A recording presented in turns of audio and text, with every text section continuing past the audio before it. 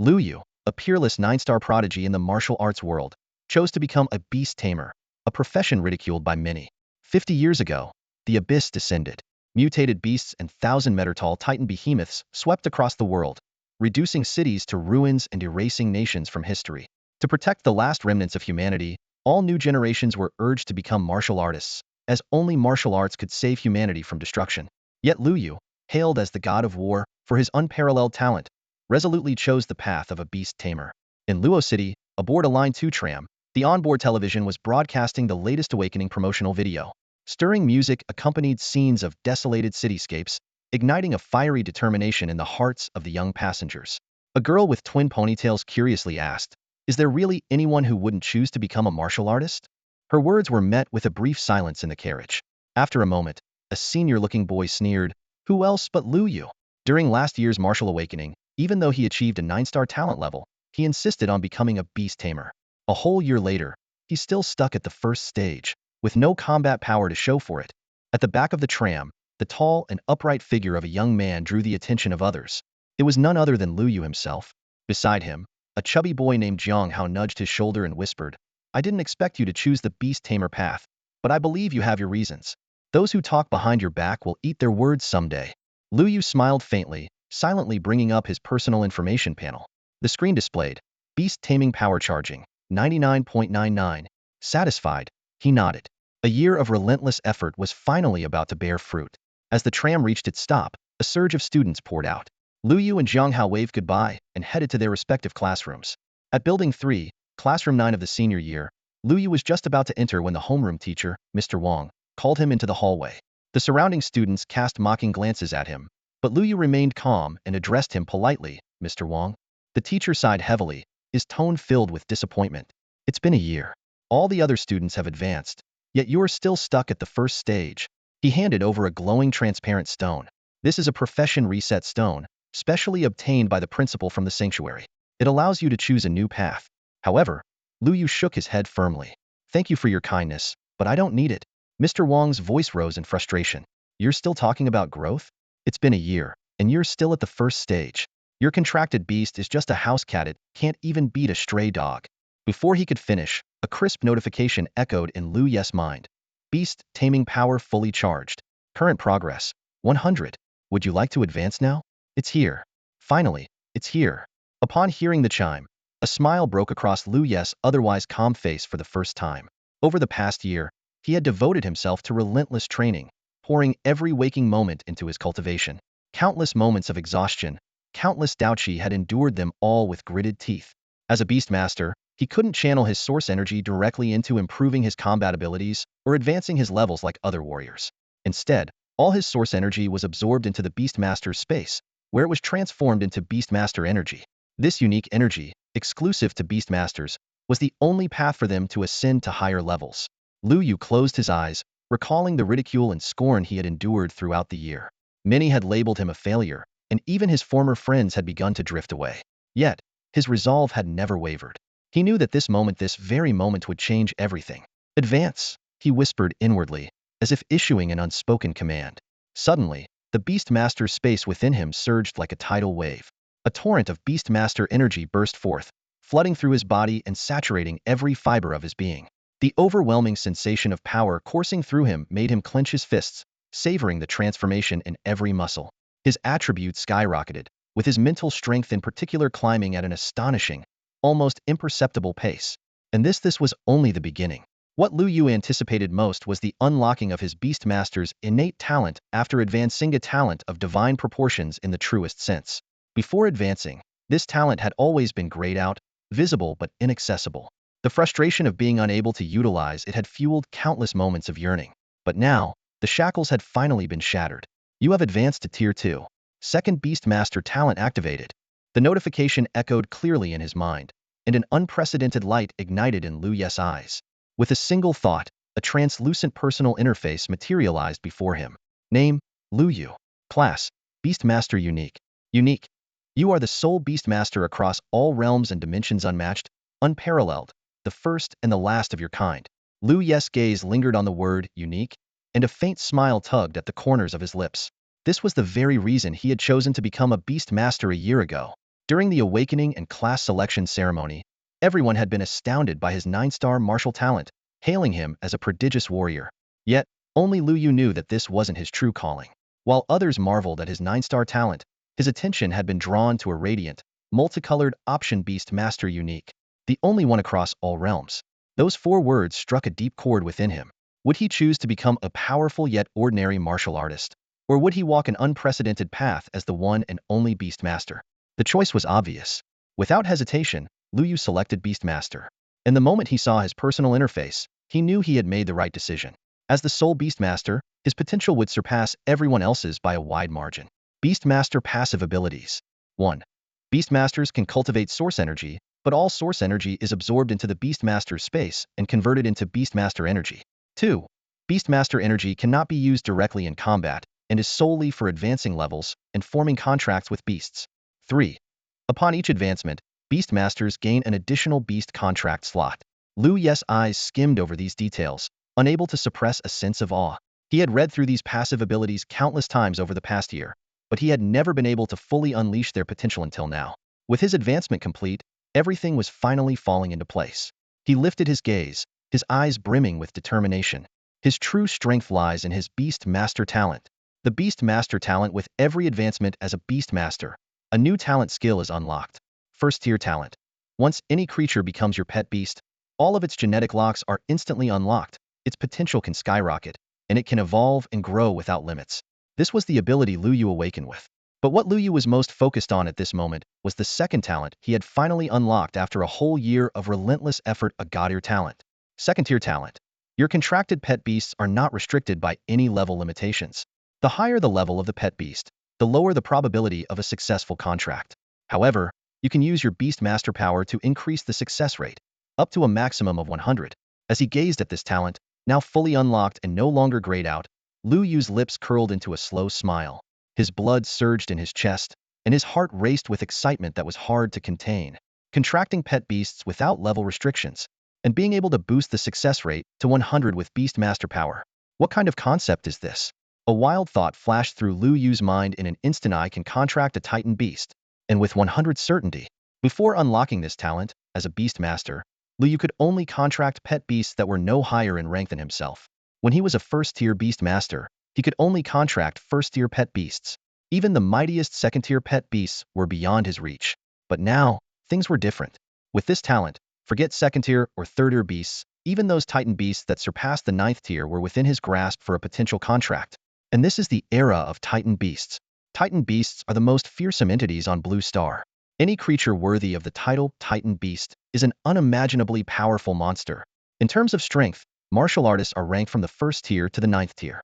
Beyond the 9th tier are the king level, sovereign level, saint level, and demigod level. According to all known records on Blue Star, every Titan beast starts at the king level at the very least.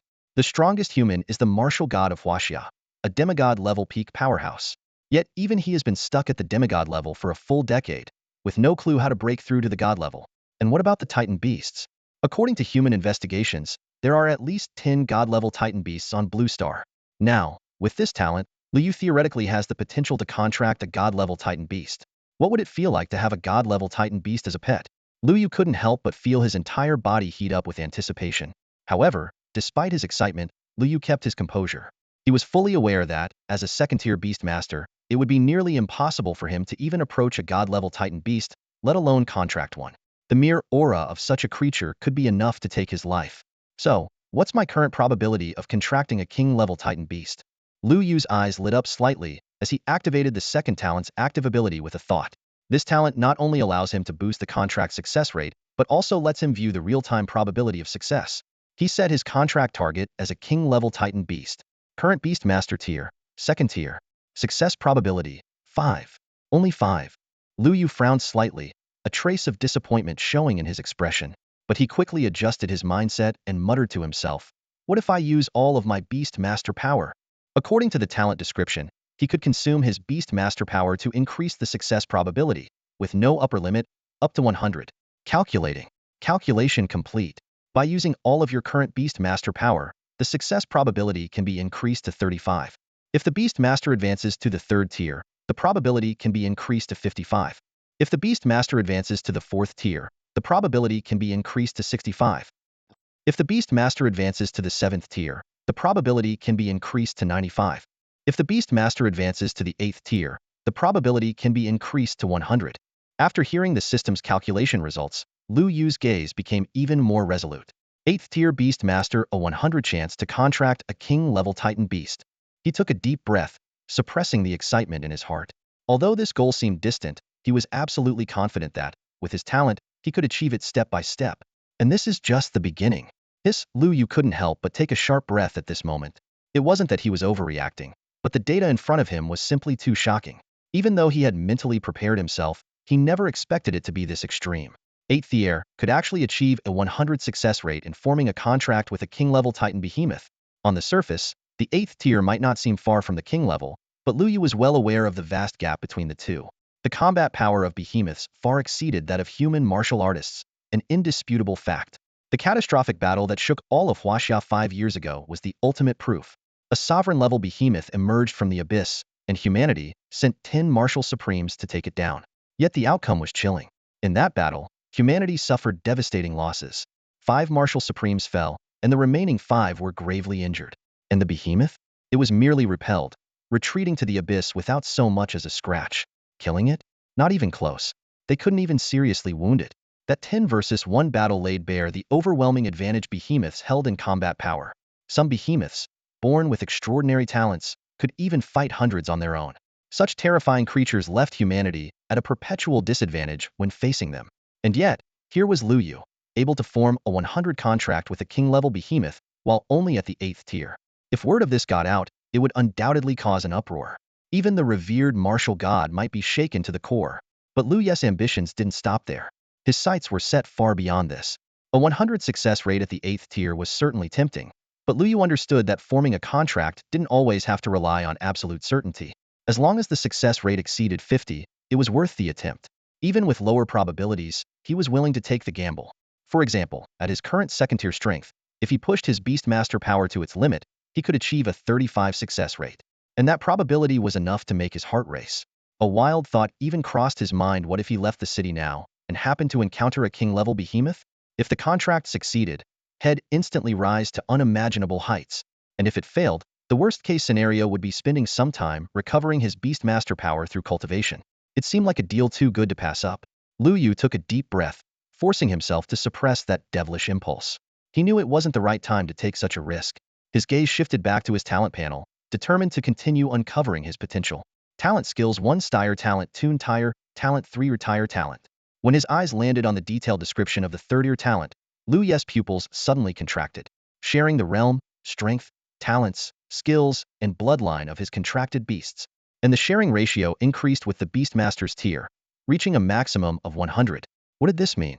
A storm of emotions surged through Luo Yu's mind. A 3rd-tier talent, and it was yet another god-tier ability. Not only could he share the strength of his contracted beasts, but also their innate talents, skills, and even bloodlines. This was nothing short of groundbreaking. Luo Yu understood all too well that the reason human warriors struggled to compete with behemoths in unknown combat was the disparity in innate talents and abilities. Most warriors could only rely on martial techniques, while only a rare few geniuses could comprehend elemental techniques. Behemoths, on the other hand, were born with extraordinary talents and skills, creating a gap that was nearly impossible to bridge. But now, his 3rd-tier talent directly addressed this shortcoming. Once unlocked, Luo Yu could completely shatter this limitation, even turning the behemoth's extraordinary talents into his own advantage. This was an ability seemingly tailor-made for him to defy the odds. Luo Yu remained silent for a moment before the corners of his lips curled into a faint smile. The opportunity was right in front of him. All he needed to do was seize it, one step at a time. And what about those colossal beasts? They unleash world-ending, forbidden-level skills without a second thought. Some of them even possess taboo-like resurrection abilities. But if Luo Yu unlocks his 3rd-tier talent, by sharing his beast skills and talents, Luo Yu could even transform into a humanoid Titan beast. A Beastmaster is weak and powerless, relying solely on their beast to fight. That's the biggest misconception about Beastmasters. As long as the beast is strong enough, Luo Yu dares to claim he could punch through a star with his own hands. Just as Luo Yu was lost in this wonderful daydream, a powerful surge of energy from his beast space snapped him back to reality.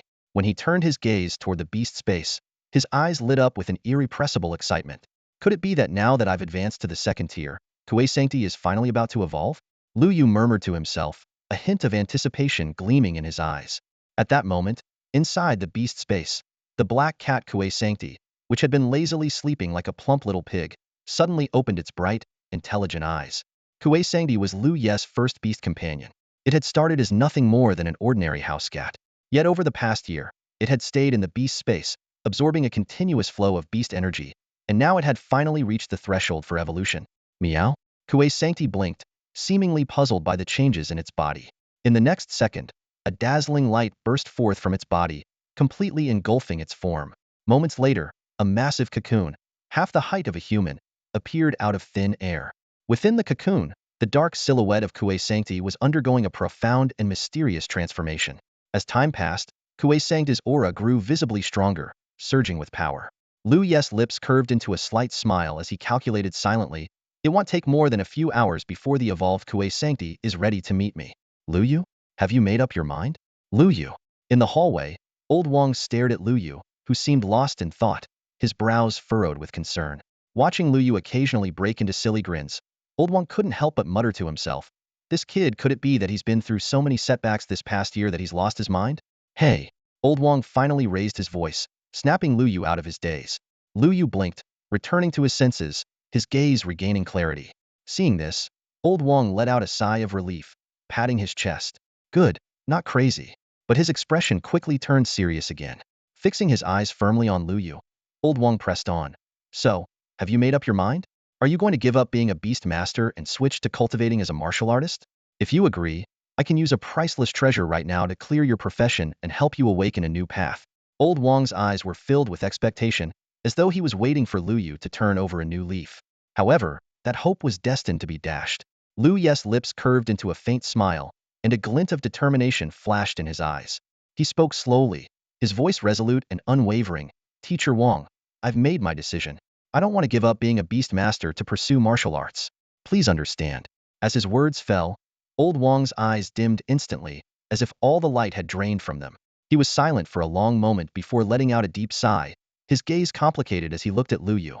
Sigh. Old Wang shook his head, as if there were countless things he wanted to say but couldn't bring himself to voice. Before leaving, he still pressed the precious profession-clearing stone into Luo Ye's hand. "The choice is yours to make." Old Wang's voice echoed from the distance, carrying a mix of resignation and warning. "But remember, this afternoon is the final assessment for your cohort. Every student, including you, must participate in the test. The task is to venture beyond the city and hunt mutated beasts. Only by passing the assessment will you qualify to take the national entrance exams in a month. Fail the test, and you'll not only lose your eligibility for the exams, but also be expelled from school. I've said my piece. Think carefully." As Old Wang's footsteps faded into the distance, Luo Ye's lips curved into a faint smile, but his brows arched slightly, a spark of eager anticipation gleaming in his eyes. "A student assessment? Hunting mutated beasts outside the city?" Luo Yu murmured to himself, a sharp glint flashing in his gaze. This test couldn't have come at a better time. Kuei Sancti will definitely complete its evolution before the afternoon. I can't wait to see its combat prowess in action. The school bell rang, and Luo Yu stepped into the classroom of Class 9, Grade 12, right on time. At that moment, the lively chatter that had filled the room abruptly ceased, as if someone had pressed the pause button. Dozens of eyes turned to Luo Yu in unison, filled with a mix of mockery, disdain, curiosity, and anticipation. Among them, only one pair of eyes carried that clear, bright glimmer of expectation. They belonged to a girl sitting in the front row. She was a girl with a ponytail, dressed in a white skirt. Her long legs were clad in white stockings, and her delicate features were as ethereal as a figure in a painting. Her gaze was gentle and caring. Her name was Zhang Shuiying, Luo Yu's deskmate and the only person in Class 9, Grade 12, who had not ridiculed or ostracized him over the past year. "Luo Yu, come on over. The teacher will be here any minute." Zhang Shuiying looked up, her voice warm and cheerful as she called out to him. Luo Yu walked over and sat down beside her. No sooner had he settled into his seat than Zhang Shuiying pulled out a steaming hot meat bun from her desk drawer and handed it to him. "You skipped breakfast again, didn't you?" Taking the bun, Luo Yu took a big bite without hesitation. The rich, savory juice burst in his mouth instantly. He nodded, speaking indistinctly through a mouthful of food. "Delicious." This meat bun was something he had been eating for 4 years, and its taste never failed to amaze him. To this day, he still had no idea where it came from, as Zhang Shuiying brought it to him every morning without fail. "Of course it is." Zhang Shuiying beamed, her eyes curving into crescents as she handed him a cup of steaming soy milk. Here, have some soy milk too. Don't choke on it. Luo Yu accepted the soy milk, took a long sip through the straw, and savored the classic combination of meat bun and soy milk. He nodded in satisfaction and said, as usual, perfect match. Jiang Shuiying's smile grew even brighter at his words, her little canine teeth adorably peeking out. Her smile was like the warm sunlight of spring, illuminating everything and making hearts feel light.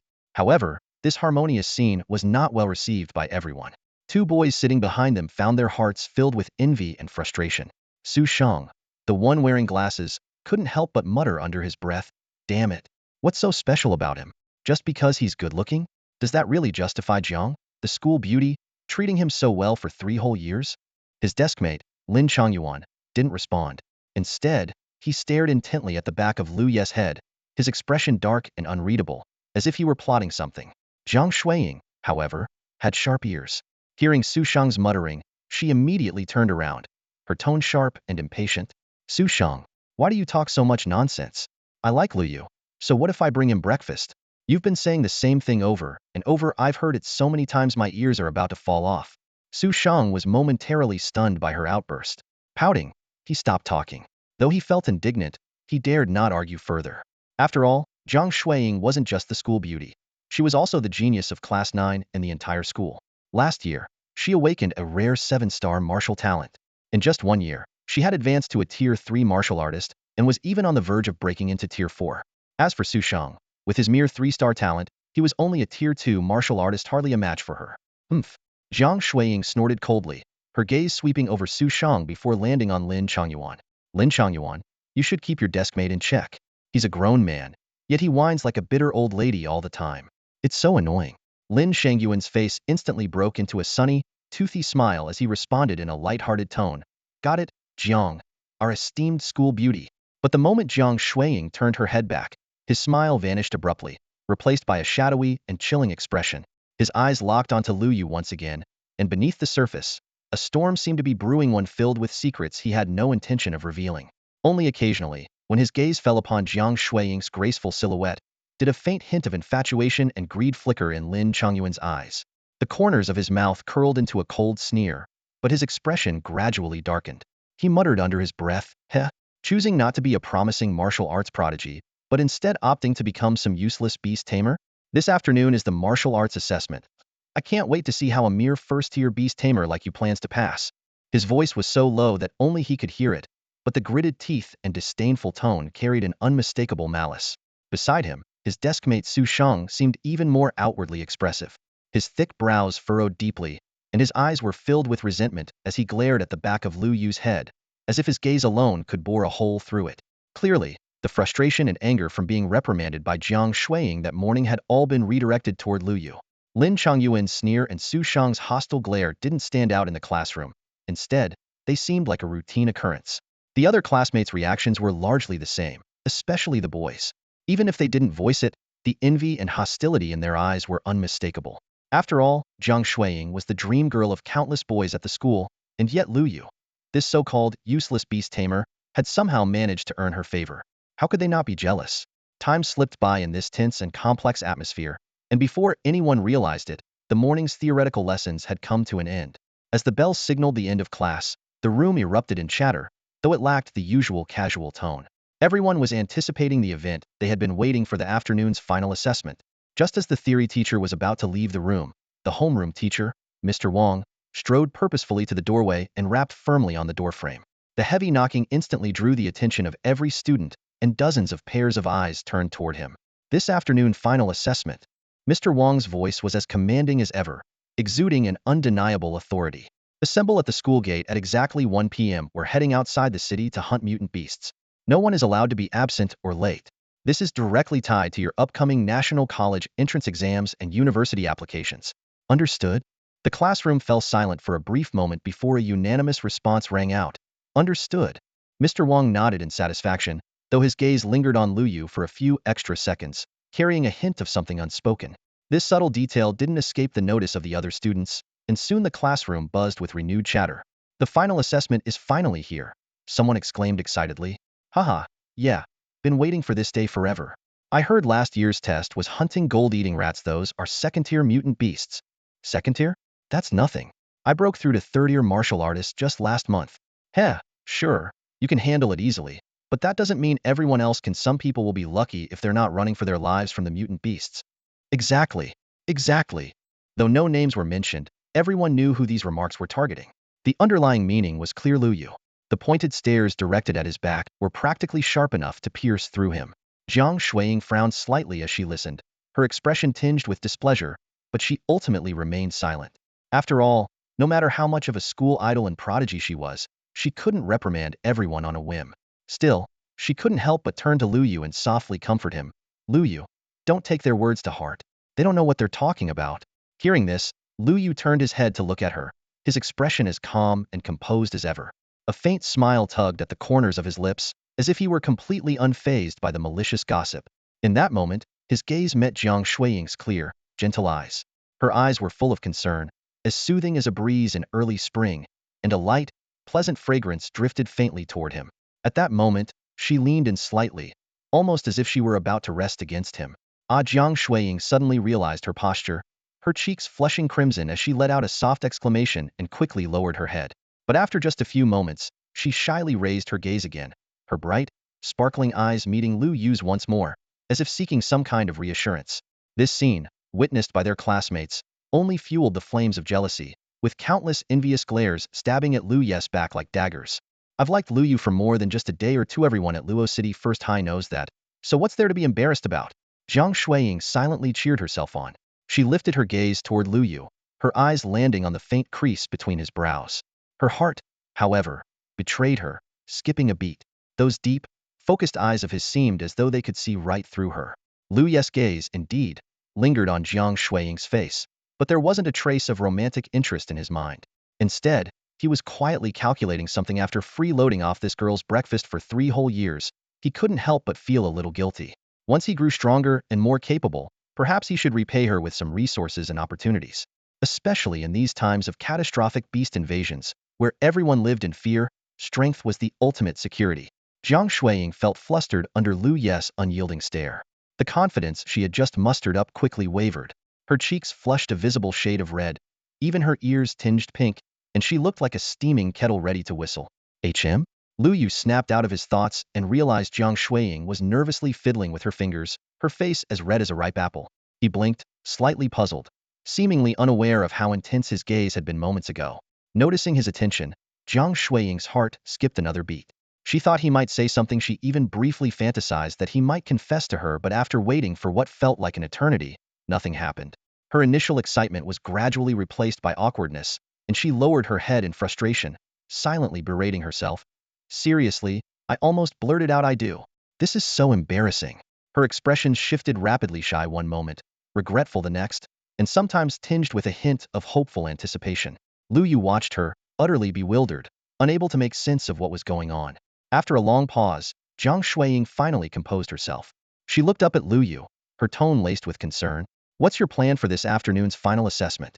Luo Yu smiled, his voice casual. What else? They'll participate, of course. But Jiang Shuiying's face fell. She wanted to say something, but the words got caught in her throat. Her eyes brimmed with worry, but after opening her mouth and closing it again, all she could manage was a heavy sigh. She wanted to warn him that the second and third-tier mutant beasts in the assessment weren't something an ordinary person could handle. Luo Yu was only a first-tier beastmaster with no combat abilities to speak of. Jumping into the assessment was as good as throwing himself into a lion's den. Yet, no matter how hard she tried, she couldn't bring herself to say it. Asking Luo Yu to back out of the assessment? That was equally impossible. Her heart was a tangled mess, and she was so anxious she could have stomped her feet. Seeing through her concern, Luo Yu's lips curved into a reassuring smile. Silly girl, don't worry. My contracted beast is pretty amazing. Jiang Shuiying blinked, momentarily stunned. She looked up at him, a flicker of doubt in her eyes. Luo Yu didn't elaborate further, but internally, he felt quite smug. Over the course of the morning, his contracted beast, Quisanti, had completed its evolution and transformation within the Beastmaster's space. Its strength now far exceeded his initial expectations. For the afternoon assessment, not only was he confident about passing, but he was determined to leave everyone in awe. Luo Yu's mind stirred as his gaze fell upon the information panel of his first pet beast, Quisanti. Name, Quisanti. Species, Dark Knight Beast. Rank, Early Stage, Tier 3. Talent, Beginner in Dark Element Manipulation. capable of barely harnessing the power of dark elements. Bloodline contains a trace of the rare Dark Knight Devourer Beast bloodline, which may grow stronger as it evolves. Skills: Bite, Dark Knight Assault, Full Power Form. Full Power Form. The Dark Knight Beast enters its ultimate combat state, doubling all attributes and skill power by 100. After the form ends, it will experience a brief period of weakness. Evaluation. This is a rare beast with awakened powerful bloodline. Even though the bloodline is extremely thin, it grants the beast invincibility within its tier. Once full power form is activated, it can even challenge opponents of higher tiers. The moment Luo Yu read this information, his pupils contracted as he almost doubted his own eyes. Could the imposing, bloodline awakened Dark Knight beast before him really be the same lazy, rotund black cat that spent its days eating and sleeping? Its transformation after evolution was simply unbelievable. For the past year, Kwisangdi had been nothing more than an ordinary black cat with no noticeable changes. As for its combat abilities, forget competing with other pet beasts, it couldn't even measure up to a regular house cat. At least house cats could catch a mouse or two. But Kwisangdi? After walking a few steps, it would collapse on the ground, snoring away. Because of this, Luo Yu's homeroom teacher, Old Wang, had once declared that choosing the Beastmaster profession was the biggest mistake of Luo Yu's life. After all, his pet beast was so weak it left people speechless. But now, everything had changed dramatically.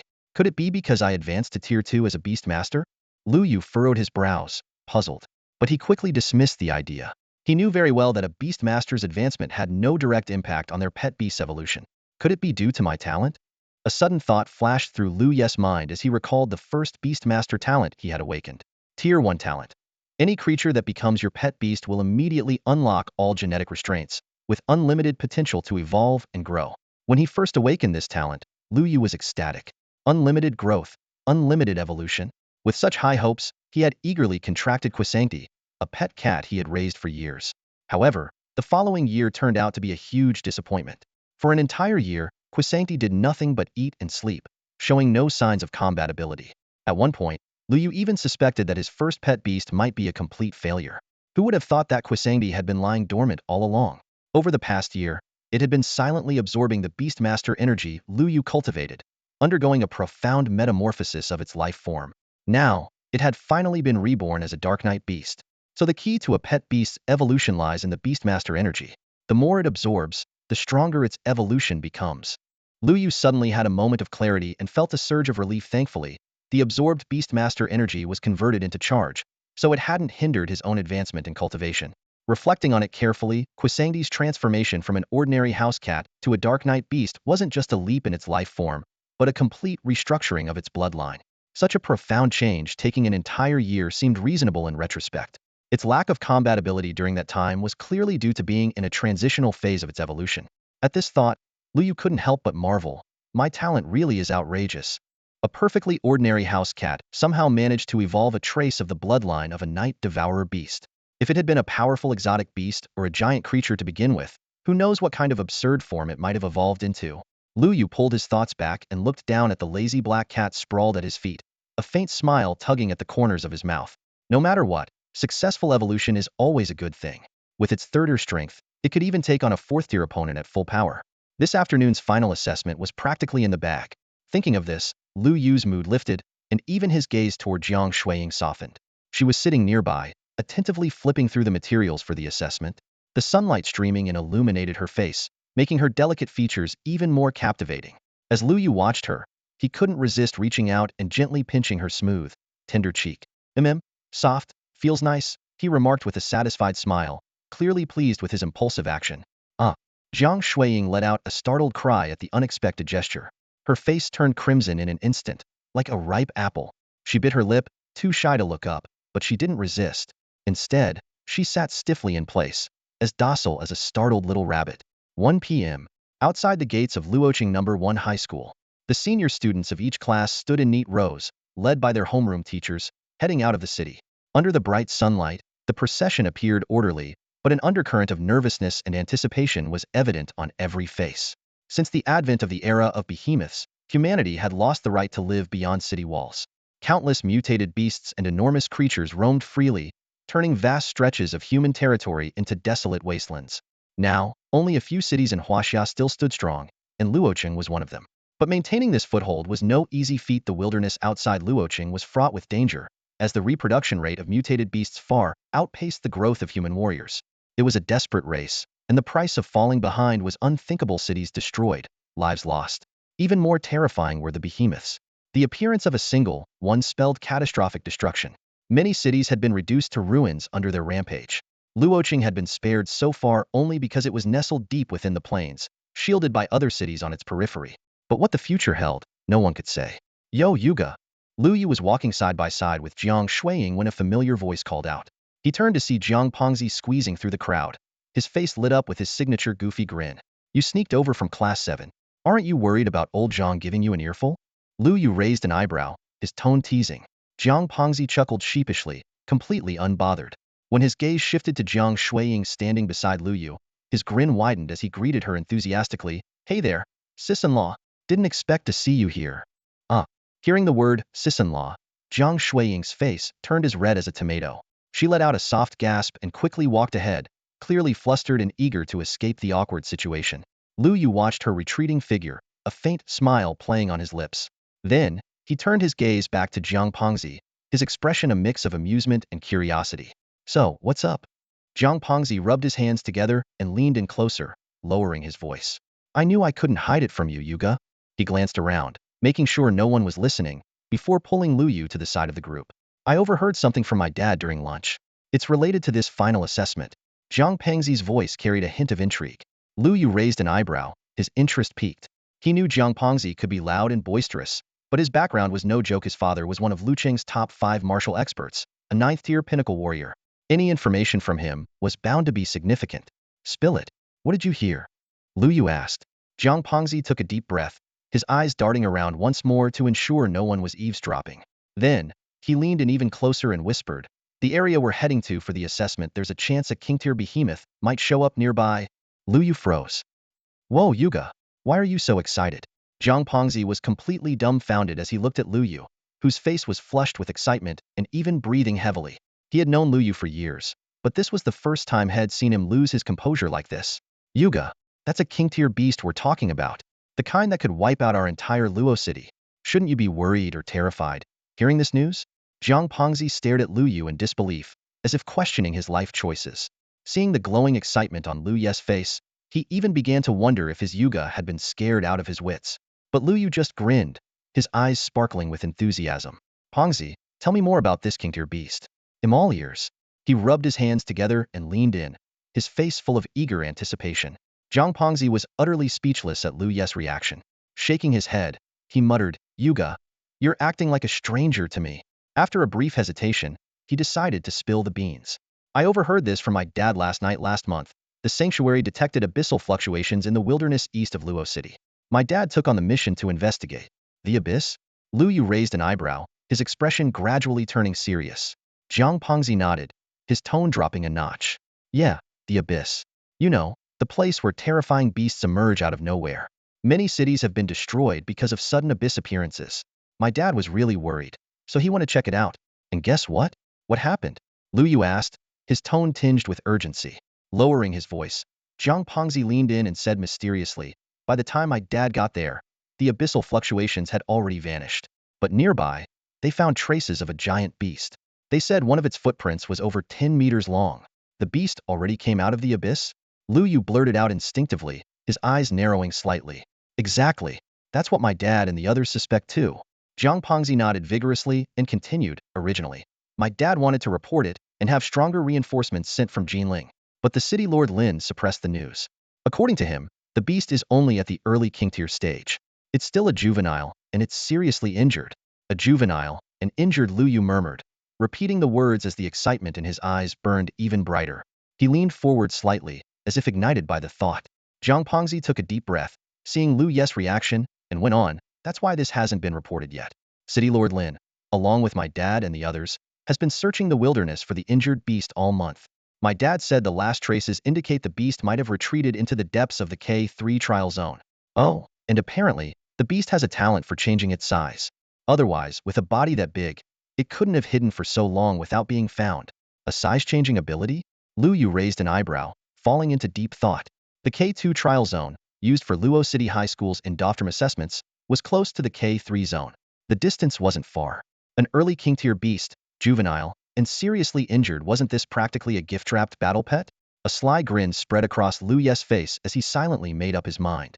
After over an hour of trekking, more than 1,000 senior students from Luo City High School finally arrived at the K2 trial zone. This area wasn't far from Luo City, only about 10 kilometers away. The journey had taken over an hour mainly because the accompanying teachers had to clear out various emerging beasts along the way, which slowed them down. After all, outside Luo City, the land no longer belonged to humans. Day and night, the area outside the city was a haven for mutated beasts. At this moment, Luo Yu stood among the ranks of Class 9, Grade 12, gazing upward. The surrounding area was dense with forests, the air thick with the damp scent of earth. Apart from the cleared space where the group was gathered, towering plants dominated the landscape, their interwoven branches and leaves seemingly concealing countless watchful eyes. Ever since the abyss descended, these plants were no longer mere greenery but had transformed into deadly killing machines, some even more lethal than the mutated beasts themselves. All right, time to announce the specifics of the assessment. Lao Wang's booming voice from the front of the group snapped the students out of their thoughts and back to reality. The task: hunt down the gold-eating rats. To pass, you must collect at least 5 second-tier beast cores from these rats. Of course, the more cores you collect and the higher their tier, the better your final evaluation will be. The top 5 students in the year-end assessment will receive additional rewards. The time limit is 5 hours whether you pass or not. You must return here by 7 p.m. sharp. Lao Wang's voice was loud and commanding, carrying an undeniable authority. Now, everyone, line up to receive your combat wristbands. The students of Class 9 began organizing themselves into a neat line to collect their equipment. Beside Luo Yu, Zhang Pengzi had already returned to the group. While standing with Luo Yu was none other than the school beauty, Zhang Shuiying. Unlike her usual ethereal appearance in flowing white dresses, today she was dressed in a sleek black leather combat outfit that accentuated her curvaceous figure. Luo Yu couldn't help but steal a few extra glances, silently marveling at how unexpectedly captivating she looked. This outfit was made for me by my dad, Zhang Shuiying said, noticing Luo Yu's gaze. Her cheeks flushed slightly, but she straightened her posture, as if to emphasize her assets. It's supposedly crafted from the hide of some high-tier mutated beast, with excellent defensive capabilities. And this alloy combat blade gave me that too. Her tone carried a mix of pride and shyness. After all, her father wasn't just one of the 5 king-level warriors of Luo City, but also the principal of Luo City's #1 high school. This made her a figure of unparalleled status on campus. Even though many of the boys in Class 9 harbored resentment toward Luo Yu for standing so close to her, none dared to provoke the beloved daughter of the principal. Before long, both Luo Yu and Zhang Shuiying received their combat wristbands. Made of white alloy, the wristbands were soft to the touch yet incredibly powerful in function. Luo Yu examined his wristband closely. It was his first time handling real combat equipment. Over the past year, due to his status as a Beast Tamer and his lackluster combat abilities, he had never participated in any live combat training. This wristband tracks your location and records combat footage. If you're in danger, you can also use it to send a distress signal to the instructors, Zhang Shuiying explained softly as she helped Luo Yu put on the wristband. She bit her lips slightly, her voice tinged with hesitation. But this assessment doesn't allow us to help others hunt the gold-eating rats. Before I came, my dad specifically told me that even as his daughter, I can't break the rules. Her voice trailed off, her eyes filled with a mix of guilt and concern. It was clear that she had originally planned to secretly help Luo Yu pass the assessment, perhaps by giving him some of the beast cores she collected. But with the wristband's recording feature, there was no way for her to do so without being caught. Seeing her expression, Luo Yu smiled faintly and said, "I've told you before, me pet beast is really strong. You just don't believe me." Zhang Shuiying bit her lip, her emotions a swirl of complexity. She knew Luo Yu was just putting up a brave front, unwilling to admit his shortcomings out of pride. That chubby black cat of his, she knew it all too well. After all, they had found it together and brought it home. It wasn't even fully mutated. How could it possibly stand a chance against the gold-eating rats? Just if you find yourself in danger, promise me you won't push yourself too hard. Use the wristband to call for help. Okay? Zhang Shuiying looked up at him, her beautiful eyes shimmering with unshed tears. Her voice was soft and filled with genuine concern. All right, I'll listen to you. If I encounter any danger I can't handle, I'll call for help. Luo Yu reached out and playfully pinched her cheek, offering her a reassuring smile. However, just as the atmosphere between them turned delicate and ambiguous, a mocking voice rang out from behind them. Well, someone's already planning to call for help before the assessment even starts? Honestly, why bother entering the trial grounds at all? Just give up now and save yourself the trouble. Behind Luo Yu and Zhang Shuiying, Su Sheng followed with ill intentions. Dressed in a warrior's combat suit and gripping a gleaming alloy steel blade, his face was adorned with a meaningful, cold smile. If you were to ask who in Class 9, Grade 12 hated Luo Yu the most, Su Shang would undoubtedly top the list. On one hand, Luo Yu's perpetually calm demeanor was enough to enrage him.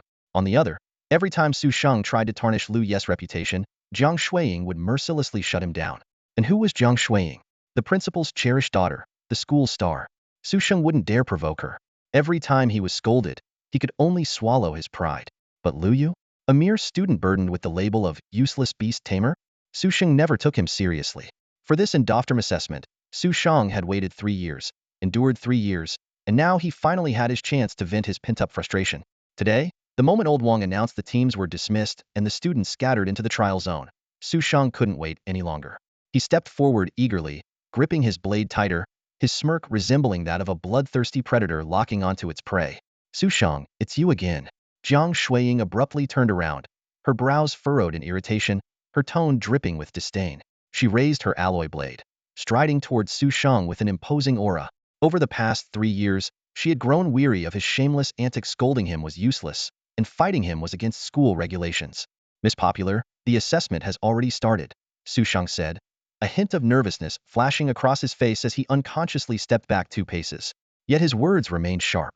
Students aren't allowed to fight each other. If you make a move, you'll be disqualified immediately.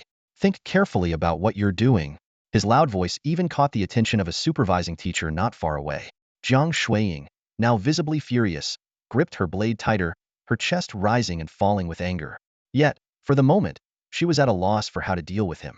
Luo Yu, on the other hand, remained calm and indifferent, as if none of this had anything to do with him.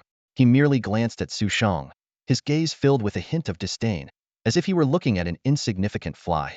Huh, still putting on airs? Su Shang was enraged by Luo Yu's nonchalance. Pointing at him, he began hurling insults. A useless beast tamer, a freeloader living off women. Do you really think you're something special? Just wait.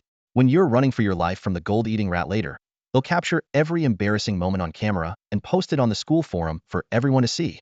The more he shouted, the more worked up he became, as if venting 3 years of pent-up resentment all at once. However, Luo Yu couldn't be bothered to respond. Instead, he turned and calmly walked toward the trial zone. Internally, he chuckled. With all the experience he'd gained from countless web novel plots in his past life, he knew that brainless, face-slapping antagonists like Su Shang were usually the first to meet their downfall. They weren't worth wasting a second on. Damn it, who do you think you're fooling? Furious at being ignored, Su Shang's face turned livid. Letting out a roar, he quickly followed, gripping his blade tightly in one hand, while pulling out a portable camera with the other. Clearly, he was determined to capture Luo Yu's humiliating moments. Jiang Shuiying bit her lip, anxiety flashing in her eyes. She wasn't worried about Su Shang attacking Luo Yu. After all, the rules were strict, and even Su Shang wouldn't dare cross that line. What concerned her more was the possibility of Luo Yu being caught in an embarrassing situation and having it spread online, ruining his reputation. Glancing at the blade in her hand, she made up her mind. If necessary, she would step in to protect Luo Yu, even if it meant failing the assessment. Trial Zone, K2 Forest. Deep in the dense woods, 3 figures moved one after another. The trial zone was vast, and with over 1,000 students spread out, it was rare to encounter others. Yet somehow, Luo Yu's group became an exception. Jiang Shuiying stayed close by his side, while Su Shang trailed behind relentlessly, his camera never leaving Luo Yu's figure. Occasional bird calls echoed through the forest, breaking the eerie silence. Luo Yu walked steadily, his expression calm, as though completely unbothered by Su Shang's presence. Su Shang, however, was like an unshakable shadow, occasionally letting out sinister chuckles. Jiang Shuiying followed closely, her eyes fixed on Su Shang's every move, her blade slightly raised. Her knuckles whitened from the force of her grip. She had already prepared herself for the worst. If Su Shang dared to cross the line, she wouldn't hesitate to intervene. Persistent pest. Jiang Shuiying muttered angrily as she glanced back. Luo Yu, however, paid no attention to Su Shang's presence, his gaze fixed forward with unwavering determination. From the very beginning, his target had never been the gold-eating rats, but rather the K3 zone, the area rumored to hide a king-level beast. Yet, crossing the K2 zone was no small feat. Even at full speed, it would take at least 2 to 3 hours. Suddenly, the silence of the dense forest was pierced by a sharp, gnawing sound that grew louder and closer, sending chills down their spines. Squeak, squeak, squeak, squeak. It's the gold-eating rats. Jiang Shuiying's eyes sharpened as she whispered a warning. She quickly summoned her internal source energy, scanning her surroundings warily. Though she was a peak 3rd-tier warrior, more than capable of handling ordinary 2nd-tier rats, Her caution now stemmed from a desire to ensure Luo Yu's safety. Behind them, however, Su Sheng's face broke into an excited grin. His arm, sore from holding the camera for so long, trembled slightly, but his eyes shone with glee. Finally, he muttered to himself before deliberately shouting, "Ha ha ha! You idiot!" Jiang Shuiying snapped, her voice filled with fury. She knew all too well that loud noises in the wild could attract even more danger. But Su Sheng wasn't ignorant, was doing it on purpose.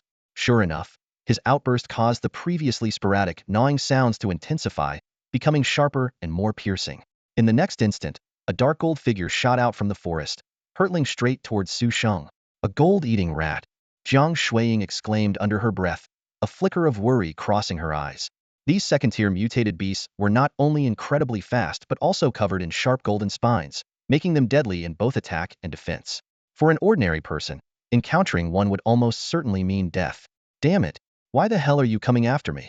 Go for Luo Yu up front." Su Sheng cursed, his expression shifting as he quickly channeled his source energy.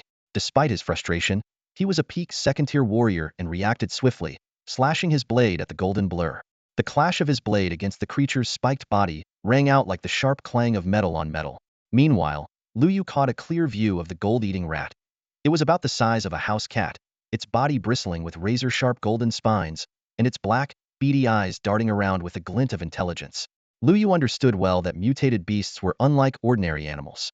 Corrupted by source energy, they became not only physically stronger but also more intelligent. It was said that high-tier mutated beasts could even speak human language.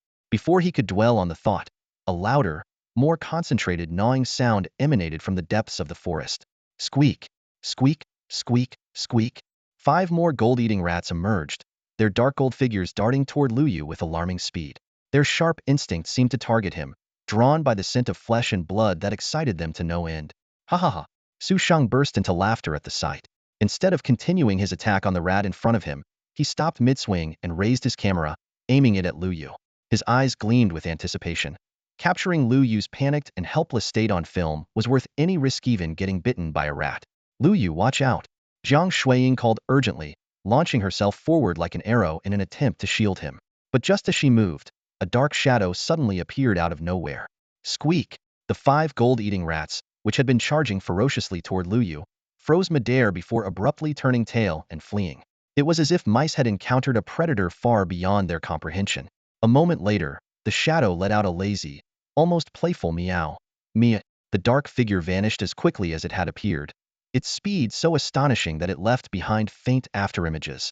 Even Jiang Shuiying, with her peak third-tier abilities, couldn't track its movements. Whoosh! The sound of air being sliced resonated as the shadow reappeared in the path of the fleeing rats. With an almost casual swipe of its paw, it struck. Thud! The 5 gold-eating rats dropped to the ground in unison, lifeless. Their bodies were perfectly intact, yet it was as if some invisible force had crushed them in an instant, leaving them utterly powerless. The mysterious Shadow Kuei Santai had made its debut, eliminating the threat in seconds. Before anyone could fully process what had just occurred, a blood-curdling scream erupted from behind. Spinning around, they saw Su Sheng clutching a rather unfortunate area of his body, his face pale as he doubled over in agony. It was clear that the gold-eating rat he had been fighting had managed to land a vicious bite. On the open grounds at the perimeter of the K2 trial zone, the senior-year teachers of Luo City High School No. 1 had all gathered, their expressions varying widely. In front of them, a massive projection screen was displaying real-time footage of each student's assessment. These visuals, transmitted via combat wristbands, allowed the teachers to monitor the students' performances and scores while determining if intervention or rescue was needed. At this moment, however, all the teachers' gazes were fixed on the upper right corner of the screen in the live feed of Luo Yu. In the footage, 5 gold-eating rats were slain in an instant, their bodies still faintly exuding signs of life. And the one responsible for this swift and lethal execution was none other than the black cat beside Luo Yu. That black cat is Luo Yu's pet beast? One teacher exclaimed in disbelief, his voice tinged with astonishment. That speed, it's absurd. It's faster than even a typical 4th-rank warrior. Wasn't Luo Yu's pet supposed to be weak? I heard it was no better than a stray dog. What's going on here? Another teacher frowned, clearly struggling to process the unexpected scene. In no time, a flurry of discussion erupted among the 20 or so teachers. Their voices overlapped, filled with shock and confusion. Meanwhile, at the front of the group, Luo Yu's homeroom teacher, Mr. Wang, stood frozen, his face blank as if he hadn't yet recovered from the astonishing display. "Mr. Wang, don't tell me you're as clueless as we are?" A middle-aged female teacher finally broke the silence, her tone probing. Hearing this, Mr. Wang furrowed his brows and remained silent for a long moment before slowly nodding. His voice carried a trace of complexity as he replied, "Over the past year, I've had Luo Yu summon his Black Cathy's pet beast for combat tests several times. But every time, the results were the Samite wasn't even as strong as an ordinary house cat." The moment those words left his mouth, the surrounding teachers erupted in disbelief. They exchanged incredulous glances, unable to reconcile Mr. Wang's description of an ordinary house cat with the agile and lethal black cat they had just seen. Even through the projection screen, they could sense that this black cat's strength was at least at the peak of the second rank, if not the third. "Maybe being a beast tamer isn't as useless as we thought?" a young teacher murmured, his gaze fixed on the black cat in the footage, a contemplative expression on his face. However, his words were immediately met with vehement opposition from the surrounding teachers. "You're overthinking this. The martial god himself has made it clear martial arts are the only true path to strength. All other professions are dead ends." An older teacher declared firmly, as if etching this belief into everyone's minds. "Exactly. Sure, Luo Yu's black cat looks impressive now, but when the other students break through to the 4th or 5th rank, that cat will probably still be stuck at the 2nd or 3rd rank. The resources required to nurture a high-ranking beast are exponentially greater than those for a warrior of the same rank. Especially for powerful beasts, the cost of raising one could support the development of several warriors." Another teacher added analytically, his tone leaving no room for doubt. Realizing his mistake, the young teacher quickly waved his hands in defense. "I was just making an offhand comment. I didn't mean anything by it. Of course, I understand martial arts reign supreme." The discussions grew louder and more impassioned, with emotions running high. But Mr. Wang remained silent for a long time before finally speaking in a low, thoughtful tone. "The beast tamer profession does have significant limitations. That was the conclusion drawn by the Holy Temple. That's also one of the reasons why the principal has repeatedly urged me to convince Luo Yu to switch to being a warrior." The Holy Temple. Those two words alone landed like a thunderclap, instantly silencing all the teachers. The weight of that name needed no further explanation. If the sacred temple says beast tamers are not viable, then they simply aren't. Old Wang's tone was resolute, his gaze sweeping over the other teachers, as if emphasizing that his opinion was beyond dispute. He paused for a moment, his eyes lingering on the live feed, and a hint of regret crept into his voice. Besides, putting aside the profession of beast tamers, Luo Yu once had a 9-star martial arts talent, comparable to the martial god himself. If he had chosen the path of a martial artist back then, within a year, he might have already reached the 4th or even 5th rank by now. Instead, he's left with just a 2nd or 3rd rank pet beast, with no combat ability of his own, practically no different from an ordinary person. His voice grew heavier, laced with a cold judgment. "You must learn to distinguish between sesame seeds and watermelons. Some choices are just not worth it." His words conveyed both regret for Luo Yu and a firm rejection of the beast tamer profession. Finally, Old Wang delivered his conclusion with finality. "Even if that black cat is at the 3rd rank, so what? Beast tamers are ultimately a misguided path. Only martial artists represent the true way, especially for someone like Luo Yu." With Old Wang's verdict, the discussion about Luo Yu and beast tamers came to a temporary halt. However, many teachers' gazes remained fixed on the live feed, particularly when an utterly shocking scene unfolded on the screen. The atmosphere in the observation room shifted dramatically. The female teachers' faces turned slightly red, while the male teachers collectively felt a chill run through them, their expressions tinged with a strange mix of horror and pity. "Hiss," someone drew in a sharp breath. "That gold-eating rat. It actually bit off Su Sheng's, you know?" What made the situation even more unbearable was that the rat didn't hesitate to chew it up and swallow it down. For a moment, the entire observation room descended into an awkward and heavy silence. Deep in the forest, screams echoed one after another, chilling anyone who heard them to the bone. However, those cries did not come from the gold-eating rats. The 5 rats had already been swiftly dealt with by Quisanti, now lying lifeless on the ground in perfect alignment. The only one still alive was the rat that had attacked Su Sheng. At this moment, it was being gripped tightly in Su Sheng's bloodied hands. Despite its sharp teeth having pierced his palms, leaving them dripping with blood, he refused to let go. "You beast! Spit it out now. Stop chewing, I beg you. Stop chewing." Su Sheng's voice shifted from rage to despair. "Oh my god, you actually swallowed it." His cries grew increasingly heart-wrenching, filled with hopeless agony. It was a sight that could bring tears to the eyes of anyone watching.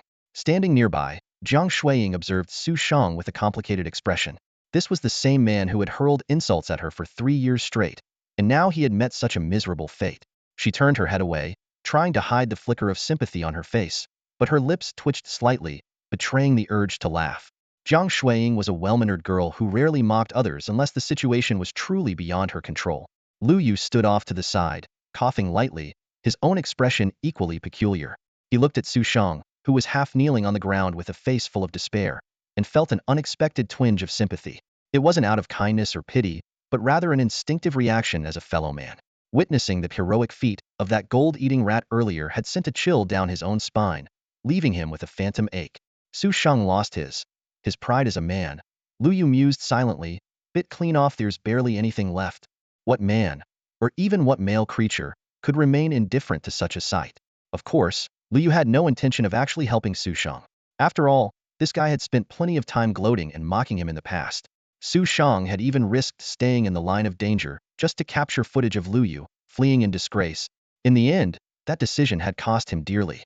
Luo Yu studied Su Shang for a long moment before letting out a soft sigh. You reap what you sow, he muttered under his breath. After instructing Quisanti to extract the beast cores from the 5 dead gold-eating rats, Luo Yu wasted no time. He motioned for Jiang Shuiying to follow him as they headed deeper into the forest. After walking about 10 meters, Luo Yu suddenly stopped, as if struck by a thought. He turned back to look at Su Shang, a faintly amused smile playing on his lips. Let me share a few lines from a poem I used to love. From this day forward, I will tend to horses, chop wood, and travel the world. From this day forward, I will live a happy life. From this day forward, I will be a good man without that particular part. The heartfelt yet cutting poem was the final straw for Jiang Shuiying. She had tried to hold it in, but now she burst out laughing, unable to contain herself. What a profound poem, she managed to say between giggles. Outside the trial zone, back in the observation room, the teacher's expressions grew even more awkward as they watched the scene unfold on the screen. Luo Yu's parting words had left many of them with twitching lips and conflicted feelings. This student, who appeared so harmless on the surface, clearly had a sharp and merciless wit hidden beneath. Time flew by in the blink of an eye. An hour had passed, and both Luo Yu and Jiang Shuiying had each hunted down over 10 gold-eating rats, successfully acquiring the beast cores. The passing requirement for the assessment was 5 Tier 2 beast cores, and the two had already surpassed the standard. To adhere to the rules, they had killed the rats individually. Although they were moving as a team, the examiners couldn't find any fault in their approach. By now, they had reached the deepest part of the K2 zone, where unknown dangers lurked in the wilderness ahead. There was even the possibility of an attack by a swarm of gold-eating rats. At the edge of the dense forest, a desolate expanse of wilderness came into view. Jiang Shuiying stopped in her tracks, her gaze scanning the area ahead with vigilance. Her voice carried a hint of unease. We're nearing the territory where the gold-eating rat swarms are active. Moving forward could be very dangerous. Though her tone was composed, the worry in her eyes was hard to conceal. A swarm of gold-eating rats would be a disaster for student warriors at this stage. Even someone like Jiang Shuiying, who was at the peak of Tier 3 and close to breaking into Tier 4, couldn't guarantee she could escape unscathed from such an onslaught. What concerned her even more, however, was Luo Yu. While his black cat beast companion, Quisanti, had demonstrated formidable Tier 3 combat capabilities along the way, and Luo Yu had openly admitted that Quisanti was at the early stages of Tier 3. Even so, 2 Tier 3 combatants were far too weak against a swarm of gold-eating rats. If they were surrounded, the consequences would be catastrophic, especially since a swarm usually meant dozens, if not hundreds, of gold-eating rats, some of which could be Tier 3 or even Tier 4 elites, including the dreaded Rat King. Luo Yu was silent for a moment, his gaze fixed on the depths of the wilderness as thoughts raced through his mind. He knew he had to venture into the wilderness. Only by crossing this area could he reach the K3 zone. According to the information he'd gathered, there were traces of an injured king-level beast in K3. Luo Yu wasn't one to take reckless risks, but he firmly believed in the saying, "Fortune favors the bold." Since awakening his Tier 2 divine-level talent, Luo Yu's goals had become increasingly clear. He wanted to form a contract with a giant beast as his companion. Beast Tamers could unlock a new contract slot with each progression in their level, but every slot was incredibly valuable. Luo Yu had already decided that his second contract slot would be reserved for a giant beast. If he couldn't find a suitable target in the short term, he'd rather leave the slot empty. But now, the opportunity was right in front of Hyman, injured king-level beast. A surge of determination ignited in Luo Yu's heart. As long as he could ensure his safety and avoid a desperate situation, he was willing to take the risk. Even if the chance of forming a contract was only 35, a successful attempt would propel him to unimaginable heights. Jiang Shuiying, observing Luo Yu's thoughtful expression, seemed to guess his intentions. Unable to hold back, she asked, "You want to go further in?" Luo Yu nodded, his tone calm. "There might be something I need out there." Jiang Shuiying frowned slightly, a look of curiosity flashing in her eyes. Are you trying to gather more beast cores to compete for the final reward in this endofterm assessment? My dad mentioned that the top 5 performers in this test will receive source crystals as a reward. These things are incredibly rare and can greatly enhance cultivation. Luo Yu was momentarily taken aback, not expecting such a reward. However, he quickly composed himself and responded along with her assumption. Yeah, that's exactly it. Source crystals are useful for nurturing beast companions. They could help Quisanti advance more quickly. His words were casual, but in truth, he had made it up on the spot. He knew little about source crystals and wasn't sure if they were effective for beast companions. It was simply an excuse. Jiang Shuiying bit her lip lightly, a complicated expression crossing her face. She didn't want Luo Yu to take unnecessary risks, but she also understood she had no right to stop him from pursuing greater strength. As she hesitated, a strange sound echoed from the distant wilderness, a low, guttural growl, as if a massive creature was approaching. Jiang Shuiying's expression changed instantly. Her body tensed as she warned, "Be careful. Something's coming." Beep, beep, beep. Suddenly, the combat wristbands on both of their wrists began vibrating simultaneously. It was a notification from the school. Jiang Shuiying gasped softly and quickly tapped the screen on her wristband. A cold, mechanical voice came through immediately, carrying an undeniable sense of urgency. Warning: in the wilderness of the K2 region's inner area, a swarm of gold-eating rats has gone berserk. All students in the vicinity are advised to evacuate immediately. Evacuate immediately. Repeating the warning. In the wilderness of the K2 region's inner area, a swarm of gold-eating rats has gone berserk. All students in the vicinity are advised to evacuate immediately. Evacuate immediately. Jiang Shuiying's eyes widened slightly, and her heart skipped a beat. The wilderness of the K2 region's inner area? Wasn't that the very area they were standing in? Squeak. Squeak, squeak. Squeak, squeak, squeak. As if in response to her thoughts, a piercing, grating sound of teeth gnashing suddenly erupted from afar. The sound grew louder, dense, and rapidly approaching, like the tolling of a death knell echoing in their ears. It surged like a tide, numbering in the hundreds, and was closing in at an alarming speed. This is bad. It's the gold-eating rats. They're about to charge right at us.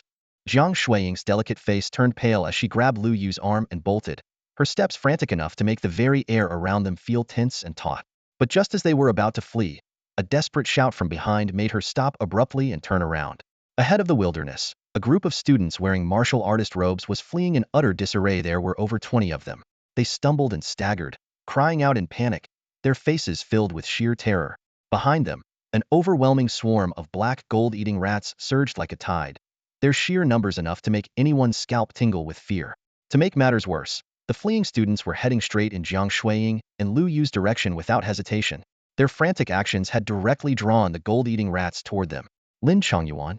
He's a third-tier martial artist. How could he lead a group this deep into the wilderness and even provoke a swarm of gold-eating rats? Jiang Shuiying's gaze locked onto the figure at the front of the group. She gritted her teeth, muttering angrily under her breath, her eyes practically blazing with fury. "Miss Jiang, you're here too." Lin Chongyuan gasped for breath, forcing a strained smile as he led his group to where Jiang Shuiying and Luo Yu stood. Within a matter of seconds, the group of students had reached them. They were in a pitiful state, clothes torn, faces pale, and 5 or 6 of them had gruesome wounds on their backs, blood flowing freely. Lin Chongyuan, however, appeared relatively unscathed. He was dressed in a blue martial artist combat suit, which bore a few claw marks but hadn't been breached. Clearly, his combat suit was a highly valuable piece of martial equipment. "Lin Chongyuan, have you lost your mind? Did you not know there's a swarm of gold-eating rats in there?"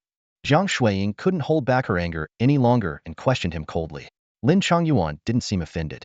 Instead, he offered a sheepish smile, his breathing still labored as he explained, "Miss Jiang, you're absolutely right to scold me. His was my mistake, driven by impatience and overconfidence. But I swear, the swarm's outbreak wasn't my doing. We had just arrived in the area when these rats suddenly went berserk and charged out like lunatics." A hint of confusion and helplessness appeared on his face as he spoke. Jiang Shuiying cast a skeptical glance at the others in the group. They nodded repeatedly, as if to corroborate Lin Chongyuan's words. Squeak. Squeak, squeak. The sound of the gold-eating rats grew louder and more piercing, like daggers scraping against their eardrums. The ground began to tremble faintly from the swarm's approach, sending chills down everyone's spine. "No time to argue." Lin Chongyuan's tone suddenly turned serious as he said resolutely, "Miss Jiang, the gold-eating rats are incredibly fast. We can't outrun them. Even if we split up and try to flee, some of us will definitely be caught and killed. As the class monitor, I absolutely cannot let that happen." Jiang Shuiying's heart sank. She gritted her teeth and asked, "Then what do you suggest?" "Counting you and Luo Yu, we have 25 people here. 7 of us are third-tier martial artists, and the rest are at least at the peak of the second tier." Lin Changyuan gestured toward the dense forest ahead, determination blazing in his eyes. "We'll use this patch of forest as our defensive position. The terrain will help us hold off the swarm for a short while. If we can hold out just a bit longer, the danger will pass." He raised his wrist to show his combat wristband. "I've already contacted the exam instructors. They're on their way. We just need to hold on for 10 minutes, and we'll all make it out alive." As soon as his words ended, the students behind him immediately drew their various weapons and began forming a defensive line at the edge of the forest. Their eyes were filled with a fierce resolve, ready to fight to the death. Jiang Shuiying took in the scene before her. Though countless thoughts swirled in her mind, she ultimately said nothing. The sound of the approaching gold-eating rats grew louder and louder. She clenched her jaw, turned to Luo Yu, and said with urgency, "Stay behind me. Don't wander off. If things go south, I might not be able to save you in time." Before she could finish, Lin Shangyuan's gaze finally fell on Luo Yu for the first time since reaching the forest. From the moment they arrived, he hadn't spared Luo Yu a single glance. But now, as he looked at him, there was something unreadable in his expression. These students are absolutely reckless. The swarm of gold-eating rats resides in the deepest part of the region. Why would they provoke them for no reason? In the dense forest of the K2 zone, amidst the shadowy trees, more than a dozen teachers darted through the woods like streaks of lightning. Each of them was a highly skilled warrior, with the leader, Old Wang, being a peak 9th rank expert, just one step away from reaching the king level. Yet, even at their fastest speed, it would take at least 10 minutes to reach the depths from the outer perimeter. And in those 10 minutes, lives could hang in the balance. Sigh, Lin Changyuan is too impulsive. Even if he's aiming to take first place in the assessment, this is going too far. One young teacher muttered under his breath as they dashed forward. His face was filled with worry, and his tone carried a hint of helplessness. "Xiao Li, watch your words." A middle-aged teacher beside him frowned and warned in a low voice, "Lin Changyuan is the son of City Lord Lin. You should be thankful he didn't hear you say that." The young teacher froze instantly, his face turning pale as he stammered, City Lord Lin? The strongest in Luo City? The one rumored to be at the peak of the king level, just a step away from the sovereign level?" "Exactly," the middle-aged teacher replied with a calm yet reflective tone. "But it's no surprise you didn't know. Lin Changyuan has always kept a low profile at school and never flaunted his background. Only us veteran teachers are aware of it." The young teacher quickly expressed his gratitude, but his unease only deepened. Then, as if suddenly realizing something, a flash of panic crossed his eyes, and he urgently asked, "Wait, is Luo Yu there too?" The atmosphere froze instantly. The figures of the dozen teachers seemed to pause mid-motion, and no one uttered a word. The young teacher, slow to catch on, finally realized the gravity of the situation. His expression darkened further, and he muttered in dread, "This is bad. The other students are all warriors. Even if they're injured, they can probably survive against the gold-eating rats. But Luo Yu, he's a beast tamer. Physically, he's no different from an ordinary person, and his combat ability depends entirely on his tamed beasts. If even one gold-eating rat breaks through the defenses and goes for him..." He didn't finish his sentence before realizing he had fallen to the back of the group. Ahead, the teachers had already accelerated, their figures shooting forward like arrows. Leading the charge, Old Wang moved like a streak of light, leaving the others far behind in an instant. "Damn it! So you all had already thought of this." The young teacher gritted his teeth, let out a furious roar, and pushed his source energy to its limits, his speed surging once more. Only a blurred silhouette remained as he dashed through the forest. At the edge of the dense forest, where the wilderness began, Lin Changyuan and the others stood ready, gripping their weapons tightly with grim determination etched on their faces. Opposite them, the swarm of gold-eating rats finally appeared. As the swarm surged from the wilderness towards the forest, Jiang Shuiying's face turned pale. Only now did she fully grasp the sheer scale of the swarm. It wasn't dozens, nor hundreds, it was thousands. She even began to suspect that the entire population of gold-eating rats in the depths of the K2 zone had been drawn to this spot. For survival fight. Lin Changyuan roared, shattering the tense silence. With a brilliant flash, his battle blade slashed forward, radiating a sharp, dazzling light. At the boundary between the forest and the wilderness, there were several entrances. Due to Lin Changyuan and the others drawing attention earlier, the majority of the rats were now swarming toward their position. The scene was overwhelming, an endless black tide surging forward like a flood, covering the ground and blotting out the view. The sheer density of the swarm sent chills down everyone's spine. Squeak, squeak, squeak. High-pitched, grating screeches filled the air, piercing through everyone's ears like needles. A chilling aura swept through the atmosphere, cutting straight to their hearts. The group quickly adjusted their formation into a fan shape, weapons gleaming coldly in their hands, while their beasts growled and snarled, ready to fight at any moment. Jiang Shuiying clenched her lips tightly, her palms slick with cold sweat, yet her gaze grew increasingly resolute. At the forest's edge, the fan-shaped formation stood firm, bracing for the oncoming storm. Standing shoulder to shoulder at the forefront were Lin Changyuan and Jiang Shuiying, the two with the highest levels of cultivation. Behind them, Luo Yu, as a beast tamer, was being protected by Jiang Shuiying. The rest of the group guarded the flanks. Except for Luo Yu, everyone gripped a battle blade tightly in their hands, each blade unique in shape and color, but all razor-sharp. Under the faint light, the blades gleamed with a chilling glint, as if ready to embrace the chaos of bloodshed at any moment. Swish! A golden-furred rat suddenly lunged forward, its movement swift as lightning. Lin Shangyuan's eyes flashed coldly as a surge of energy coursed through his body. His long blade sliced through the air, leaving a streak of dazzling silver light. In the blink of an eye, the second-tier golden rat was cleaved into two halves, its blood spraying as its lifeless body thudded heavily to the ground. Lin Shangyuan's movements were precise and decisive, a clear testament to his strength, which far surpassed that of Su Shang before him. With this single strike, it was as if a fuse had been lit. The golden rats, driven into a frenzy, surged forward like a flood. The battle erupted in full force. Blades flashed, blood splattered, and the screeches of the golden rats intertwined with the roars of the humans, turning the battlefield into utter chaos. One after another, the golden rats fearlessly charged at the defensive line the group had formed, their dense forms moving like a black tide. Cries of pain occasionally pierced through the cacophony, as some second-tier students began to suffer severe wounds from the relentless bites, their bodies drenched in blood. Luo Yu scanned the battlefield, only to catch sight of a young man whose left hand had been bitten by a golden rat. In the next instant, half of the hand was gruesomely torn away. The man's agonized scream was shrill and bone-chilling, sending a shiver down Luo Yu's spine. His heart sank, realizing there was no retreat from this point. Clenching his teeth, he summoned his beast, Quishangti, from his beast space with a single thought. The seemingly ordinary black cat appeared and instantly dashed into the fray like a whirlwind of shadow. Its movements were agile, its claws striking with lethal precision. The golden rat horde was thrown into disarray as blood and bodies piled up in its wake. In mere moments, the ground was littered with the corpses of golden rats slain by Quishangti. Its performance was nothing short of astonishing. This single creature was holding back the majority of the golden rat assault. If the situation weren't so dire, the others might have dropped to their knees in awe, hailing it as a true powerhouse.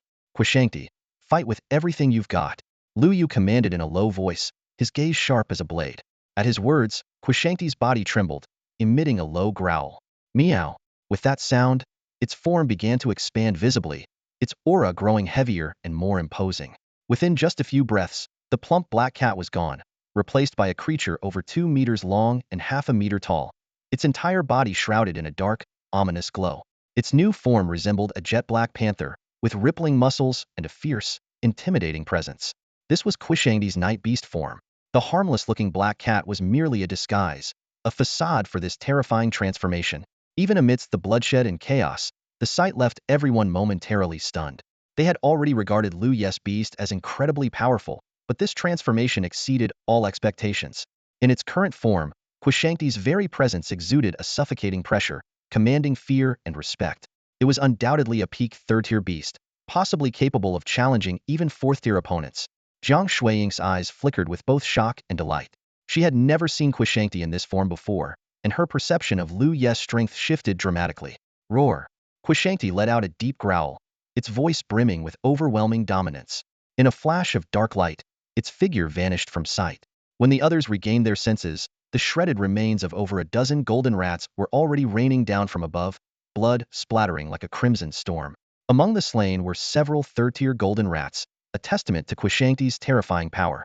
But then, squeak, squeak, squeak, a low, grating sound, laden with an oppressive aura, resonated from the depths of the golden rat horde. The noise was so piercing it seemed to ripple through the very air.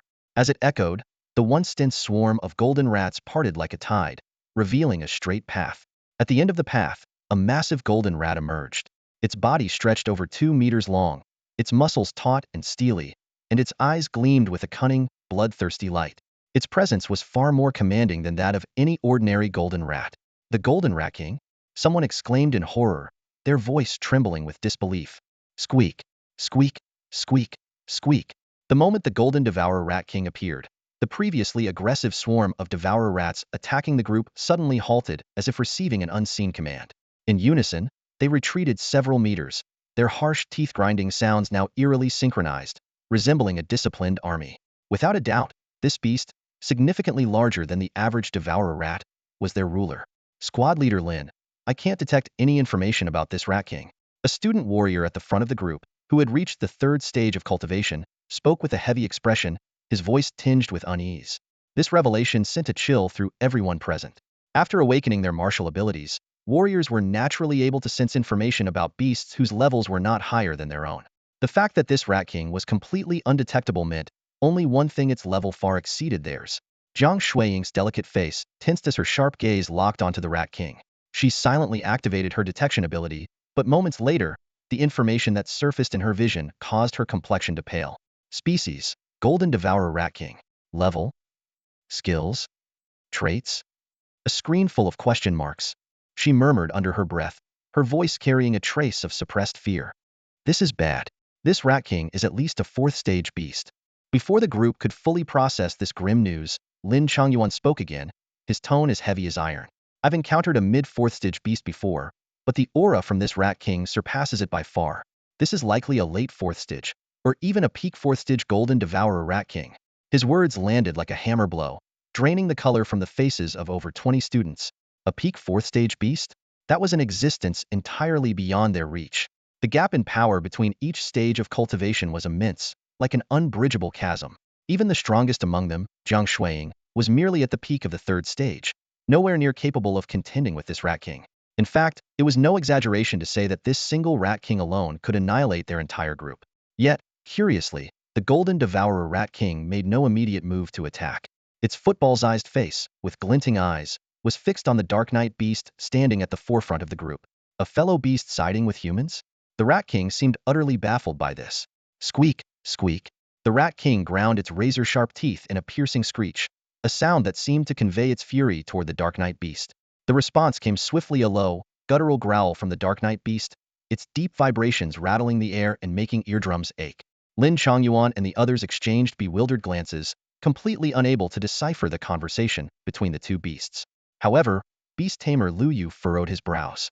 Through his mental connection with the Dark Knight beast, he managed to vaguely grasp the meaning of their exchange. Why are you helping humans, old black? The Golden Devourer Rat King's tone was filled with disdain and accusation. You are the old black. Your whole family's old black. The Dark Knight beast retorted angrily, refusing to back down. You're nothing but a lackey for humans, a disgrace to all beasts. Beasts shall never bow to humans. The Rat King's voice grew sharper, seething with rage. Idiot! The Dark Knight beast shot back curtly, its tone dripping with mockery. At this point, the Rat King seemed to have hurled an especially vile insult, but Luo Yu couldn't fully comprehend it, likely some obscure dialect of the Devourer rats. What was clear, however, was that their friendly dialogue had reached an impasse. The Golden Devourer Rat King's eyes burned with hostility, its patience clearly exhausted. Though it sensed a faint threat from the Dark Knight beast, there was only one path left: resolving this with sheer power. Squeak! With a shrill cry that echoed like a battle signal, the Rat King's figure vanished from sight. A sharp whistle sliced through the air as its speed, swift as lightning, sent it hurtling straight toward the Dark Knight beast. The Golden Devourer rat species was renowned for its speed, and as the Rat King, this natural gift had been honed to its pinnacle. In the blink of an eye, it transformed into a blurred shadow, charging toward its target with lethal intent. Not even Lin Changyuan, along with the 20 or so martial artists present, could clearly see the precise movements of the Rat King. Bang! In the next moment, the Rat King's figure had already intertwined midair with the Dark Knight beast. Roar! The Dark Knight beast's howl tore through the night sky. It was merely in the early stage of Tier 3, vastly outmatched by the Tier 4 peak Rat King. Yet, to everyone's astonishment, after the first exchange, the Rat King didn't seem to gain the upper hand. In fact, a deep claw mark had appeared on its back. Of course, the Dark Knight beast wasn't in much better shape either. Its aura had noticeably weakened after the clash. This scene left everyone, including Lin Changyuan, wide-eyed and stunned. The student martial artists were utterly incredulous. No way. Isn't Luo Yu's beast only at Tier 3? How is it holding its own?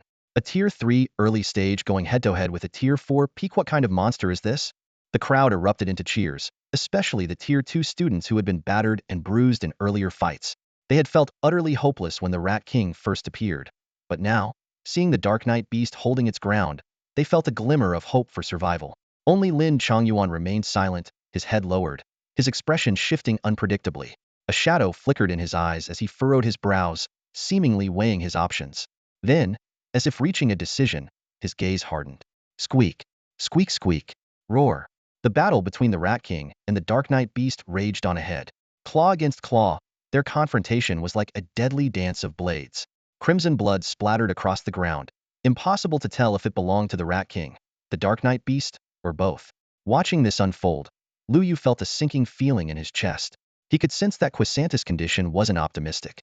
If it unleashed its full power state, its strength could double, potentially giving it the upper hand. But afterward, Quisante would inevitably fall into a period of extreme weakness. Moreover, the hundreds, if not thousands, of gold-devouring rats lurking outside the forest posed a far greater threat than just the Rat King alone. Luo Yu, you're a beast tamer. Don't you have any trump cards left? Get your beast to use them now. If we don't deal with this Rat King soon, the rat swarm will attack us all. Lin Changyuan suddenly turned to Luo Yu and shouted. The moment those words left his mouth, the air fell deathly silent. Jiang Shuiying's delicate face immediately flushed with anger as she gritted her teeth and muttered under her breath, "Idiot! Exposing Luo Yu as a beast tamer now? Are you trying to make the Rat King target him directly?" And indeed, Lin Changyuan's plan worked. The Tier 4 Rat King, possessing considerable intelligence, instantly understood the implications of his words. In that moment, Luo Yu felt a terrifyingly powerful aura lock onto him. A sudden sense of danger sent chills down his spine, his body trembling involuntarily. As a beast tamer, Luo Yu's physical strength was no different from an ordinary human's against the Rat King. He was practically defenseless. Squeak, squeak, squeak. The Rat King let out a piercing screech, its figure transforming into a golden streak of lightning as it lunged straight at Luo Yu. Not good. Protect Luo Yu. Jiang Shuiying cried out sharply. Before her words had fully landed, she had already leapt forward, alloy blade in hand, positioning herself between Luo Yu and the incoming threat. Slash. The Rat King's speed was astonishing, so much so that it easily dodged Jiang Shuiying's full-force strike. In a split second, she made a split-second decision, throwing herself directly in the path of the Rat King's charge. Bang! With a heavy impact, Jiang Shuiying's body was flung backward like a kite with a broken string, slamming into a tree behind her with a sickening thud. This sight left the onlookers both stunned and furious. Damn it! Everyone, charge!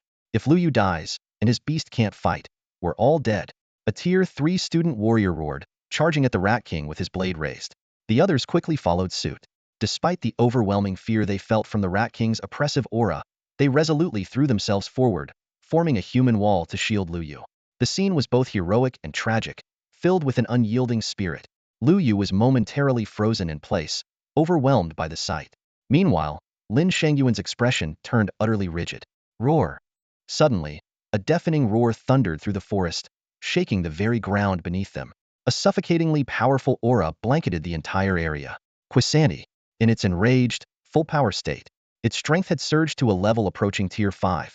Midair, the golden devouring Rat King, charging towards Luo Yu, revealed fear in its beady little eyes for the first time. This overwhelming aura, it could feel death closing in. With its extraordinary intelligence, it instantly pieced together the crucial connection. The Night Beast's berserk transformation must be tied to its Beastmaster. If it didn't kill this human, its own demise was certain. A sliver of desperate hope even emerged in its mind. If it could eliminate the Beastmaster, perhaps the traitorous Night Beast might return to the pack. Roar! The golden devouring Rat King let out a low growl, its figure turning into a blur as it lunged straight at Luo Yu. In an instant, over a dozen student warriors stepped forward in unison, brandishing their battle blades to form a defensive line. The gleam of blades shone like snow, and the clashing sounds rang out incessantly, sparks flying everywhere. However, their efforts were nothing more than a futile gesture. With the power of a peak 4th-tier beast, the Rat King forcefully broke through the encirclement. In just a second, it reached Luo Yu. Its eyes burned with a savage rage, and its claws were raised high, aiming directly for Luo Yu's head. This strike was powerful enough to turn an ordinary 2nd or 3rd-tier warrior into pulp, let alone a mere human with no cultivation at all. At this critical moment, an eerie elemental fluctuation suddenly rippled through the air. The Rat King's body froze midair, its razor-sharp claws stopping less than half a meter from Luo Yu's face. Luo Yu could even feel the biting wind slicing across his cheek. Yet that half-meter gap became an insurmountable chasm for the Rat King. Behind it, a fist-sized black vortex had appeared without warning. Its deep, terrifying pull was like an invisible giant hand, gripping the Rat King tightly and dragging it backward. Squeak! Squeak, squeak! The Rat King shrieked, its voice filled with terror and defiance. But the vortex remained unshaken by its struggles, expanding larger and larger. In just the span of a breath, it grew to a diameter of 2 meters, perfectly large enough to engulf the Rat King's entire body.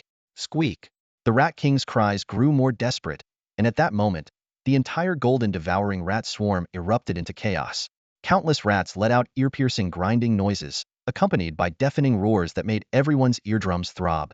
Then, hundreds upon thousands of golden devouring rats surged towards the black vortex like a relentless tide, fearlessly attempting to destroy it and save their king. Yet all of this was in vain. The vortex's pull was irresistible, and the Rat King's lower body had already been completely swallowed. Its cries weakened, and its strength ebbed away. The rats charging toward the vortex, no matter how vast their numbers, were like moths to a flame devoured in an instant. Huosha gentle breeze swept through, carrying away the stench of blood from the battlefield. Though only a few minutes had passed, it felt like an eternity. The once overwhelming swarm of golden devouring rats had vanished without a trace, and the mighty Rat King was completely obliterated. Floating midair, the black vortex, now expanded to a 5-meter diameter, stood silently like an abyss that had consumed everything. It seemed to exist timelessly, as if it had always been there and would never fade away. Gulp. In the dense forest, an eerie silence fell abruptly. The sound of someone swallowing broke the eerie and oppressive silence that had engulfed the area. Among the 20 or so young martial artists present, they exchanged uncertain glances, each looking to the other for answers. The air was thick with tension, as though everyone was holding their breath, waiting for something to happen. But in the end, all eyes converged on the figure standing at the center. Luo Yu. Luo Yu, once the pride of Luo City First High School, had been a martial arts prodigy with a 9-star talent. Yet, a year ago, she had shocked everyone by abandoning martial arts to become a Beast Tamer. From that moment on, her name became synonymous with failure. Every person here had, at some point, either mocked her openly or ridiculed her in their hearts. But now, the Luo Yu standing before them completely overturned everything they thought they knew. She had single-handedly battled the gold-eating Rat King's dark beast pet. That eerie black vortex had swallowed the entire swarm of gold-eating rats, including the Rat King itself. How could this possibly be the work of a failure? If Luo Yu was a failure, then what did that make the rest of them, who wouldn't even dare face the Rat King Hedon? Worse than failures? Not even worthy of carrying a failure's shoes. Luo Yu, however, paid no attention to the complicated looks directed at her. Her focus was entirely on the unconscious figure lying beneath a nearby tree. Quickly, she ran over, crouched down, and gently lifted Jiang Shuiying into her arms, her face a mixture of emotions. This silly girl, Luo Yu murmured softly, her gaze falling on Jiang Shuiying's pale face. Just moments ago, this girl had used her own body to shield Luo Yu from the Rat King's fatal blow. The claw mark on the chest of her blue combat uniform was a glaring reminder of the danger she had faced. After a careful examination, Luo Yu found that while Jiang Shuiying's breathing was weak, she had no life-threatening injuries.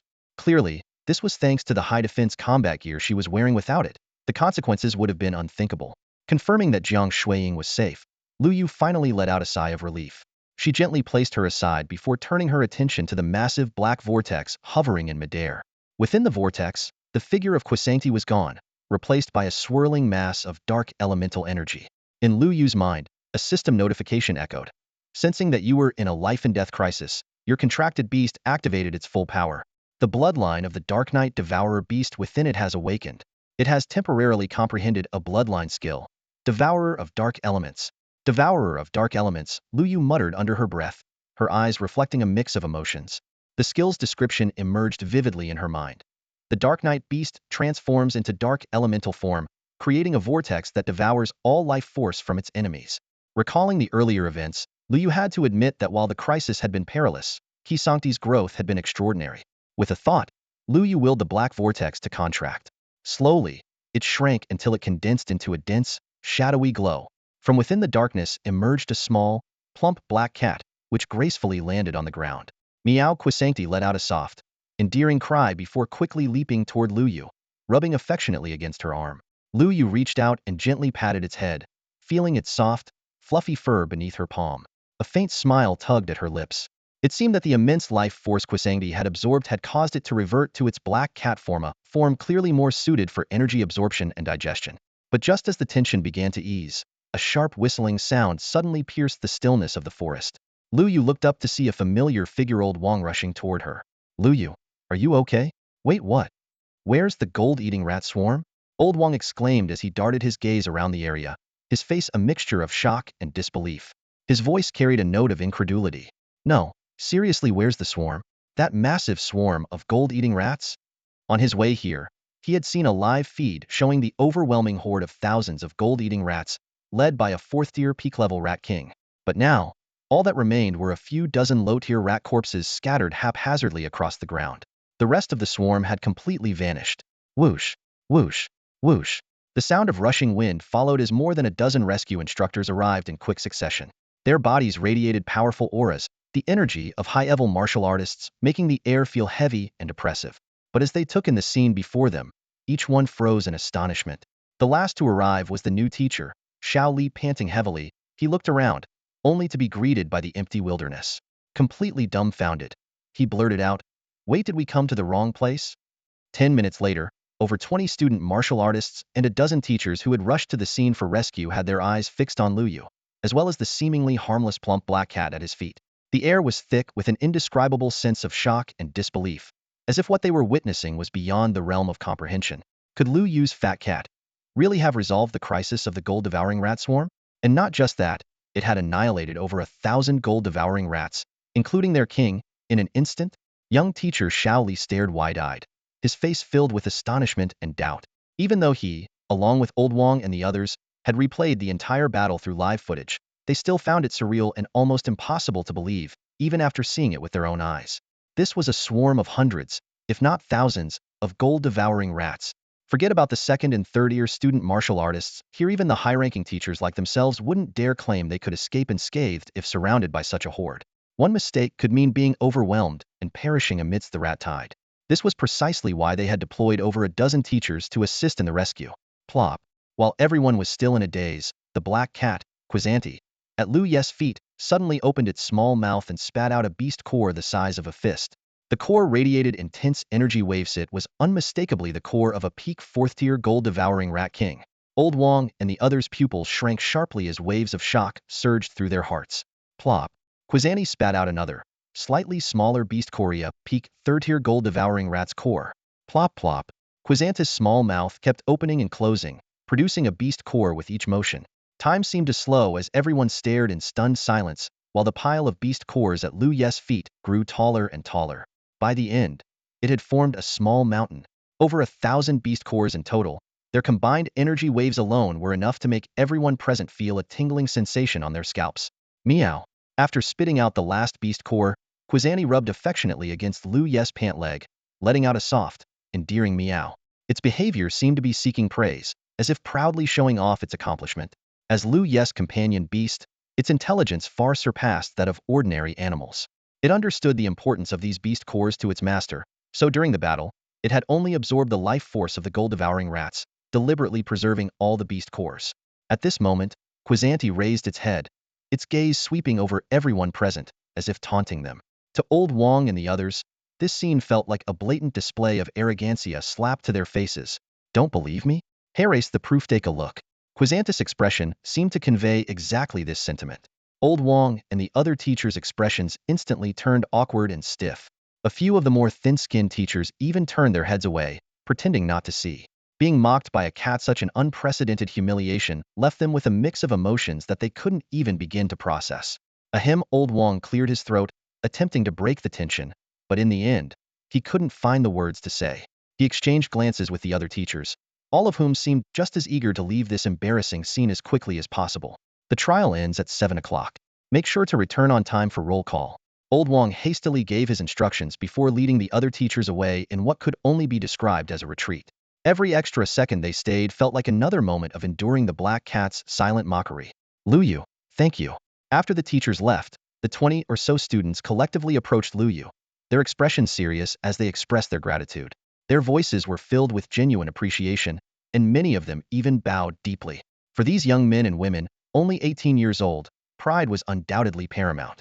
Yet at this moment, they did not hesitate to lower their heads, fully aware that without Luo Yu and his companion beast, they might have lost their lives to the rat swarm. Among the crowd, Lin Chongyuan also bowed his head, blending in with the other students as they paid their respects.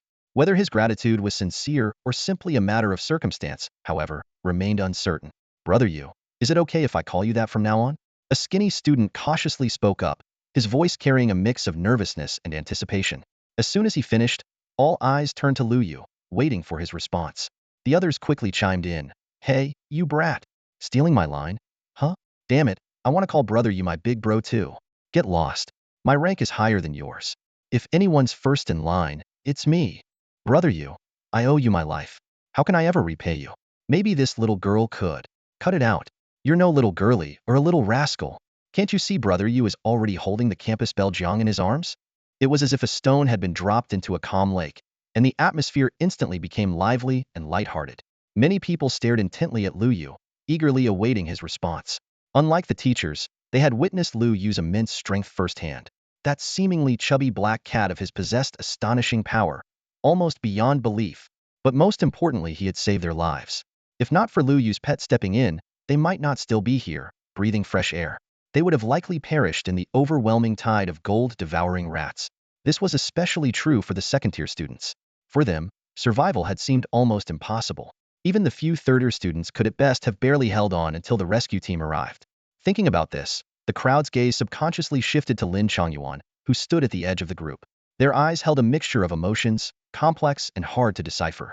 After all, during the life-and-death moment when the Rat King attacked, it was Lin Changyuan's impulsive shout that had pushed Luo Yu into grave danger. At this moment, Lin Changyuan took a step forward and approached Luo Yu. His face was full of guilt and remorse, and he spoke in a low voice. Luo Yu, I'm sorry. Earlier, when I saw your pet locked in a stalemate with the Rat King, I was worried that dragging it out any longer would put everyone else at risk of being attacked by the rat swarm. So, his voice trailed off as his eyes reddened slightly, and he sniffled, his tone thick with regret and choked emotion. No matter what, I admit that I acted without thinking, and I put you in immense danger because of it. I'm willing to take responsibility and formally apologize to you. If you have any demands, just say the word. After the assessment, I'll make it up to you. Lin Changyuan's heartfelt words managed to ease some of the dissatisfaction many students had felt toward him. Perhaps he had truly acted in the heat of the moment, without intending any harm. This thought naturally arose in the minds of many. However, a few students who knew Lin Changyuan better looked at him with suspicion and guarded expressions. Luo Yu, on the other hand, maintained a calm smile, quietly watching Lin Changyuan with eyes as tranquil as still water. An unintentional mistake? Luo Yu sneered inwardly. He knew his desk mate's mind ran deeper than anyone else's. Seeing that Luo Yu didn't respond, Lin Changyuan showed no sign of anger. Instead, his expression grew even more apologetic. His tone became firmer, his voice resolute as he declared, whatever you want, just name it. They'll make it up to you for sure. Then, as if offhandedly, he added, don't worry, my dad is lynching anyway. I guarantee I can meet your request. Though he didn't finish his sentence, the mention of his father was enough to leave everyone stunned. Lin Cheng? The strongest figure in Luo City? Lin Changyuan's father was the city lord of Lin City? No one thought Lin Changyuan would make a slip of the tongue about something like this. The title of a king-level powerhouse was not something one could casually fabricate.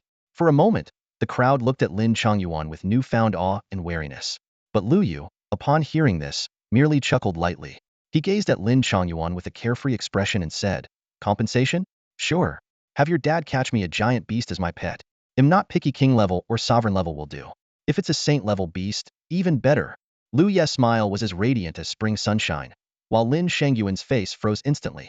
Damn it, you think you're something special, don't you? Lin Changyuan's battle blade glinted coldly under the sunlight, his expression as dark as storm clouds. His eyes burned with fury, exuding a violent intensity. The surrounding forest, once alive with the chirping of birds, had fallen silent. The creatures had scattered in fear of the killing intent emanating from him. Only the lifeless body of a gold-eating rat lay motionless in a pool of blood on the ground. There was not a trace of regret on Lin Changyuan's face, only deep-seated hatred. His resentment toward Luo Yu had been brewing for 3 long years. For 3 years, he had watched the woman he secretly admired, Jiang Shuiying, share flirtatious moments with Luo Yu, their closeness like needles piercing his heart. He had no choice but to maintain the facade of a gentleman in front of Jiang Shuiying, even humbling himself before Luo Yu, swallowing his pride, all in the hopes of gaining a sliver of her affection. 3 years over 1,000 days and nights she had fantasized countless times about Luo Yu vanishing from this world, even imagining him dying a gruesome death. Yet Lin Changyuan knew he couldn't act on his desires. He was painfully aware that Luo Yu was protected by someone powerful. This reality filled him with both rage and helplessness. If it weren't for the old man saying someone's got your back, you wouldn't even be alive right now. Lin Changyuan growled through gritted teeth, his eyes blazing with fury. With a sudden swing of his blade, he hacked the gold-eating rat's corpse into pieces, blood splattering everywhere. It was a violent release of his pent-up frustration and bitterness. Offering an apology? That was merely a formality. Lin Changyuan believed he had already given Luo Yu enough respect, but Luo Yu's response had utterly exhausted his patience. What pushed him over the edge was Luo Yu's final remark. Catch a king-level beast as a pet. The sheer arrogance of it was a slap to Lin Changyuan's face. A king-level beast? Even his father, the strongest in Luo City, wouldn't dare provoke one so casually. Yet Luo Yu spoke as if it were a trivial task. Lin Changyuan was seething with rage, barely able to keep himself in check. What made it unbearable was the sight of Jiang Shuiying being held in Luo Yu's arms as they departed. That image was a dagger to his pride, an insult to his dignity. Brazenly flaunting it right in front of me, he muttered under his breath, his fist slamming into a nearby tree trunk. No, this can't go on. I need to talk to the old man, find out when he can break through to the sovereign level. Once he does, it won't matter who's protecting Luo Yu. If I want him dead, hell die. Meanwhile, in the depths of Zone K2, the atmosphere was entirely different. Luo Yu stood beneath a massive tree, so large it would take 3 people to encircle its trunk. His sharp gaze swept across the surrounding forest. In his arms, Jiang Shuiying lay quietly, her expression peaceful, merely unconscious. Before leaving, Old Wang had examined her and confirmed that her combat suit had shielded her from any significant harm. Luo Yu wasn't overly concerned. Not far away, a mountain of beast cores shimmered faintly, the spoils of Luo Yu's first hunt for exotic creatures. After repeatedly expressing their gratitude, the other team members had gradually dispersed. The trial wasn't over yet, and they needed to continue hunting gold-eating rats to collect more beast cores. Though Luo Yu possessed over 1,000 cores, none of them dared to ask for a share. These spoils were a testament to his prowess, a glory that belonged solely to him. As they departed, the group huddled together, whispering excitedly about something called a Beastmaster recognition recording. Though Luo Yu only caught fragments of their conversation, he could sense their enthusiasm and anticipation. Luo Yu glanced down at the creature at his feet, Quizanti, his pet beast. The creature lay sprawled on its back, utterly relaxed, seemingly indifferent to its surroundings. Shifting his gaze to the pile of beast cores, Luo Yu's thoughts began to churn. This was his first time seeing these cores, rumored to contain the majority of an exotic beast's energy. Could this energy be used to accelerate the growth of a pet beast? The idea sparked in Luo Yu's mind, and he began communicating with Quizanti. Soon, an unexpected answer surfaced in his thoughts. Can exotic beasts directly devour other beast cores to grow stronger? By consuming the cores of powerful beasts or even colossal ones, is there really a chance they could gain their opponent's bloodline abilities or innate talents?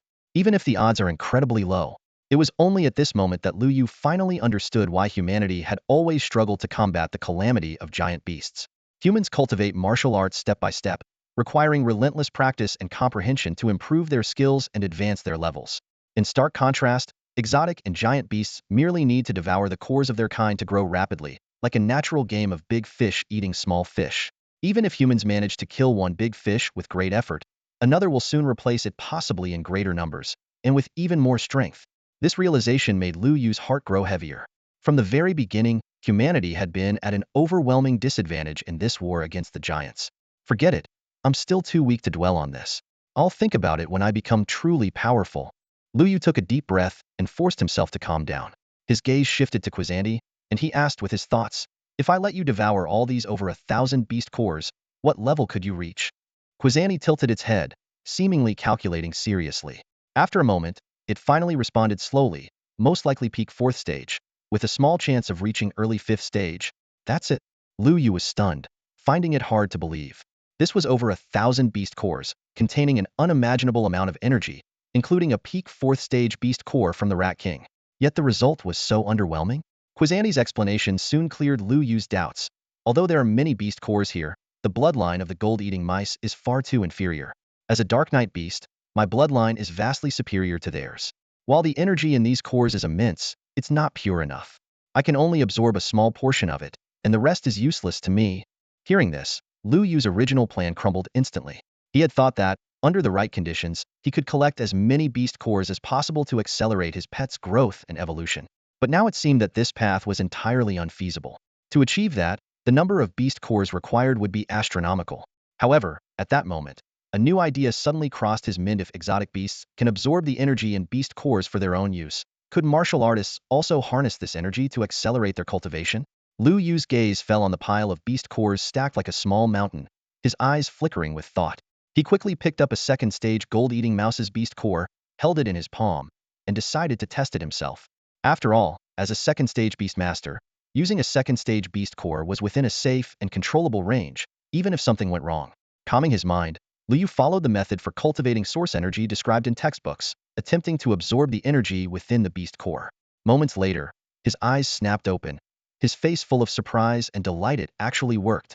Although the chaotic energy was difficult to directly convert into pure source energy, his Beastmaster space could absorb it and automatically transform it into Beastmaster power. Luo Yu was stunned. Over the past year, he had devoted himself to arduous cultivation, spending countless hours and effort to accumulate Beastmaster power. While source energy was the path for martial artists, as a Beastmaster, his source energy would ultimately be converted into Beastmaster power, a process dictated by his innate talent and unchangeable. Yet now, he had stumbled upon an entirely new method of cultivation. This approach was far more efficient than the traditional method of cultivating source energy and then converting it into Beastmaster power. With this realization, Luo Yu suppressed his excitement, forced himself to remain calm, and continued focusing on absorbing the energy from the beast core. 10 minutes later, Luo Yu slowly opened his eyes.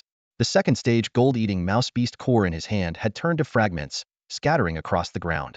He immediately pulled up his personal stats panel and glanced at the bottom. Beastmaster power charge progress, 5. In just 10 short minutes, a single second-stage beast core had provided as much progress as an entire month of his previous hard work. This realization filled him with both exhilaration and disbelief. Martial artists couldn't utilize beast cores for cultivation, but beast masters could. Did this mean he had inadvertently unlocked a new cheat code? Keep going. Luo Yu muttered to himself, his expression complex but his actions unwavering. Grabbing a beast core in each hand, he once again focused his mind and continued absorbing energy. If everything went smoothly, Luo Yu planned to use the power of these beast cores to break through to the third stage as a beast master in one go. At that point, he could venture deeper into the K2 region, search for traces of king-level beasts, and even attempt to forcibly contract one, claiming a giant beast as his own pet.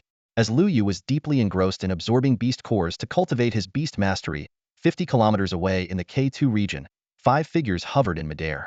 These were 5 king-level martial experts, capable of flight, a skill attainable only after breaking through to the king level. City Lord Lin, are you certain the giant beast fled to this area? In midair, a slightly overweight king-level expert furrowed his brows, speaking with a hint of skepticism. As soon as the words left his mouth, the other 3 immediately turned their gazes toward a man dressed in white with a refined demeanor. This man was none other than Lin Qiqing, the city lord of Luo City, also known as City Lord Lin. Not only was he Luo City's strongest fighter, but he was also at the peak of the king level, just one step away from reaching the revered level.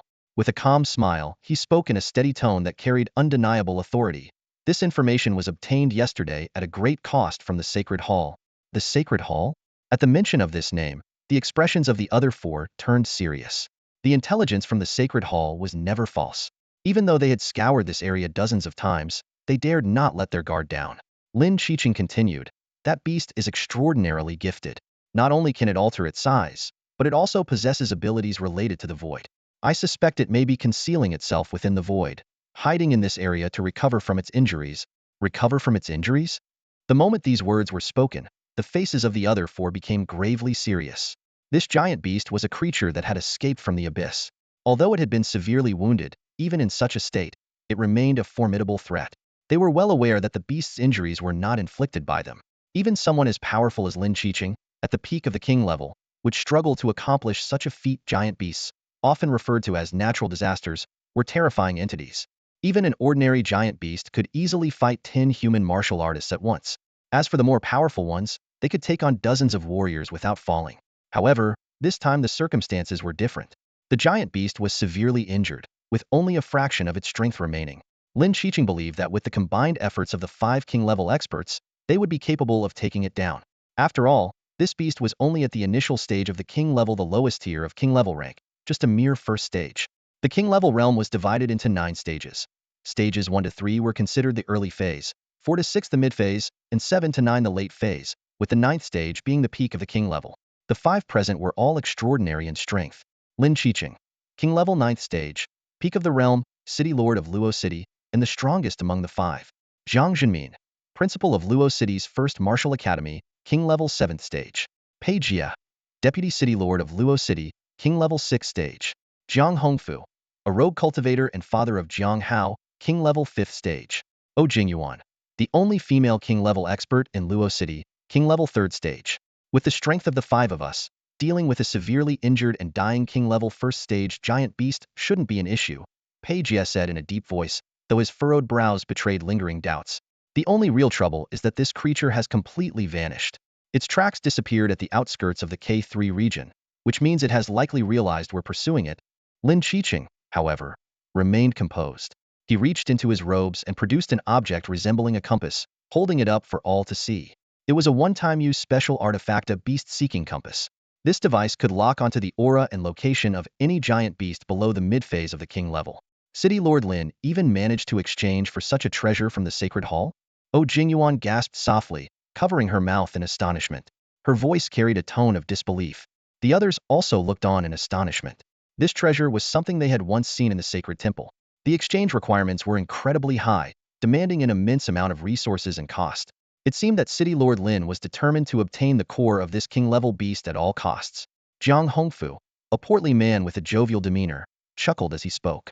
Lin Qiqing, upon hearing this, remained calm and composed, his expression as refined as ever, as if the conversation caused no ripples in his mind. He spoke in a measured tone. Once the deed is done, the core of the beast belongs to me. The rest will be divided equally among the four of you. As his words fell, his gaze swept over the group. Though his tone was even, there was an unmistakable air of authority that brooked no dissent. The other four nodded in agreement. This arrangement had been decided beforehand, and there was no reason to go back on it now. Jiang Hongfu maintained his cheerful smile, though a flicker of something inscrutable flashed through his eyes. Beside him, Jiang Zhenmin's gaze turned cold for a moment, but he suppressed the complex emotions stirring within him.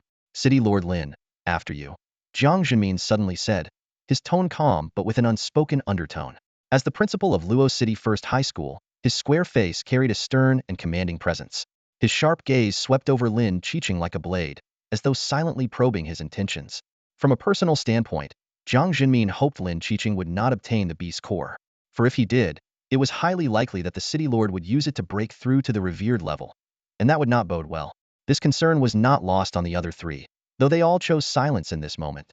As these thoughts flickered through their minds, Lin Qiqing activated the compass in his hand. A massive surge of source energy poured into it, causing intricate runes on the compass's surface to light up with an eerie glow. Moments later, the compass flew out of his hand, transforming into a dazzling streak of light that shot toward a distant valley. Let's go. Follow it. Lin Qiqing commanded in a low voice, his figure darting forward like an arrow. The others quickly followed, their silhouettes streaking across the sky in pursuit. Minutes later, the five of them arrived above a valley in the K3 region. The compass had led them here, but the valley appeared desolate and silent, with no sign of the king-level beast. Is there really a beast here? Oh Yuanjing, the weakest among them, frowned in doubt. She scanned the barren ground below, unable to suppress her skepticism. The other four ignored her question, their eyes fixed on the center of the valley where the compass had disappeared. Lin Qiqing's gaze was intense, his focus locked on the spot with an unfathomable glint in his eyes. Lend me your strength, everyone, Lin Qiqing called out, his voice steady yet commanding. Before he finished speaking, a long sword engraved with intricate patterns appeared in his hand. The sword trembled faintly, exuding an aura that sent chills down the spine. Buzz. As an overwhelming amount of source energy surged into it, the sword vibrated more violently, its blade glowing with a radiant brilliance. Clang. A sharp, resonant hum echoed through the valley as Lin Qiqing flicked his wrist, slashing the sword forward. A massive sword beam, tens of meters in length, tore through the air and struck the center of the valley with devastating force. At the same time, the other four king-level powerhouses sprang into action, unleashing their own powerful attacks. Blades, sword beams, fiery punches, and icy claws erupted in succession, converging into a cataclysmic wave of destruction that crashed down with unstoppable ferocity. Boom! The valley quaked violently as dust and debris shot into the air. A massive trench, dozens of meters deep, was carved into the ground. Under the relentless assault, the seemingly empty ground in the valley's center could no longer withstand the pressure and finally gave way, collapsing entirely. Roar! A deafening roar suddenly erupted, shaking the heavens and earth. The sound waves rolled outward, so powerful that mutated beasts within a radius of dozens of miles dropped to the ground, trembling in fear. What is that? Lin Qiqing and the others froze, their expressions shifting as they stared at the center of the valley. The ground there began to fracture like a shattered mirror, and from the cracks emerged chaotic spatial turbulence, radiating an aura of utter destruction. Lin Qiqing's face darkened, and he swiftly retreated, the others following suit to avoid the dangerous spatial currents. From within the chaos, a blurry figure began to rise. It was a giant beast. Its body was riddled with gruesome wounds, the most striking of which was a gaping claw mark across its chest, so deep that its blood-red heart could be seen faintly beating. Roar! The beast let out another furious roar, its voice brimming with uncontainable rage. Its form began to change, its already massive frame growing larger at an alarming rate. 10 meters, 100 meters, 1,000 meters. In mere moments, it had grown to over 5,000 meters tall, towering like an unyielding mountain, its feet firmly planted on the ground, its head brushing against the sky. Humans courting death. The beast's voice boomed like thunder, shaking the heavens and earth. Its overwhelming killing intent surged forth, blanketing the entire area in a suffocating wave of terror. Guluwen, the colossal beast, towering at an incredible height of 5 kilometers, stood before Lin Qiqing and his 4 companions. Even as king-level martial artists, they couldn't help but swallow nervously. The sheer pressure emanating from the beast, stemming from its indescribable size and overwhelming racial dominance, felt like an insurmountable barrier cutting across their path. At such a staggering height, even though they hovered 100 meters above the ground, they couldn't even reach the creature's ankles. Worse still, as they craned their necks upward, the beast's upper body had already disappeared into the clouds and mist, leaving its true form obscured and unknowable. This was a humanoid-shaped behemoth. Its massive legs, as thick and straight as towering pillars, seemed to pierce through the heavens and earth. The immensity of its body gave an almost surreal impression. It was as if this creature alone was the only entity in existence, with everything else reduced to mere background. Within the hearts of Lin Qiqing and his group, waves of shock and awe surged. Even with their formidable strength, they couldn't suppress a creeping sense of insignificance. Is this really a king-level beast? Jiang Hongfu, known for his calm and composed demeanor, now wore an expression of sheer terror on his round face. His voice trembled slightly, betraying his unease. The aura radiating from the beast far exceeded anything they had ever imagined, like an invisible torrent pressing down on them, making it hard to breathe. What was even more alarming was its 5-kilometer height. If this beast were to stomp down recklessly, the entire city of Luo would be instantly reduced to rubble. This wasn't an exaggeration but a very real and imminent threat. Over the 50 years since the advent of the Age of Beasts, humanity had gradually deepened its understanding of these colossal creatures. The martial god once remarked that the most direct measure of a beast's strength was its size. Typically, king-level beasts ranged from 100 to 1,000 meters in height, while sovereign-level beasts reached 1,000 to 5,000 meters. The most terrifying Saint Glory-level beasts stood between 5,000 and 10,000 meters tall. City Lord Lin, could it be have we inadvertently provoked a sovereign-level, or even a Saint Glory-level beast? Yuanjing's voice quivered with fear as she struggled to suppress her terror. She looked up at the nearly 5-kilometer creature, her eyes filled with disbelief. Before her words had fully landed, Lin Qiqing shook his head decisively. His sharp gaze locked onto the enormous beast, and his voice carried a note of certainty. The information provided by the sanctum cannot be wrong. This beast is merely at the early king level. Its immense size must be due to some innate ability to alter its dimensions. With that, Lin Qiqing raised his hand and unleashed the king-level detection technique. A faint fluctuation swept toward the beast, and moments later, the results appeared. Species: Star Titan. Rank: innate ability. Bloodline. Skills. The feedback from the detection made Lin Qiqing frown slightly, but it also brought some clarity to his mind. Aside from identifying its species, all other information was marked with question marks. This was highly unusual for a king-level beast. Typically, while king-level martial artists couldn't directly confront king-level beasts, they could easily probe their basic information. However, this particular creature seemed to possess a natural ability to obscure itself, rendering the detection technique ineffective. Yuanjing's expression was a mixture of emotions, her earlier panic still lingering. In a low voice, she murmured, "As expected, this beast is extraordinarily unique. Even the detection technique can't fully decipher it." Lin Qiqing, however, showed no hesitation. He placed unwavering trust in the sanctum's intelligence. Despite the overwhelming aura of this star titan, he was certain it was only at the early king level. Still, the uniqueness of this king-level beast clearly set it apart from the norm. Just then, a deafening roar erupted, shaking heaven and earth. The beast's furious bellow was like a thunderclap, shattering the stillness and causing the clouds to churn violently. The entire world seemed to tremble in response. The towering beast, standing an incredible 5,000 meters tall, moved. Its every motion carried an overwhelming fury, as if the entire world trembled in the wake of its wrath. Its eyes burned with profound hatred and unyielding defiance, while the deep growl rumbling from its chest seemed to tear through the very air. This was no aggressor. It was a victim, a lone survivor clinging to life after the annihilation of its kind. It had come to this planet seeking refuge, to heal its wounds, only to be relentlessly pursued and hunted by humans, driven to this dire confrontation. Memories of its race surged within its once invincible Titan clan that reigned supreme among the stars, now reduced to cosmic dust. Its father, mother, siblings, and even the clan elders had sacrificed their lives to ensure its escape. A dozen elders had burned their flesh, souls, and bloodlines to open a void passage, sending it to this unfamiliar world. It was the prince of the Star Titans, the last of its bloodline. Roar. A deafening roar erupted, filled with boundless grief and indomitable pride. The beast leaped into the air, its colossal form 5,000 meters of raw power looming like a moving mountain. Its massive bulk blocked out the sun, casting a shadow over an area spanning kilometers. The Titans of the stars needed no intricate techniques. Their unparalleled physical prowess had always been their deadliest weapon. Quick, get out of the way!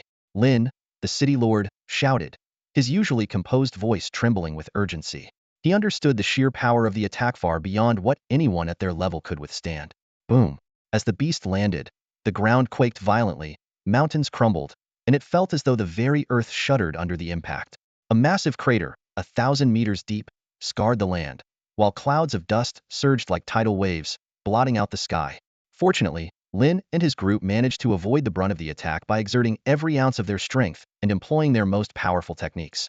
Still, even the residual shockwave left the weakest among them. Yuanjing, pale and coughing blood from the corner of her mouth. It's too strong.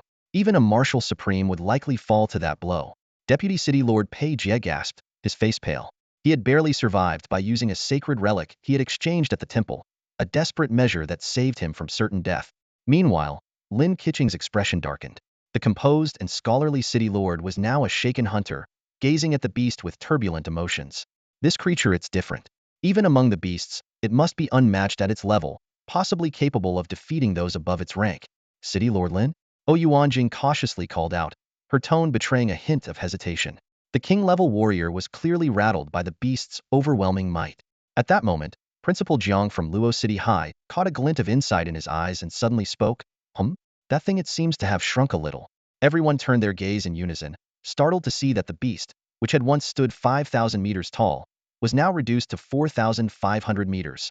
Though the reduction was only 500 meters, this subtle change sent a jolt through the group, igniting a flicker of hope. I see now. Lin Qiqing sneered coldly, his eyes gleaming with cunning. It's gravely injured and on the brink of death. That last attack was nothing more than a desperate effort. We don't need to fight it hidden. We just have to wear it down, exhaust its strength and energy, and we can bring it down. With that, he stepped forward without hesitation. Drawing his long sword, he unleashed a sword aura 100 meters long, slashing straight at the beast's leg. Let's do this. Principal Jiang sighed softly, clasping his hands together as a blood-red warblade materialized in the air. Without holding back, he channeled his entire source energy into a strike aimed at the claw mark on the beast's chest, the most vulnerable part of its body. Jiang Hongfu, Yuanjing, and Pei Jie exchanged glances, took deep breaths, and unleashed their strongest techniques, launching a coordinated assault on the beast. Roar! The Star Titan roared with unrelenting fury, its massive fists pounding the earth once more, causing the ground to quake violently. The battle erupted in full force. The 5 king-level warriors besieged the wounded Star Titan. Yet, to their astonishment, they remained at a disadvantage, struggling against the beast's overwhelming strength. If not for their individual life-preserving techniques, some of them would have already fallen. Meanwhile, though the Star Titan fought valiantly, its immense form continued to shrink with each clash, its aura visibly weakening. 4,500 meters, 4,000 meters, 3,500 meters. Strike while it's weak. Lin Qiqing's face lit up with exhilaration as he saw victory within reach, a triumphant smile spreading across his face. Boom rumble! The battle between Lin, the city lord, and his 4 companions against the colossal beast was so intense that the ground within a radius of several dozen miles shook violently, as if the entire world was wailing. Anyone unaware of the situation might have thought it was a massive earthquake. At this moment, Luo Yu stood within the dense forest of the K3 zone, just a step away from the K2 zone. The tremors he felt were exceptionally vivid. When the giant beast appeared, its 5,000-meter-tall figure stood like a towering mountain between heaven and earth. Unless someone was blind, the colossal creature could be seen from miles away. This was also the first time Luo Yu had ever seen a giant beast with his own eyes. Even though he had seen countless images and videos of giant beasts in textbooks and on television, witnessing it in person left him utterly awestruck. Giant beasts, natural disasters of this era. That massive creature, towering 5 kilometers high with half its body hidden in the clouds, exuded an indescribable sense of oppression. Even from over 10 kilometers away, Luo Yu found himself instinctively holding his breath, as if even the slightest sound might disturb this godlike existence. Yet amidst his shock, Luo Yu also realized how naive his previous thoughts had been. A wounded king-level beast? Thinking he could contract it on his own? Utterly ridiculous. The power of this king-level beast far exceeded anything he had imagined. Even in its injured state, it was holding its ground against 5 king-level warriors from Luo City, and at times, it even seemed to have the upper hand.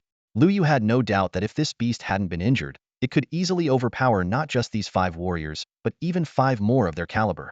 And as for him, he'd probably be reduced to dust by the mere aftershocks of its battle before even getting close.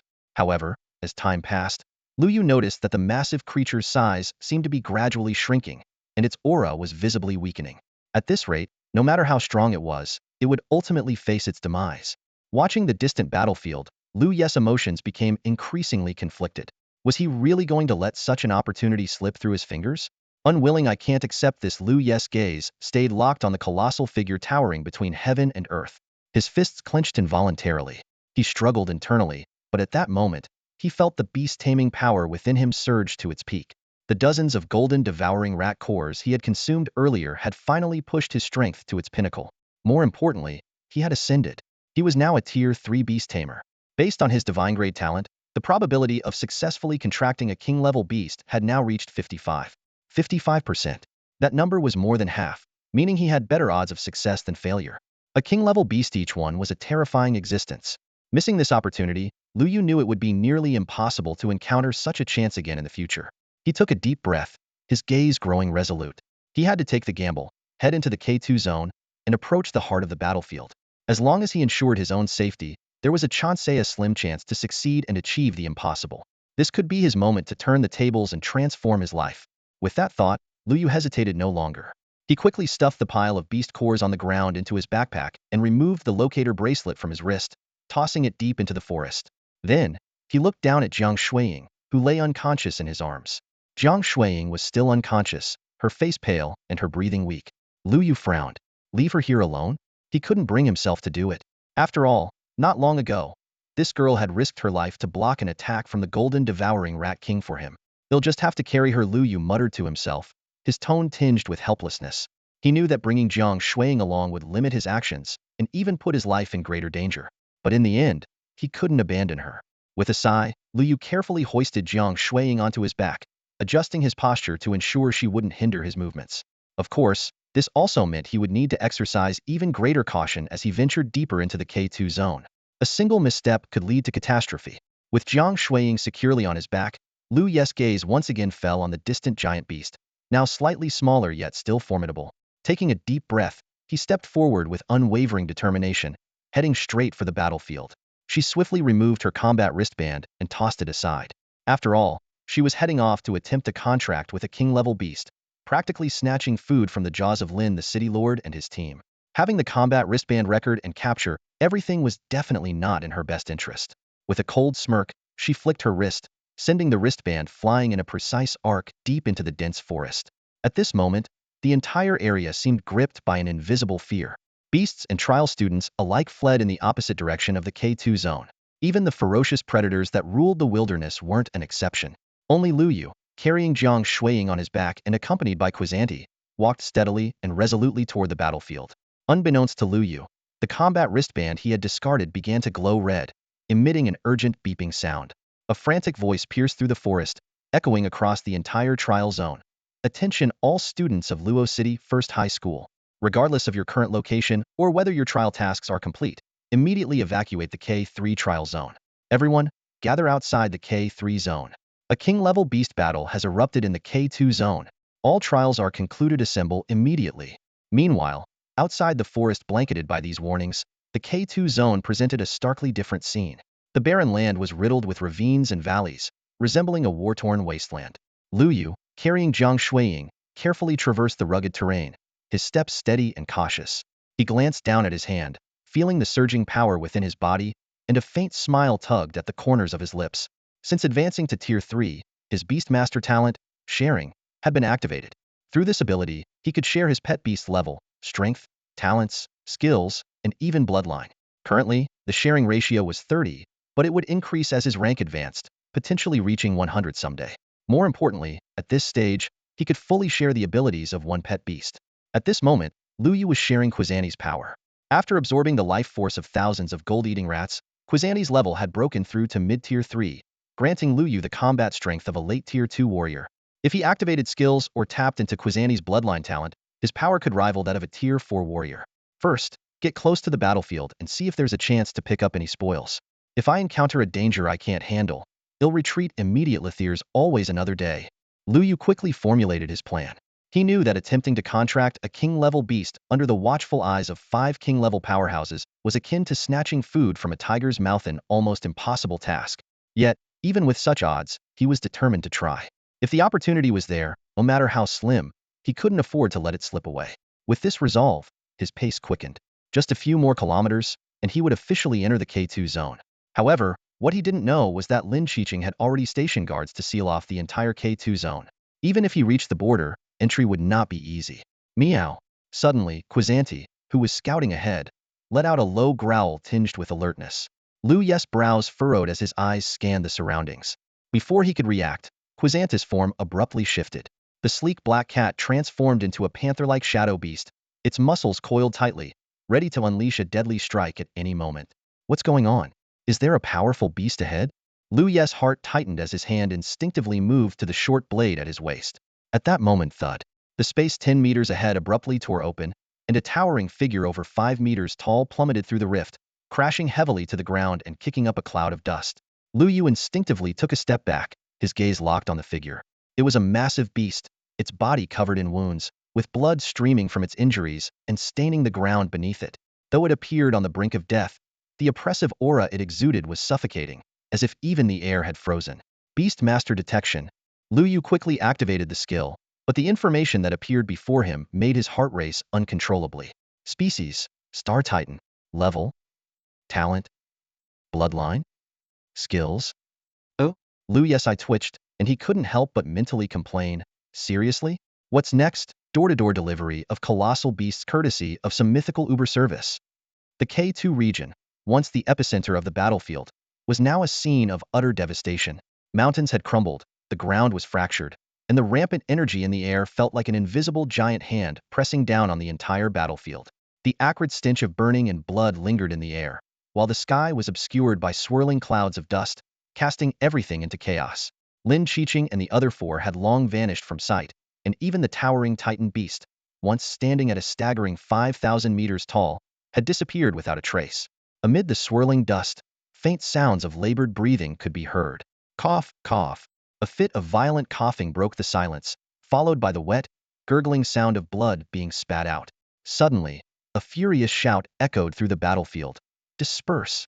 With the roar, a surge of immense energy swept through like a hurricane, scattering the choking dust that had blanketed the sky. As the dust cleared, the figures of Lin Qiqing and his companions gradually came into view. However, their appearances were utterly wretched.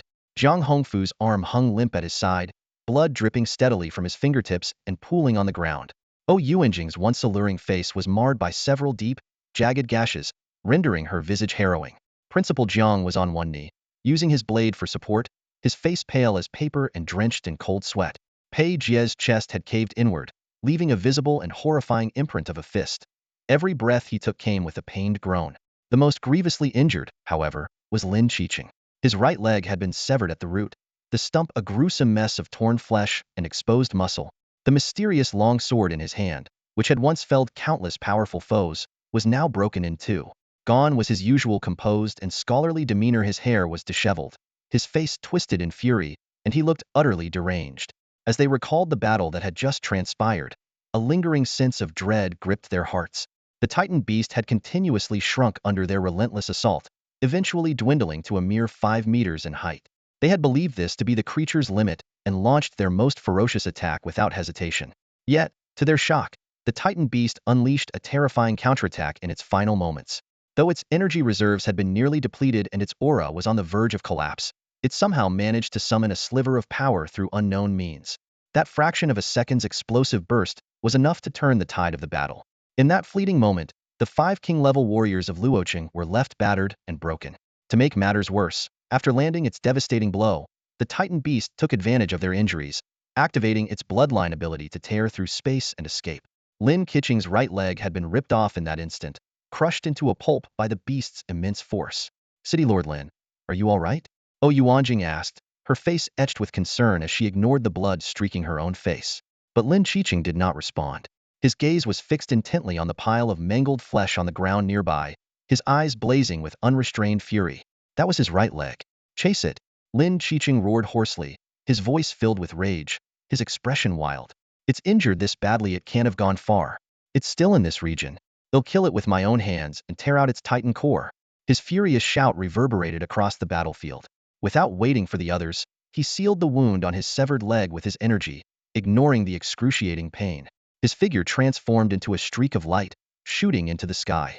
At this moment, he had only one thought in his mind: kill the Titan beast. Elsewhere, Luo Yu stood silently atop a cliff, his gaze locked on the enormous Titan beast in the distance. A peculiar glint flickered in his eyes. This was the very same king-level beast he had seen from afar earlier. There's no mistake.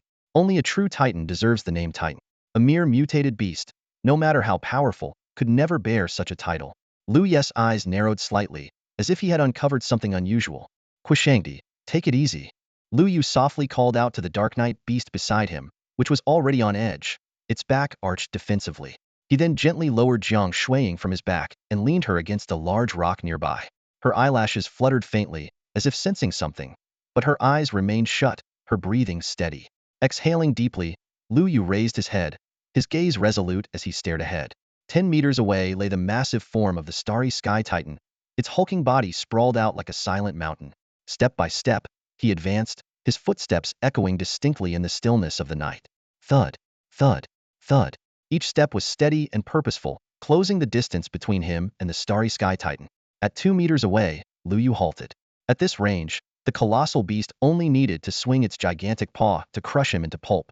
Yet, there wasn't a trace of fear in Luo Yu's eyes, only a glint of determination. He knew that at this distance, he could also activate the contract formation and forcibly bind the Titan under his command. It was a gamble, but Luo Yu hesitated not. The starry sky Titan's aura was faint, as if it could extinguish at any moment. It didn't even have the strength to open its eyes, let alone attack. Were it otherwise, it would never have allowed him this close. No kid cries forever, and no gambler loses every time. Luo Yu silently encouraged himself, a confident smirk forming on his lips. 55% odd. She decided to take the bet. Without further delay, he swiftly channeled the beast-taming energy within him. His hands moved gracefully through the air, sketching out intricate patterns one by one. Each stroke was precise, as though the rules of the universe were flowing through his fingertips, converging into an ancient and enigmatic contract formation. In the name of the contract, under the witness of cosmic laws, and with the power of the Beast Tamer, the pact shall be forged. Within just 2 minutes, Luo Yu's beast-taming energy was completely drained, leaving not a trace behind. Meanwhile, the contract formation in midair had finally taken shape, emanating waves of profound and mysterious energy as it merged into the colossal body of the starry sky Titan. Buzz, buzz, buzz. As the formation fused with the Titan, an inexplicable energy rippled outward. Luo Yu's consciousness suddenly sank, as if drawn into a vast, white void. The surroundings were empty and boundless, but an invisible pressure bore down on him heavily. Human! A thunderous roar erupted, shaking the very fabric of the space like rolling thunder. Luo Yu looked up to see a towering figure, a behemoth over 5 kilometers tall, its presence as imposing as a mountain. It loomed over him. It was the starry sky Titan's manifestation of will. Human, what are you doing? Do you seek to enslave my will? To control my soul? The Titan bellowed, its body radiating a dazzling light. Its voice was earth-shattering, brimming with unyielding fury. The starry sky Titan will never be enslaved. The beast roared, its voice reverberating like thunder. The next moment, it raised its massive fist and swung it down at Luo Yu with devastating force, as though it intended to obliterate the entire realm of consciousness. Faced with this seemingly world-ending assault, Luo Yu remained calm, his expression composed to the extreme. A sharp glint flashed in his eye. She understood now that fortune had not favored him this time. The 55% chance had failed him. The attempt to forcibly seal the contract had failed. Trapped within the Titan's consciousness, the only way to complete the pact was to conquer the Titan's will. The massive fist, carrying an overwhelming force, bore down on him, making his figure appear insignificant, like a speck of dust. Yet just as the fist was about to strike him, Luo Yu finally spoke, his voice low and resolute. If you kill me, you will die too. And when you die, the starry sky Titan race will be wiped out completely. In the vast expanse of the white, boundless mental space, the colossal fist of the Star Titan, spanning hundreds of meters, hovered just above Luo Yu's head. As he looked up, Luo Yu could even make out the intricate folds and creases of the Titan's skin. Though the gust of wind from the fist had ceased, the oppressive aura, as heavy as a mountain, still enveloped him, making it hard to breathe. Yet, at this moment, a faint smile tugged at the corners of Luo Yu's lips. He had gambled and won. The key to everything lay in the words the beast had uttered before the battle began. For the last glory of my kind. Those enigmatic words sparked a flash of inspiration in Luo Yu's mind, as if lifting a veil of fog to reveal the truth. Piecing together the information he had obtained from the chubby companion, Luo Yu quickly outlined the entire situation. The colossal beast had escaped from the abyss, already gravely injured and on the brink of death. It was then hunted down by Lin Qiqing and several other king-level powerhouses. Unable to hold its ground, the beast had used some kind of spatial teleportation to appear here. All of this pointed to a shocking possibility. The Star Titan race was on the brink of extinction, and this giant beast before him might very well be the last surviving member of its kind. As for the so-called abyss, Luo Yu speculated that it wasn't a literal abyss but rather a kind of spatial passage connecting planets or worlds. It was even possible that the passage had been created by a more powerful Star Titan, enabling this beast to narrowly escape annihilation. Human, do you even understand the weight of your words? The towering 5,000-meter figure of the Star Titan loomed over Luo Yu, its thunderous voice shaking the entire space. Even one of its teeth dwarfed Luo Yu's entire body. The sheer force of its presence bore down on him, as if it could crush him into dust at any moment. But Luo Yu didn't flinch. He didn't even furrow his brow. He raised his head, his gaze calm and resolute, and spoke each word with clarity. I'm saying if you, as the last survivor of the Star Titan race, die, then your entire race will be extinct. Death is the end of everything, let alone an entire race. Without survival, how can there be any talk of glory? As his words echoed through the mental space, a strange silence followed. The colossal figure ceased its roaring and lowered its head, seemingly lost in thought. Luo Yu keenly observed the complex emotions flickering across its face: sorrow, anguish, hatred, fury, helplessness, and confusion all tangled together like a mountain weighing on its heart. Luo Yu didn't say another word. He simply stood there, quietly watching. He knew that anything more would only backfire. He needed to give it time to process the meaning behind his words. After what seemed like an eternity, the enormous figure lowered its gaze again, looking down at the ant-like Luo Yu at its feet.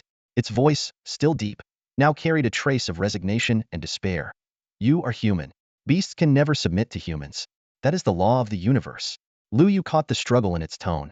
The Titan knew all too well that its physical body in the outside world was on the verge of collapse, and its chances of survival were slim. Yet, for the sake of its race's survival, it didn't want to die. Perhaps it sought revenge, or perhaps it simply wished to preserve the last bloodline of the Star Titans. Either way, it desperately wanted to live. But the so-called law of the universe shackled its will like an invisible chain. Beasts can't submit to humans? Luo Yu scoffed, a sharp glint flashing in his eyes. What kind of nonsense rule is that? He stepped forward, lifting his head to meet the Titan's star-like eyes. His voice was firm and unwavering. I am a beast master. Breaking such unjust rules is my duty. If you sign a contract with me, you won't be my pet, you'll be my companion. I can help you grow and evolve, and in return, you'll fight alongside me and help me face danger. This is a partnership, not submission. Luo Yu laid his intentions bare, without a hint of deceit. He knew that the creature before him wasn't a mindless beast. It possessed intelligence on par with any human. Only through absolute honesty could he earn its trust.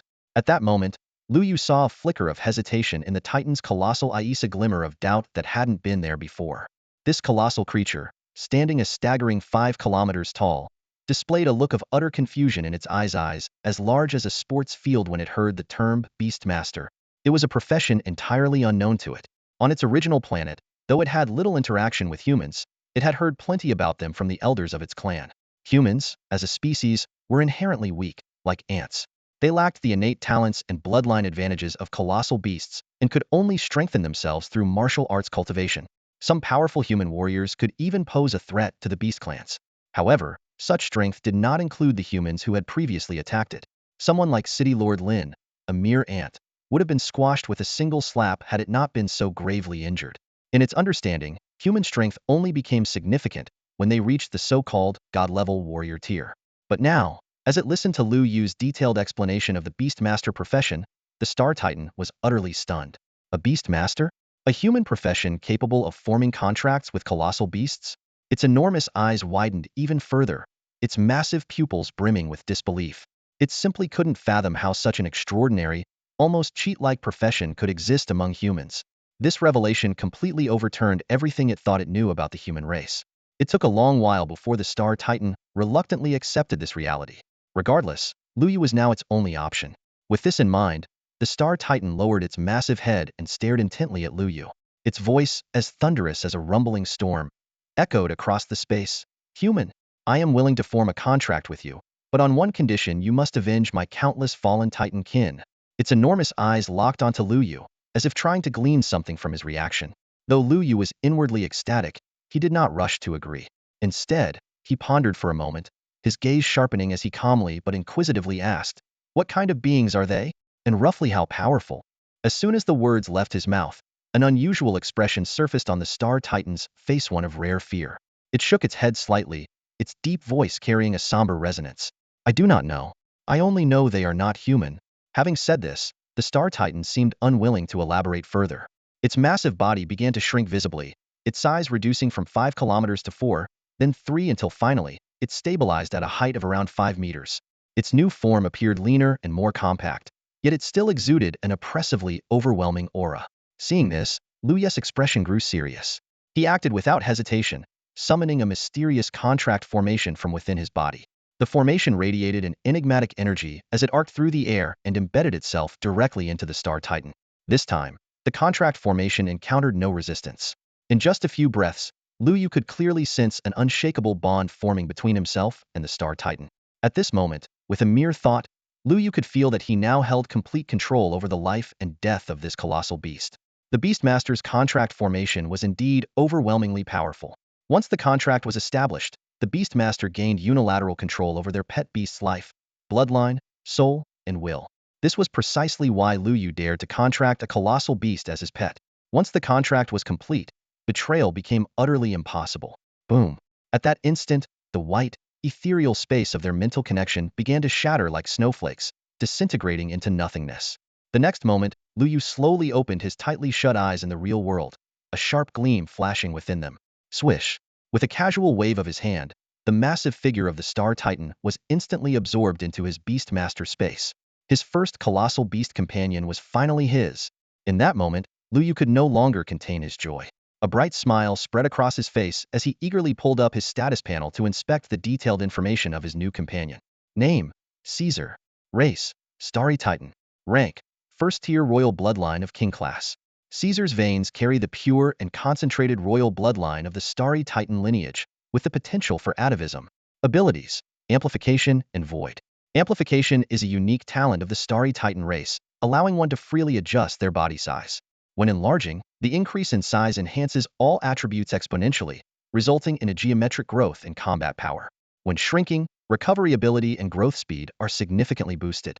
Currently, Caesar can amplify his size up to 10 times larger or shrink to 1/100th of his original size, with these limits strengthening further as his rank ascends. Void originates from the depths of the starry skies, a bloodline inheritance that grants Caesar unparalleled spatial affinity. This ability evolves as his strength grows. His skills include void concealment and void traversal. Evaluation: Caesar is an invincible king-class beast within his rank, possessing a bloodline of limitless potential. Status: Contract beast severely injured and on the verge of death. At this moment, staring at the information panel before him, Luo Yu still felt as though everything was surreal, like a dream. Who would have thought? In the morning, he had just awakened his second-tier talent, and by the afternoon, he had already subdued a king-class beast as his companion. Even more astonishing, this wasn't just any ordinary king-class beast, it was one with the royal bloodline of the Starry Titan lineage.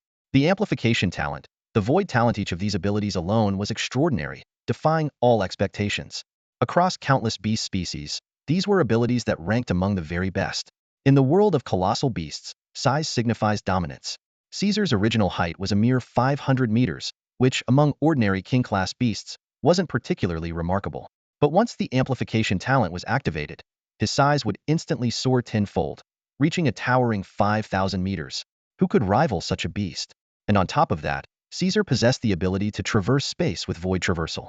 With the flexibility of spatial talents combined with an overwhelming size advantage, even sovereign-class beasts would likely struggle to do him any harm. What thrilled Luo Yu even more was that, as a third-tier beast tamer, he had already unlocked the ability to share talents. This allowed him to share up to 30 of his pet beast's strength, rank, talents, and skills. What did 30 of a king-class beast's power entail? He was almost certain that no martial artist below the king class could stand against him.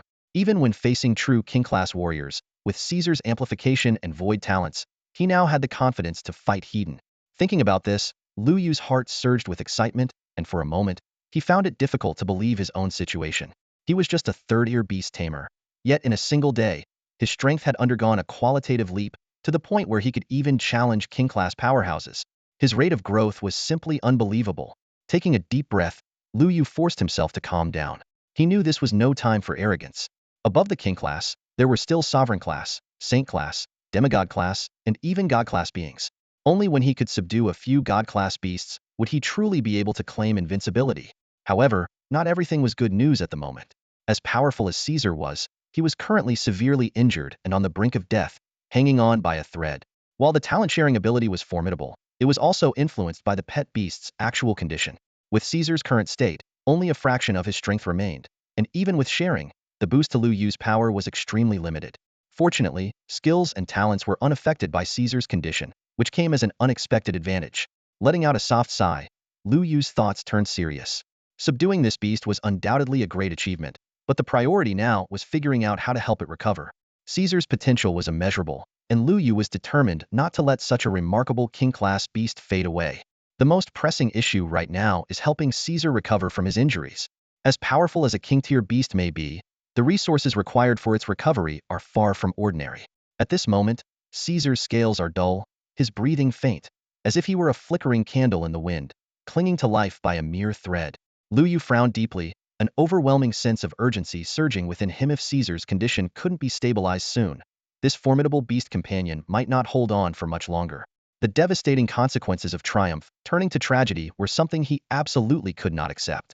Taking a deep breath, Luo Yu quickly organized his thoughts.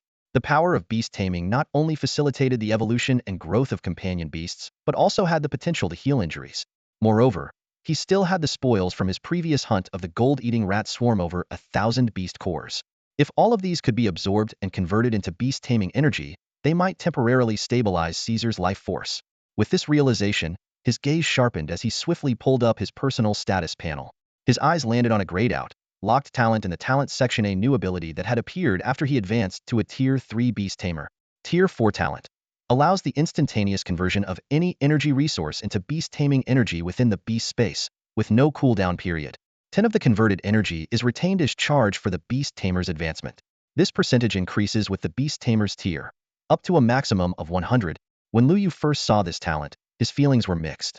While the ability to instantly convert energy into beast taming energy sounded promising, the 10 advancement retention seemed almost negligible, even wasteful. However, after contracting the Starry Sky Titan, he realized just how short-sighted his initial thoughts had been. Is the tier of a beast tamer important? Of course it is. It dictates the unlocking of new talents, the number of beast slots available for contracts, and the ability to bond with stronger beast companions. But from another perspective, a beast tamer's true combat strength fundamentally depends on their beasts. And for beasts to grow and evolve, they require vast amounts of beast taming energy, a fact that became glaringly evident after contracting the Starry Sky Titan. Luo Yu shook his head with a bitter smile. As a mere Tier 3 beast tamer, even if he trained tirelessly day and night, the beast taming energy he could accumulate was a drop in the ocean compared to what a king-tier beast needed. Let alone his future ambitions of contracting sovereign tier or radiant tier beasts, their requirements were unfathomably greater. A beast's tier must surpass his own. Otherwise, what would be the point of the contract? He sought overwhelming power, the kind that crushed opponents with sheer dominance. Caesar's current injuries were a stark example. Restoring his combat capabilities would demand an astronomical amount of beast taming energy. With Luo Yu's current training speed, even with the aid of beast cores, the results would be minimal. Instead, it would be far more efficient to wait until he broke through to Tier 4 and then use the beast space's ability to instantly convert resources. This was the fastest and most direct solution. With this in mind, Luo Yu resolved himself. Once the assessment was over, he would immediately enter seclusion to train and strive for a Tier 4 breakthrough. Then, he would convert all the beast cores he had into energy, prioritizing Caesar's recovery. Once Caesar regained his combat strength, his ability to share 30 of his power would also improve. The chain reaction of strength enhancement and advancement as a beast tamer would naturally follow, all falling into place seamlessly. Resources were now his top priority. Beast cores, source crystals. The more energy resources he could gather, the faster Caesar would recover, and the quicker his own strength would grow. Luo Yu's gaze sharpened as he suddenly recalled that the top 5 in this assessment would receive source crystal rewards. As he pondered this, a thunderous voice suddenly echoed in his mind, interrupting his train of thought. It was Caesar. Master, those human experts who ambushed me earlier are closing in. 5 minutes later, a figure emanating a menacing aura streaked across the sky above the valley where Luo Yu was. Suspended midair, the figure exuded a terrifying presence. It was none other than Lin Qiqing, the lord of Luo City. At this moment, his entire being radiated an energy as oppressive and volatile as molten lava on the verge of eruption. His sharp, hawk-like gaze was fixed intently on a specific clearing in the valley below. The air was thick with the metallic scent of blood from a massive beast, and faint traces of bloodstains marked the ground, yet the enormous creature's body was nowhere to be seen. Whoosh, whoosh, whoosh. Sharp sounds of movement broke the tense silence as 4 other king-level experts from Luo City arrived in succession. Despite their injuries and pale complexions, none of them dared to show even a hint of negligence. After all, if the king-level beast were to escape today and recover its strength, Luo City would face endless peril in the days to come. However, when the group surveyed the scene in the valley, they all froze in shock. The bloodstains were scattered, and the ground bore a faint 5-meter-long depression, evidence that the beast had once fallen there. But apart from these clues, the beast's corpse had vanished without a trace, and there were no signs of anyone else having been there. The emptiness of the valley was eerie, sending chills down their spines. Could it have used spatial teleportation to escape? Yuanjing frowned, voicing her suspicion. Lin Qiqing remained silent for a moment before shaking his head decisively. His tone was firm and unwavering. Impossible. It was already at its limit, completely drained of energy. The last time it used spatial teleportation, it nearly collapsed. If it still had the strength to do it again, why would it have stayed to fight us? It would have fled long ago.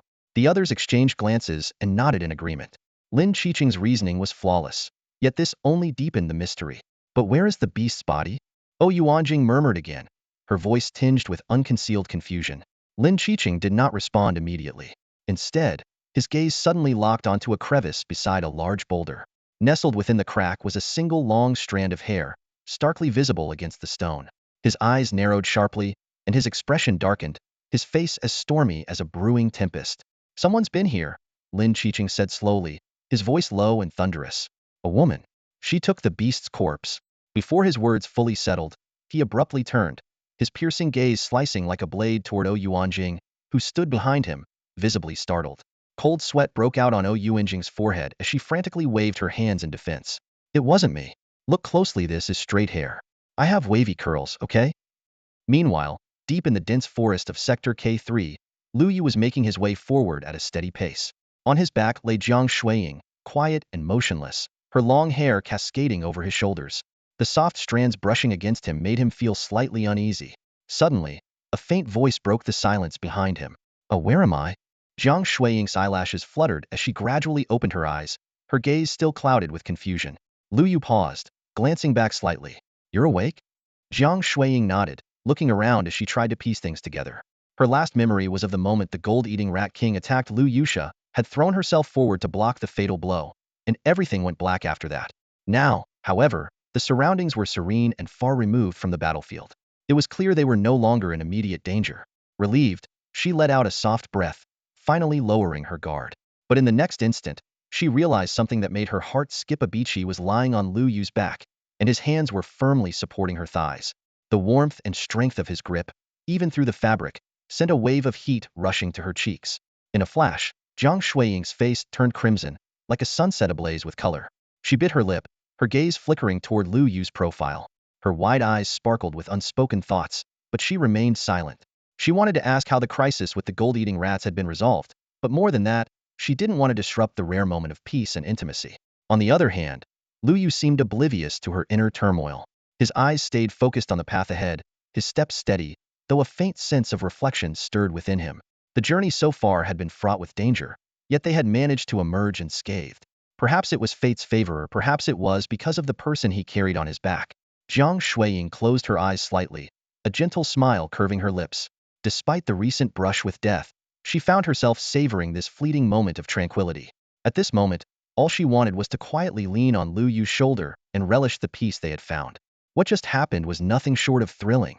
If it weren't for his use of the shared talent to activate void traversal and instantly shift from that valley to the K3 forest area some 10 kilometers away, Luo Yu might have been caught on the spot by City Lord Lin and the other king-level powerhouses. After all, these individuals treated king-level beasts as mere prey, whereas he had managed to form a contract with one right under their noses. Thinking of this, a faint smile tugged at the corners of Luo Yu's mouth, but it was quickly replaced by a furrowed brow. He could already imagine that if City Lord Lin learned the truth, he wouldn't let it go easily. Honestly, who could stomach such an affront? Void traversal truly impressive. Luo Yu muttered to himself, replaying the recent events in his mind. The experience had bolstered his confidence in mastering his talent. At his current level, he could traverse 1 to 2 kilometers in a single leap, up to 10 times in succession. This ability was nothing short of a life-saving tool. Covering 20 kilometers, which would take even advanced martial artists a few minutes, was instantaneous for him. As Luo Yu reflected on his abilities, he continued moving through the dense forest alongside Jiang Shuiying. Before long, the two emerged from the woods. The view opened up before them, revealing a vast clearing. From the distance, the sound of bustling activity reached their ears, the noise of over 1,000 students from Luo City, First High School gathered together. Mixed within were the shouts of supervising teachers. Wan Yuquan, 5 second-tier beast cores, score, pass. Zhang Mingji, 4 second-tier beast cores, score, fail. Ji Buochang. The announcements came one after another, echoing through the clearing as the test results were being finalized. Luo Yu and Jiang Shuiying exchanged a glance and quickened their pace slightly. Fortunately, most of the students were focused on the announcements, and no one seemed to notice the pair arriving late. Jiang Shuiying, her face flushed, climbed down from Luo Yu's back and tidied up her slightly disheveled clothes. The two silently made their way toward the Class 9 lineup for seniors. At the front of Class 9's formation stood Old Wang, the teacher in charge, who visibly relaxed the moment he saw them. He had tried to contact the pair through their combat wristbands earlier but received no response, leaving him on edge. Though they were late, the fact that they had returned safely was enough for him to let it slide. Lin Changyuan, 10 second-tier beast cores, 2 third-tier beast cores, score, pass. Old Wang's voice rang out, carrying a hint of approval. The moment the words left his mouth, the crowd erupted. Wow, 12 beast cores. Lin Changyuan is insane. Well, he does have a 6-star martial arts talent and is already at the peak of the 3rd tier. No surprise there. Class 9 really has some powerhouses this time. I wonder how Jiang the school beauty performed. And what about Luo Yu? How many beast cores could that useless beast master have possibly collected? Luo Yu? You've got to be kidding. He's still at the 1st tier. Forget beast cores, if he managed to come back alive. That's already an achievement. Who dares insult my brother Yu? Try saying that again. I dare you. The mere mention of Luo Yu's name was like a spark igniting a fuse. The area around Class 9 immediately burst into chaos, with students from other classes chiming in with mockery, curiosity, and heated debates. Countless eyes turned to the back of the lineup, where Luo Yu stood. Most of the gazes were filled with contempt, as if they were eagerly awaiting his humiliation. However, among the crowd were about 20 individuals whose eyes shone with gratitude. They defended Luo Yu with fervor, arguing fiercely with the mockers, and the situation seemed on the verge of escalating into physical conflict. As time ticked by, it was finally Luo Yu's turn to step forward and submit his beast cores. At that moment, the entire field fell silent, with every eye locked onto him. The air was thick with ridicule and disdain, as though everyone was anticipating a spectacular failure. Unperturbed, Luo Yu walked to the front at a steady pace. A faint smile played on his lips as he reached for his backpack and casually opened it. Clatter! A torrent of beast cores poured out, cascading onto the ground like a landslide. The sheer number was overwhelming, and the cold gleam of the cores reflected the sunlight, silencing the crowd instantly. Every mocking voice was abruptly drowned out. With a loud clatter, over 1,000 beast cores poured out from Luo Yu's backpack, cascading onto the wooden table like a miniature landslide. The heavy thuds echoed in the room as the glowing cores piled up, shimmering faintly like a galaxy against the dark night. In just a few breaths, the table before Old Wang was covered with a towering stack of beast cores. Luo Yu stood calmly to the side, his expression indifferent, as if this had nothing to do with him. However, the surrounding students held their breath, their eyes fixed on the massive pile of cores in disbelief, as though they had just seen a ghost. Previously, Luo Yu had only needed around 20 beast cores to break through to the third stage. But now, there were over 1,000 cores in front of them. How was this even possible? And to top it off, he had just casually handed Jiang Shuiying dozens of cores earlier. Old Wang cast a calm glance over the pile before announcing, second stage beast cores, 1,089. Third stage beast cores, 26. Fourth stage peak beast core, 1. As his voice faded, the entire room fell into a brief silence before erupting into chaos. No way. Over 1,000 beast cores? Are you kidding me? This guy has to be cheating, right? 1,000 cores? Who does he think we are? Fools. And a fourth stage peak beast core? Huh, that's hilarious. Even Jiang, the campus belle, doesn't have a fourth stage core. Where would he get one? Mocking voices rose one after another. The students' initial shock quickly turned to disdain. Their expressions were filled with scorn and ridicule as they looked at Luo Yu, like he was some clueless fool who had bitten off more than he could chew. Even if you're going to cheat, at least make it believable. 1,000 beast cores? Who are you trying to fool? One student sneered under his breath, his tone dripping with sarcasm. In the midst of the commotion, only a small group of students who had fought alongside Luo Yu remained silent. The rest of the crowd found it impossible to believe his results. To them, it was absurd that a first-stage Beast Tamer could have hunted down over 1,000 gold-eating rats in such a short time, let alone obtained a fourth-stage peak beast core. Luo Yu, have you lost your mind? A hoarse voice cut through the chatter, silencing the crowd. Everyone turned to see the speaker Su Shang. His face was as pale as a sheet, and his movements were awkward, clearly showing signs of severe injury. He glared at Luo Yu with venomous hatred, his eyes burning with fury. If not for Luo Yu, he wouldn't have ended up in such a miserable state. And to add insult to injury, Luo Yu had even left him with a mocking poem before leaving, trampling on his dignity. Su Shang gritted his teeth, pointing a trembling finger at Luo Yu as he shouted passionately, Teacher Wang, I formally accuse Luo Yu of cheating. His beast companion's combat strength is limited. There's no way he could have hunted down over 1,000 gold-eating rats in such a short time, let alone a fourth-stage peak beast. His words ignited the crowd's doubts into a full-blown uproar. The students who had failed the assessment were especially vocal, their voices rising in outrage. Yeah, this result is obviously fake. Cheating so blatantly? How shameless can you get? Yet, amidst the crescendo of accusations, Old Wang's expression remained unchanged. He stood there, unmoved, as though the storm of doubt and protests swirling around him had nothing to do with him. The students of Class 9 froze in confusion. They knew Old Wang was not one to tolerate dishonesty. If Luo Yu had truly cheated, Old Wang would have exploded in anger by now. So why was he so composed? Could it be that Luo Yu hadn't cheated after all? But as their eyes returned to the mountain of beast cores on the table, their skepticism crept back in. Shaking their heads, they dismissed the idea as impossible. No, achieving a result of over 1,000 beast cores is absolutely impossible. Not even Luo Yu, let alone the instructors leading the high-level warriors, could pull it off. At this moment, the entire field fell into a dead silence. All the students' gazes were fixed on the mountain-like pile of beast cores, their eyes filled with shock and disbelief. Jiang Shuiying was completely dumbfounded. Her bright, round eyes were wide open, her mouth slightly agape as though it could fit an entire egg. There was no doubt that these beast cores all came from the swarm of gold-devouring rats earlier. Especially the fourth-tier peak beast core, emanating a strong spiritual energite, clearly belonged to the Rat King. But how could so many beast cores all end up in Luo Yu's possession? Could it be that the rescue instructors who arrived later killed the rats and handed all the cores to him? Jiang Shuiying's mind raced, but she couldn't come up with a reasonable explanation. Her gaze instinctively shifted to Lin Changyuan not far away, only to find his expression terrifyingly dark.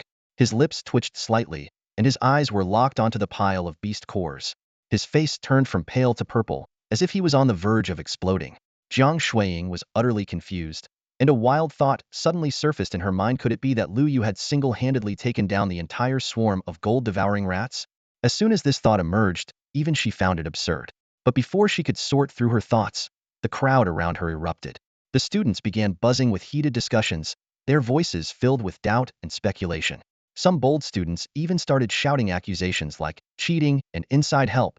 Old Wang frowned slightly, exchanged a glance with the other instructors, and finally made a decision. Enough, Old Wang said sternly. He then activated his authority to display a projection screen, showing the live footage recorded by Luo Yu's combat wristband.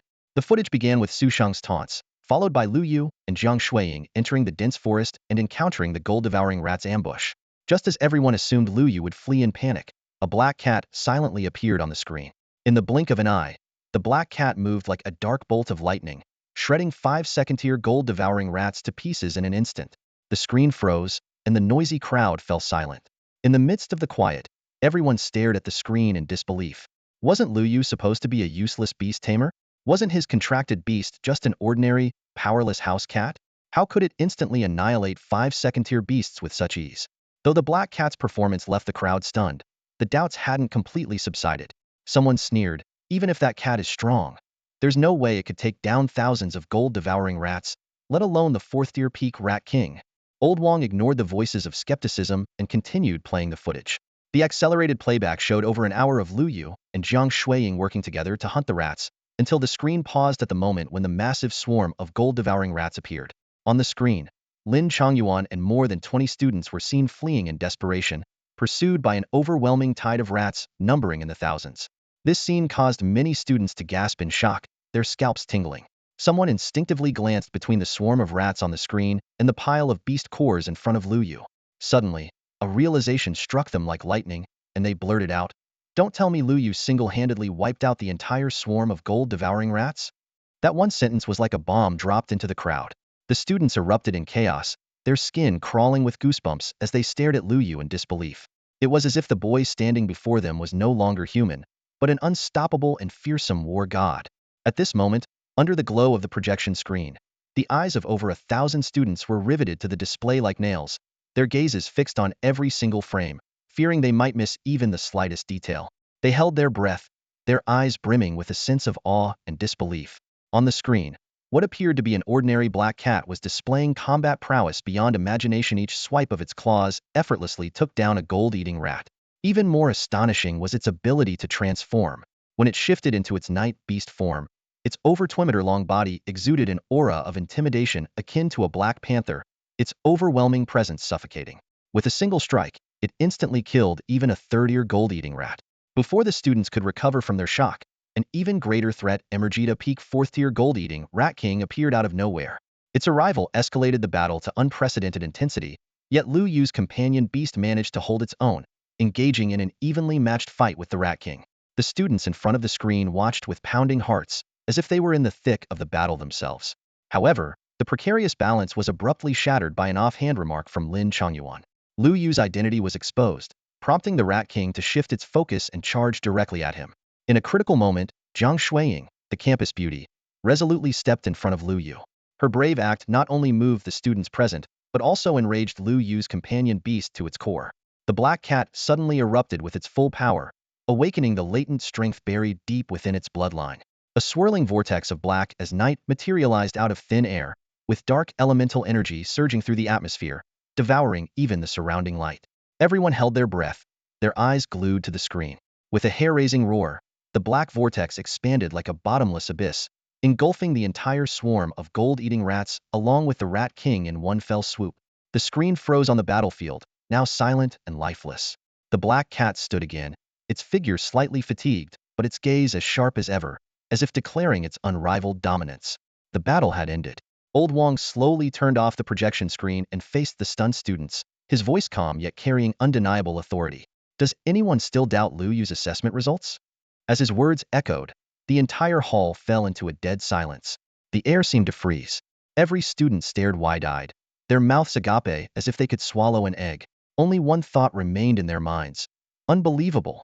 Even Jiang Shuiying stood motionless, her beautiful eyes filled with shock and incredulity. She had never imagined that the overwhelming swarm of gold-eating rats hadn't been dealt with by the teachers, but instead by Luo Yu alone, with his companion beast annihilating them completely. Jiang Shuiying's astonishment was understandable, as such a feat defied all common sense. Meanwhile, Old Wong and the other teachers, though maintaining a composed exterior, couldn't suppress the waves of emotion surging within them. They had already watched this playback multiple times, yet each viewing left them equally in awe of Luo Yu's companion beast's incredible power.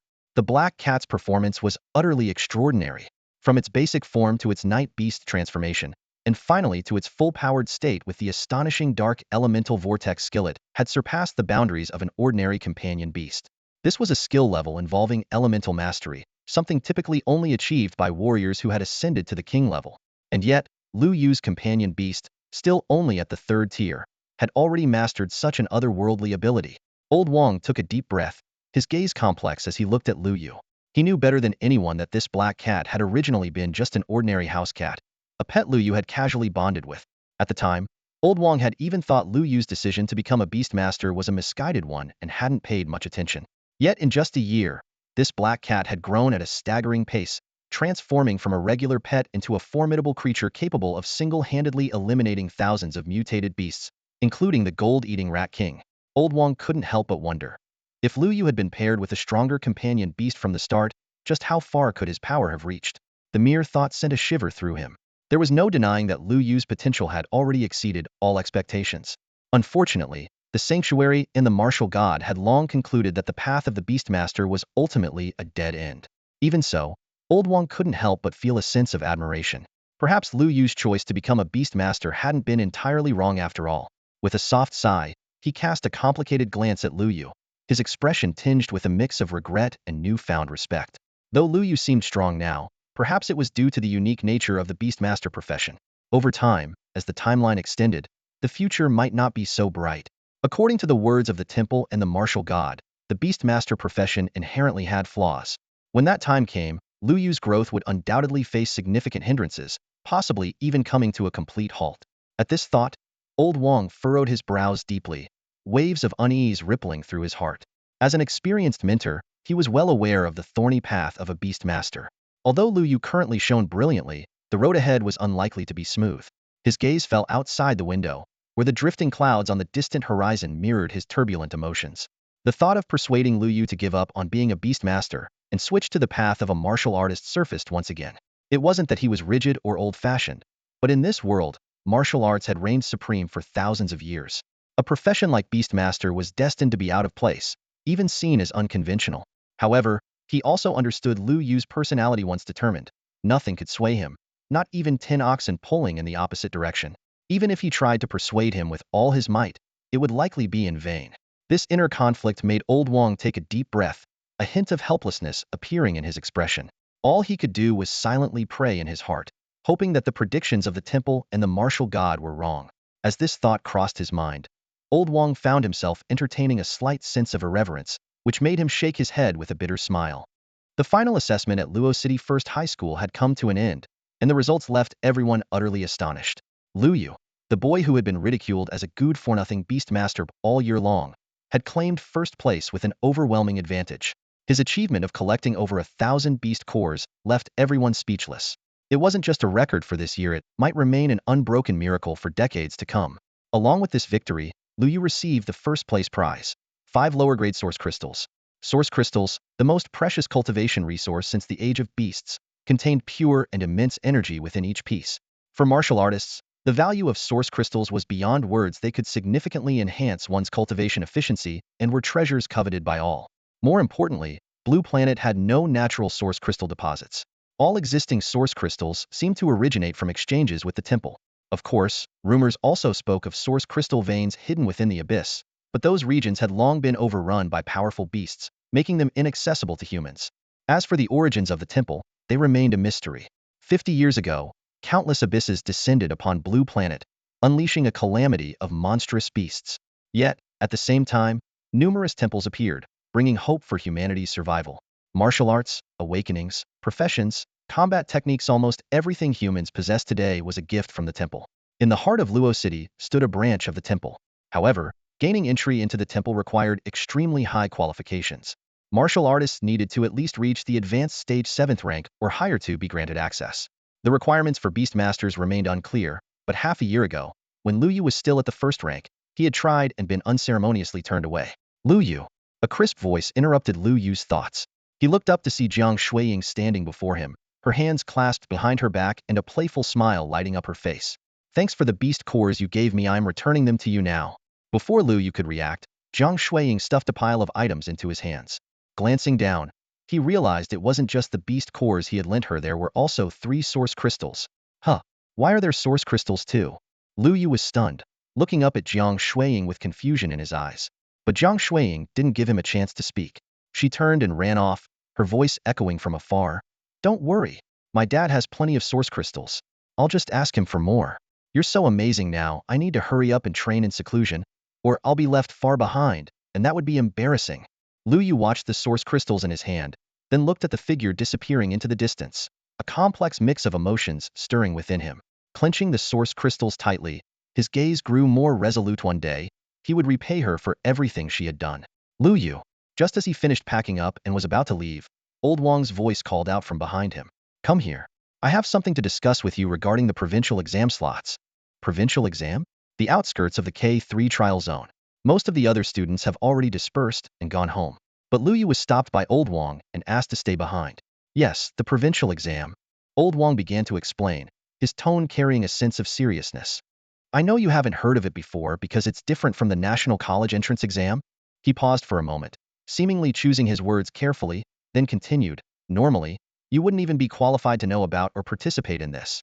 The so-called provincial exam is actually an assessment organized internally by our Jiang province, exclusively for the top students from various cities in the province. Our Luo city only has 5 slots for candidates. Luo Yu raised an eyebrow, a glimmer of understanding flashing in his eyes.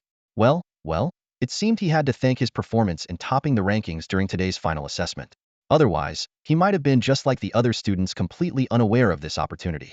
Old Wang glanced at him, noticing the subtle change in Luo Yu's expression, and continued, the provincial exam. You could think of it as a selection process. You know that there are only a handful of top martial academies in Huaxia, and their admission slots during the national exams are extremely limited. To get into one of these elite academies, you must perform exceptionally well in the selection process. Otherwise, unless you absolutely dazzle during the national exams, getting accepted into a top martial academy is nearly impossible. Listening to this, Luo Yu's lips twitched slightly, and a peculiar expression appeared on his face. This system? It felt strangely similar to the college recommendation programs back on Earth in his previous life. However, that thought quickly passed, and he shifted his focus to the more pressing matters at hand. I'm a Beast Tamer. Can I even apply to these top martial academies? And if I do get in, what benefits would I receive? Luo Yu asked directly, his eyes glinting with curiosity. Hearing this, Old Wang's expression turned into one of knowing anticipation. He replied slowly, I knew you'd ask that. Yes, you're a Beast Tamer, but let me ask you this, you need cultivation resources? Without hesitation, Luo Yu nodded. Of course I do. It's not just a need, it's an absolute necessity. As he spoke, a flicker of thought crossed his mind. He couldn't help but think of the king-level beast pet in his beast space, a resource-devouring monster, practically a bottomless pit. The amount of resources he needed was far greater than any ordinary martial artist. Exactly. Old Wang clapped his hands, his tone becoming more impassioned. By entering a martial academy, you'll gain access to an abundance of cultivation resources. And it's not just about the resources. Joining a martial academy will also expose you to influential networks, powerful factions, and a solid foundation for your future. At this point, Old Wang's expression grew solemn, and his tone became grave. Luo Yu, remember this. Even in this era of the beast calamity, wherever human society exists, there are undercurrents, power struggles, and established hierarchies. If you want to rise and grow, you can't avoid these realities. Luo Yu's eyebrows furrowed slightly at these words, but he soon nodded, acknowledging the truth in Old Wang's statement. He understood that this was the way of the world. Seeing Luo Yu's serious attitude, Old Wang's tone softened as he finally got to the main point. The provincial exam for top students happens once a year, just before the national exams. The Jiang province exam will take place in 7 days. According to the information provided by the principal, this year's provincial exam will be held in a secret realm. A secret realm? Luo Yu's eyes lit up with excitement, and a flicker of anticipation stirred within him. A secret realm, one of those legendary places brimming with rare resources and opportunities. Old Wang nodded and elaborated further. Yes, a secret realm. These are remnants of fragmented small worlds that emerged alongside the abyss after its descent. But there's a key difference. The abyss is filled with endless dangers, occupied by colossal beasts, and completely inaccessible to humans. In fact, humanity is constantly on guard against beasts emerging from the abyss to threaten our cities. A secret realm, however, is different. It's said to be the shattered remnants of ancient worlds. Hearing this, Luo Yu's excitement only grew. His mind was already racing with calculations. This provincial exam wouldn't just be a selection process. It was also a rare and invaluable opportunity. The place is teeming with countless resources. Source crystals, equipment, martial techniques, cultivation methods. You could say that every secret realm is a treasure trove for humanity. Of course, secret realms also come with their dangers, as many mutated beasts inhabit them. But mutated beasts are not colossal beasts, and with human strength, they can still be dealt with. Old Wang spoke in a mysterious tone, Now you understand why only the top students are allowed to participate in this year's provincial exam, right? Luo Yu nodded thoughtfully, a trace of anticipation flickering in his eyes. Seeing this, Old Wang continued, besides the resources within the secret realm, this year's provincial exam will also have rewards based on rankings. And the reward for first place has already been announced by the authorities in Jinling. I think you'll find it very interesting. At this point, Old Wang deliberately lowered his voice, his eyes glinting with intrigue. Luo Yu raised an eyebrow and asked, "What is it?" Old Wang smirked, savoring the suspense, before slowly uttering two words, "A colossal beast." What? Luo Yu's pupils contracted, and he froze in shock. He was genuinely stunned. The reward for first place in the provincial exam is a colossal beast? That's unbelievable. Could it be that someone other than him is capable of forming a contract with a colossal beast? As Luo Yu's thoughts spiraled, Old Wang, satisfied with his stunned reaction, nodded approvingly and said with a hint of pride, "Yes, a colossal beast." Surprised, aren't you? To be honest, I was just as shocked when the principal told me. But there's a catch. The reward is indeed a colossal beast, but not in the way you're thinking. Old Wang paused, glancing at Luo Yu, who looked puzzled, and then continued, apparently, "It's a colossal beast that has been subdued by humans, but not completely killed. So, they decided to leave it as the ultimate reward for this year's provincial exam. You need to understand this is a colossal beast. Its entire body is a treasure. The beast core, the blood, the hide, every part of it is priceless. For any martial artist, it's a supreme cultivation resource." The more Old Wang spoke, the more excited he became, his eyes even showing a hint of longing. "If I could get my hands on a colossal beast core, I would have broken through to the king level long ago." However, before he could finish his sentence, he noticed that Luo Yu's expression seemed off. At that moment, Luo Yu wasn't paying attention to Old Wang's musings at all. His mind was occupied by a single thought: colossal beast. A living colossal beast. For others, it might just be a resource, but for him, it was a perfect new companion waiting to be tamed. A mix of emotions surged within Luo Yu, along with a faint sense of excitement. For the first time, he felt genuinely interested in the provincial exam, not just for the resources, but for that colossal beast. Old Wang, seeing Luo Yu's silence, assumed he was still in shock over the reward and patted him on the shoulder. With a tone of encouragement, he said, "The provincial exam is in 7 days. They'll notify you beforehand. Use this time to train hard and improve your skills. By the way, our Luo city has been at the bottom of the provincial rankings for years. I hope your cohort can do us proud this time." At this point, Old Wang's tone carried a hint of helplessness. He knew that with Luo city's overall strength, competing for a top spot in the provincial exam would be no easy feat. Still, he didn't want to dampen Luo Yu's spirits. In fact, he secretly thought, perhaps this exam would make Luo Yu realize his own shortcomings and finally give up on being a beast tamer to focus solely on martial arts. As if remembering something, Old Wang added, "Oh, I almost forgot to tell you. This year, Luo City has 5 slots for the exam, and our school got 3 of them. Besides you, the other 2 are people you know, your deskmate Jiang Shuiying and Lin Changyuan, who sits behind you. The remaining 2 spots went to students from second high, and their talents are quite remarkable as well." Luo Yu nodded, but he didn't dwell on it too much. His mind was still fixated on that colossal beast. Old Wang looked at him and continued, 7 days from now, Luo City's performance in the provincial exam will rest on your shoulders." With that, he patted Luo Yu's shoulder once more, as if to offer reassurance. However, as Old Wang spoke, he couldn't help but recall what the principal had told him earlier. This year's senior students in Jiang province were exceptionally talented, sprouting up like mushrooms after the rain. A 9-star martial talent, once a rarity that might appear only once in several years, saw several emerging this year alone. These prodigies, who could be considered monstrous talents, would gather for this provincial exam and become Luo Yu's competition. At this thought, Old Wang couldn't help but sigh inwardly. He had a sinking feeling that Luo City's fate of ranking at the bottom might not change this time either. Luo City. Tram Line 2. The onboard TV continued to loop this year's promotional video for the awakening ceremony. Inside the tram, a lively group of uniformed teenagers chattered noisily, their excitement filling the air. "Hee hee. I awakened a 4-star martial arts talent today, the highest in our class. Oh my god, I'm so jealous. I only got 2 stars. Ugh. 4 stars? That's nothing. Someone in our class awakened a 5-star talent." "Your class? What about you? How many stars?" "1 star. Got a problem with that." Wow. These teenagers were the latest batch of awakening students from Luo City First High School. Today marked their first ever martial arts awakening ceremony, and the heated discussions in the tram revolved entirely around this life-changing event. By the window, a girl with twin ponytails sat unusually quiet. She was staring down at her phone, her expression stiff, clearly dissatisfied with her awakening results. Next to her, an older boy who looked like a senior tried to comfort her, leaning in to whisper a few words now and then. Ah! Suddenly, the girl with twin ponytails let out a startled cry, her clear voice cutting through the noise in the tram. For a moment, all eyes turned to her, and the carriage fell silent. Then, murmurs began again, even drawing the attention of Luo Yu and Jiang Hao, who were sitting at the back. Hey, isn't that the junior from this morning? Jiang Hao recognized her immediately, his eyes lighting up. Didn't she say Luo Yu was handsome and that she liked you? He reached out to pat Luo Yu on the shoulder, his face full of teasing amusement. Luo Yu shook his head helplessly, unwilling to engage. His thoughts were already elsewhere, focused on returning home as soon as possible to train and advance, while also tending to Caesar's injuries. He glanced casually in the girl's direction, noticing her shocked reaction to something on her phone, then quickly shifted his gaze to the scenery outside the window. However, it didn't take long before Luo Yu's name began echoing repeatedly throughout the tram. Whoa! Check out the top trending post on the forum.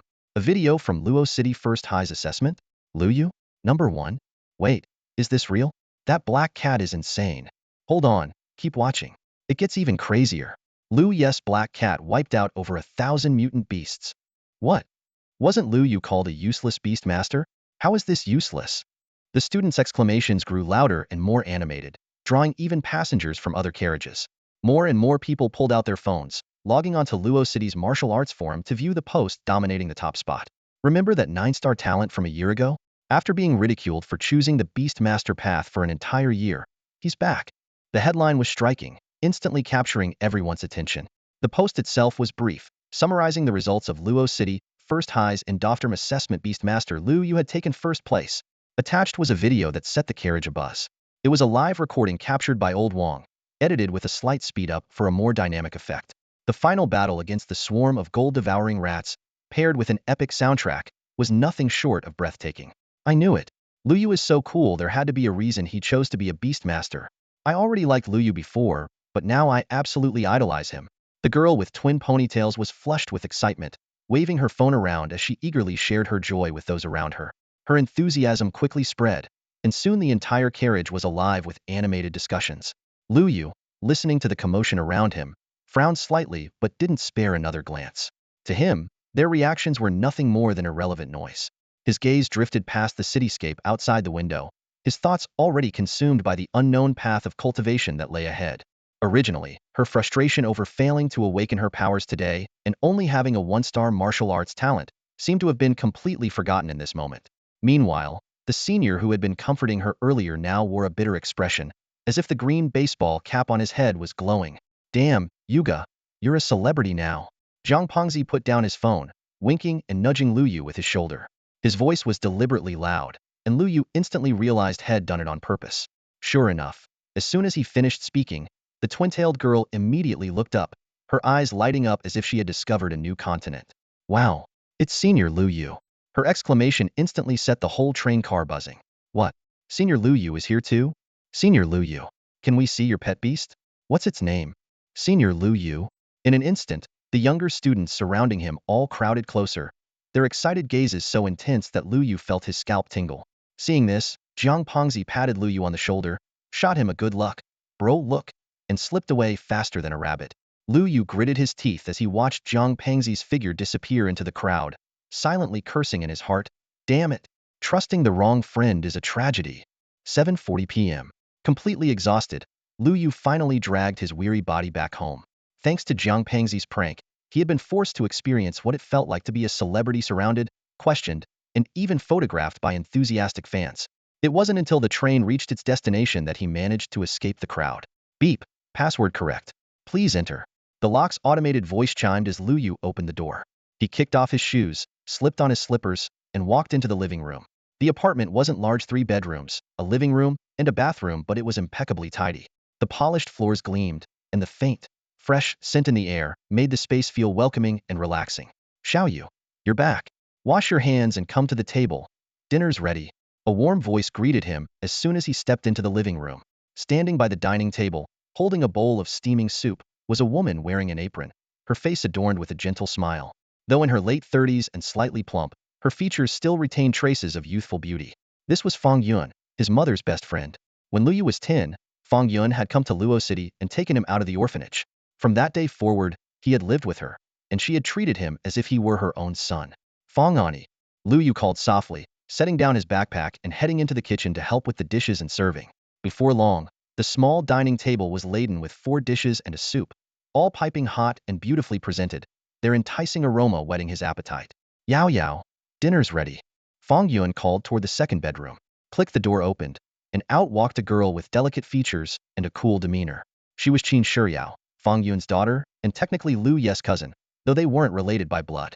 9 years ago, when Fong Yuan found Luo Yu, she had brought this little girl along. Since then, Luo Yu and Qin Shiyao had lived under the same roof. Yet, in all these years, their interactions were surprisingly sparse, less than what one might expect even between classmates.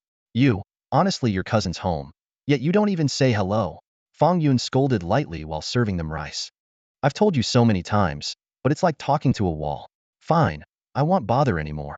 Both Luo Yu and Qin Shiyao were used to this dynamic and didn't respond, instead quietly eating their meal. At the table, Fong Yuan, as usual, was warm and attentive, constantly adding food to Luo Yu's plate and asking about his school life. Qin Shiyao, on the other hand, was largely ignored, except for the occasional nagging comment.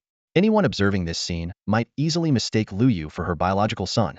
It had to be said Fong Yuan's cooking was exceptional. Every dish was bursting with flavor, and Luo Yu couldn't help but savor each bite. Before he realized it, he was already full and finally set down his chopsticks. Fong Ani, I have something I want to discuss with you. Luo Yu took a sip of water, preparing to bring up the provincial exam he'd be taking in a week. However, before he could say anything, Clink Qin Shiyao also put down her chopsticks and, in a calm yet clear voice, said, Mom, I've been selected for the provincial exam. They'll need to go to Jinling in a week. Huh, you're going to Jinling for the provincial exam? Qin Shiyao's sudden question caused Fong Yuan, who was tidying up the dishes, to freeze mid-action. Her tone rose slightly as she spoke, and she looked up at her daughter with a probing gaze. Yes, Qin Shiyao nodded calmly, her voice steady yet carrying an unshakable determination. Fong Yuan was silent for a moment, her eyes briefly revealing a flicker of complex emotions. After a pause, she let out a soft sigh, her tone softening. That's fine. The provincial exam will allow you to meet talented individuals from prominent families, which could broaden your horizons. Her words carried an air of familiarity, as though this exam was no mystery to her. Qin Shiyao initially intended to explain the details of the provincial exam, but the words caught in her throat. Her mother's attitude made her realize that Fong Yuan seemed to know far more about this little-known event than she'd anticipated. Fong Yuan's identity was not entirely unknown to Qin Shiyao and Luo Yu. She was undoubtedly a martial arts master, but the extent of her strength remained a mystery, even to Qin Shiyao. 9 years ago, when her mother brought her from the imperial capital to Luo City, even Lin, the city lord, who was at the King realm, treated them with great respect. Based on this, it was reasonable to assume that Fong Yuan was well aware of the inner workings of the provincial exam.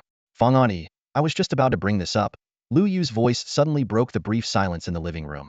After a moment of thought, he said directly, in 7 days, he'll also be heading to Jinling for the provincial exam. The moment he finished speaking, the living room fell silent. Fong Yuan's hands paused as she turned to look at Luo Yu, a hint of surprise flashing in her eyes.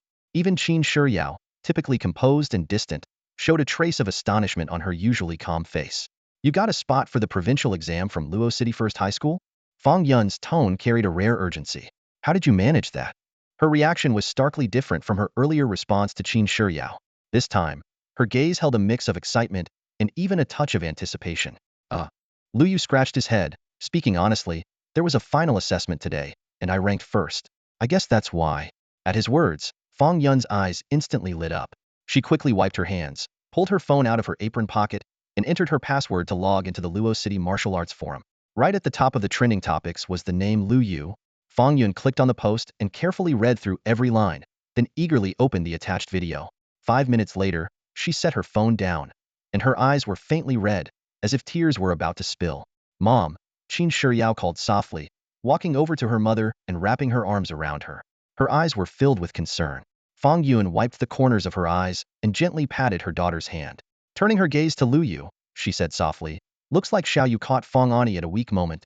Hearing this, Luo Yu quickly waved his hands, his tone sincere.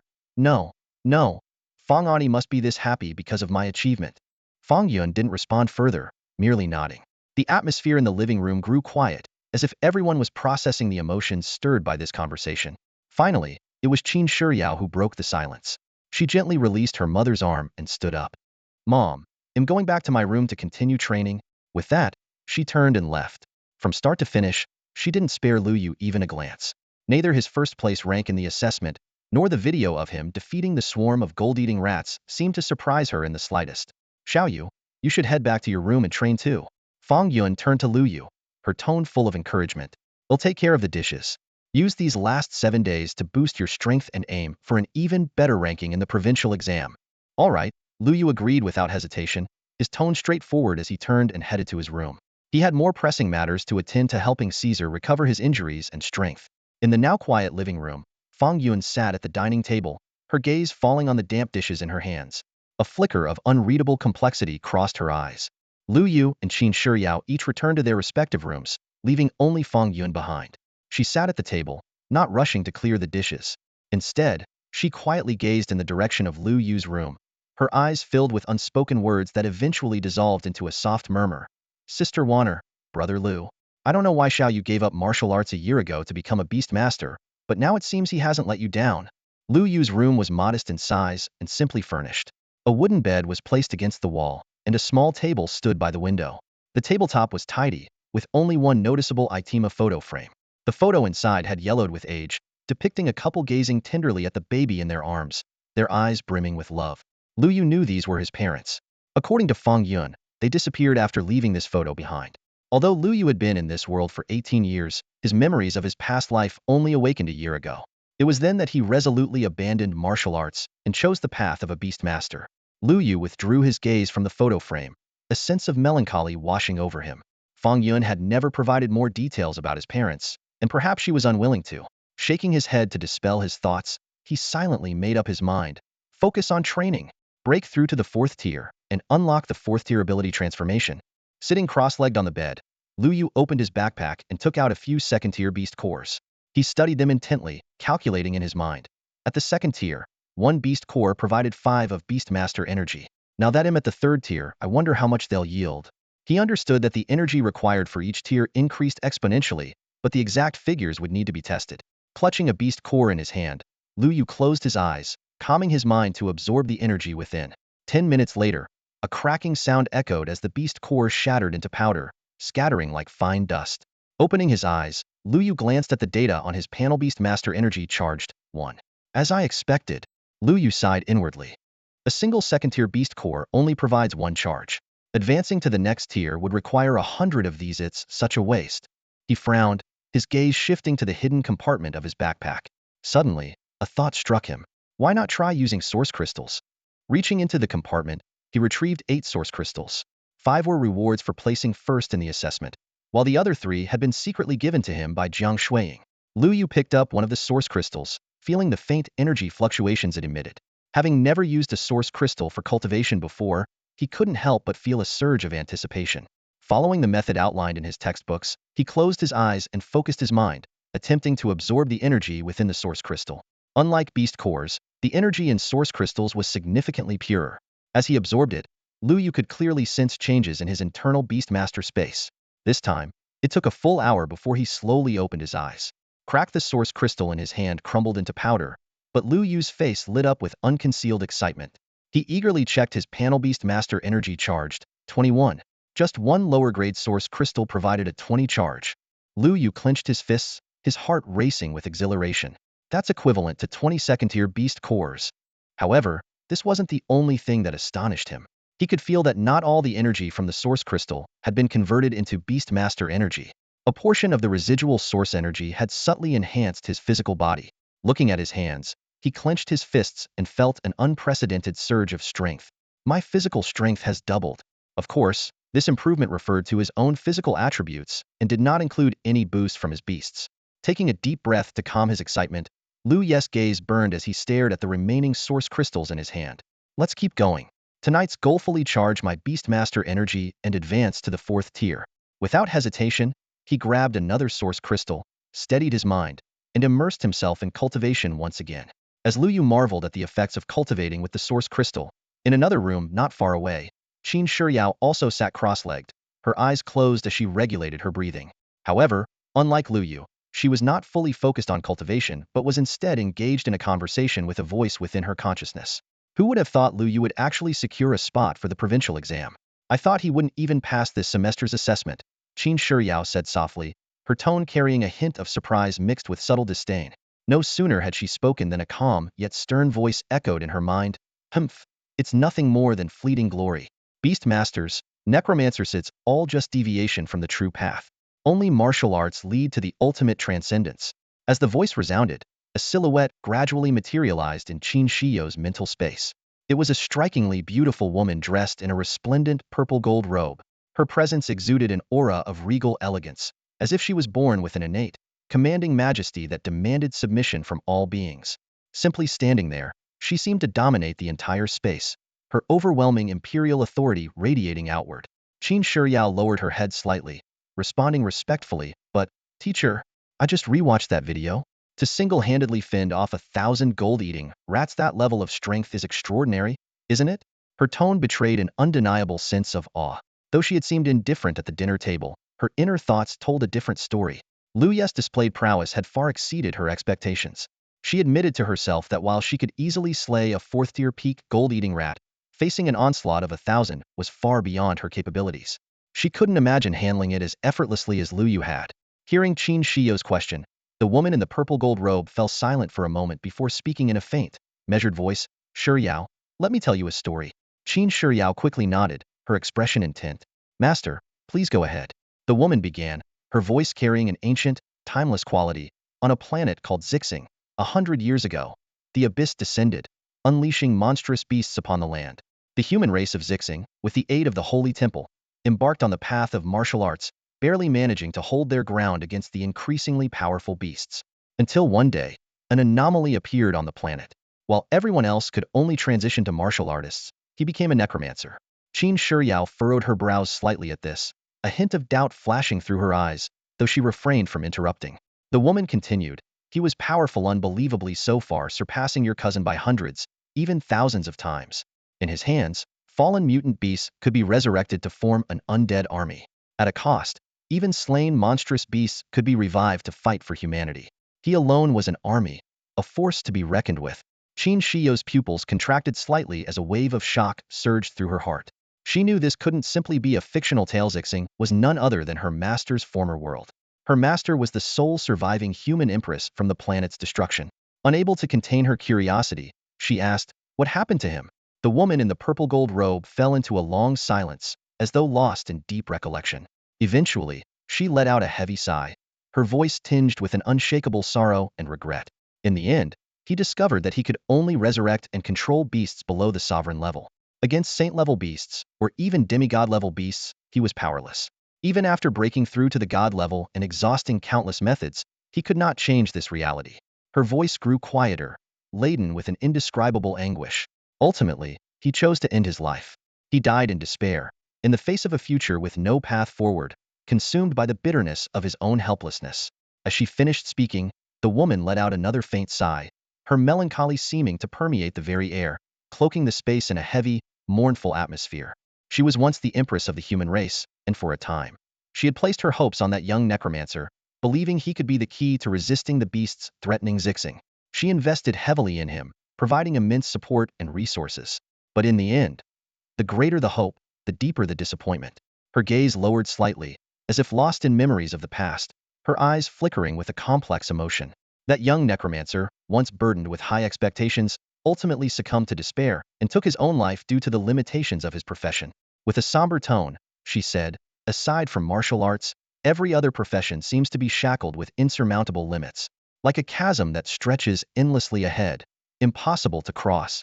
Qin Shiryao drew in a sharp breath upon hearing this, her slender fingers clutching at the edge of her clothing.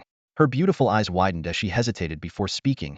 If that's true, does it mean Luo Yu might face the same fate as that necromancer, hitting a wall and unable to progress further? Though she had always remained emotionally detached from the boy living in her home, the thought of him facing such a grim destiny stirred an inexplicable pain in her heart.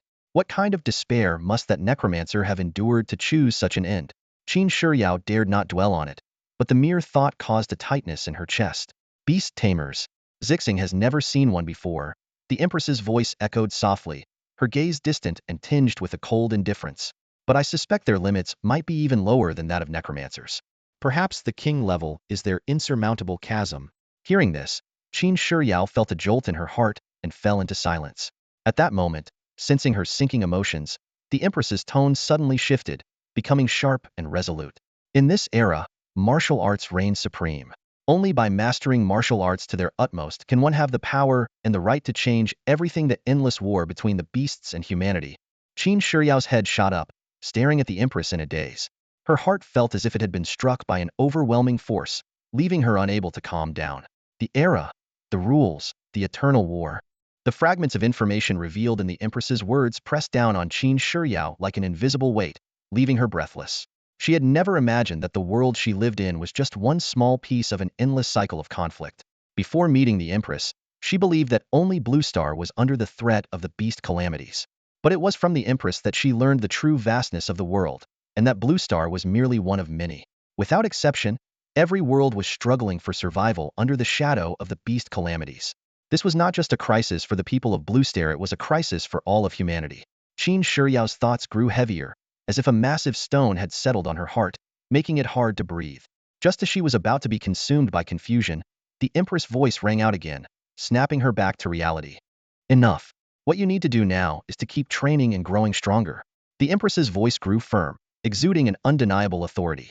Though your martial arts talent is only 6 stars, with me by your side, surpassing that so-called martial god of Huaxia is merely a matter of time. Now, I will teach you a new cultivation technique to enhance your ability to absorb and refine source energy. Aim to break through to the 5th tier before the provincial exams. Qin Shiyao's heart trembled. She quickly steadied herself and responded respectfully. Understood, teacher. She knew she couldn't afford to wallow in doubt. Only by becoming stronger could she hope to stand firm in this war. Time passed quietly. Under the Empress's guidance, Qin Shiyao's training gradually reached a steady rhythm.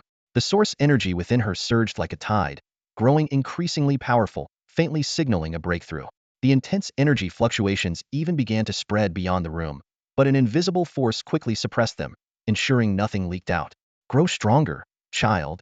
The Empress's ethereal form slowly materialized before Qin Shiyao. Her dark, willow-like brows furrowed slightly, and her gaze, clear as autumn water, drifted beyond the window, resting on the endless lights of the city below. Once, she had been the Empress of humanity, ruling over billions. Now, she was but a fragment of a soul, wandering in a foreign world. She had lost everything she once had. At this moment, her gaze was deep and unfathomable, as though piercing through time and space. Within her eyes seemed to reflect an entire planetary world, a world that, like Blue Star now, had once been illuminated by countless lights. In the room, Luo Yu sat cross-legged on the bed, his eyes tightly shut. The air around him was so still it felt as though even time had come to a halt. Suddenly, a crisp cracking sound shattered the silence. The energy within the source crystal in his hand had been completely absorbed, transforming into strands of beast-taming power that coursed through his body. Luo Yu exhaled a deep breath, murmuring softly to himself, "The 4th one, 81. Without pausing, he picked up another source crystal, clutched it tightly in his palm, and resumed his absorption. Time slipped by quietly. Outside the window, the darkness of night gradually gave way to the pale light of dawn as the first hints of daylight crept across the sky. Through the entire night, Luo Yu's training remained uninterrupted. It wasn't until the energy of the 5th source crystal was fully depleted that he slowly opened his eyes. Beast taming power fully charged, 100. Would you like to advance? A crisp prompt echoed in his ear. Without hesitation, Luo Yu responded firmly, advance. The moment he spoke, an overwhelming surge of beast taming power flooded through his limbs and bones, like a tidal wave. A series of clicking and cracking sounds resonated from his body, as though his very frame was being reforged. This advancement felt different from the ones before. He could distinctly sense a significant increase in his physical strength. Factoring in the effects of the 5 source crystals, his current physical resilience was likely comparable to that of a typical Tier 1 or even Tier 2 martial artist. However, Luo Yu knew all too well that his true combat strength ultimately depended on the power of his bonded beasts. Taking a deep breath, he calmed the excitement churning within him. You have advanced to Tier 4. Tier 4 talent unlocked. Tier 5 talent. Contract a soul entity as your beast. Unlock to view detailed information. The system's prompt continued. Luo Yu glanced at the description of the Tier 5 talent, his brows furrowing slightly as a hint of disappointment flickered in his eyes. A soul entity? This talent seems completely useless. This is the era of the great beast calamity. Where would I even find a soul entity? Shaking his head, he chose not to dwell on it, and shifted his focus to the Tier 4 talent instead. Tier 4 talent. Convert any energy resource into beast taming power within the beast taming space at an equivalent rate. The conversion is instantaneous and has no cooldown. 10 of the converted beast taming power contributes to advancement progress for beast tamers. This percentage increases with higher tiers, up to a maximum of 100. As he read through the description, Luo Yu's eyes gleamed with excitement. His breathing quickened, and a surge of exhilaration swept through him. This talent's potential was beyond anything he had imagined. With sufficient resources, he could rapidly accumulate beast taming power to restore Kaiser's injuries and strength. Without delay, he began taking stock of his resources: 1,089 Tier 2 Beast Cores, 26 Tier 3 Beast Cores, 1 Peak Tier 4 Beast Core, and 3 lower-grade Source Crystals. As Luo Yu looked at the pile of resources, a pang of reluctance flickered in his heart, but it was quickly replaced by determination. All of it convert. He commanded decisively, activating his talent. In an instant, the Beast Cores and Source Crystals piled on the bed vanished in a flash of white light. Within his beast taming space, an immense wave of dense beast taming power surged forth, filling the space to the brim. Inside the beast taming space, a world shrouded in white, Kaiser, the severely injured and near-death Star Titan, lay motionless, barely clinging to life. But as the overwhelming influx of beast taming power engulfed the space, his dim eyes suddenly snapped open, a sharp glint flashing within them. How much of your injuries and strength can you recover after absorbing all this? Luo Yu's voice resonated in Kaiser's mind, tinged with anticipation and urgency. After forming a contract and becoming Luo Yu's pet beast, Caesar dared not show the slightest negligence. He quickly responded telepathically, "This beast power can restore about 10% of my strength. To return to my peak state, I'll need much more of it." Luo Yu nodded slightly upon hearing this, a trace of satisfaction flickering across his brow. 10% might not sound like much, but considering Caesar's immense power, it was a significant recovery. After all, this wasn't just 10% of an ordinary king-level warrior's strength, it was 10% of a king-level beast's strength. This rate of recovery was even more optimistic than Luo Yu had initially anticipated. Beast power charge at 78, a system notification echoed in Luo Yu's mind, signaling that his advancement was now complete. Upon reaching the 4th tier, he also benefited from Caesar's 10 recovery, bringing him tantalizingly close to the 5th tier. Moreover, the advancement had increased the shared talent ratio. A clear system prompt appeared. Current shared ratio: 40. This meant that Luo Yu could now share 40 of Caesar's abilities, including talents, skills, and bloodline power. Luo Yu paused for a moment, raising his hand to feel the surge of power coursing through him. He couldn't help but murmur to himself, "I wonder what tier I would be equivalent to now as a warrior? 7th? 8th? Or even 9th? His tone carried a hint of curiosity, mixed with a faint trace of anticipation. However, he quickly shook his head, a cautious glint flashing in his eyes. Caesar's state hasn't fully recovered. Relying on his strength now might be too hasty, he thought to himself. For this upcoming provincial exam, I need to gather as many resources as possible. Ideally, I can restore Caesar to his full power. Only then will my own strength truly reach its peak." With his short-term goal clear, Luo Yu took a deep breath, his thoughts shifting to another exciting prospect. Since yesterday, he had been captivated by Caesar's magnification talent. This remarkable ability allowed Caesar to either grow 10 times larger or shrink to 1/100th of his size. Sharing 40 of this talent meant that Luo Yu could grow 4 times larger or shrink to 1/40th of his size. The idea of shrinking held little appeal to Luo Yu, but the notion of growing larger made his eyes light up. What man could resist the allure of becoming bigger? He mused with a grin. Without hesitation, he activated the talent Void Traverse with a thought. Whoosh! The air rippled like water as spatial waves spread outward, and Luo Yu's figure vanished from his room. A kilometer away, in the desolate area behind the neighborhood's hill, he reappeared. This secluded spot, rarely visited by anyone, was a place where he used to daydream before his awakening. Today, however, he had come here specifically to test the magnification talent. Shared talent magnification. Activate. Luo Yu muttered, his eyes gleaming with determination. In the next moment, he felt a strange energy flowing through his body. His physique began to expand rapidly. 2 meters, 3 meters, 4 meters. Luo Yu watched in astonishment as his height surged from 1.8 meters to over 7 meters in an instant. Over 7 meters tall, this is nearly the height of a 3-story building. Luo Yu looked down at the ground, feeling momentarily disoriented by the 6-7-meter-high perspective. But he quickly adapted to the novelty, exhilarated by the exponential increase in his strength. With this power, even without sharing Caesar's strength, I could punch a third-tier warrior into the air. Luo Yu clenched his fist, marveling at the explosive force coursing through his muscles. If I share Caesar's power, even a king-level fighter might not stand a chance against me. A surge of confidence welled up within him, and Luo Yu couldn't resist raising his fist and swinging it casually. Boom! The force of his punch shattered a 2 to 3 meter wide boulder into countless fragments that scattered across the ground. Satisfied with his handiwork, Luo Yu crouched slightly, preparing to test his speed next. Whoosh! He shot forward like a bullet, the wind howling in his ears as the ground trembled violently beneath his feet. Thud, thud, thud. Each step he took felt like an earthquake, leaving deep impressions in the earth. Meanwhile, in a nearby residential building, a teenager who had stayed up all night gaming was leaning against the window, bored and aimlessly gazing outside. Suddenly, his eyes widened in shock as he spotted a massive figure moving through the hills. Holy crap! The teenager rubbed his eyes furiously, trying to snap himself out of his fatigue. Am I hallucinating from lack of sleep? Did I just see a giant? No matter how much he rubbed his eyes, the colossal figure remained vividly in sight. It was only then that he finally accepted the truth: this was no hallucination. There really was a giant, towering as high as a 3-story building. Word spread like wildfire throughout the neighborhood that a giant had been spotted on the hill behind the community. The giant was said to be terrifyingly tall, 3 stories high, and could run faster than a car. The neighbors buzzed with gossip, and the elderly folks turned it into their favorite topic of tea-time chatter. Of course, no one really believed it. They treated it as nothing more than an amusing urban legend. The only person who claimed to have seen the giant with his own eyes was a teenage boy, but he couldn't provide any solid evidence. He explained that he had been so scared he froze on the spot, and by the time he regained his senses and reached for his phone to take a picture, the giant had vanished in the blink of an eye. I swear, I really saw the giant, the boy shouted in frustration, his voice hoarse from yelling. But in the end, his mother dragged him off to the hospital and booked an appointment with a psychiatrist. And that psychiatrist just so happened to be the renowned Yang Yongxin, whose reputation extended across the region. Time flowed on, and in the blink of an eye, 7 days had passed. During this time, Luo Yu had barely stepped outside, dedicating himself entirely to his training. Though he no longer had access to resources like beast cores or source crystals, his determination remained unwavering. He understood that hard work was the foundation of cultivation.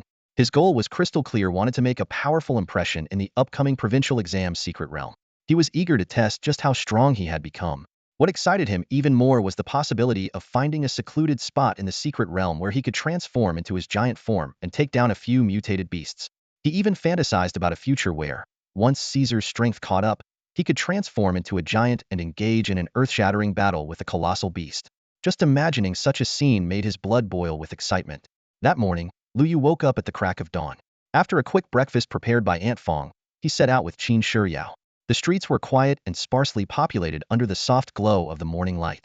The two walked side by side in a peaceful silence. Qin Shiyao wasn't much of a talker, but Luo Yu was used to it by now. Their destination, the city lord's mansion, was only a 10-minute walk from their home. The city lord's mansion was located in the heart of Luo City. Despite its grand-sounding name, it was merely a standalone villa with a large stone slab in front, engraved with the words, City Lord's Mansion. The position of City Lord didn't exist in Waxia's governmental system originally. It was only after the calamity of the giant beasts that this special role was created to safeguard each city. The City Lord wasn't just a title of honor, but a position of immense responsibility. Whenever waves of mutated beasts attacked or giant beasts laid siege, the City Lord was expected to lead the charge in defending the city. As Luo Yu approached the City Lord's mansion, a thought crossed his mind. Has that girl arrived yet? Just as he was pondering, a clear and melodious voice called out from behind him, Luo Yu. He turned around to see Jiang Shuiying, dressed in a sharp white combat outfit, walking briskly in his direction. She followed closely behind a middle-aged man with a square-shaped face, who exuded an air of authority and composure. Her steps were light and full of vigor, while the man's were steady and commanding. Principal Jiang. Luo Yu straightened up immediately and greeted him respectfully. Principal Jiang, Qin Shiyao echoed, recognizing the distinguished principal of Luo City's #1 high school. Jiang Zinman's footsteps were firm and deliberate, each step carrying an almost palpable weight. In the quiet morning, the sound of his shoes hitting the pavement seemed unusually pronounced. He soon approached the pair with Jiang Shuiying in tow, but instead of speaking right away, he fixed Luo Yu with a piercing gaze, scrutinizing him from head to toe. After a long moment of silence, he suddenly asked in a deep voice, "What tier are you at now?" Luo Yu hesitated briefly before answering truthfully, "Tier 4. Tier 4? Jiang Shuiying's eyes widened slightly, her face betraying her surprise. Then, she pursed her lips and muttered with a complex expression, "I was just about to brag to you about breaking through to Tier 4 myself." Over the past 7 days, she had pushed herself to the limit, training tirelessly and consuming several precious source crystals. Not only had she successfully reached Tier 4, but she had also advanced to the midstage of that tier. Compared to her former self just a week ago, The transformation was remarkable. Yet now, hearing that Luo Yu had also entered Tier 4, a mix of unwillingness and inexplicable emotions stirred in her heart. Shuiying, did you hear that? Jiang Zhenmin's voice sounded at just the right moment. He first nodded at Luo Yu with a look of approval before turning to Jiang Shuiying. With a feigned stern expression, he said, "If you don't take your training seriously, your desk mate will leave you far behind." Though his tone was strict, there was a hint of pride in his eyes.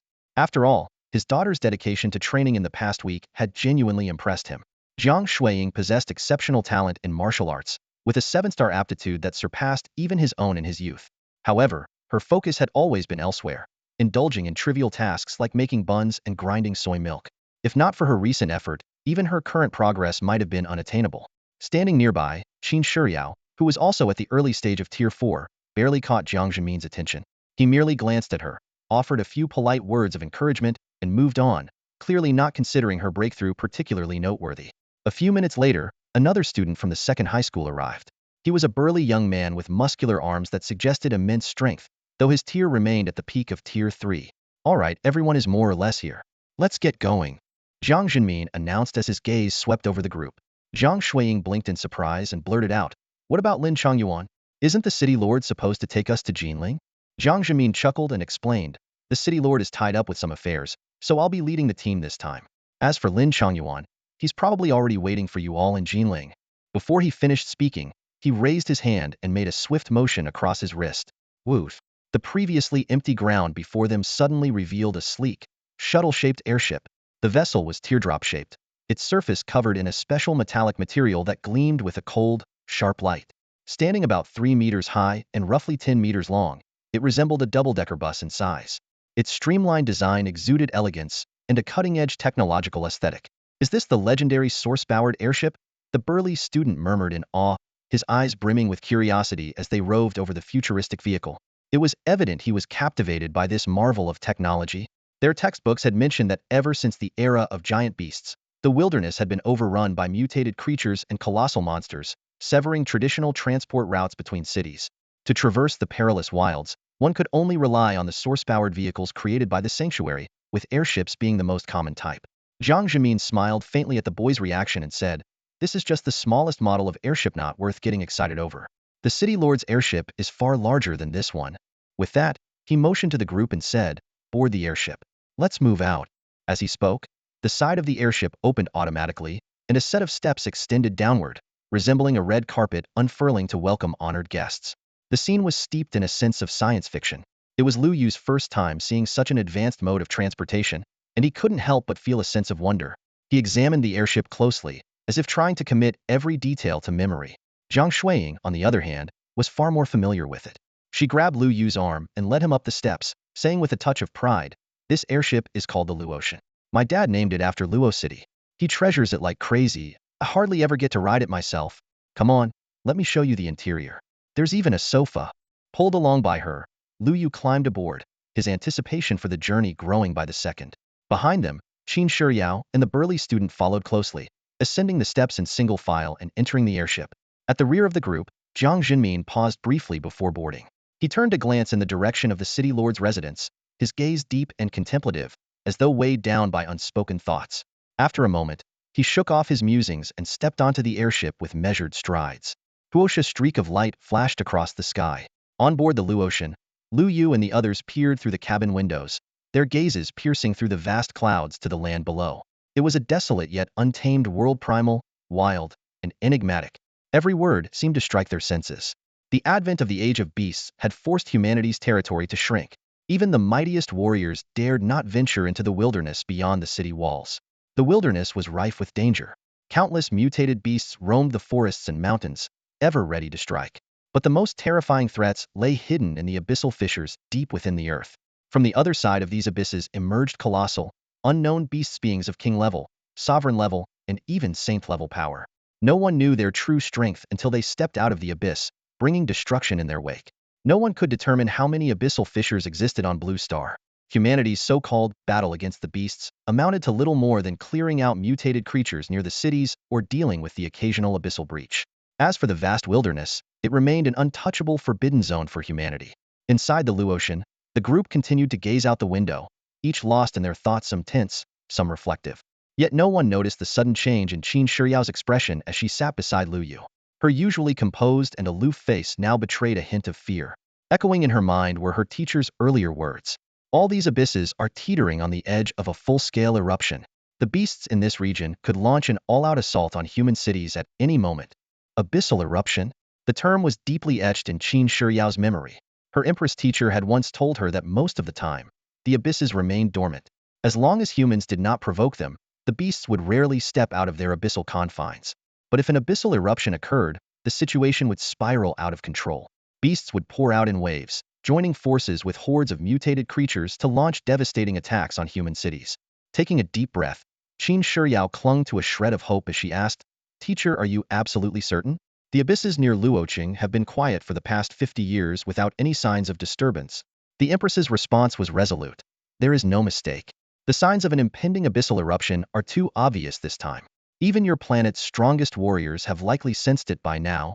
As those words landed, the last glimmer of hope in Qin Shiyao's heart was extinguished. Her face grew paler, and her eyes betrayed a trace of despair. An abyssal eruption, beasts on the march if it truly came to pass. Could Luoqing possibly withstand it? The source-powered airship traveled at astonishing speed. Despite the fact that Blue Star's surface area had expanded tenfold due to the energy radiating from the beasts, and the distance between Luoqing and Jinling had grown from a few hundred kilometers to several thousand, the airship reached its destination in less than an hour. Jinling, the central city of Jiang Province. Once known for its wealth and prosperity, Jinling now stood proud on Blue Star as a symbol of vastness and strength. Standing by the cabin window, Luo Yu gazed down at the sprawling city below. What came into view was an enormous metropolis stretching as far as the eye could see. Modern Jinling's expanse rivaled that of the entire Jiang province in the past. Compared to Jinling, Luoqing with its population of less than 1 million and its modest city defenses seemed like a mere village. After the beast calamity, countless cities had fallen, and many in Jiang province had been reduced to ruins under the beast's onslaught. But Jinling, as an unyielding bastion, had long since become the heart and hope of the entire province. The survivors from the other cities, along with the remaining resources, were all concentrated in Jinling. Over the past 50 years, with waves of refugees pouring in, Jinling has been continuously expanding. Even today, the city is still undergoing rapid development. Principal Zhang's steady and commanding voice broke the silence, explaining the context to Luo Yu and the others. The source-powered airship descended slowly from the sky, and the outline of Jinling gradually grew larger until it disappeared from view, replaced by an expanse of desolate wilderness. Through the window, Luo Yu could see the distant plain teeming with people, clearly gathered in advance. At the far end of the wilderness, a massive abyssal rift stretched across the horizon like a curtain, emanating an oppressive and chilling aura. This is unmistakably the location for this year's provincial exam, the legendary secret realm, said to be filled with opportunities. Jiang Zhenmin's voice cut through the brief silence, carrying a tone of solemnity. 5 minutes later, the airship landed smoothly on the gravel-covered plain. Jiang Zhenmin led Luo Yu and the others off the airship. Scanning the surroundings, they found the area meticulously cleared, leaving a vast, open expanse stretching for miles. Various models of source-powered airships were parked nearby, their sheer number astonishing. These airships are standard equipment for king-level martial arts practitioners, Luo Yu thought to himself, recalling Jiang Shuiying's earlier explanation. The minimum requirement to own a source-powered airship was reaching king level. As his gaze swept across the area, he counted no fewer than 100 airships. In other words, there were at least 100 king-level powerhouses gathered here. A true gathering of king-level elites. Luo Yu couldn't help but feel a wave of awe. "Stay close to me." Jiang Zhenmin's voice snapped them out of their amazement. He led Luo Yu and the others through rows of airship platforms, moving quickly toward a registration point. The registration area was crowded with people. Luo Yu and his group joined the line to verify their identities, confirm their eligibility for the exam, and receive their combat wristbands. The process was orderly, but the sheer number of participants left Luo Yu marveling. Scanning the surroundings, he estimated that there were several hundred examinees gathered.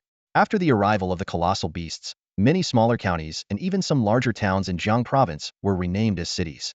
Take our Luo city, for example. It was just an obscure county 50 years ago, Jiang Zhenmin explained casually while observing the scene. So even though the provincial exam is conducted on a city-by-city basis, there are still over 500 students participating this time. Hearing this, Luo Yu and the others gained a deeper understanding of the scale of the event. After completing registration, Jiang Zhenmin led the group to an empty spot. Looking around, he said, "There are still 30 minutes before the secret realm opens. You can rest here and adjust your condition." Nodding in agreement, Luo Yu and the others sat down on the ground, following the example of other examinees. and closed their eyes to rest. As time passed, more and more teams arrived, making the scene even more spectacular. For smaller cities like Luo City, the number of participants ranged from 3 to 7. In contrast, larger cities often sent teams of a dozen, or even hundreds of students. The most striking presence was the delegation from Jinling, comprised of over 100 students in an imposing formation. While observing the crowd, Lu Yu's gaze suddenly locked onto a familiar figure, Lin Chongyuan. At that moment, Lin Chongyuan stood among the Jinling team, his right cheek slightly swollen and red, with faint traces of a slap mark still visible. Yet his demeanor was one of arrogance, exuding a sense of triumph. Looks like this guy's been doing well for himself, Lu Yu sneered inwardly, his attention shifting to the figure standing in front of Lin Chongyuan.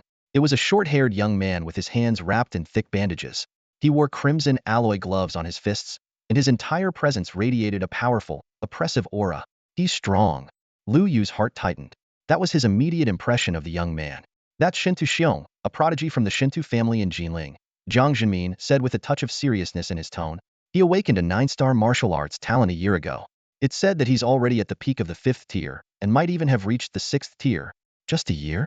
No matter how talented he is, that kind of progress seems unbelievable, Jiang Shuiying muttered with a frown, unable to suppress her curiosity.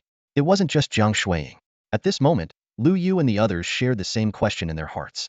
Even the other prodigious candidates from various cities present were visibly shocked and confused upon learning about Shen Tuxiong's cultivation level from their accompanying instructors. Among those gathered here, who wasn't regarded as a martial arts genius? While a 9-star martial arts talent was undoubtedly exceptional, it wasn't unheard of in the major cities. So why was Shen Tuxiong so far ahead? Standing next to Lu Yu, a male student from the Xiqing candidates group looked utterly incredulous. He couldn't help but mutter under his breath, "This is impossible. Absolutely impossible." He himself possessed a 9-star martial arts talent and had trained relentlessly for the past year, day and night. Yet, he had only just broken through to the 5th tier. And Shen Tuxiong? He was already at the 6th tier. That was an entire major realm higher. It was common knowledge that the further one progressed in martial cultivation, the greater the gap between tiers became. The chasm between the 5th and 6th tiers was almost comparable to the leap from the 2nd to the 5th. Such rapid progress was nothing short of astonishing. Principal Jiang observed the doubt and disbelief on the faces of Lu Yu and the others, as if he had anticipated this reaction. With a faint sigh, he began to explain, resources. It's all about resources. Prodigies like Shen Tuxiong, backed by the Shintu family, have access to cultivation resources you can't even begin to imagine. Source crystals, techniques, martial skills, equipment, even rare and unique items, they have it all. At these words, the group behind Lu Yu fell silent, feeling a weight settle heavily in their hearts. Even Jiang Shuiying unconsciously bit her lip, her expression showing traces of frustration. But Lu Yu's reaction was entirely different. His face remained calm, showing no trace of surprise. This makes perfect sense, Lu Yu thought to himself. A year ago, he had made the bold decision to forego his 9-star martial arts talent and instead pursue the path of a Beast Tamer. At that moment, he had already realized that talent alone wasn't enough to secure a foothold in this world. Out in the wider world, success depended not only on talent but also on power, influence, and resources. Scenes from cultivation novels he had read in his previous life flashed through his mind, particularly the saying wealth, companions, methods, and land, with wealth being listed first. While Blue Star was a martial arts world, the principle remained the same. Without resources, even the most gifted individuals would struggle to go far. Principal, you mentioned the Shantu family earlier. Could you elaborate further? Lu Yu asked thoughtfully, shifting his focus away from Shan Tuxiong. He had no interest in so-called prodigies. 6th tier? So what? Could Shen Tuxiong withstand a single strike from his Starry Sky Titan? Since the moment he had contracted the Starry Sky Titan, Lu Yu's ambitions had surpassed the petty rivalries among the younger generation. What truly intrigued him was the power dynamics within Jinling City. Principal Jiang Zhenmin noticed that Lu Yu's expression lacked even the slightest hint of frustration or discouragement. Instead, he appeared composed and at ease. This demeanor earned a glimmer of approval in the principal's eyes. Nodding, Jiang Zhenmin said, "That's a good question. I was planning to explain this to you all."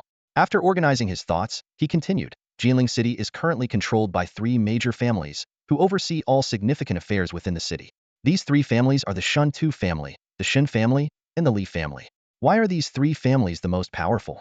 That brings us to Jinling's top martial powerhouses, 3 saints and 9 sovereigns. As he mentioned this, even Principal Jiang, who was usually stern, revealed a hint of reverence in his expression. 3 saints and 9 sovereigns? Lu Yu raised an eyebrow, his interest piqued as he repeated the phrase under his breath. Jiang Zhenmin nodded and explained, "That's right. The reason they are known as the three great families is because the Shinto family, the Shun family, and the Li family each have a saint-level warrior guarding them. Saint-level warriors, also referred to as your eminence, have transcended the mortal realm through their cultivation, possessing unimaginable power. With a mere wave of their hand, mountains crumble, rivers shatter, and oceans are overturned. These words hit Jiang Shuiying and the others like a heavy hammer, shaking them to their core. Their eyes widened in disbelief, unable to mask their shock. At this moment, the rumors about saint-level warriors no longer seemed like mere legends. They were stark reality. In comparison, they, who were still reliant on their physical strength to fight, seemed as insignificant as toddlers taking their first steps. However, Luo Yu's thoughts were entirely different. His eyes narrowed slightly as if deep in thought, though his mind was fixated on another idea. If saint-level warriors are already this powerful, how terrifying must a Saint Radiance-level beast be? In an unknown fight, warriors are never a match for those beasts. If I could somehow get my hands on a Saint Radiance-level beast as a pet TSK, how inspiring would that be? As the thought crossed his mind, a subtle smile crept onto Luo Yu's lips, carrying a hint of excitement and anticipation. Meanwhile, in another part of the scene, the candidates from Jinling marched in an imposing formation. Over 100 people moved in unison, resembling a flowing river of steel. Within the group, Lin Changyuan's gaze darted through the crowd until it landed on the spot where Luo Yu and his companions stood. He touched his swollen right cheek, gritted his teeth, and seemed to make a firm decision. Without hesitation, he quickened his pace toward Shinto Xiong, bowing slightly with a respectful expression as he said, "Young Master Shinto, that boy over there is Luo Yu, the one my father mentioned to you before." Hearing this, Shinto Xiong paused mid-step and followed Lin Changyuan's direction, casting a glance in Luo Yu's direction. After a brief moment, he shook his head, his tone filled with disappointment. Too weak. In his perception, Luo Yu's aura hadn't even reached the threshold of a first-tier warrior. Such a feeble existence wasn't even worthy of being considered his opponent. Lin Changyuan panicked upon seeing this and quickly added, "He's not a warrior. He's a beast tamer. His contracted beast is incredibly strong enough to slay a fourth-tier peak mutant beast." "Oh, a fourth-tier peak mutant beast?" Shinto Xiong raised an eyebrow, but then let out a cold laugh. "And so? Is that supposed to be impressive?" His tone dripped with disdain, clearly uninterested in the so-called achievements of a beast tamer. If it weren't for the fact that Lin Changyuan's father, the city lord of Licheng, had some connections with his own father, Shinto Xiong wouldn't have even bothered with Lin Changyuan, let alone help him deal with someone like Luo Yu. Weak, far too weak. If you truly can't handle him, then call me when the time comes. Shinto Xiong dismissed the matter with a cold and indifferent tone before resuming his stride without even sparing another glance. In his eyes, someone like Luo Yu wasn't worth his time. Lin Changyuan stood frozen in place, his face alternating between shades of green and white, looking utterly humiliated. But soon, he took a deep breath, forcibly suppressing his resentment and anger. Quickening his pace, he caught up to Shinto Xiong, once again adopting a servile demeanor, trailing closely behind. "Stick to young Master Shinto like glue." This was the advice his father had repeatedly emphasized before his departure, and he dared not slacken in the slightest. Time flew by, and before they knew it, half an hour had passed.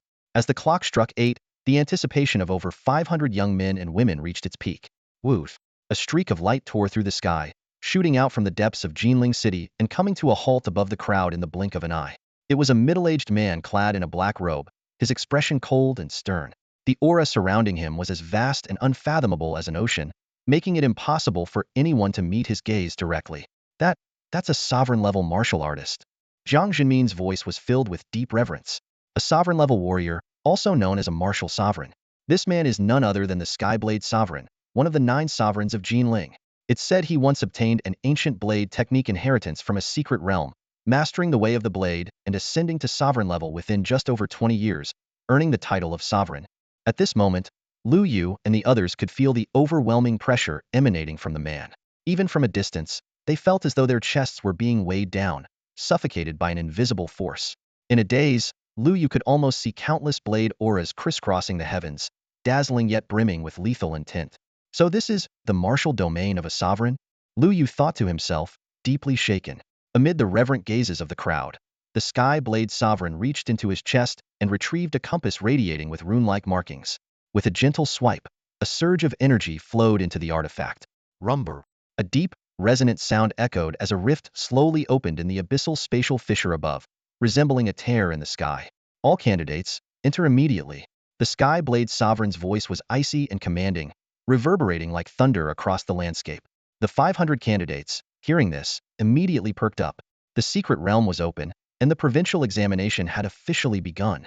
As the secret realm officially opened, over 500 prodigies from various parts of Jiang province entered in an orderly manner, disappearing into the radiant entrance of the realm.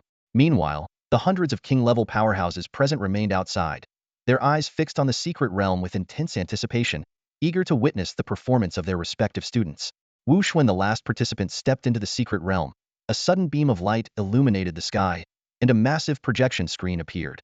The screen gradually displayed a clear image, revealing the real-time situation inside the secret realm. This wasn't feedback directly from the realm itself, but rather information transmitted through the combat wristbands worn by each participant. Unlike the wristbands Luo Yu had used during his previous semester assessment, these were high-grade devices that the upper echelons of Jinling had acquired at great expense from the sanctuary. They possessed the capability to project real-time visuals across spatial rifts, enabling the scenes within the secret realm to be displayed here. As the projection emerged, four figures silently appeared in the sky above. Their presence was restrained, yet their very existence exuded an overwhelming aura akin to towering mountains, commanding awe and reverence. Even the once unmatched heavenly blade sovereign, who stood proudly in the sky, slightly inclined his head in respect, casting a gaze filled with deference toward these four individuals. Below, the king-level powerhouses also showed expressions of reverence and anticipation, whispering among themselves. These four individuals were none other than the envoys from the four great martial academies of Huaxia. The four great martial academies Qinglong, Baihu, Zhuke, and Xuanwu.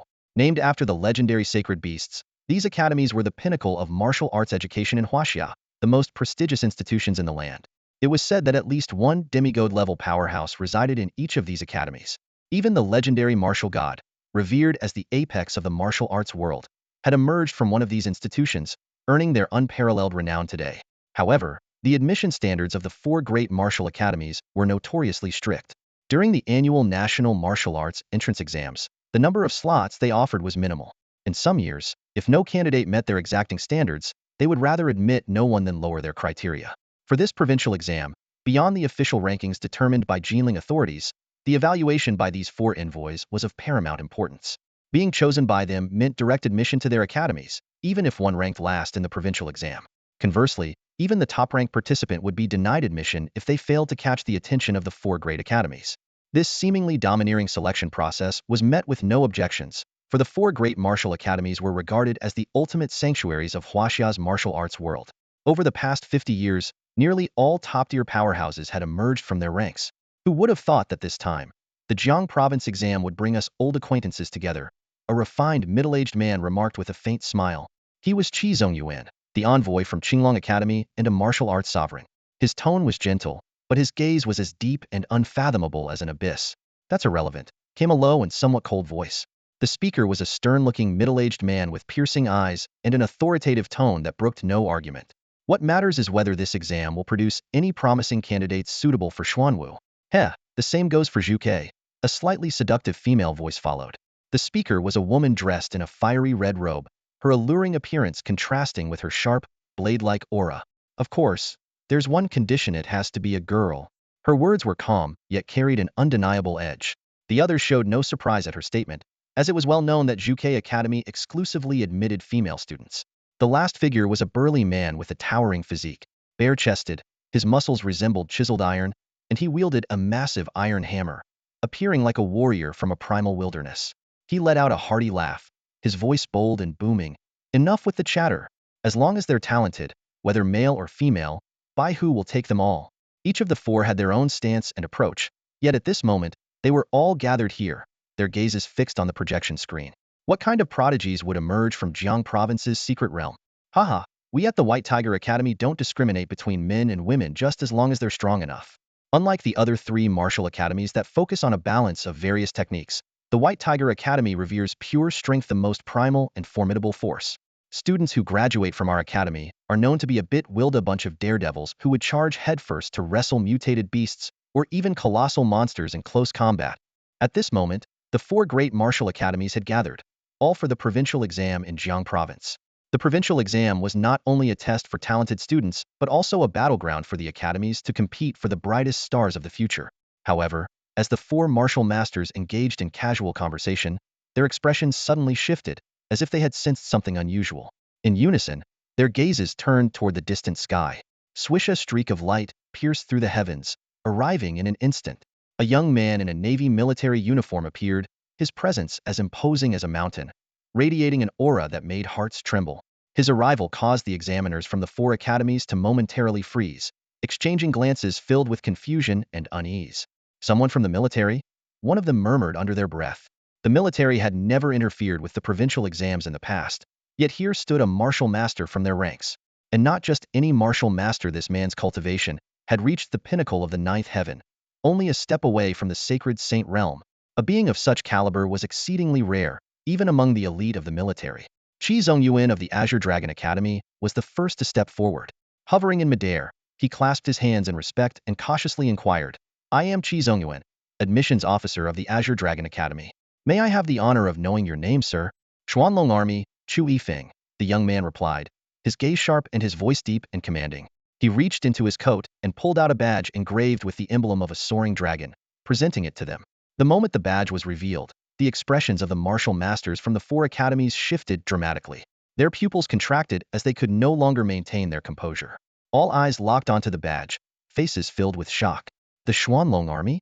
The female inspector from the Vermilion Bird Academy couldn't suppress her gasp, her voice trembling slightly. Her wide, astonished eyes fixated on Chu Yifeng as she swallowed hard, trying to calm herself. The Xuanlong Army, a legendary force. The most secretive and powerful unit in Huaxia, often referred to as the nation's ultimate weapon. Rumor had it that the current martial god himself had graduated from the Azure Dragon Academy before joining the Xuanlong Army.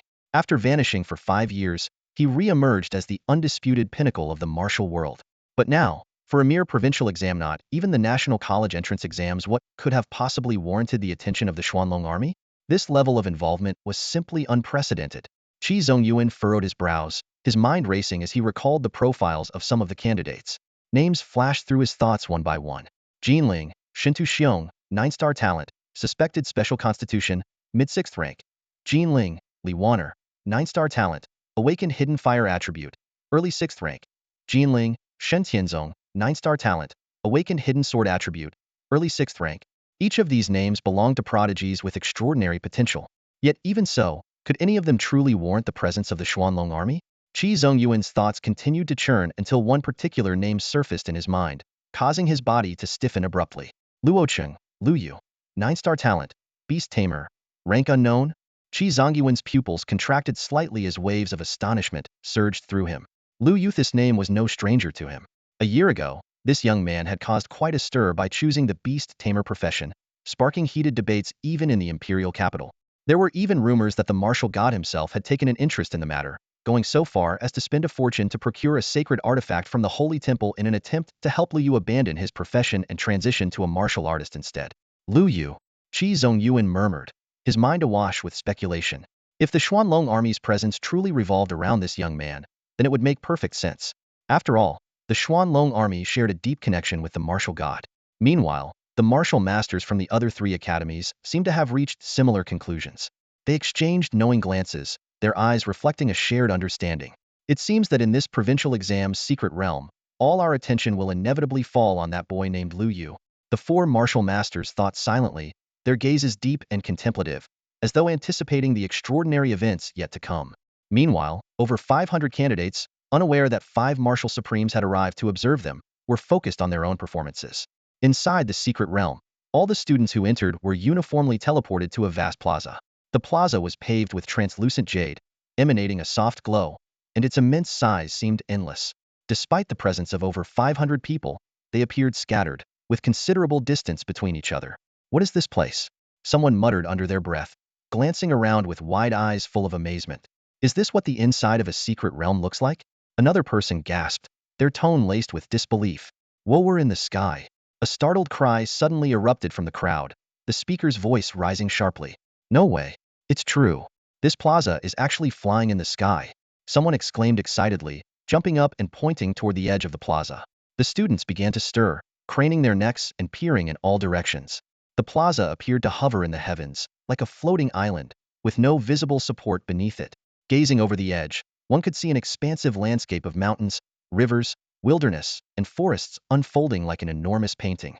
The boundless expanse of the secret realm was awe-inspiring.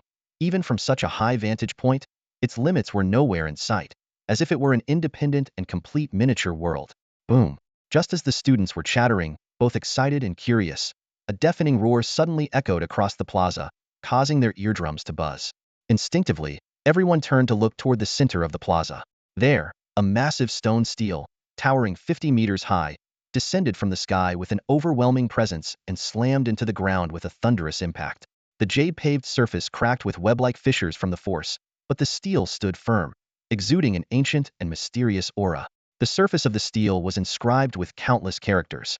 Though the language was unfamiliar, an uncanny phenomenon occurred. Anyone who looked at it could instantly comprehend its meaning. Power Stele. Only those who pass the Power Steel's test will be granted access to the Scarlet Flame sect's secret realm of opportunities. Each individual has 3 chances, with the highest score being recorded. Those who fail the test will be forcibly expelled from the secret realm.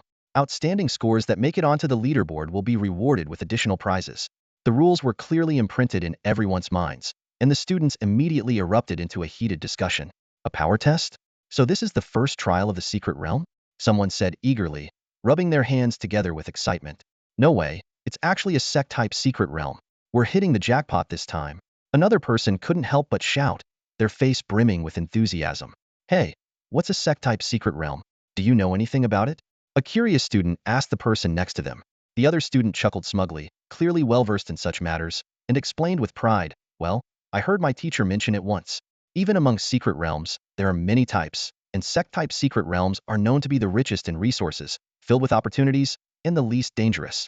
It's said that these sect-type secret realms are remnants of martial sects that vanished long ago. If you can obtain even a fraction of the opportunities within, your future achievements could be limitless. Really? Someone asked skeptically. Of course it's true. You've heard of the Heavenly Blade Supreme, right? When he was young, he gained a blade technique inheritance from a secret realm, which is how he achieved his current status.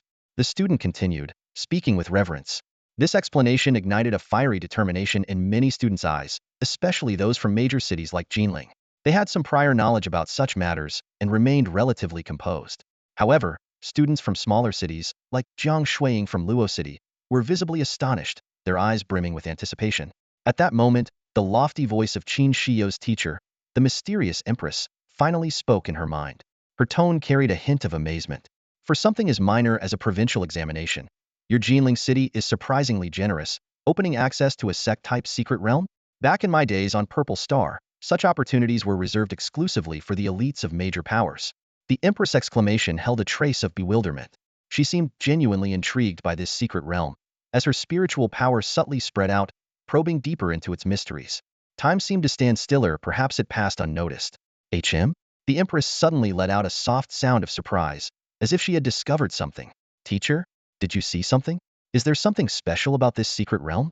Qin Shiyo's curiosity was instantly piqued upon hearing her teacher's reaction, and she couldn't help but ask eagerly. After all, this was the first time she had seen her teacher react this way. Even when there were signs of the Abyss Rebellion earlier, the teacher had only calmly reminded her once. Perhaps it was just a false alarm. After a long silence, the Empress finally spoke, but Qin Shiyao's heart felt restless, as though something was scratching at it, making it impossible to find peace. Meanwhile, after learning the rules of this secret realm, the more than 500 students present began their tests in an orderly manner. The test process was simple yet imposing. Each student would step up to the stone tablet and deliver their strongest punch. The stone tablet would then display the strength of the punch, which served as the test result. The passing standard was 40,000 pounds. After each punch, students could take a short break before continuing. Each person had 3 chances, and the highest score among the 3 would be recorded as the final result. 40,000 pounds? That's something only a 4th-tier martial artist can usually achieve, right? A voice exclaimed from the crowd. What the heck? Are you kidding me?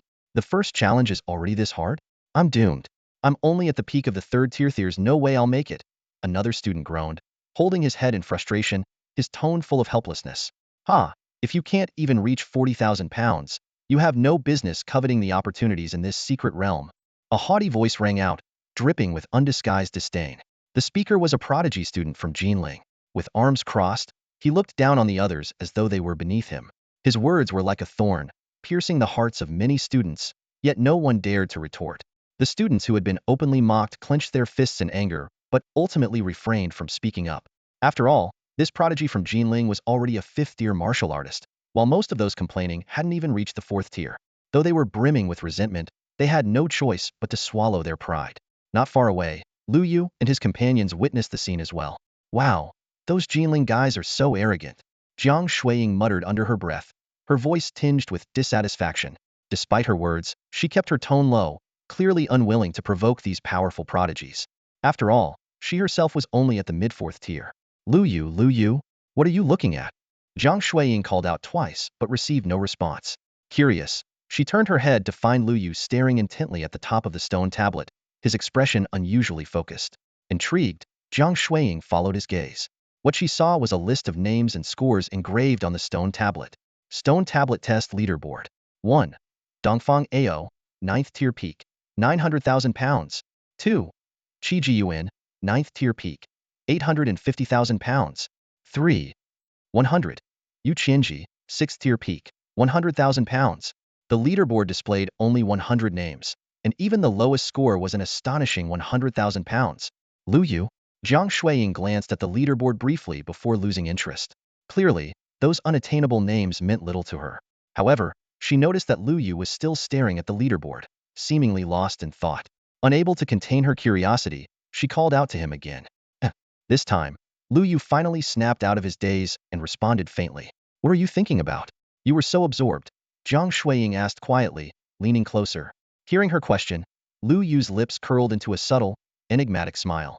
He replied softly, I was wondering if I could take the top spot on the leaderboard. Jiang Shuiying froze upon hearing this. The next moment, she couldn't help but burst into laughter, her eyes filled with amusement. That's a good joke, but maybe save it for next time, she teased, her tone light and playful. Clearly, she had dismissed Luo Yu's words as an unrealistic jest. Unbeknownst to her, Qin Shiyao, standing nearby, had also overheard Luo Yu's remark. Unlike Jiang Shuiying, Qin Shiyao did not laugh. Instead, her brows furrowed slightly, and a trace of disappointment flickered across her cold, delicate face. In her eyes, Luo Yu's words came off as overly arrogant and self-important. Fortunately, only their group had heard him. Had outsiders caught wind of it, it would have undoubtedly drawn waves of ridicule and mockery. Being weak was not a sin. Overestimating oneself, that was the true original sin. But Luo Yu wanted to tell them he wasn't joking. He was genuinely planning to aim for the top spot on the leaderboard in just a moment. What do you think, Caesar? Luo Yu asked, shifting his thoughts to the beast space where his king-class beast companion, the Starry Titan, resided. On the Jade Stone Plaza, as time passed, more and more students stepped forward to undergo the strength test. The stone tablet occasionally flickered with light, revealing the corresponding results immediately after. In just 1 hour, nearly 100 students had completed their tests. Among them, the most attention-grabbing performance came from a prodigy hailing from Sucheng. He displayed a 5th-tier cultivation level and unleashed a staggering force of 80,000 Jin with a single punch, leaving everyone in awe. To put this into perspective, an ordinary 5th-tier martial artist typically generates about 50,000 Jin of force per punch. Every increase beyond that is an uphill battle akin to ascending to the heavens. For this prodigy to reach such a level speaks volumes about his extraordinary talent. A martial artist's strength, while partially derived from their physical constitution, primarily depends on the explosive utilization of source energy. The amount of source energy and the precision with which it is harnessed determine the limits of one's strength. Ordinary martial artists may only be able to utilize 40 of the source energy within them, whereas peerless prodigies can push it to the extreme, sometimes achieving full utilization. The gap between the two is as vast as that between a firefly and the bright moon, utterly insurmountable. 80,000 Jin of force. That's not far from 100,000 Jin. Discussions buzzed across the plaza. Exactly. A force of 100,000 Jin is the threshold for making it onto the rankings, and there's even an additional reward for it. I wonder what the reward is. I'd love to find out. Don't worry, the monstrous prodigies from the 3 great families of Jinling haven't stepped up yet. I'm betting on Shentu Xiong's bound to break 100,000 Jin. Shentu Xiong is indeed formidable, but, personally, I prefer Li Weiner. That said, in a pure test of brute strength, she might not necessarily surpass Shentu Xiong. The crowd was abuzz with lively chatter, the excitement palpable. But just then, the atmosphere on the plaza suddenly froze. Shentu Xiong had arrived. Clad in gloves, he strode confidently toward the testing stone tablet, exuding an aura of dominance and self-assurance. His presence instantly silenced the bustling crowd, drawing every gaze, including Lu Yes, toward him. He should be able to break 100,000 Jin, right? Otherwise, this would be far too dull. Lu Yu thought to himself as he observed Shentu Xiong's imposing figure. He, too, planned to make his move later, hoping to leave everyone in shock and awe. However, The loneliness of being unmatched had accompanied him for years. If there were truly a few worthy opponents, it might add a rare touch of amusement at the very least. It would fuel his motivation to show off. At this moment, Shen Tuxiong stood before the stone tablet. He took a deep breath, slightly lowered his stance, and began channeling his strength. In the next instant, a surge of source energy erupted across the plaza, sweeping up like an invisible whirlwind. A faint, low humming sound reverberated in the air. This is what happens when source energy reaches its peak. Someone in the crowd murmured in awe. 1 second, 2 seconds, 3 seconds. Shen Tuxiong's source energy continued to climb, his aura surging like a torrential flood, making it hard for anyone to breathe. To those present, he seemed to transform into a volcano on the brink of eruption, harboring a power capable of shaking the heavens and earth.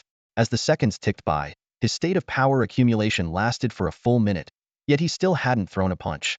Among the 500-plus students on the plaza, not a single one dared to question him aloud. The oppressive atmosphere spoke for itself. In the ranks of Jinling's prodigies, even the usually aloof Li Weiner and Shan Tianzong now wore uncharacteristically serious expressions. As peerless prodigies themselves, they could keenly sense the nearly unfathomable energy surging within Shen Tuxiong. Another minute passed. The energy whirlwind over the square not only failed to intensify but instead gradually diminished, eventually fading away. This young man truly possessed remarkable talent. His mastery of power and source energy had reached an extraordinary level. In Qin Shiyao's mind, the cold and detached voice of her mentor, the Empress, echoed with a rare tone of approval. Though her words were calm, they carried a hint of acknowledgement that was seldom given. Qin Shiyao's heart skipped a beat. Their mentor was known for her exacting standards, and receiving such praise was a testament to the young man's exceptional nature. Time ticked by slowly, yet the tension in the square grew increasingly palpable. Shen Tuxiong sat with his eyes closed, regulating his breath. The power coursing through his body was like a torrential river, surging wildly through his meridians. Every muscle in his body was taut to the extreme, and even his exposed skin faintly glowed red, as though on the verge of being torn apart by the overwhelming force. Finally, after 5 minutes of accumulation, he abruptly opened his eyes, a piercing brilliance flashing within them. At that moment, he resembled a volcano on the brink of eruption. Boom! Shen Tuxiong struck. His punch roared like thunder, the gale from his fist sweeping across the square with ferocious intensity. The force surged toward a towering stone monument over 50 meters high, colliding with a deafening impact. Yet, the stone monument remained utterly unmoved, not even a single crack appearing on its surface. But everyone who witnessed this scene understood it wasn't that the monument was indestructible, but rather that Shen Tuxiong's punch had already surpassed the limits of ordinary comprehension. The next moment, the surface of the monument rippled with a wave of light, and then 2 lines of text slowly emerged. Name: Shen Tuxiong. Rank: mid-6th tier. Result: 150,000 gene. The square erupted instantly. 150,000 gene. That was no longer the strength of an ordinary human, it was akin to the power of a mythical primordial beast. The gathered students were left dumbfounded, many unable to contain their shock as they exclaimed, "My God, is this even humanly possible? 150,000 gene. This result is bound to make it onto the rankings, right?" Someone in the crowd murmured, their voice filled with awe. Sure enough, the monument flashed once more, and new text appeared. This result qualifies for rank 89 on the leaderboard. Would you like to attempt again? The crowd held their breath, every pair of eyes fixed on Shen Tuxiong. However, he merely smiled faintly and shook his head. He knew that punch had already pushed him to his limit. Any further attempts would be futile. From the very beginning, his goal had been clear: to prove himself with a single punch. One punch was enough.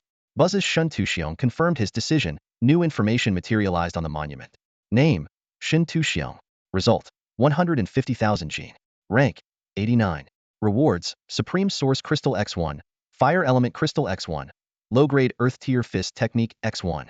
As the information appeared, a glowing orb emerged from the monument and landed steadily in Shen Tuxiong's palm. He glanced down at the rewards in his hand, a hearty laugh escaping his lips, filled with unrestrained joy. Ha ha ha! A Supreme Source Crystal. Even the Shen Tu family may not possess such a priceless treasure. The students in the square were already dumbfounded, especially when they saw the Supreme Source Crystal. Their eyes turned red with envy, as if they were about to bleed. A Supreme Source Crystal was a legendary cultivation treasure, a resource that even martial sovereigns might not have the fortune to acquire. And the Fire Element Crystal? Its value, in certain circumstances, could surpass even the Supreme Source Crystal. Meanwhile, the low-grade Earth Tier Fist Technique was a martial skill that countless practitioners could only dream of obtaining. This reward is insane. Someone in the crowd muttered through gritted teeth, their envy bordering on madness. Yet, while everyone's attention was fixated on Shan Tuxiong's rewards, a figure standing quietly in the corner Lu Yuzmold. His smile was even brighter than Shan Tuxiong's, carrying a hint of inexplicable anticipation. He murmured softly to himself, if 89th place yields such rewards, then what kind of unimaginable treasures would await for reaching the very top? Lu Yu's gaze shifted toward the towering stone monument that seemed to pierce the heavens. His eyes burned with fervent determination, a fiery resolve gleaming within them. Time flew by in the blink of an eye. Before anyone realized it, another hour had passed. In the bustling square, the tests were still in full swing. More and more students completed their strength assessments. Among the top performers, most hailed from the illustrious Jinling city.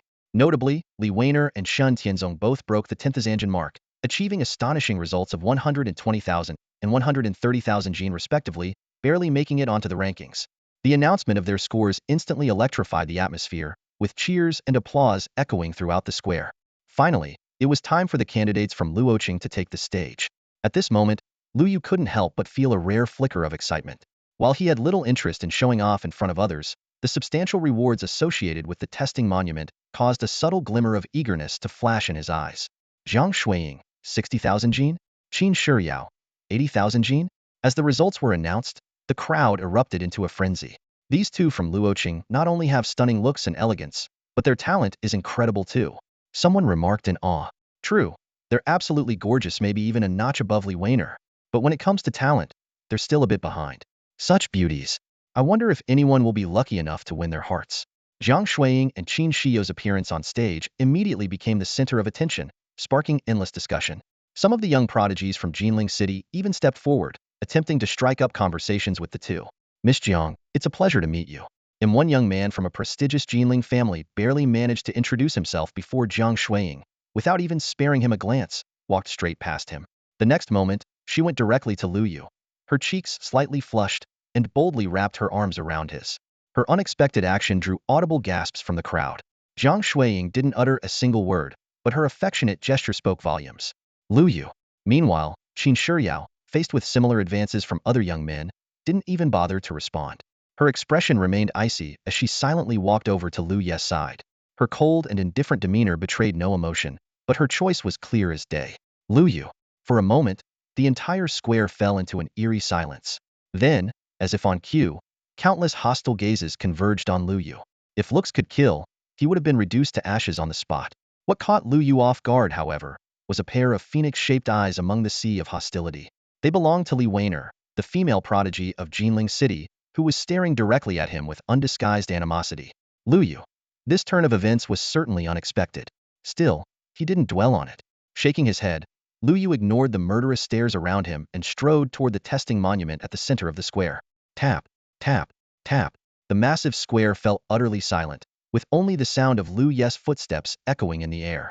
Thanks to Zhang Shuiying and Qin Shiyao's assistance, he had now become the center of everyone's attention. Standing before the monument, Lu Yu lifted his head, his expression calm and composed. He rubbed his neck lightly and flexed his wrists. Then, without a word, he activated his shared talent. Share 40 of the full attributes of the celestial titan, Caesar. In an instant, Lu Yu felt an overwhelming surge of power coursing through his body. Every fiber of his being was brimming with boundless energy. For a fleeting moment, he had the illusion that a single punch could completely obliterate the testing monument. Boom. Without any hesitation or unnecessary theatrics, Lu Yu threw his punch. And then, silence. The entire square fell into a deathly stillness. Moments later, the silence shattered as the crowd burst into raucous laughter. You've got to be kidding me. Was that a joke? There wasn't even a trace of energy fluctuation. Ha ha ha, that punch was so light. My grandma wouldn't even feel it if it were aimed at her. Damn, I couldn't sense his level earlier, so I thought he might be some hidden expert pretending to be weak. Turns out, wait a second, am I seeing things? Amid the jeers and mockery, a series of numbers suddenly appeared on the surface of the testing monument. On the stone tablet, a sudden flash of light illuminated its surface, and a few lines of text appeared. Name, Lu Yu. Rank, 4th tier. Result, 150,000 Jin. The Jade Plaza instantly erupted into chaos. As soon as the crowd saw the words, the entire scene descended into a cacophony of disbelief and ridicule. Impossible. There's no way. Absolutely no way. What kind of joke is this? The testing tablet must be broken. That punch of his just now? It didn't even seem like he used any strength. Are you kidding me with 150,000 gene? That punch felt like someone scratching their grandma's back. Is your grandma doing okay? Mocking laughter and incredulous voices filled the air, as over 500 students on the plaza unanimously believed there had to be a mistake. After all, Luo Yu's punch had seemed far too casual, so casual that it felt like a mere flick of the wrist, lacking even the slightest seriousness. In truth, their perception wasn't wrong. Luo Yu had indeed thrown just a casual punch, using merely a tenth of his strength. He had no real grasp of the boundless power within his body, nor any clue about its true magnitude. He had simply wanted to test it out with no expectations, yet that single punch turned out to be beyond the limits of their understanding. Standing still, Luo Yu furrowed his brow slightly and let out a long sigh. His sigh carried an indescribable sense of helplessness and solitude, like someone standing atop the peak of a mountain with no one to challenge him. Amidst the clamor of disbelief, the stone tablet once again lit up, revealing another line of text. This result qualifies for rank 89 on the leaderboard. Would you like to retest? These simple words struck the doubters like a heavy blow, leaving them stunned. The plaza fell into a dead silence as everyone exchanged bewildered glances, their skepticism now firmly lodged in their throats, unable to be spoken. Of course, a few still refused to believe it. However, Luo Yu paid no attention to their doubtful gazes. His goal was simply to claim the rewards hidden within the tablet. Retest, Luo Yu said calmly. His voice wasn't loud, but it carried an undeniable confidence. As his words fell, the text on the stone tablet slowly faded away. Over 500 pairs of eyes locked onto Luo Yu, filled with a mix of anticipation and fear. Then, Luo Yu raised his fist once more this time. He was serious. Boom! The punch landed, and the entire plaza trembled violently. The ground seemed to quake under the sheer force of his strike. A crisp cracking sound followed, drawing every gaze to the stone tablet. To their astonishment, a crack had appeared on the surface of the towering 50-meter structure. Crack! Another sharp sound echoed as the fissure spread rapidly like a spiderweb. In mere moments, the once imposing stone tablet began to sway precariously, as though it could collapse at any second. Gulp! Over 500 students swallowed hard, their faces etched with terror and shock. Jiang Shuiying was dumbfounded. Qin Shiyao was completely stunned, and even the empress-like figure in her mind was wide-eyed, unable to process what she was witnessing. As for the others, their reactions were even more extreme. Some were so overwhelmed that their legs gave out beneath them. Shen Xiong stared intently at the cracks on the tablet, his burly frame trembling involuntarily. He suddenly turned his head, fixing his gaze on Lin Chongyuan with a mixture of anger and disbelief. His voice was low yet filled with accusation. A beast master? You call this a beast master? The plaza was deathly silent. Shen Xiong's furious question rang out like a thunderclap, snapping everyone out of their stunned stupor. Yet, before they could even process the implications of the so-called beast master identity, the stone tablet erupted with an unprecedented brilliance. Bow! The light radiated like a blazing sun, hovering in the center of the plaza and illuminating the entire area with a blinding intensity. Everyone instinctively shut their eyes against the glare. It wasn't until several breaths later that the light gradually faded, and new lines of text emerged on the tablet. Name, Luo Yu. Result, 1 million gene. This result tops the leaderboard at rank 1.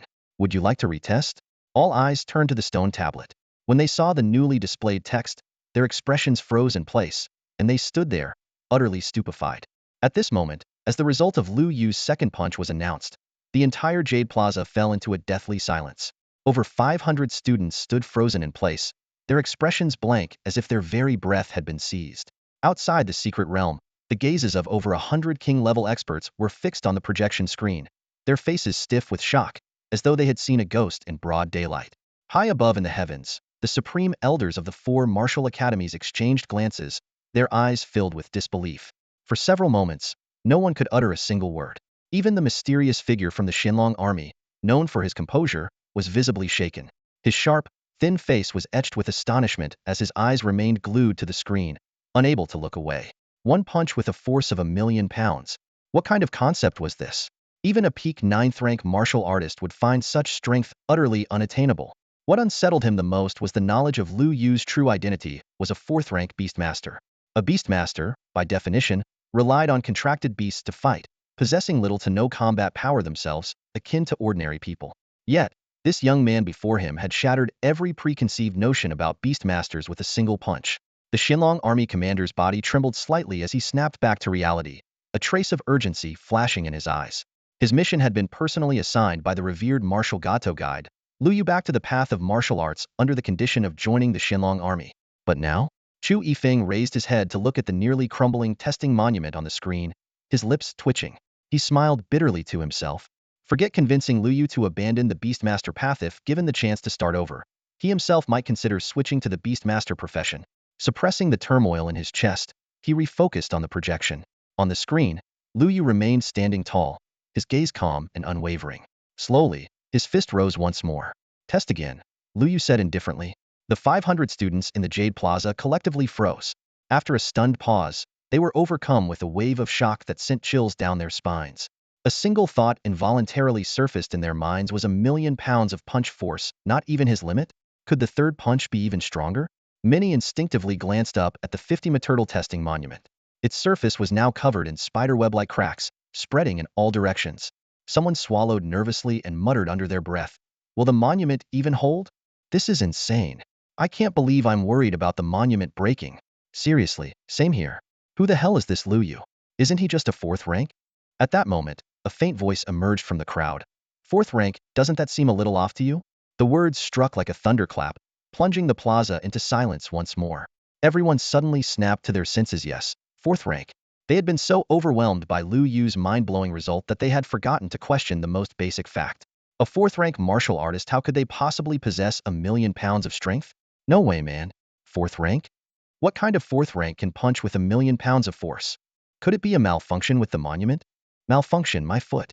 Look at the cracks all over it. Cut it out. A fourth rank with 1,000,000 pounds of force? My grandma would jump out of her hospital bed if she heard this. Does your grandma have a grudge against you? The crowd erupted in chatter, but a few individuals began piecing things together. They recalled the earlier words shouted by Shin Tuxiong and caught on to a key term: Beastmaster. Their thoughts drifted to a sensational news story from a year ago, and an unbelievable theory started forming in their minds. On the projection, Luo Yu's fist slowly clenched, his expression as composed as ever. Yet, the very air around him seemed to grow heavy under the weight of his aura. In the next moment, his body shifted slightly, and once again, he threw a punch. There was once a prodigy with an extraordinary 9-star talent who gave up the path of martial arts and resolutely chose to become a beastmaster instead. At the time, this decision became a widely mocked topic of conversation across Jiang province. Yet, who could have foreseen that this derided choice would now stir up a storm of unimaginable magnitude? In the plaza, sunlight poured down, illuminating a lone, upright figure. He stood before the monolith, head slightly bowed, his gaze focused as if he were scrutinizing the prelude to a grand feast. The cracks etched across the stone's surface seemed to mock him silently, or perhaps they were a foreboding omen. Surrounding him, the crowd stood frozen in silence, an inexplicable thought rising in their minds. Perhaps the true fools were themselves. Hope you're ready for this, buddy, Luo Yu murmured softly. Though his voice wasn't loud, it rang clear enough for everyone to hear. His tone was calm, even tinged with a hint of casual humor, yet beneath his words lay an unmistakable confidence and dominance. The statement was directed at the monolith, but it also felt like an announcement of the overwhelming force about to unfold. No one questioned him. No one even dared to speak, because they all knew the real question was whether the monolith could withstand what was coming. Buzz. Suddenly, Luo Yu raised his fist. A surge of overwhelming energy erupted from his right hand, radiating an aura so intense it felt like an invisible storm had enveloped the entire plaza. Fierce winds howled, whipping through the crowd, making their clothes flutter wildly. 1,000,000 pounds, 1.1 million pounds, 1.2 million pounds. Luo Yu silently calculated the accumulation of force within his fist. The power surged like a volcanic eruption, climbing ever higher, as though waiting for the critical peak. Around him, the silence was deafening. Everyone held their breath, their eyes locked onto the monolith, as if expecting it to face its doom in the next instant. Finally, the energy reached its zenith. Luo Yu moved. With a thunderous roar, his right fist shot forward, the force tearing through the air like a bolt of lightning aimed straight at the monolith. However, boom, just before his fist could strike, the crowd collectively gasped in shock. The massive testing monolith, to everyone's disbelief, lifted off the ground. Yes, it flew base and all rising high into the air above their heads. What the low murmur of astonishment rippled through the crowd. Before anyone could fully process what had happened, Luo Yu's punch had already missed its target. Yet the unleashed force didn't dissipate. Crack! A deafening sound reverberated as the shockwave from his punch tore through the plaza's ground, leaving a deep fissure that radiated outward from the center. The sheer power of the blow was enough to make several students standing opposite Luo Yu go pale as sheets. They felt the ferocious wind from his punch graze past them, freezing them in place with cold sweat streaming down their foreheads. The punch had missed them by mere inches. Any closer, and they'd have been reduced to fragments. Lowering his fist, Luo Yu frowned slightly, a peculiar expression crossing his face. He glanced up at the monolith now suspended in midair and muttered to himself, seriously? Did the monolith just dodge? Boom. The next moment, the monolith came crashing back down to the ground, shaking the entire plaza with its impact. Luo Yu raised an eyebrow, a trace of exasperation flickering in his eyes. It seemed the monolith was far smarter than he had anticipated. The surrounding crowd remained utterly silent, their mouths agape as they stared at the scene. Meanwhile, even the Supreme and King-tier experts observing remotely from outside the secret realm were rendered speechless. What they had assumed would be an ordinary test had turned into an awe-inspiring spectacle. Buzz. Suddenly, the monolith began to glow, and lines of text appeared across its surface, radiating a cold, mechanical precision. Force exceeds testing limit. Force exceeds testing limit. Force exceeds testing limit. The same line repeated 3 times, as if to drive home an irrefutable truth to everyone present. Luo Yu shook his head with a wry smile, his lips curving slightly upward. Well, who would have thought? Even a testing monolith has an emergency escape protocol these days. He had initially intended to use a single punch to test his limits and maybe even shatter the monolith to claim the rewards inside. Unfortunately, the monolith's self-preservation instincts had clearly exceeded his expectations.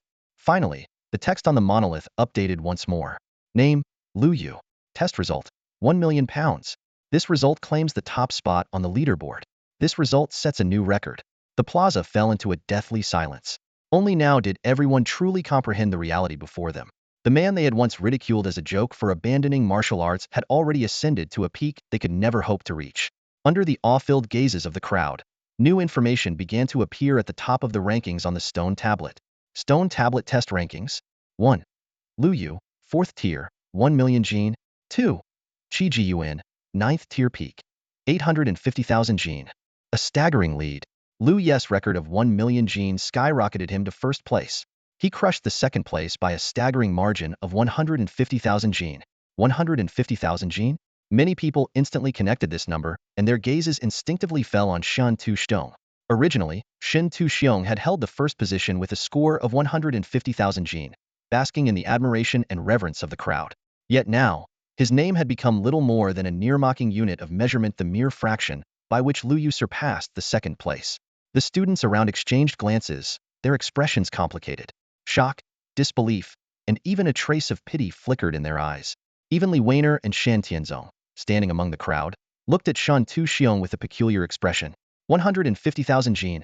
How ironic, exactly Shen Tu-xiong's score. Li Weiner murmured softly, her voice tinged with schadenfreude. Crack. Shen Tu-xiong clenched his fists tightly, the knuckles making a teeth-gritting sound as they cracked. His face turned ashen, his eyes burning with rage. Yet beneath it all was a profound sense of helplessness. As the pride of the Shen Tu family, he had always been supremely arrogant. But now, he could only suppress his fury and swallow the pitying and mocking gazes surrounding him. Deep down, he knew that Luo Yu's score far exceeded his understanding, even defying logic. A 4th-tier beastmaster achieving a score of 1 million gene with a single punch? Impossible. Shen Tu-xiong gritted his teeth, his heart a tangled mess of confusion and unwillingness. But he wasn't the kind of fool who acted recklessly out of rage.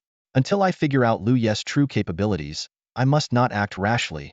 Forcing himself to remain calm, he straightened his back and tried to maintain his last shred of dignity. However, the atmosphere across the entire Jade Plaza grew increasingly strange, silent, oppressive, and suffocating. Until, buzz, the stone tablet glowed once more. All eyes were drawn to it in an instant, shattering the deathly silence with a wave of anticipation. This was the reward from the stone tablet, a reward for Luo Yu claiming the top spot and breaking the historical record. Whoosh! Many people instinctively held their breath. Just imagining the contents of the reward sent their hearts racing uncontrollably. Buzz. The light shimmered, this time lasting for several minutes. Finally, under the curious and envious stares of the crowd, a glowing orb the size of a basketball shot toward Luo Yu's hand. A basketball-sized orb? Gasps erupted from the crowd, their eyes filled with disbelief and shock. After all, when Shen Tu-xiong received his reward earlier, the glowing orb had only been the size of a fist. At the same time, new information slowly emerged on the stone tablet. Name, Luo Yu. Score, 1 million gene. Rank, 1. Rewards obtained. Supreme Source Crystals 100. Elemental Crystals 10. Heaven Tier Lower Grade Technique 1. Historical Record Broken. Additional Rewards Obtained. King Grade Beast Core 1. Scarlet Flame Sect Inheritance Token 1.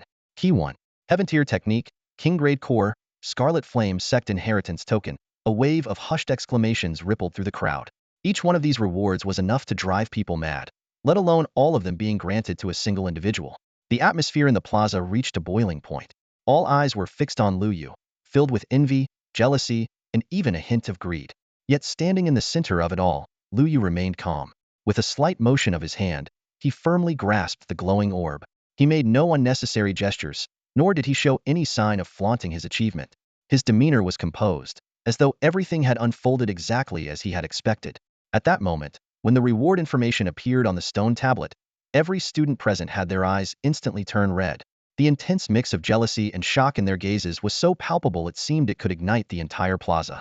It wasn't just the students, even the king-level powerhouses outside the secret realm held their breath. Their expressions shifted continuously, as though they were struggling to suppress the turbulent waves surging in their hearts.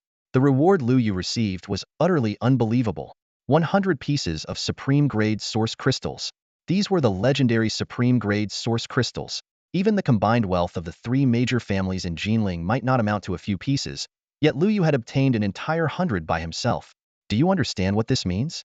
Even a warrior with ordinary talent, who had just awakened, could swiftly cultivate to the king-level realm with these crystals.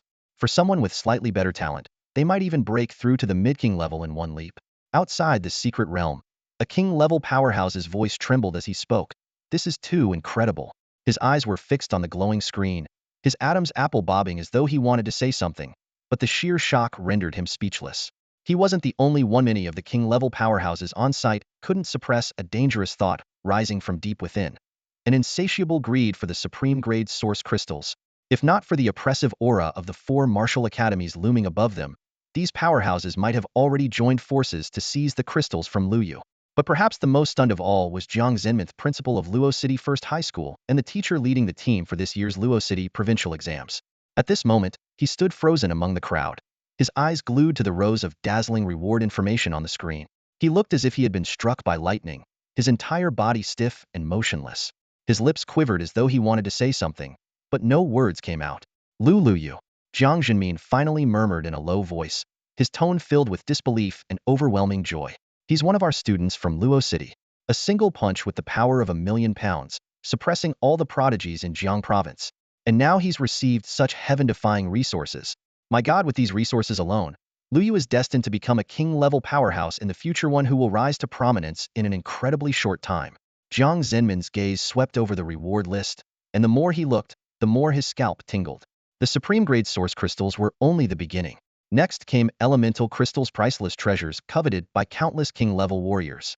Not to mention the heaven-rank lower-tier martial art, a core from a king-level beast, the inheritance of an ancient sect, and finally, the key. Each item was a treasure capable of driving the entire martial world into a frenzy. This is simply Jiang Zhenmin's murmurs grew quieter and quieter until he fell into complete numbness. What lay before him had far exceeded the boundaries of his understanding. At the same time, outside the secret realm, three figures stood at the forefront of the king-level powerhouses. Their auras had already reached the peak of the 9th stage of the king level, just one step away from the sovereign level. These three individuals exchanged glances, and a tacit understanding flickered in their eyes. They were none other than the representatives of Jinling's three great families. The heaven-rank martial art must not fall into someone else's hands. All three came to the same conclusion almost simultaneously. While the supreme-grade source crystals and elemental crystals were valuable, the most critical treasure for them was the heaven-rank lower-tier martial art. It was a resource so rare that even the three great families of Jinling had never possessed one. In the next instant, whoosh! The sound of wind splitting echoed as the three figures turned into streaks of light, shooting off toward Jinling City. They needed to relay this information to their families immediately. This matter concerned the future of their clans, and was bound to spark a storm of bloodshed. After all, the value of a heaven-rank martial art was so immense that even in the imperial capital, it would ignite fierce competition among countless families. Meanwhile, back in the secret realm, atop the Jade Plaza, the atmosphere had fallen into a deathly silence. For a long moment, silence reigned. Not a single word was spoken, and the only sound that could be heard was the increasingly rapid breathing of those present. Greed has always been a part of human nature, a truth that has stood the test of time. Now, All eyes were fixed on the 100 pieces of supreme-grade source crystals in Luo Yu's hand, their gazes fraught with a complex mix of avarice and apprehension.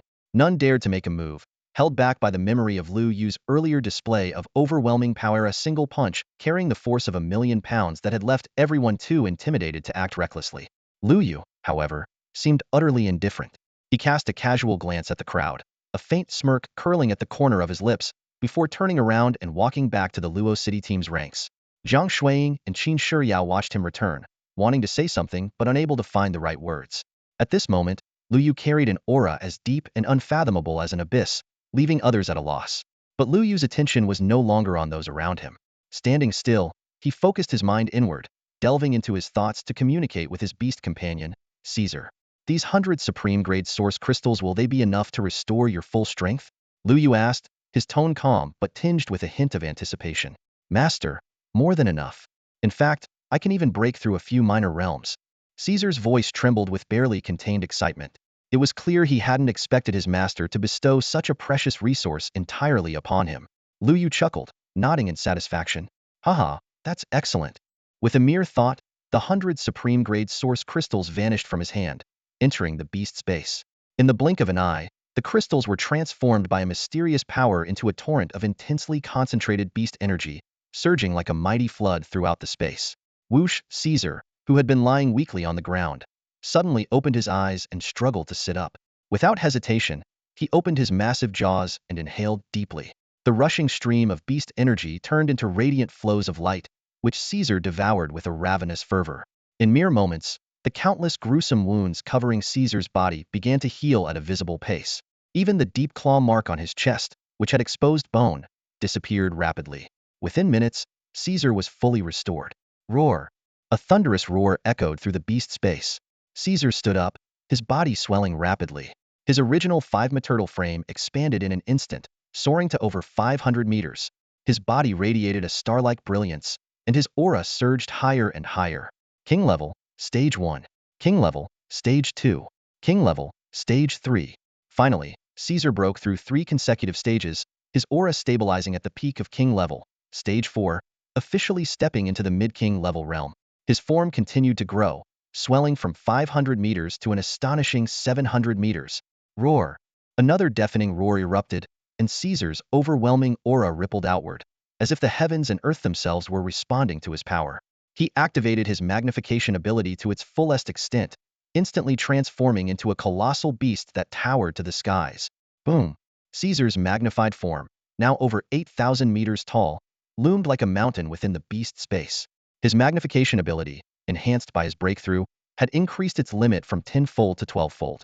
With his base size of 700 meters, the amplified Caesar now reached an awe-inspiring height of 8,400 meters. This was a true king-level behemoth, radiating an unmatched aura of dominance and power.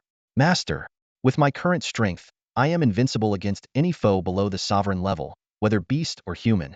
Caesar's voice boomed like rolling thunder, shaking the very fabric of the beast's space. Luo Yu smiled with satisfaction at Caesar's declaration.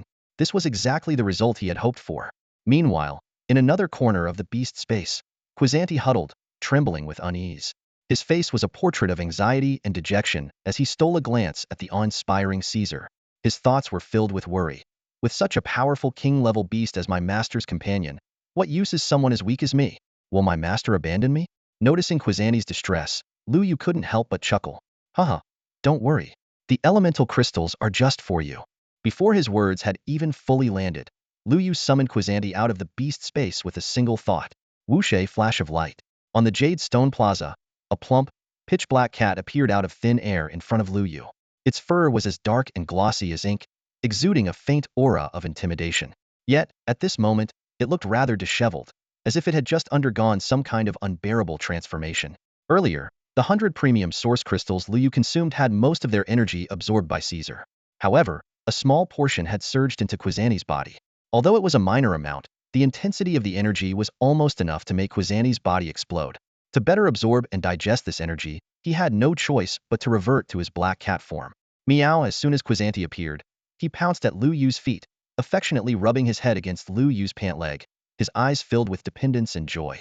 Back in the beast space, he had clearly heard his master's words. His master intended to give him those precious elemental crystals.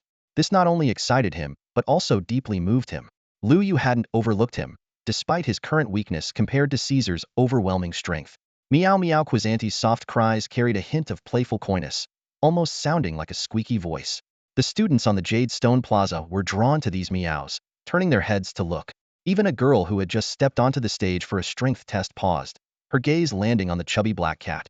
In that instant, the plaza, which had just begun to settle after Luo Yu's astonishing display, was reignited with excitement. Wow, is this Luo Yu's battle pet? Someone in the crowd exclaimed in disbelief. Following Luo Yu's earlier test, many students had already dug up information about him through various channels. She was a beastmaster. Yet, this revelation was hard for many to digest. Wait, aren't beastmasters supposed to rely on their battle pets to fight? Who's ever seen a beastmaster with such terrifying personal strength enough to shatter a testing monument with a single punch, forcing it to give up?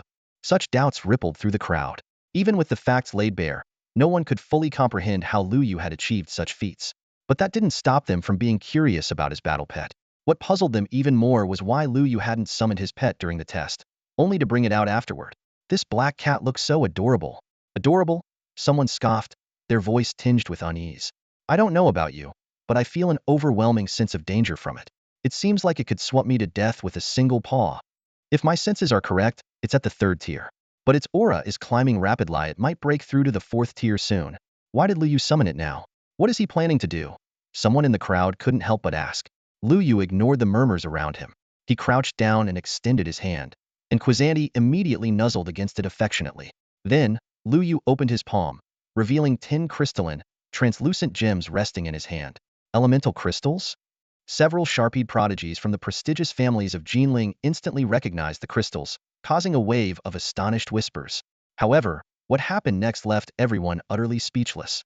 Meow Quizante let out an excited cry before lowering his head. With a small, swift bite, he grabbed one of the elemental crystals and swallowed it without hesitation. Gulp as the crystal slid into his stomach.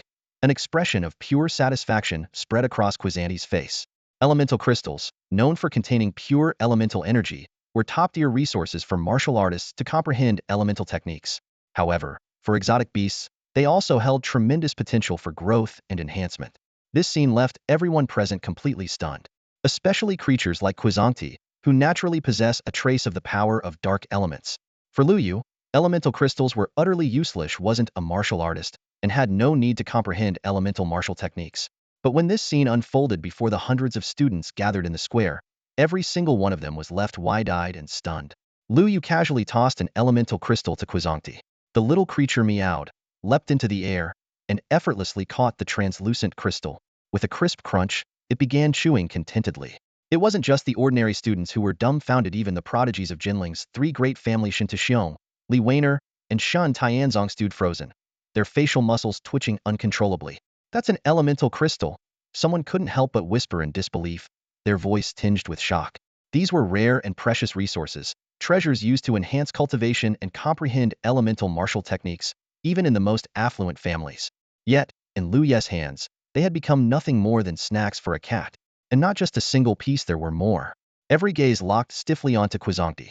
The creature meowed affectionately while effortlessly catching one crystal after another, devouring each one thrown by Luo Yu. In just a few breaths, all 10 elemental crystals had been consumed without a trace. Burp Quizante let out a satisfied belch, the sound echoing clearly across the now silent square. Everyone held their breath, as if even the air had frozen in place. Silence. A heavy, wordless silence. The students exchanged glances, their eyes filled with shock and disbelief. Even outside the secret realm, the hundreds of king-level experts and the martial supremes high above the sky wore expressions of utter astonishment, their reactions indescribably strange. Is this something a human would do? Someone murmured in a tone of complete despair. 10 elemental crystals. For a cat. If word gets out, the entire Huaxia, maybe even the whole Blue Star, would be shaken. Two can't believe I'm jealous of a cat. Oh my god. Is there no justice left in this world? Does Luo Yu need another cat? I can meow too, you know? A girl suddenly spoke up timidly, her soft voice carrying a hint of hopeful anticipation. Luo Yu, who had just returned Quizante to his beast-taming space, paused mid-step when he heard this. He looked up at the girl, the corner of his mouth twitching slightly, clearly at a loss for words in the face of such an absurd request. Fortunately, Jiang Shuiying stepped forward just in time, swiftly positioning herself between Luo Yu and the girl. She linked her arm with his, her movements so natural they seemed habitual, with even a touch of possessiveness. Sigh, Luo Yu, if you ever feel like adopting more cats, do let me know.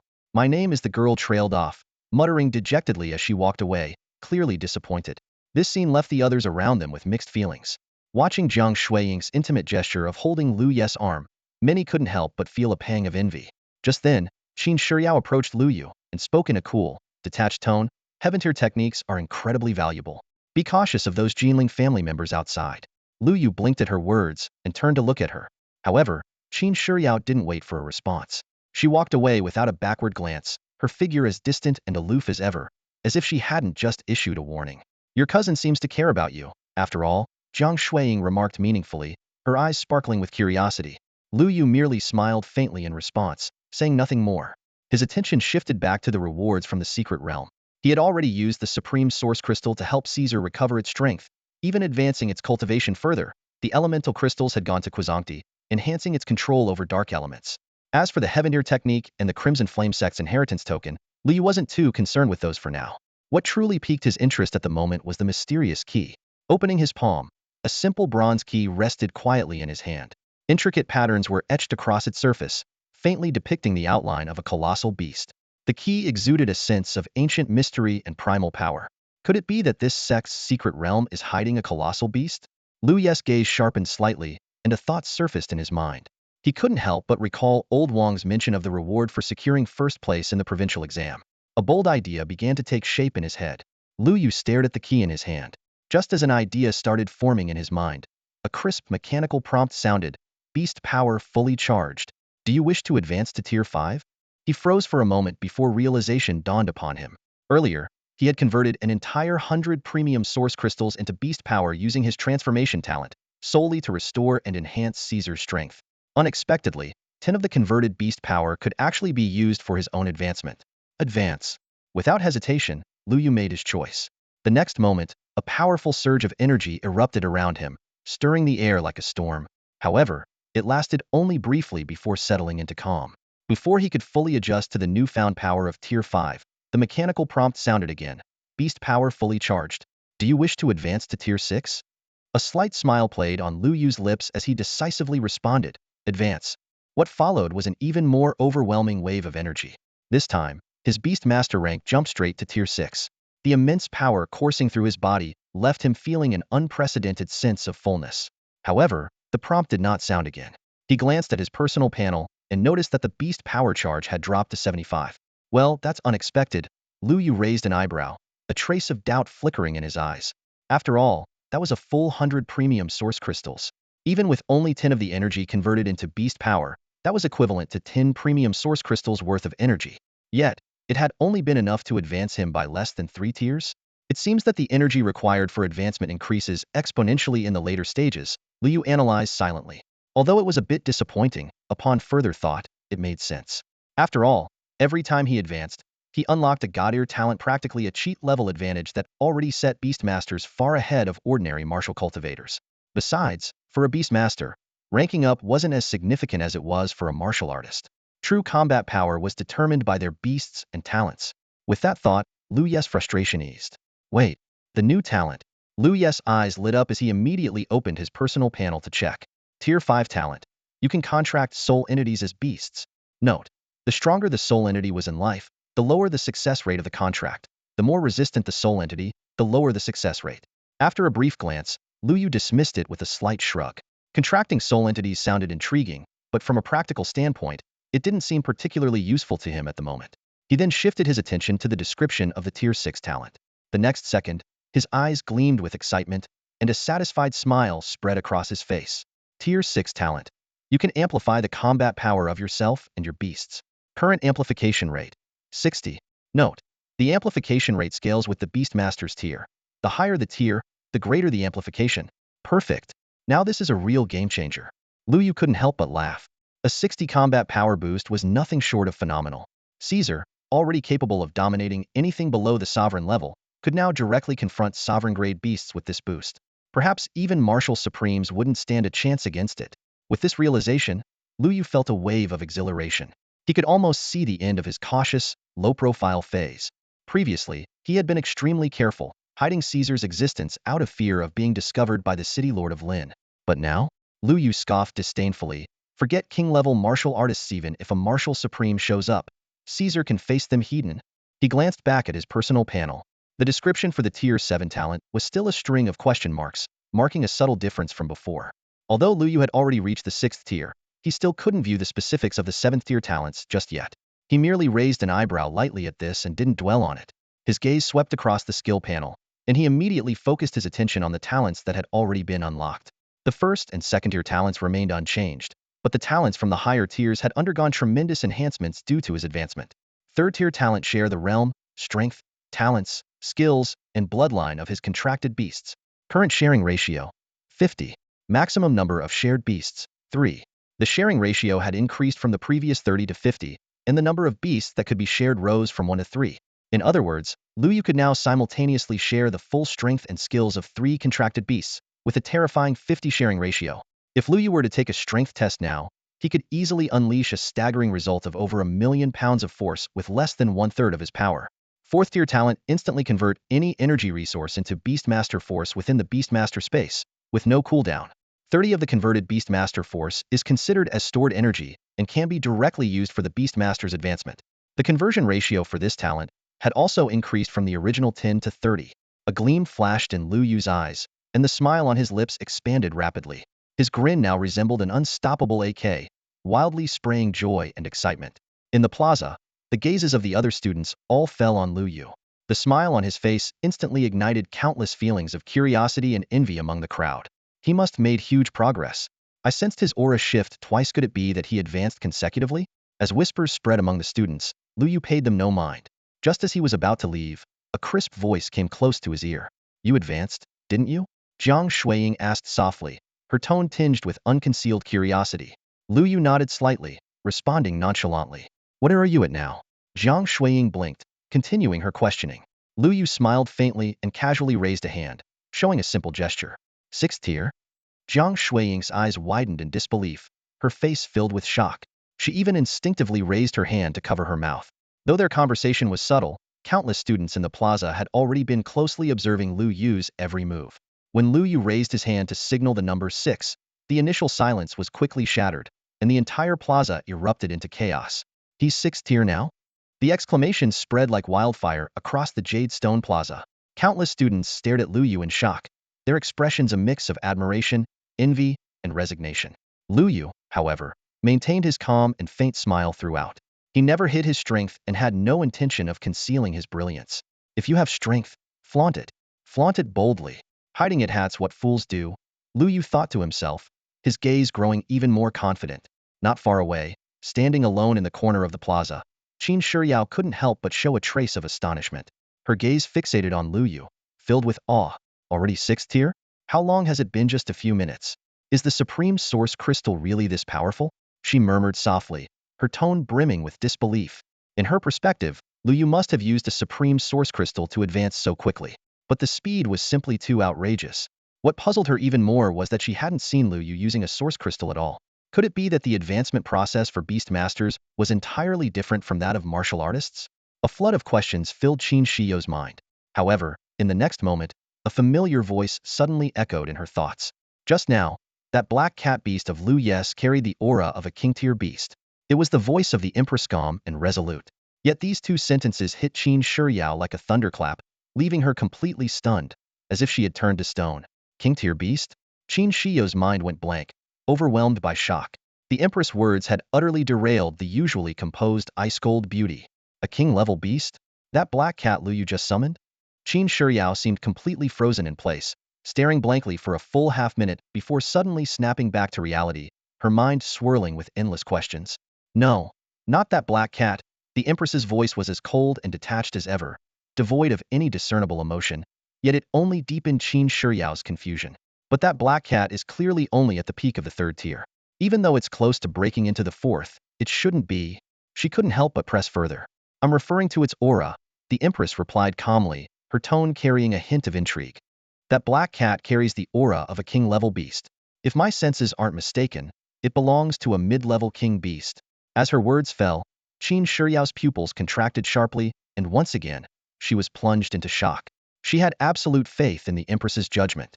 After all, the Empress, once a peerless powerhouse, possessed a sensitivity so profound it could transcend even the boundaries of life and death. And it was precisely because of this that Qin Shiyao found herself even more perplexed. Master, forgive me, but I still can't grasp the meaning behind this. She admitted her confusion after a moment of fruitless deliberation. The Empress remained silent for a moment before speaking slowly. The aura is far too fresh to be a mere remnant of some incidental contact.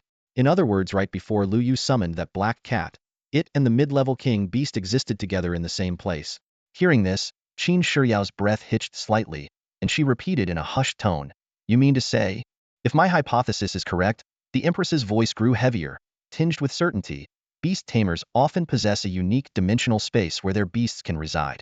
In Luo Yu's dimensional space, aside from that black cat, there is a strong likelihood that a king-level beast also exists. What's even more astonishing is that this king-level beast might very well be one of his tamed pets. The Empress's words caused a storm to erupt in Qin Shiyao's mind. A king-level beast as a tamed pet? It was utterly inconceivable. She opened her mouth to speak, but no words came out. Sensing her disciple's shock, the Empress added, "Of course, this is merely my speculation. After all, for a mere sixth-tier beast tamer to subdue a king-level beast would be extraordinarily improbable." As the Empress's voice faded, Qin Shiyao found herself completely unable to think clearly, her mind consumed by a single, overwhelming question. Does Luo Yu really have a king-level beast as a pet? How could that even be possible? She stared blankly into the distance, her gaze falling on Luo Yu's tall, upright figure, bathed in sunlight. At that moment, he seemed especially radiant. A sudden urge surged within Hera's desire to rush over and demand answers. But her rationality quickly pulled her back. Her relationship with Luo Yu was far from close. Although they had spent the past few years under the same roof, their interactions had been minimal. If Luo Yu truly possessed such an extraordinary trump card, there was no way he would casually share it with her. This realization brought an inexplicable sense of loss to Qin Shiyao's heart. She instinctively turned to look at Jiang Shuiying, who stood beside Luo Yu. Jiang Shuiying was affectionately holding onto Luo Yu's arm. The two of them engaged in a quiet conversation, their faces glowing with relaxed smiles. If Jiang Shuiying were to ask, he might tell her. The thought slipped unbidden into Qin Shiyao's mind, stirring an unidentifiable emotion deep within her. In her consciousness, the spectral figure of the Empress, clad in a regal purple and gold robe, observed it all with a faint shake of her head. Letting out a soft sigh, she murmured, "It seems my disciple's feelings toward Luo Yu are beginning to shift in a rather subtle way." But perhaps the seed of curiosity had already been planted. And for a woman, the most dangerous thing is to become curious about a man. That often marks the beginning of surrender. The Empress let out a soft sigh, choosing not to dwell on these thoughts any longer. After casting a deep, lingering glance at Luo Yu's retreating figure, her gaze shifted toward the depths of the secret realm, beyond the jade stone plaza. There, an unusual aura was surging. The Empress furrowed her brows slightly and murmured in a low voice, "A beast? Saint Radiance level? But why does it seem to only possess the strength of the king level now?" Her voice was barely audible, as if she were speaking only to herself. Yet, Qin Shiyao, standing not far away, did not catch a single word of her musings. Atop the jade stone plaza, time ticked by slowly, and the tension in the plaza grew palpable. Finally, all 500-plus prodigies from various parts of Jiang province had completed the strength monument test. The results were around 80 students had failed to meet the minimum benchmark of 40,000 pounds. A flash of white light suddenly enveloped these 80 individuals, and in the next instant, their figures vanished. "They've been forcibly expelled from the secret realm," someone murmured, their tone laced with complexity. These individuals, who might have been revered geniuses in their own cities, were now eliminated outright, unable to even step into the outskirts of the secret realm. Such a stark contrast left many sighing. Who else can they blame but themselves for their lack of strength?" sneered one prodigy from Jinling, his disdain evident. "The opportunities within the secret realm aren't meant for the weak." Though his words were harsh, no one refuted them. The reality was undeniable: those who lacked strength were destined to falter. Hearing this, the students who had just barely passed the test couldn't help but breathe a sigh of relief, grateful to still have a chance. As long as they remained in the secret realm, there was hope. But just then, boom! The strength monument at the center of the plaza suddenly erupted with a dazzling radiance, its brilliance illuminating every face. Lines of new text emerged above the monument, emanating an invisible pressure that commanded everyone's attention. "The strength test is complete. The Beast Tide trial is about to begin. Only those who pass the trial may proceed to the depths of the Crimson Flame sect's secret realm. Those who fail the trial may only remain in the outer areas of the secret realm." Minimum trial requirement. Survive for 3 days amidst the beast tide. Teleportation will commence shortly. Detailed rules will be revealed upon arrival at the safe zone. The new information displayed on the monument froze the atmosphere in the plaza. Another trial! Someone exclaimed in shock, their eyes filled with unease. You can only enter the depths of the secret realm by passing this trial. Another person muttered, their tone tinged with reluctance. The depths of the secret realm promised top-tier resources and the greatest opportunities, while the outskirts offered little more than scraps. This stark disparity left many students visibly disheartened. In contrast, the prodigies from Jinling appeared particularly energized. Their expressions carried a hint of ease, even anticipation.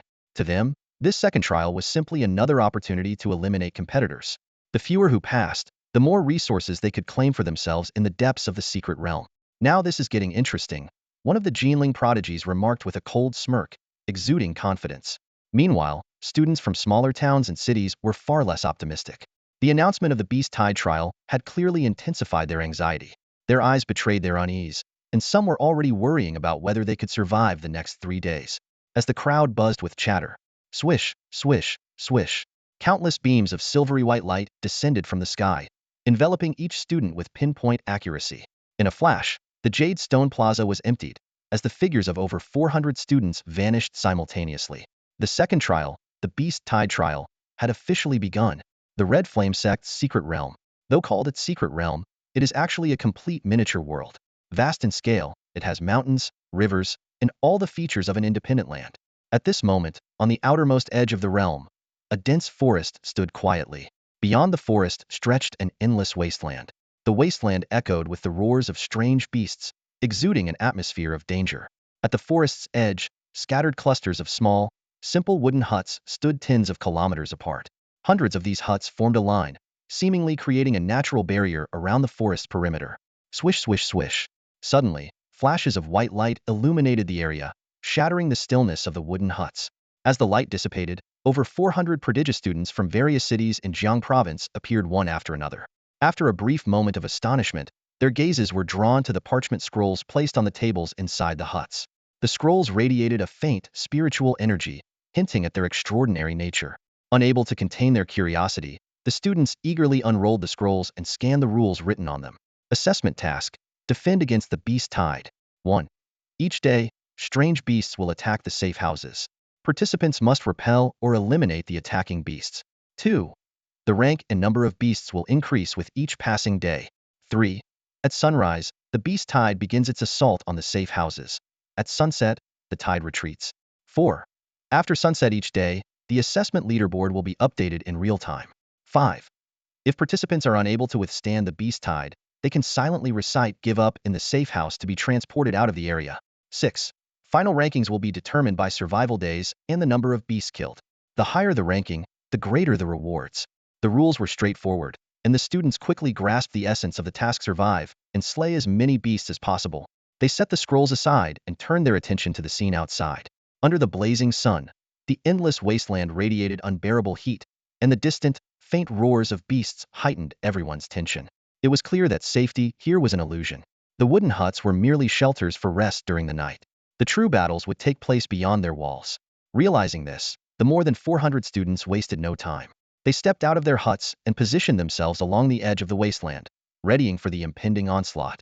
Outside hut number 007, Luo Yu stood quietly at the edge of the forest. His gaze fixed on the wasteland ahead, his expression calm, as if everything was under his control. In the distance, faint shadows of green beasts flickered under the sunlight, moving swiftly and closing in on the forest. Minutes later, the green figures were less than a kilometer from the forest's edge. Squinting his eyes, Luo Yu activated his detection skill, locking onto the approaching beasts. Species: Wasteland Wolf. Rank: Peak Tier 3. Skills: Charge, Bite. Peak Tier 3. Luo Yu murmured softly, his eyes glinting with thought. Judging by their rank alone, these wasteland wolves weren't particularly powerful. However, their numbers were staggering. Just in front of him, there were over 50 of them. Such a scale would be challenging even for an ordinary Tier 4 martial artist to confront Hedon. These wasteland wolves? I wonder if they'll drop beast cores after being killed.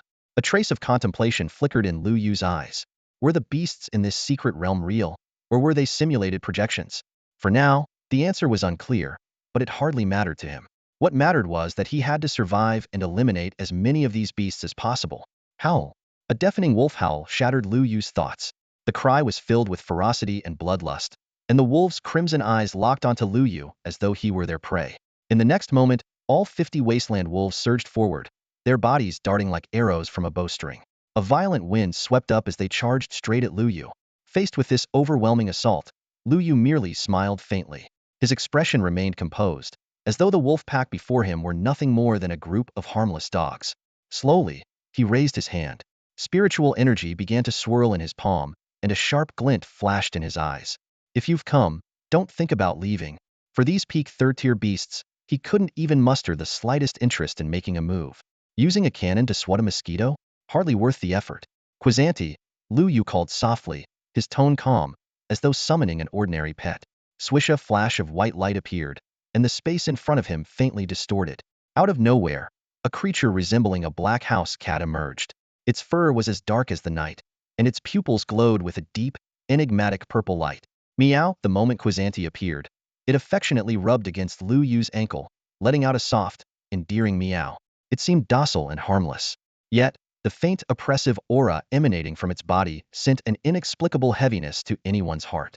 Its aura was clearly still at the peak of the third tier, no different from those wasteland wolves. However, what stood in stark contrast to its level was its unfathomable combat power. With the energy of 10 elemental crystals, though not yet fully absorbed, its strength had already undergone a qualitative transformation. Luo Yu's gaze swept over Quizanti's information panel, a satisfied smile flickering in his eyes. Name, Quizanti. Species, Night Beast. Rank, Peak 3rd Tier. Talent, Mastery of Dark Elements, able to manipulate dark elemental powers. Bloodline, Traces of Night Devouring Beast bloodline. Limitless potential, likely to evolve into something even stronger. Skills, Dark Bite, Dark Ambush, Dark Full Power Stance, Dark Elemental Vortex. Evaluation, Proficient in Dark Elemental Power, extraordinarily strong in combat, capable of battling opponents 2 tiers higher with ease. Compared to before, the most noticeable change was the addition of the word dark to all its skills. This was a clear representation of its mastery over dark elements. Let me see what you can do, Luo Yu chuckled softly, his voice tinged with a hint of anticipation. Hearing this, Quizanti flicked its tail and let out a lazy meow. It slowly turned its gaze toward the group of wasteland wolves that had already closed in. 50 wasteland wolves, all radiating the aura of peak 3rd tier strength. This was a completely one-sided 1v50 battle. Yet Quizanti showed not the slightest sign of tension, not even bothering to adopt a combat stance. In its black cat form, it leisurely yawned, revealing sharp fangs. Then, it opened its mouth, where a strange dark elemental energy began to swirl. Buzz. A black vortex began to form in its mouth, initially no larger than a sesame seed, but rapidly expanding in an instant until it reached a diameter of 5 meters. Meow. Quizanti let out another innocent, harmless-sounding meow, and the pitch-black vortex abruptly detached from its mouth, hurtling toward the pack of wasteland wolves with a deafening roar. Swish. In the blink of an eye, all 50 wasteland wolves vanished on the spot. Their bodies seemed to have been erased from existence, leaving not even a trace of a dying cry behind. Quizanti gracefully leaped back to Luo Yu's side, nuzzling his pant leg affectionately and letting out a couple of soft meows. Its demeanor was so innocent and endearing that it was hard to believe it had just obliterated 50 wasteland wolves moments ago. Luo Yu looked down at it, amusement flickering in his eyes. Sensing its master's gaze, Quizanti raised its head and, to his surprise, performed a very human-like nod. The next moment, it opened its mouth. Clatter. 50 crystal-clear beast cores tumbled neatly out of its mouth, landing on the ground and emitting a faint glow. Actual beast cores. A glimmer of excitement flashed in Luo Yu's eyes, and the smile on his face grew even brighter. This grin was far more satisfied than the one he had shown during his earlier power tests. For the average warrior, beast cores might not hold much value. But for him, these beast cores could not only aid in cultivation, but also be directly converted into beast taming power. With enough quantity, their worth could rival even the finest source crystals. With this realization, Luo Yu lifted his head, his gaze falling onto the endless expanse of wilderness ahead. Across the plains, packs of greenish beast silhouettes roamed in droves, like a moving treasure trove. At that moment, Luo Yu finally broke into an unrestrained smile, one filled with unabashed excitement and anticipation. This isn't a beast-tied assessment, he murmured, his voice brimming with amusement. This is practically a wholesale delivery of beast cores. As Luo Yu reveled in the prospect of the endless beast cores coming his way, Outside the secret realm, a group of powerful experts stood dumbfounded. That black cat of his, what kind of absurd combat power was that? 50 beasts of the same rank were instantly obliterated by the black cat? No exaggeration, it truly happened in the blink of an eye. This can't be real. One of the king-level experts exclaimed in disbelief, his eyes wide with shock. No sooner had he spoken than the other king-level experts erupted into a heated discussion. Even Shentu Xiong, the strongest among us at mid-6th rank, took several minutes to take down 50 wasteland wolves. And yet Luo Yu's black cat managed to wipe them all out instantly? How is that possible when its rank is only at the peak of the 3rd tier? Exactly, just the peak of the 3rd tier. Not even 4th tier. At first, I thought I was seeing things. This Beast Tamer profession is ridiculously overpowered. It's bad enough that he himself can punch with the force of 1,000,000 pounds. But now even his pet can leap ranks and annihilate enemies effortlessly? On the vast plains, more than 100 king-level experts were caught up in animated discussions, their voices overlapping in astonishment. However, the very next moment, when they glanced back at the projection screen, all their chatter abruptly ceased. An eerie silence fell over the wilderness. Because Luo Yu had simply returned to his small wooden cabin. Bang the wooden door shut. Luo Yu sat cross-legged on his wooden bed, casually picking up a beast core and closing his eyes to cultivate. His serene and relaxed demeanor made it seem as though the chaos outside had absolutely nothing to do with him. Meanwhile, Quisanti was left outside the cabin, standing vigilantly by the door, tasked with fending off any incoming mutated beasts. This scene left the 100-plus king-level experts exchanging bewildered glances, unsure of what to say. After all, at that very moment, in the other projection screens, apart from the geniuses from the 3 great families who were barely holding their own, most of the examinees were locked in desperate battles with the packs of wasteland wolves. The onslaught of 53rd peak mutated beasts was a formidable challenge even for 4th tier warriors, let alone ordinary students who were only at the 3rd tier. Even the geniuses of the 3 great family Shintu Xiong, Li Wanner, and Shun Tianzing after defeating the first wave of wasteland wolves, dared not let their guard down. They all sat cross-legged, racing to recover their source energy in preparation for the next wave of beasts. Amidst this tense and chaotic scene, Luo Yu's behavior stood out like a sore thumb. Not only did he refrain from engaging in battle, but he also appeared completely at ease, focusing on his cultivation as if he were a mere observer. It was fortunate that the other examinees couldn't see Luo Yu's situation. Otherwise, their resolve would have undoubtedly been shaken. Time flew by. An hour later, another group of wasteland wolves appeared outside cabin 007.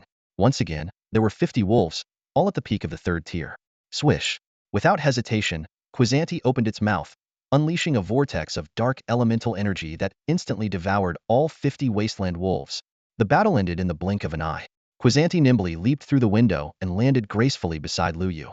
Meow. It let out a soft cry and opened its mouth, spitting out 50 neatly arranged beast cores onto the ground with a crisp clinking sound. Not bad. Luo Yu emerged from his cultivation state, a trace of satisfaction flashing in his eyes as he casually praised the black cat. After a brief moment of thought, he decided to use this batch of beast cores to enhance Quisanti's strength. Peak of the 3rd tier is still too low, he muttered. No sooner said than done. With a single thought, Luo Yu summoned Quisanti back into his beast-taming space. He then gathered all 97 beast cores he had on hand and poured them into the space, activating his innate ability to convert them. Swish. A flash of light, and all the beast cores vanished in an instant, transformed into the purest beast-taming energy. Within the space, Caesar, being considerate, refrained from absorbing any of the beast energy, leaving it all to Quisanti. After all, for Caesar, that power was insignificant, like a drop in the ocean. Rather than wasting it, it was better to use it to enhance the strength of his younger companion, Quisanti. Buzz. In an instant, Quisanti, in its black cat form, began to swell like a balloon as it absorbed the entirety of the beast energy. Its fur bristled slightly, and under the infusion of power, its body emitted a faint black and gold glow that exuded mystery and majesty. However, before long, its expanded form began to shrink, as if the energy was being compressed and concentrated within. Time passed quietly. After a full 30 minutes, Quisanti's aura finally stabilized. Its eyes gleamed like deep, obsidian gemstones, and the aura emanating from its body became sharper and more intense. Swish. With a thought, Luo Yu summoned Quisanti from the beast space. Meow. Quisanti let out a cheerful cry, its voice brimming with joy and excitement, clearly satisfied with its transformation. Luo Yu smiled faintly and took a moment to sense its current level. 4th tier pinnacle. The energy from nearly 100 3rd-tier beast cores had directly elevated Quisanti by an entire major tier. At this rate, Luo Yu's eyes narrowed slightly, and a meaningful smile played on his lips. Beast tides mean beast cores, and beast cores can directly enhance the levels of both Quisanti and Caesar. The more beast tides, the stronger the beasts, and the greater my gains. He calculated silently, his gaze drifting toward the wilderness beyond the wooden cabin. In the distance, packs of prairie wolves roamed the wilds, yet they stayed 3 kilometers away from the cabin as if an invisible barrier prevented them from approaching. Probably part of the secret realm's design, Luo Yu muttered thoughtfully. The beast tides can only come wave by wave, and their numbers each day must be limited. This setup was friendly for other challengers. After all, facing endless waves of beasts would be impossible to endure, no matter how strong one was. But for Luo Yu, this restriction was almost disappointing. He wished for an unending stream of beasts to flood in if Quisanti couldn't handle it. The mighty titan of the stars, Caesar, was always ready to step in. Perhaps I should take the initiative? A sudden thought crossed Luo Yu's mind. Instead of waiting passively in the cabin for the beast tides to arrive, why not have Quisanti venture out into the wilderness to hunt the beasts? The rules didn't prohibit leaving the safe zone, and this way, the benefits could be maximized. Without hesitation, Luo Yu conveyed his idea to Quisanti through his thoughts. Meow. Quisanti responded with unrestrained excitement, its tail held high and eager to act. Freshly elevated in power, it was itching for a fierce battle to hone its newfound strength. The prairie wolves? They were barely enough for a warm-up. Go, Quisanti. Luo Yu waved with a smile. In the next moment, Quisanti transformed into a black streak, darting out of the cabin and disappearing into the endless wilderness.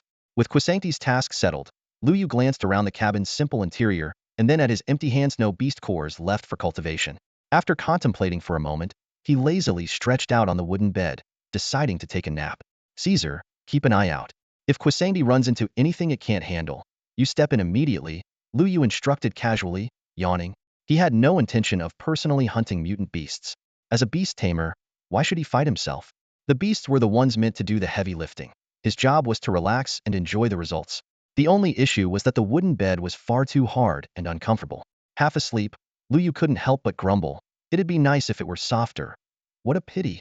Meanwhile, outside the secret realm, a group of king-level experts and a few martial arts supremes in the sky were utterly dumbfounded. They stared at the screen, watching the carefree young man with disbelief. For a moment, none of them could find the words to speak. This is a beast tamer? Inside the secret realm, Luo Yu was sleeping soundly, a faint smile tugging at the corners of his mouth as if he were experiencing something wonderful in his dreams. Outside the realm, however, the gathered experts and powerful figures had fallen into an eerie silence. Moments later, a cacophony of voices erupted. Is that kid sleeping in the secret realm? A bearded king-level warrior exclaimed, his voice filled with disbelief. I've spent decades cultivating, and I've never seen anything so absurd. On the ground, over 100 king-level warriors had gathered around the celestial projection, their gazes fixated on the peacefully slumbering Luo Yu. These mighty figures, who usually carried an air of superiority, now resembled a group of common townsfolk gossiping on the streets. Luo Yu, the first person to ever sleep his way through a secret realm exam. He's taking it easy, huh? While the other students are fighting tooth and nail, he's just lying there without a care in the world. As the discussions continued, the crowd's focus gradually shifted to Luo Yu's unique profession, Beastmaster. Someone murmured, you have to admit, being a Beastmaster is a bit unconventional. Take Shin Tu-hong or Li Waner, for example. Even with their incredible combat prowess, they still have to personally fight off the beast hordes. But Luo Yu? He can command his beasts to fight for him, which is why he can afford to sleep. This comment immediately sparked rebuttals. Lord Luo, I beg to differ. A redrobed king-level warrior shook his head, his tone icy. While Luo Yu's performance is impressive, the path of a beastmaster is unprecedented and uncertain. How can we blindly praise it? The martial god has long declared that the martial path is the true way of this era. All other paths are mere side roads. Beastmasters may seem formidable now, but what about the future? They might not even break through to the king level. Exactly. Another expert chimed in, his voice dripping with disdain. Luo Yu's current display is nothing but a spectacle to grab attention. Let's see if he can maintain this frivolous attitude once the beast hordes grow stronger in the coming days. The king-level warriors continued to debate, their words laden with skepticism toward the beastmaster profession, with many extending their criticism to Luo Yu himself. Such a flippant individual is unlikely to achieve greatness. He's just enjoying his moment in the spotlight. Who knows how long his luck will last? The atmosphere outside the secret realm was tense, like a powder keg ready to explode. These king-level warriors, normally aloof and untouchable, now resembled agitated cats with their tails stepped on, venting their discontent toward Luo Yu. The reason was simple. All these warriors were devoted practitioners of martial arts. They were staunch believers in the martial path. Yet Luo Yu, a beastmaster, had stolen the spotlight within the secret realm, making the other martial arts prodigies pale in comparison. This wasn't just an affront to the students. It was a slap in the face to these martial arts elites themselves. Even those who had previously admired Luo Yu found themselves unable to resist joining the chorus of mockery and criticism. The only one who remained silent was Luo Yu's principal, Jiang Zhenmin. However, his expression was far from relaxed. His gaze lingered on Luo Yu's sleeping figure projected on the screen, his brows furrowed, and his face tinged with worry. The second stage of the Beast Horde examination has only just begun. Yet his fame has already reached such heights, Jiang Zhenmin murmured under his breath. The tallest tree in the forest catches the wind. This may not bode well for him. Not to mention that Luo Yu's beastmaster profession was so unique. If his performance later on failed to be impressive enough, then Principal Jiang, watching the sky projection of Luo Yu sleeping soundly, couldn't help but feel a wave of unease in his heart. Meanwhile, inside the secret realm, at the edge of the forest, in front of hundreds of wooden cabins, the sounds of fierce battles echoed one after another. Talented students from all over Jiang province were locked in brutal combat with hordes of rampaging beasts. Outside cabin number 095, Shen Tuxiong stood in front of the wooden cabin, his hands clad in crimson alloy gauntlets. He coldly watched as the second wave of beasts surged toward him. 50 howling prairie wolves charged with ferocious momentum. However, what might have been a life-and-death battle for others was nothing more than a trivial nuisance in Shen Tuxiong's eyes. Boom. He punched forward, the air seeming to tear apart with the force. A prairie wolf didn't even have the chance to howl before collapsing lifelessly to the ground. Boom, boom, boom. Shen Tuxiong's fists were like merciless hammers, each strike carrying destructive power. With every punch, a prairie wolf fell instantly. A series of heavy thuds, mixed with the wolves' dying howls, filled the air. In just a few minutes, a pile of lifeless bodies had accumulated at his feet. Weak, far too weak. Shen Tuxiong glanced at the heap of prairie wolf corpses with a furrowed brow. This was the second wave of beasts he'd defeated, adding to the first wave, a total of 100 prairie wolves. Each corpse contained a Tier 3 beast core, but he couldn't even be bothered to look at them. He retracted his gauntlets, sat cross-legged, and closed his eyes to meditate, restoring his energy. Muttering to himself, he said, "Hopefully, some stronger beasts will show up. Higher tier ones would be even better." To him, these Tier 3 prairie wolves weren't even enough to warm up. Outside cabin number 147. Around Li Wanner, the corpses of prairie wolves were piled high. However, every single one of them was charred black, clearly having been scorched by flames. Each prairie wolf had been a peak Tier 3 creature, yet none had managed to get close enough to touch even the hem of Li Wanner's clothing. Her fiery blade aura was like the scythe of death, precise and swift in cutting down every enemy. The power of such elemental techniques was typically something only king-level warriors could wield. Yet Li Wanner, merely a Tier 6 warrior, executed them effortlessly. This sight naturally caused an uproar among the onlookers outside the secret realm. However, the experts from Jinling were unfazed. Li Wanner was the prodigious daughter of the Li family, known for her hidden fire attribute Telenifact that was an open secret in Jinling City. Standing amidst the pile of corpses, Li Wanner remained calm and unbothered, showing no signs of fatigue. She made no move to scavenge the beast cores from the bodies. Instead, she casually looked into the distance and murmured to herself, "I wonder how Luo Yu is doing." Suddenly, she thought of Luo Yu's two younger sisters, and a complicated expression crossed her face. Those two sisters are so beautiful.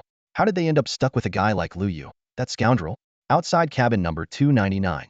Shen Tianzong stood in the center of a blood-soaked battlefield. Yet, there were no corpses in sight, only an orderly group of prairie wolves. All 100 wolves were still alive, but each bore numerous injuries. Their bodies were covered in sword wounds of varying depths, and the ground beneath them was soaked with blood. Despite this, not a single wolf dared to attack Shen Tianzong again. In their eyes, there was an unmistakable, almost human-like fear. A demon. He's a demon. This was the only thought running through the minds of the prairie wolves. During the battle, every slash of the young man's sword aura had been as precise as a surgeon's scalpel, avoiding vital points, but inflicting excruciating pain. The wolf that had charged first bore over 100 wounds on its body and was still alive, though barely. Shen Tianzong's swordsmanship was like the devil's torment. Each strike carved away a piece of their flesh, leaving their bodies broken and their strength drained. Unable to even stand, the wolves could only lie on the ground, letting out pitiful whimpers. "How boring," Shen Tianzong said flatly, his tone full of indifference. He raised his hand and swung his sword once more. Swish. The sword aura roared through the air, creating a storm of energy within a 10-meter radius. In an instant, the group of prairie wolves was shredded into pieces, reduced to a rain of blood and flesh. Shen Tianzong sheathed his sword and stood tall, his gaze fixed on the distance. A faint smile appeared on his lips, one that carried a hint of intrigue. I wonder what it would be like to test my sword against Luo Yu. Or maybe that black cat of his. He glanced down at the blood-soaked ground and scattered remains beneath his feet, a flicker of excitement flashing in his eyes. Time flies by in the blink of an eye. Before anyone realized it, dusk had arrived.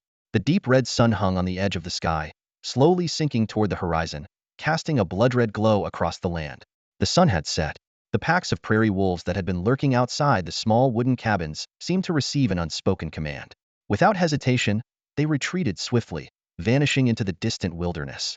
Inside and outside the cabins, the students who had been on edge finally exhaled in relief. Many collapsed onto the ground, gasping for breath while muttering their thoughts. Damn, it's finally over. I can't believe I survived the first day. I'm only at the peak of Tier 3, yet I made it through. Ugh, I can't reach anyone. Could it be that I'm the only one from Cloud City who survived today's beast tide? 50 Tier 3 peak beasts on the first day? That's insane. Luckily, there were only 2 waves today. One more and I would have been done for. Voices of disbelief and exhaustion echoed one after another, with some students even wiping cold sweat from their foreheads. They tried using their communication wristbands to contact their teammates, only to find that many familiar names had dimmed an unmistakable sign that those individuals had been eliminated. After all, facing a total of 100 Tier 3 peak beasts was an insurmountable challenge for many students who hadn't yet reached Tier 4. However, this sense of danger and tension seemed trivial in the eyes of some prodigies from larger cities. I thought the beast tide would be more terrifying, but that's it? Students from Jinling and Sucheng gathered in small groups, casually chatting with relaxed smiles. Yeah, way too easy. Not challenging at all. How long did it take you to deal with the 2 waves? I wrapped it up in just half an hour. Half an hour? That's slow? I finished in 20 minutes. As they were bragging to one another, someone suddenly brought up, I wonder how long it took Shen to Xiong? And what about Luo Yu? How much time did he need? At that moment, the communication channel fell silent. The previously smug smiles on the faces of the big city prodigies froze. Luo Yu. That name felt like a heavy stone, crashing into their hearts. They might look down on the prodigies from smaller towns, mocking them as low-level bumpkins, but Luo Yu was different. He was a legenda man capable of unleashing a punch with the strength of 1,000,000 pounds. Before the secret realm had even opened, he had single-handedly annihilated 100 prairie wolves, earning his status as a living legend in everyone's eyes. Ahem. Why bring him up now? One of the prodigies muttered awkwardly, his tone tinged with bitterness. Sure, he's strong, but brute strength isn't everything. If you ask me, he might not have cleared the 2 waves faster than Shen Xiong and the others. Before the words even settled, the secret realm suddenly began to hum and tremble, as a strange energy filled the air. All 400-plus students looked up simultaneously, only to see a massive glowing screen materialize in the sky, stretching across the entire secret realm like a celestial dome. What a huge screen! Could it be the results of today's assessment? Someone whispered, a mix of anticipation and nervousness in their voice. Sure enough, lines of ink-like text began to appear on the screen. Day 1 assessment results. Total survivors, 308. Total eliminated, 102-inch. The brief announcement sent a wave of shock through the crowd. Wow, a quarter of the participants got eliminated on the first day. Someone gasped, their expression complicated. The text on the screen continued to update. Next, the Day 1 leaderboard will be revealed. Note, assessment points determine your final ranking. Points number of beasts defeated, total survival days. Upon seeing this rule, many were momentarily stunned, especially the big city prodigies who had just been comparing their kill times. They exchanged awkward glances, rendered speechless for a moment. What the heck? The points aren't calculated based on time? That's so unfair. Didn't everyone only face 2 waves of beast attacks today, totaling 100 Tier 3 wild wolves? Exactly. So as long as you made it through, the points should all be the same. Not necessarily. Many people just barely survived without killing all the wild wolves. There's hardly any difference. For us geniuses from big cities, who among us didn't wipe out all the wild wolves? The information displayed on the glowing screen sparked heated discussions among the gathered students. Even the likes of Shen Xiong, Li Wan'er, and Shan Tianzing, proud prodigies who usually looked down on everyone else, couldn't help but frown. The bizarre point calculation method left them feeling a subtle sense of discontent. Damn it, I killed all the beasts in almost record time. Li Wan'er stamped her foot in frustration, her eyes filled with indignation. I thought I'd crush that jerk Luo Yu in the rankings on the very first day. Shen Xiong snorted coldly, a hint of disdain in his tone. Don't get ahead of yourself. The rankings haven't been posted yet. Surely we won't be on the same level as those ordinary students. Before his voice had even faded, new lines of text began to appear on the massive screen in the sky. The rankings were finally being revealed. Interestingly, the rankings were announced in reverse order, starting from the very bottom.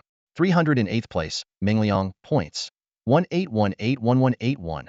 Someone read aloud from the screen, their tone puzzled. Does that mean this guy killed 18 beasts, and the score is multiplied by the number of survival days, which is 1? That seems to be the case. Someone nearby nodded, though they still found it rather odd. But before anyone could fully process this, names and scores began to flood the screen like an unstoppable tide, with the rankings updating rapidly. Inside cabin 007. Luo Yu slowly woke up, having slept the entire day. It wasn't until the sun dipped below the horizon that he finally opened his eyes. Stretching lazily and letting out a yawn, he looked groggy and dazed. Meow. On the wooden bed, a fluffy little cat affectionately rubbed against him. It was none other than Quishangti. The cat let out a soft meow, as if urging Luo Yu to get up. To be fair, if Quishangti hadn't nudged him awake, Luo Yu might have slept straight through to the next morning. Back already? How'd it go? Luo Yu rubbed his eyes and casually asked, his gaze falling on Quishangti. Meow. Quishangti let out another meow, this time sounding proud and smug.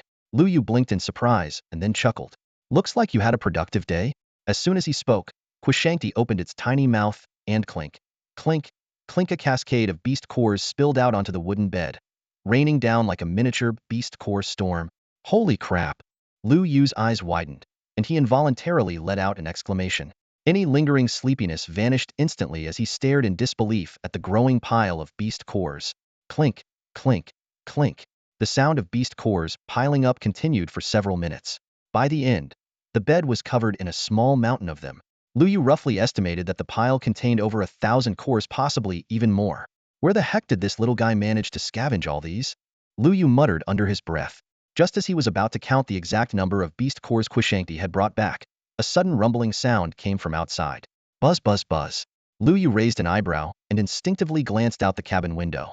In the sky above, a massive glowing screen hovered, displaying bold words, Day 1 Assessment Points Leaderboard.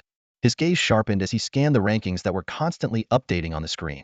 Finally, his eyes locked onto the name sitting at the very top. Luo Yu, points. Holy crap, that's insane.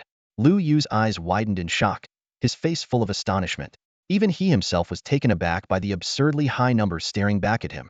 Above the celestial screen, apart from Luo Yu, the rankings for all 307 other students had been revealed. Notably, a total of 53 individuals, including Shun Tuxiong, Li Wanner, and others, shared the second place.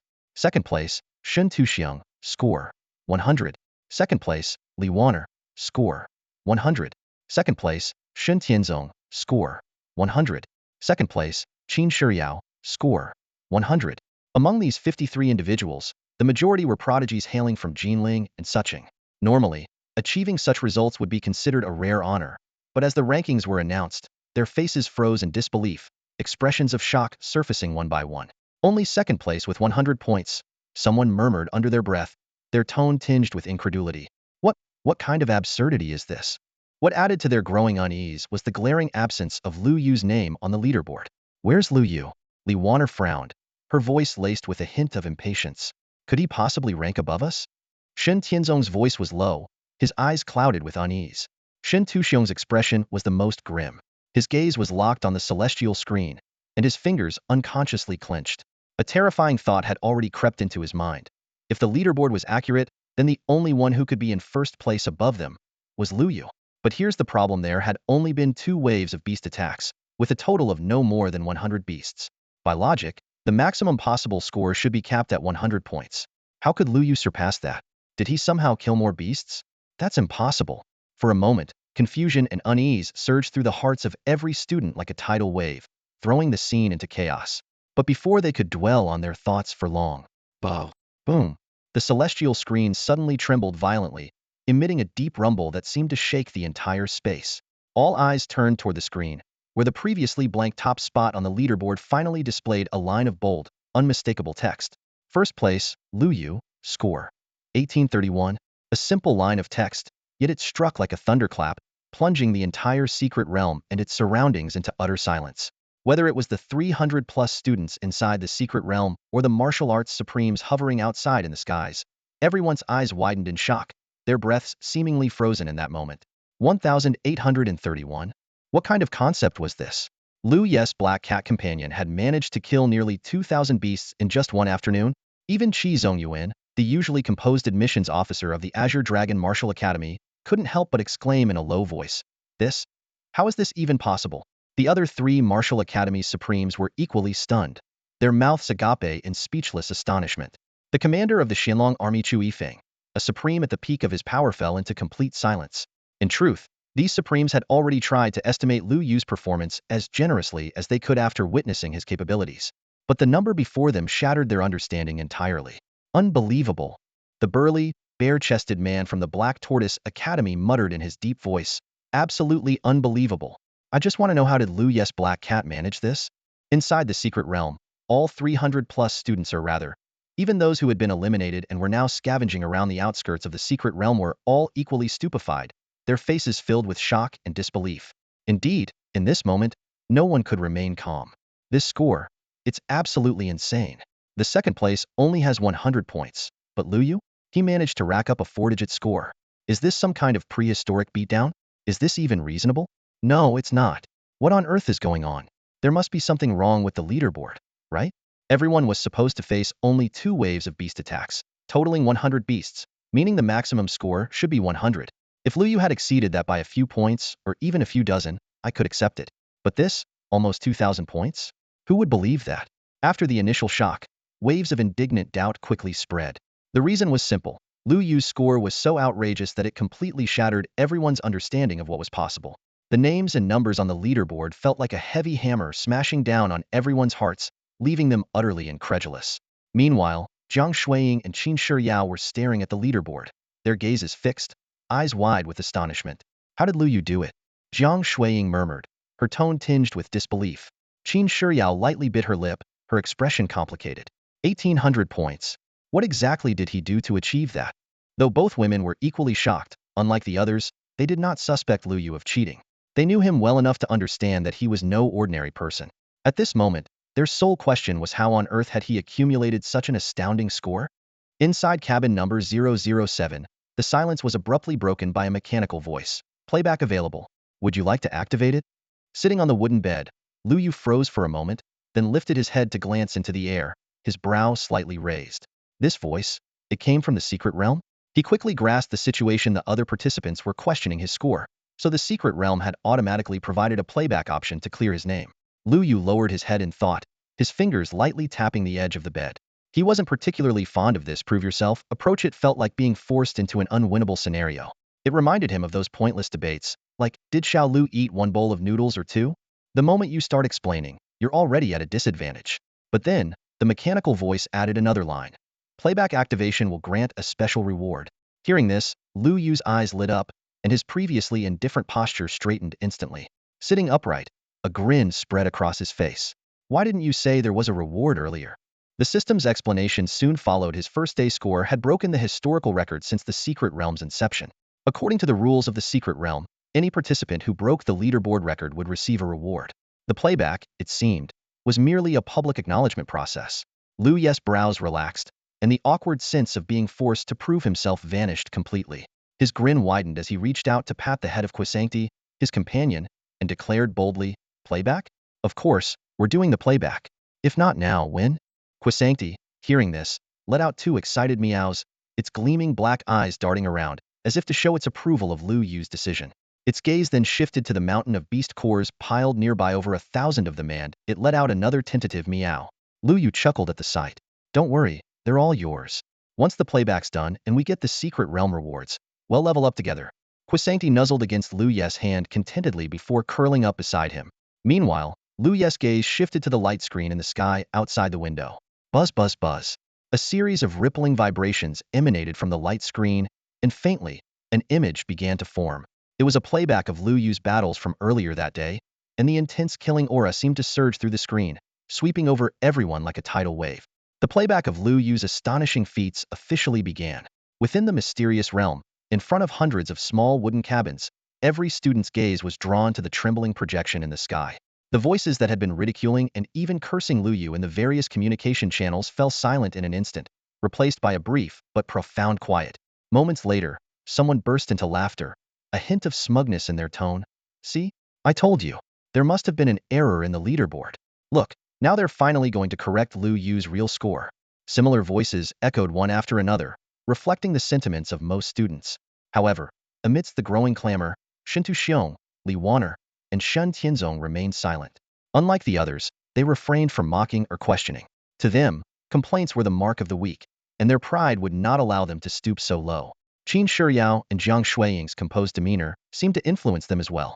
But for these three prodigies, their silence was different. It wasn't skepticism about Luo Yu's score, but rather a thoughtful attempt to unravel the mystery. How exactly had Luo Yu achieved this? Beyond the number of beasts defeated and days survived, could there be other hidden scoring mechanisms? Shintu Xiong furrowed his brows, his fists clenched tightly, the friction of his gloves creating a faint sound. He muttered to himself, the number of beasts in a wave is capped at 100 for everyone. Yet Luo Yu managed to break that limit? Could it be because of his top performance in the previous strength test? Did the realm's rules grant him special treatment? Shen Tianzong narrowed his eyes, his gaze sharp as a blade, murmuring under his breath, what exactly did that guy do? Did he actually leave the safe zone? Wait, hold on. Right. The rules of the realm never explicitly said you couldn't leave the safe zone, but even so, hunting nearly 2,000 beasts in just one afternoon? That's insane. Meanwhile, Li Waner frowned. Her delicate face wrinkled in frustration as she muttered to herself in confusion, could it be? No, that doesn't make sense. If it were like that, but how does the scoring even work here? This doesn't add up. Her expression shifted between moments of realization and doubt, as though she were locked in a mental battle with herself. Regardless of their speculation, the rules of the realm operated unaffected by their guesses. At that moment, the celestial projection above began to ripple, the leaderboard of over 300 names slowly fading away. In its place, a vivid, immersive scene unfolded. The scene began with a view of a small wooden cabin marked with the number 007. Following that, a line of simple yet startling text appeared. Playback of Luo Yu's first day assessment is now live. That single line of text hit like a heavy blow, silencing the students who had been accusing Luo Yu of cheating. The student who had first shouted out now stood frozen, his face flushed with embarrassment, wishing he could vanish on the spot. This moment left no doubt Luo Yu's score had been fully validated by the rules of the realm. More than that, it was an unmistakable public recognition, almost a commendation. The projection continued to shift, the camera panning closer to the wooden cabin.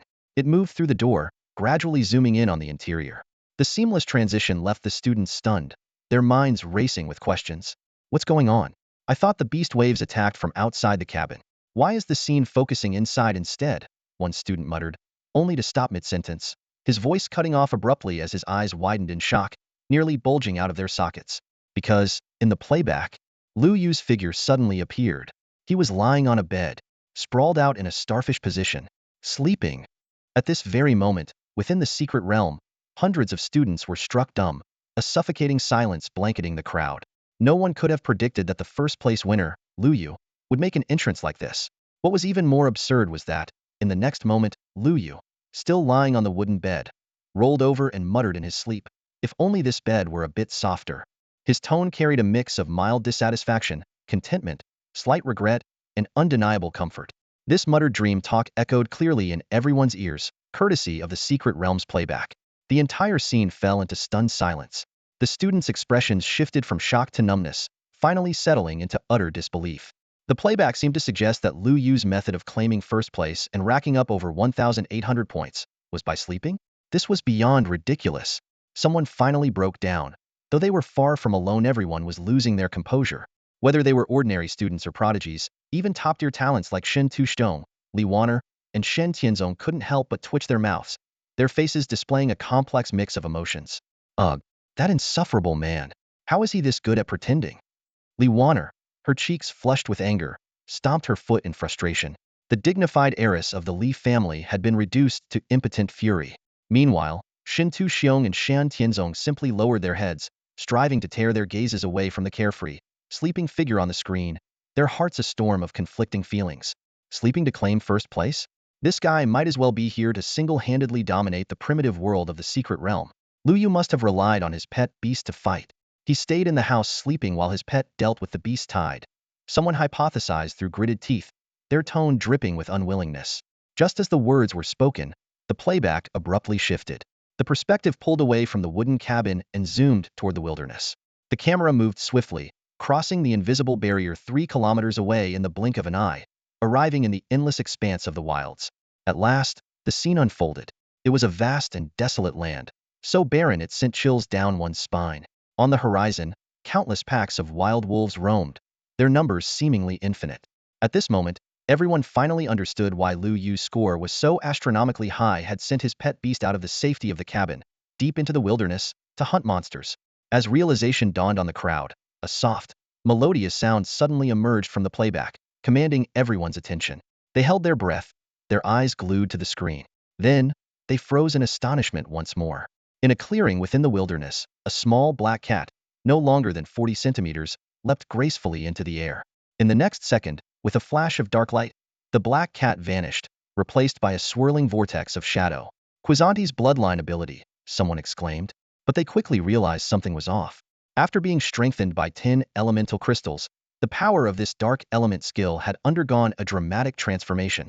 The vortex, originally the size of a basketball, expanded rapidly within mere seconds, reaching a diameter of 5 meters, and it was still growing.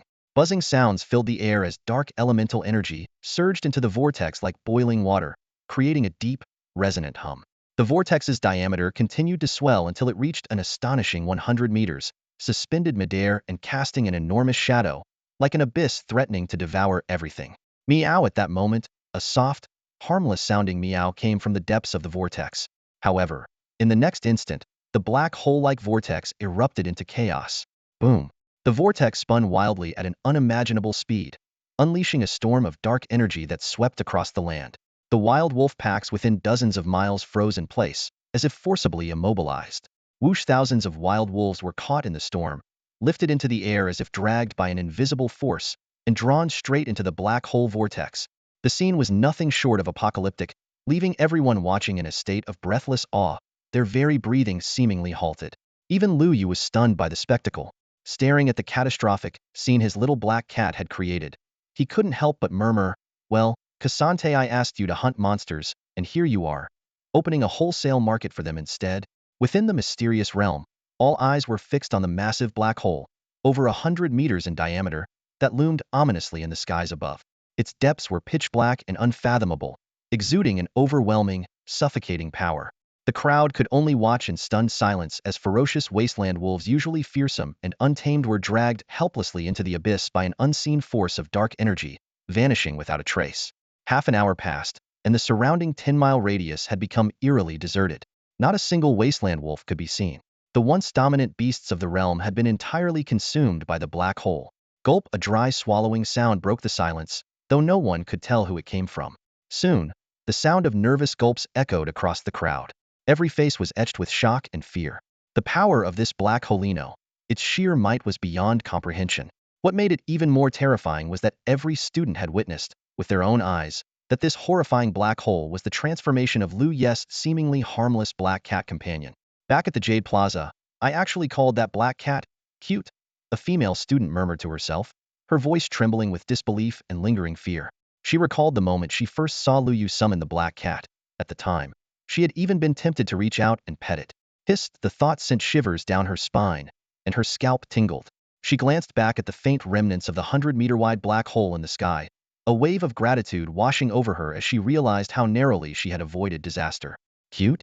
Luo Yu's black cat was anything but cute. With a single move, it had unleashed the black hole and annihilated over 1,000 peak deer, third-level wasteland wolves. If it had wanted to kill her, it wouldn't even need to use the black hole. A casual swipe of its paw would have been enough to end her. Meow! Meow! Suddenly, soft, high-pitched meowing broke the tense atmosphere, drawing everyone's attention. At some point, the massive black hole in the sky had disappeared, replaced by the small black cat, barely 40 centimeters in length.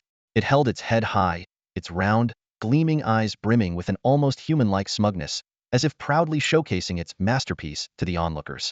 Whoosh! In the blink of an eye, the black cat transformed into a streak of shadow, moving so fast it was nearly imperceptible. When the crowd looked again, the cat was already perched outside Luo Yu's small wooden cabin marked with the number 007. The scene on the sky screen abruptly cut off, and the sky returned to darkness. Moments later, lines of names and scores reappeared, with one name dominating the leaderboard in an overwhelming fashion: first place, Luo Yu, score, 1831. This time, the hundreds of students who stared at the astonishing number had no words of doubt or protest. A heavy silence fell over the entire realm. Moments later, two new lines of text emerged on the sky screen. Examiner Luo Yu has set a new record for first day points. Reward, 10 supreme source crystals. Though simple, these two lines of text rippled through the crowd like a boulder dropped into a still lake, stirring waves of astonishment. Inside cabin 007. Whooshed, a flash of white light appeared, and 10 translucent, pristine supreme source crystals materialized before Luo Yu. He picked up one, examining it closely, though the corner of his mouth curled slightly in disdain. Only 10? How stingy, he muttered. As if in response to his dissatisfaction, the voice of the realm spoke up at just the right moment, its tone carrying a hint of explanation.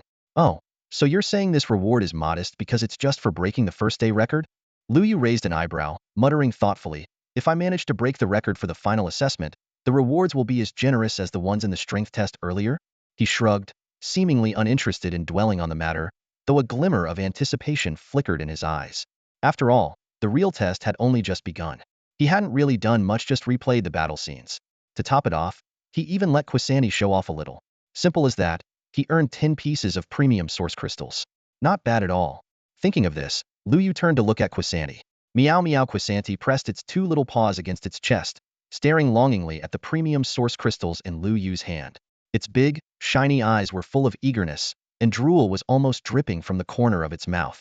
After all, the previous stash of 100 premium source crystals had been entirely monopolized by the colossal Kaisa. Quisanti had only managed to sneak a taste of the leftovers to satiate its craving. Don't worry, it's all yours. Luo Yu chuckled softly as he reached out to gently pat Quisanti's head. Under Quisanti's ecstatic gaze, he placed it back into the beast's space. Afterward, Luo Yu sat cross-legged on the wooden bed, took a deep breath, and focused his mind to activate his talent transformation. Buzz, a ripple of spatial energy spread out. The mountain of 1,831 beast cores piled on the bed, along with the 10 premium source crystals in his hand, vanished without a trace. At the same time, within Luo Yu's beast space, an incredibly dense surge of beast energy began flowing like a tidal wave. Meow, meow meow. Quisanti was so thrilled it started rolling around in the beast space, its joyous cries echoing throughout.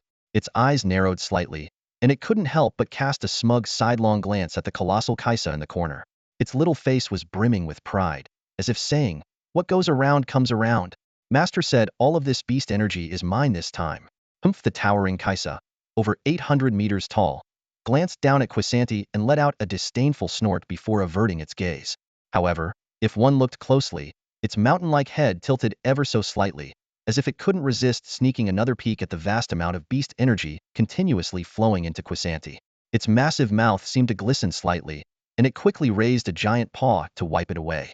Deep down, it grumbled to itself, I wonder when Master will summon me to battle. That way, I too can absorb beast energy in advance. When will you summon Kaisa to fight? Sitting on the wooden bed, Luo Yu raised an eyebrow at the deep, resonant voice echoing in his mind. To be honest, at first, he had been deliberately keeping Kaisa under wraps. After all, this colossal beast was something he had borrowed from City Lord Lin and others, which made the situation a bit awkward to explain. But now, with Kaisa's strength restored to king-level combat power, his concerns had lessened considerably. After all, if he continued to hold back during critical moments, wouldn't that waste the potential of such a formidable king-level beast? Moreover, the scale and level of the beast tides in this secret realm would only grow stronger with each passing day. If he wanted to break the historical records on the leaderboard, he had to survive until the very end. At some point, when faced with 9th tier, or even king-level beast tides, Quisanti alone would likely be unable to hold the line. At that moment, Kaisa's appearance would be inevitable. Luo Yu gazed silently at the endless darkness of the wilderness outside the window, his thoughts churning. His eyes were deep and profound, as though he were already envisioning the earth-shattering battle that lay ahead. Just then, a crisp notification sound abruptly broke his train of thought. Beast energy charging complete. Advanced now? The corners of Luo Yu's mouth lifted slightly, and he wasn't the least bit surprised. This time, the transformation of 1,831 third beast cores, combined with 10 premium source crystals, returned 30 of the beast energy to himself. Even with the significant energy requirements for advancing as a latest-stage beast master, this level of accumulation was more than sufficient. Advance, Luo Yu commanded firmly. In the next instant, waves of immense power surged from within him, spreading outward like a mighty river, washing over his meridians and body. That night, Luo Yu successfully ascended to the realm of a 7th-tier beast master. Inside cabin 007, Luo Yu sat cross-legged on the wooden bed. Suddenly, his eyes snapped open, a sharp glint flashing within them. A faint crackling sound erupted from his body, like the popping of beans, carrying with it an aura of imminent power. This was the hallmark of any Beastmaster's advancement, a subtle, but noticeable enhancement to the body. While it didn't result in a dramatic improvement to his physique, the slight strengthening was enough for Luo Yu to feel the difference. However, Luo Yu's focus wasn't on these minor changes. What truly excited him was the unknown new talent that came with this breakthrough. With a single thought, a semi-transparent personal information panel materialized in front of him. His eyes quickly scanned the familiar data before locking onto the talent section. 7th tier. Finally, he could unlock a new talent. When the simple lines of text came into view, Luo Yu's pupils contracted sharply, and his breathing quickened. But soon, the tension gave way to uncontainable exhilaration. The corners of his mouth lifted into a slow grin, and his eyes burned with fervent excitement. Damage transfer. Luo Yu murmured these words under his breath, his tone brimming with barely suppressed delight. Any damage a Beastmaster receives, whether physical, elemental, or mental, can be transferred to their contracted beasts at a certain ratio. Currently, the transfer ratio was 50, but with higher tiers, it could reach up to 100. Reading this description, Luo Yu felt as though his chest was about to explode with excitement. He clenched his fists tightly, his mind consumed by a single thought. Invincible. This talent was truly invincible. For a Beastmaster, a class that is relatively fragile in direct combat, this was nothing short of a divine ability. Even though Luo Yu already had the physique and strength of a colossal beast in shared states, who would willingly endure life-threatening attacks if they could avoid them. Moreover, this talent encompassed all types of damage, including those mysterious and unpredictable forces such as laws, curses, and causality. In high-level battles, it's no longer just about physical blows but the clash of rules and willpower. Luo Yu understood this deeply. Now, with this talent, he could neutralize threats that were nearly impossible to guard against. His mind raced with possibilities. If he contracted a beast with mental attributes to specifically resist mental damage, assigned physical damage to the thick-skinned and tough Kaiser, and left elemental damage to the extreme elemental specialist Quizani, the value of this talent became immediately apparent. The more he thought about it, the more excited he became. If the damage transfer ratio truly reaches 100, Luo Yu couldn't help but imagine the scene: his enemies unleashing devastating attacks, while he stood unmoving, all damage redirected to his beasts. As long as his beasts could endure, he would remain invincible. I'm unstoppable, Luo Yu muttered to himself, the smile on his face growing even brighter. This trip to the provincial exam's secret realm had been absolutely worth it. In just a single day, his and his beast's strength had skyrocketed as if propelled by a rocket. However, amidst his excitement, Luo Yu quickly regained his composure. He recalled the surge of Beastmaster energy earlier, which by all accounts should have been enough to push him up another tier. Yet, the advancement notification had not appeared. Frowning slightly, he turned his gaze back to the personal panel. Energy charge, 100? Luo Yu blinked in surprise, but his eyes soon drifted downward, catching sight of a small line of text at the bottom of the panel: advancement unavailable due to unmet prerequisites. Prerequisite: at least 2 contracted beasts must reach King level 12. Luo Yu? He stared at the line of text, speechless for a long moment, his expression a mix of confusion and frustration. Wait, he understood every word individually, but what did they mean together? Is this what the martial god and Old Wong referred to as the flaw of Beast Tamers? At that moment, after his initial confusion, Luo Yu finally came to a realization. The profession of Beast Tamer had never existed on Blue Star in the past 50 years. Yet, the martial god had spoken with absolute certainty, declaring that the Beast Tamer path was flawed and that only martial arts were perfect. According to Old Wong, the martial god's conclusion came from a revelation by the sanctuary. The sanctuary and origin of all extraordinary human powers. Even Luo Yu's personal information panel, the advancement prompts, and skill details were all derived from the sanctuary. Previously, Luo Yu couldn't understand why such a supreme entity would dismiss his humble profession as a beast tamer. But now, after seeing the advancement requirements, he suddenly understood. The conditions were simply outrageous. A 7th-tier beast tamer was required to cultivate 2 king-level beasts. Without divine-level talents, this was an insurmountable barrier, something no ordinary person could ever overcome. Perhaps the martial god and the sanctuary's conclusion wasn't wrong. The beast tamer profession indeed had its flaws. Yet, the divine-level talents Luo Yu unlocked with every advancement seemed to perfectly compensate for these shortcomings. So that's how it is. Luo Yu's thoughts churned as he took a deep breath and shifted his gaze away from his personal panel. No matter what, he considered himself fortunate. With 2 king-level beasts as the requirement, he was confident he could achieve it thanks to his divine talents. Caesar was already king level, and the only real challenge was Quisanti. However, if the beast tides in the coming days were as rewarding as today's, advancing Quisanti to king level might not be as difficult as it seemed. Speaking to himself, Luo Yu turned his attention to the beast space within him. Inside, the black cat form of Quisanti had already vanished, replaced by a massive black cocoon. A deep, rhythmic heartbeat echoed from within the cocoon, as if announcing a profound transformation in progress. It seems this advancement will bring an incredible leap for Quisanti, perhaps even a complete metamorphosis, Luo Yu murmured, his eyes gleaming with anticipation. Fortunately, even if Quisanti couldn't advance immediately, the energy from the beast taming power could still be stored and used later after its advancement, ensuring nothing would go to waste. After muttering a few more words, he glanced out the window at the pitch-black night. It was already late, but Luo Yu had no intention of burning the midnight oil to train. Stretching lazily, he mumbled to himself, "It's night time. Time to sleep. At my age, how could I not fall asleep?" Luo Yu soon drifted into a deep and peaceful slumber. Meanwhile, the other hundreds of students in the secret realm tossed and turned, unable to find rest. Inside safehouse number 095, Shin Tu-xiong sat cross-legged on the ground, his face dark and brooding. His hands absent-mindedly rubbed his crimson gauntlets, while the communication device on his right wrist projected a virtual screen. The screen displayed a familiar face, Lin Changyuan. "I need an explanation." Shin Tu-xiong's voice was low and brimming with anger. Before the words had fully left his mouth, he slammed his fist into the ground. A surge of power exploded from the crimson gauntlets, causing the earth within a 100-meter radius to quake violently. Before entering the secret realm, that lackey from Luo City had asked him to deal with Luo Yu. At the time, Shin Tu-xiong hadn't thought much of Luo Yu. But now, whether it was the strength test or the first day's beast tide assessment, Luo Yu's performance had far surpassed that of his peers. Even someone as proud as Shin Tu-xiong had to admit that he wasn't qualified to face Luo Yu Heiden. "Getting me to provoke Luo Yu?" Shin Tu-xiong sneered coldly, his eyes glinting with malice.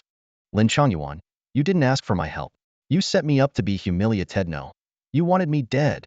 In the shadowy depths of the night-shrouded secret realm, inside safe house number 038, Lin Changyuan's face turned ashen, and cold sweat poured down his forehead the moment he heard Shin Tu-xiong's furious roar.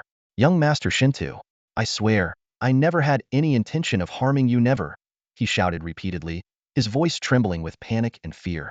Lin Changyuan was no fool. In just a few seconds, he pieced together why Shin Tu-xiong was so enraged. The young master clearly believed that by targeting Luo Yu, Lin Changyuan had intentionally set him up. This was a charge he dared not bear, could not bear. Not just him. Even his father, a peak-level king-tier warrior, wouldn't stand a chance against the wrath of the Shin Tu family. A king-tier warrior might wield power and influence in Luo City, but in the face of the Shin Tu family, one of Jinling's 3 great clans, they were no more than ants, easily crushed. The more Lin Changyuan thought about it, the more his heart sank. His right cheek still stung fiercely from the slap he'd taken earlier. Covering his face, he groveled through the video communication, begging repeatedly, his expression utterly pitiful. At this moment, he looked nothing like the proud and imposing son of Luo City's lord. The arrogance he usually wore like armor had been thoroughly stripped away by fear. "I said I need an explanation." Shin Tu-xiong's voice on the other end of the video call was low and restrained, yet it cut through Lin Changyuan like a blade. Lin's face grew even paler, his entire body trembling uncontrollably as if he were standing in a freezing wind. Shin Tu-xiong's expression eased slightly. He had indeed been blinded by rage earlier, but now that had calmed down, he realized that neither Lin Changyuan nor his father, despite being a king-tier warrior, would dare scheme against him. The wrath of the Shin Tu family was far beyond what a minor family like the Lin clan could endure. Narrowing his eyes, Shin Tu-xiong stared coldly at the screen. In the small cabin, Lin Changyuan had already dropped to his knees, his forehead pressed firmly against the floor in a posture of utmost submission. Hearing the slight change in Shin Tu-xiong's tone, he felt a faint glimmer of relief but dared not act rashly. He slowly lifted his head, still kneeling, and spoke in a cautious, trembling voice, "Young Master Shin Tu, I was going to tell you about this matter earlier." Taking a deep breath, Lin Changyuan began to recount, word by word, the events leading up to the conflict with Luo Yu, sparing no detail.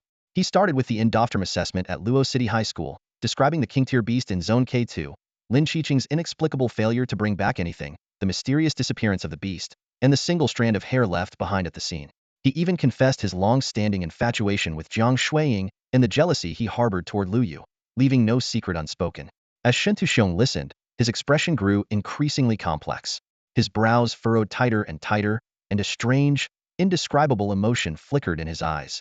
When Lin Changyuan finally reached the end of his account, he gritted his teeth and said, So when my father came back that day, I recognized the hair. It was Jiang Shuiying's. Shin Tuxiong was momentarily taken aback. Instinctively, he asked, "How did you recognize it?" Lin Shangyuan's face froze, then flushed a deep red.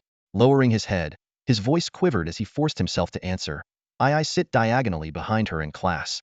I stare at her hair every day. I even know exactly which strands have a slight curl. Shin Tuxiong's lips twitched at the response, momentarily at a loss for words. What the he cursed silently to himself. Head thought Lin Changyuan was some cunning, calculating schemer. But as it turned out, he was just a hopeless romantic with his head filled with delusional fantasies. The sheer absurdity of it all left him dumbfounded. Clearing his throat awkwardly, Shin Tuxiong suppressed the urge to laugh and waved his hand, signaling Lin Changyuan to get back to the main point. Snapped out of his daze, Lin Changyuan refocused, glancing at his still swollen right cheek with a bitter smile. A few days ago, when Lin Qiqing had asked him how he recognized the strand of hair, had given the same answer only to be slapped across the face on the spot. His cheek was still swollen, and his father's furious words seemed to echo in his ears. How did I end up with such a useless son? Lin Changyuan shook his head, trying to dispel the chaotic thoughts swirling in his mind. Taking a deep breath, he continued, afterward. My father took measures to confirm that the strand of hair indeed belonged to Jiang Shuiying. Coincidentally, on the day of the final assessment, Jiang Shuiying and Luo Yu were the last ones to emerge from the dense forest. Coupled with the disappearance of the king-level beast, my father deduced, it's highly likely that the two of them were the ones who took the beast. At this point, Lin Changyuan exhaled deeply, a complicated emotion flickering in his eyes. On the other end of the video call, Shin Tuxiong furrowed his brows slightly. After a moment of contemplation, he asked in a low voice, steal the beast? Luo Yu and Jiang Zuing cowled. They possibly have a storage artifact capable of holding living creatures? There was a trace of skepticism in Shan Tuxiong's voice, but beneath it lay a faint undercurrent of unease. Shaking his head, he continued, no, that's impossible. Such equipment is priceless. Not even my Shin Tu family possesses more than a handful, and those are reserved for the highest-ranking members. It's inconceivable that they could have won. He paused briefly, as if organizing his thoughts, before adding in a more solemn tone. If it were a corpse, perhaps it might be plausible. But for Luo Yu and Jiang Shuiying to kill a king-level beast? Even if the beast were gravely injured and on the verge of death, its sheer physical resilience would make it untouchable for anyone below the king level in martial prowess. As soon as he finished speaking, Shin Tuxiong's gaze sharpened. Despite his seemingly brash demeanor, there was a shrewdness in his eyes. As the young master of the Shin Tu family, his mind was keen, and in just a few moments, he had already considered numerous possibilities. However, before he could delve further into his thoughts, Lin Changyuan suddenly interjected. My father later visited the sacred temple and paid a hefty price to divine information about the king-level beast. The result was that the beast is still alive. It didn't die. Those words left Shen Tuxiong momentarily stunned, a look of shock flashing across his face. Lin Changyuan, however, didn't pause. His tone grew heavier, carrying an almost oppressive weight as he continued, after careful deliberation. My father and I could only arrive at one explanation for the beast's disappearance. What explanation? Shin Tuxiong couldn't help but press, his voice tinged with urgency. Lin Changyuan took a deep breath, his gaze steady, and slowly uttered, Luo Yu. The only variable here is Luo Yu. His profession is Beast Tamer. As his words landed, Lin Changyuan fell silent, leaving Shan Tuxiong wide-eyed, his face etched with shock and disbelief. He abruptly stood up, his voice rising in an uncharacteristic outburst. Impossible. That's impossible. The usually composed young master of the Shun Tu family had, for once, lost his composure. Lin Changyuan remained silent, his expression a complex mix of emotions as he stared at the screen. He offered no further explanation. In truth, when his father had first arrived at this conclusion, Lin Changyuan's reaction had been even more extreme. He had been utterly incapable of accepting such a notion at the time. To Lin Changyuan, Luo Yu was nothing more than a beast tamer who had strayed down the wrong path. While the black cat he controlled had demonstrated some combat capability during the final assessment, it was far from extraordinary. Yet the hypothesis his father presented exceeded anything Lin Changyuan could have imagined. If Luo Yu, as a beast tamer, truly possessed abilities beyond the realm of reason, then it was conceivable that he not only managed to contain the king-level beast, but might even have the power to form a contract with the heavily injured creature, turning it into his own pet. The mere thought was terrifying a conclusion, so shocking it made one's skin crawl. Shin Tuxiong's expression grew rigid, his fists clenching slightly as beads of cold sweat formed on his brow. He finally grasped the full implications of this possibility, and the realization sent a shiver down his spine. If this turns out to be true, Shin Tuxiong murmured to himself, his eyes filled with a mix of fear and dread. A chilling vision formed in his mind, Luo Yu, with a king-level beast as his pet. A king-level beast, such a creature could easily overpower a king-level martial artist and might even rival the supreme warriors of humanity.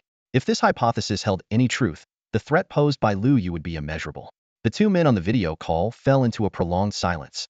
Lin Chongyuan refrained from speaking further, while Shen Tu-xiong remained deep in thought, his mind churning with countless possibilities. Time seemed to freeze as an invisible tension filled the air. After what felt like an eternity, Shen Tu-xiong finally moved. Rising slowly to his feet, he ran his hand over the crimson gauntlets he wore, his gaze hardening with resolve. His voice was low, yet brimming with determination. Whether this hypothesis is true or not, I won't concern myself with that for now. Luo Yu is strong, beast tamers are strong, and his pet beast is strong. But we, as martial artists, are born to defy the odds and seize our destiny.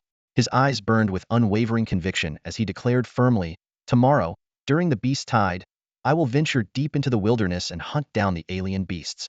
In this grand era, Luo Yu isn't the only prodigy out there. The long, dark night eventually passed. The moon set, the sun rose, and a new day began. In the early morning, the first rays of sunlight spilled gently onto the ground. At the edge of the forest, in front of hundreds of small wooden cabins, nearly all the students emerged at once. They held an array of battle knives and long swords in their hands, the cold gleam of the blades reflecting the sunlight, casting a sharp contrast against their young yet determined faces. The entire crowd exuded an air of readiness and unyielding resolve. Today, they would venture deep into the wilderness to hunt exotic beasts and earn points. Yesterday's assessment saw Luo Yu standing head and shoulders above the rest, dominating the competition, while the others were left as mere background figures. But this was no group of nobodies. They were the young prodigies of Jiang province, each celebrated in their respective cities. It was only natural that they wouldn't be so easily discouraged. On the contrary, after a night of reflection, their fighting spirits burned even brighter, their eyes alight with defiance and determination. At the edge of the wilderness, a crimson sun slowly rose from the horizon, climbing higher until it hung fully in the sky. Meanwhile, 3 kilometers from the forest's edge, at the boundary between the wilderness and the safe zone, an invisible barrier suddenly cracked open, revealing a small gap. The moment this fissure appeared, the roaming beast packs in the vicinity charged toward it like predators catching the scent of blood. Under the rules of the secret realm, each safe zone was met with 2 waves of beast attacks, the number of beasts identical to the previous day, exactly 100. However, this time, the beasts had advanced significantly in rank. They were now peak 4th-tier creatures, wild wolves of the wasteland. At that moment, outside the various safe cabins, the students who had been brimming with fighting spirit froze, their expressions shifting from confidence to shock. What the hell? Are you kidding me?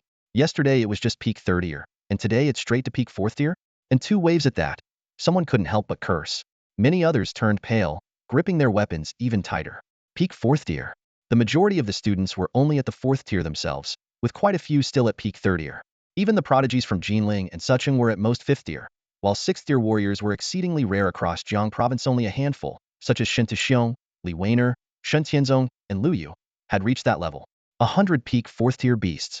Forget 4th-tier fighters, even 5th-tier warriors would struggle against such an overwhelming tide.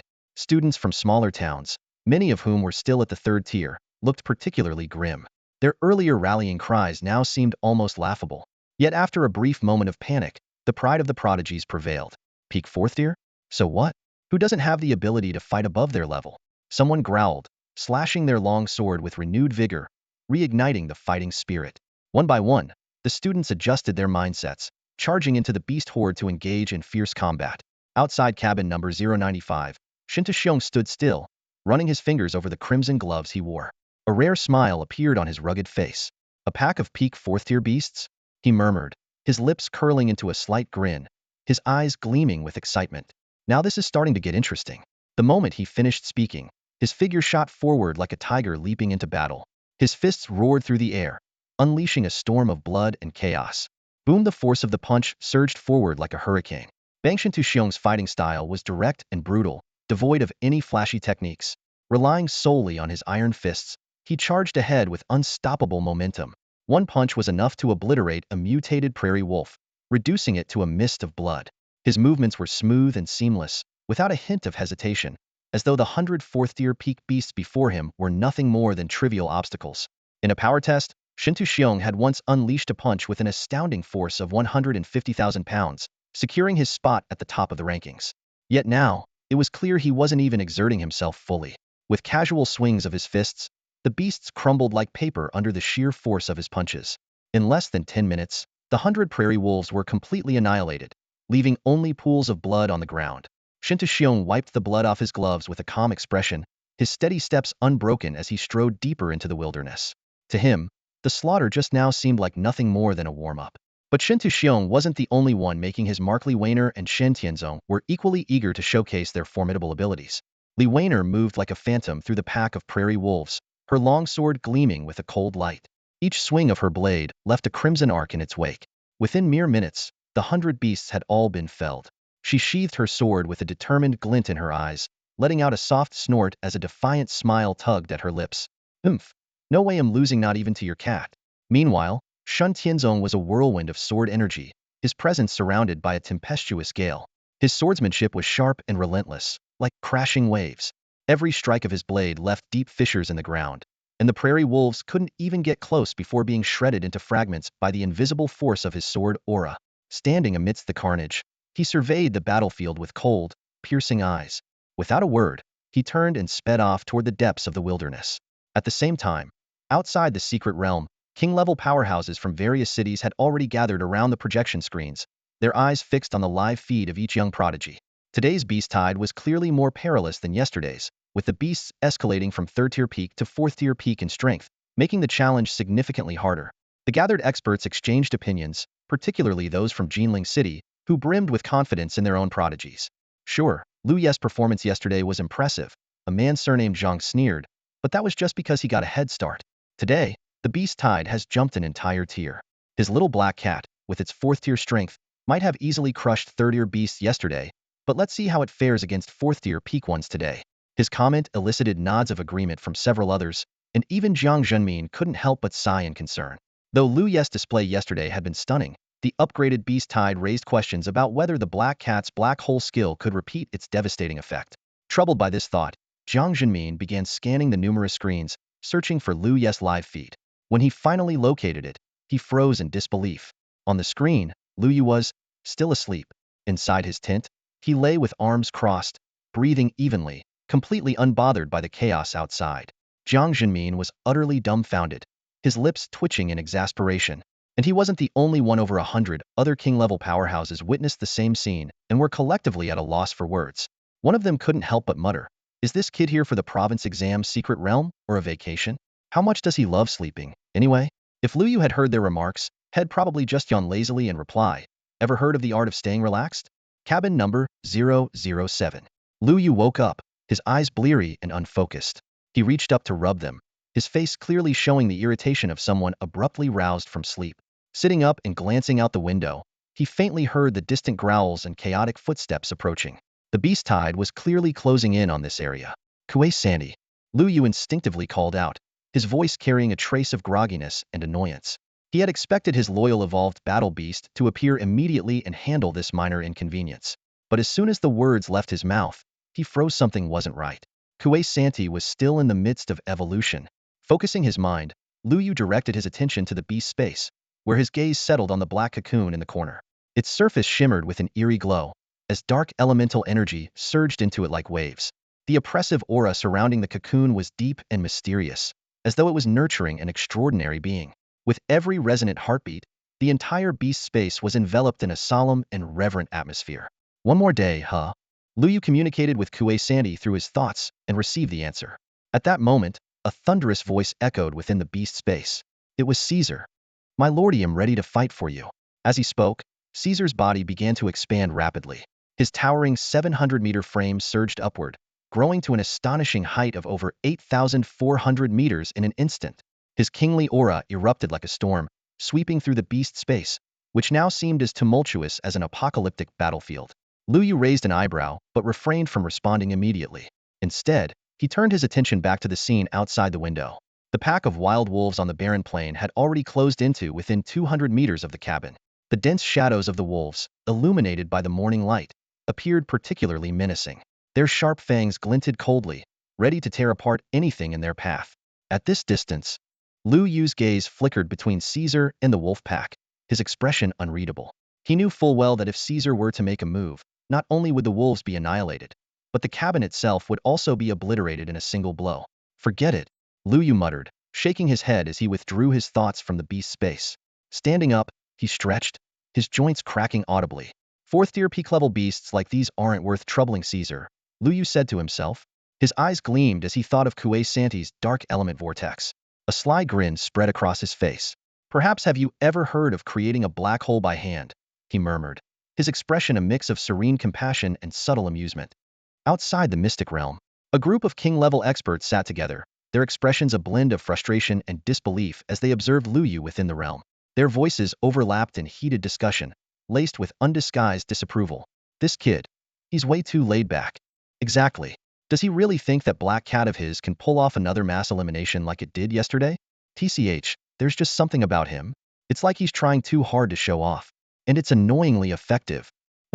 Showing off is only acceptable if you have the skills to back it up.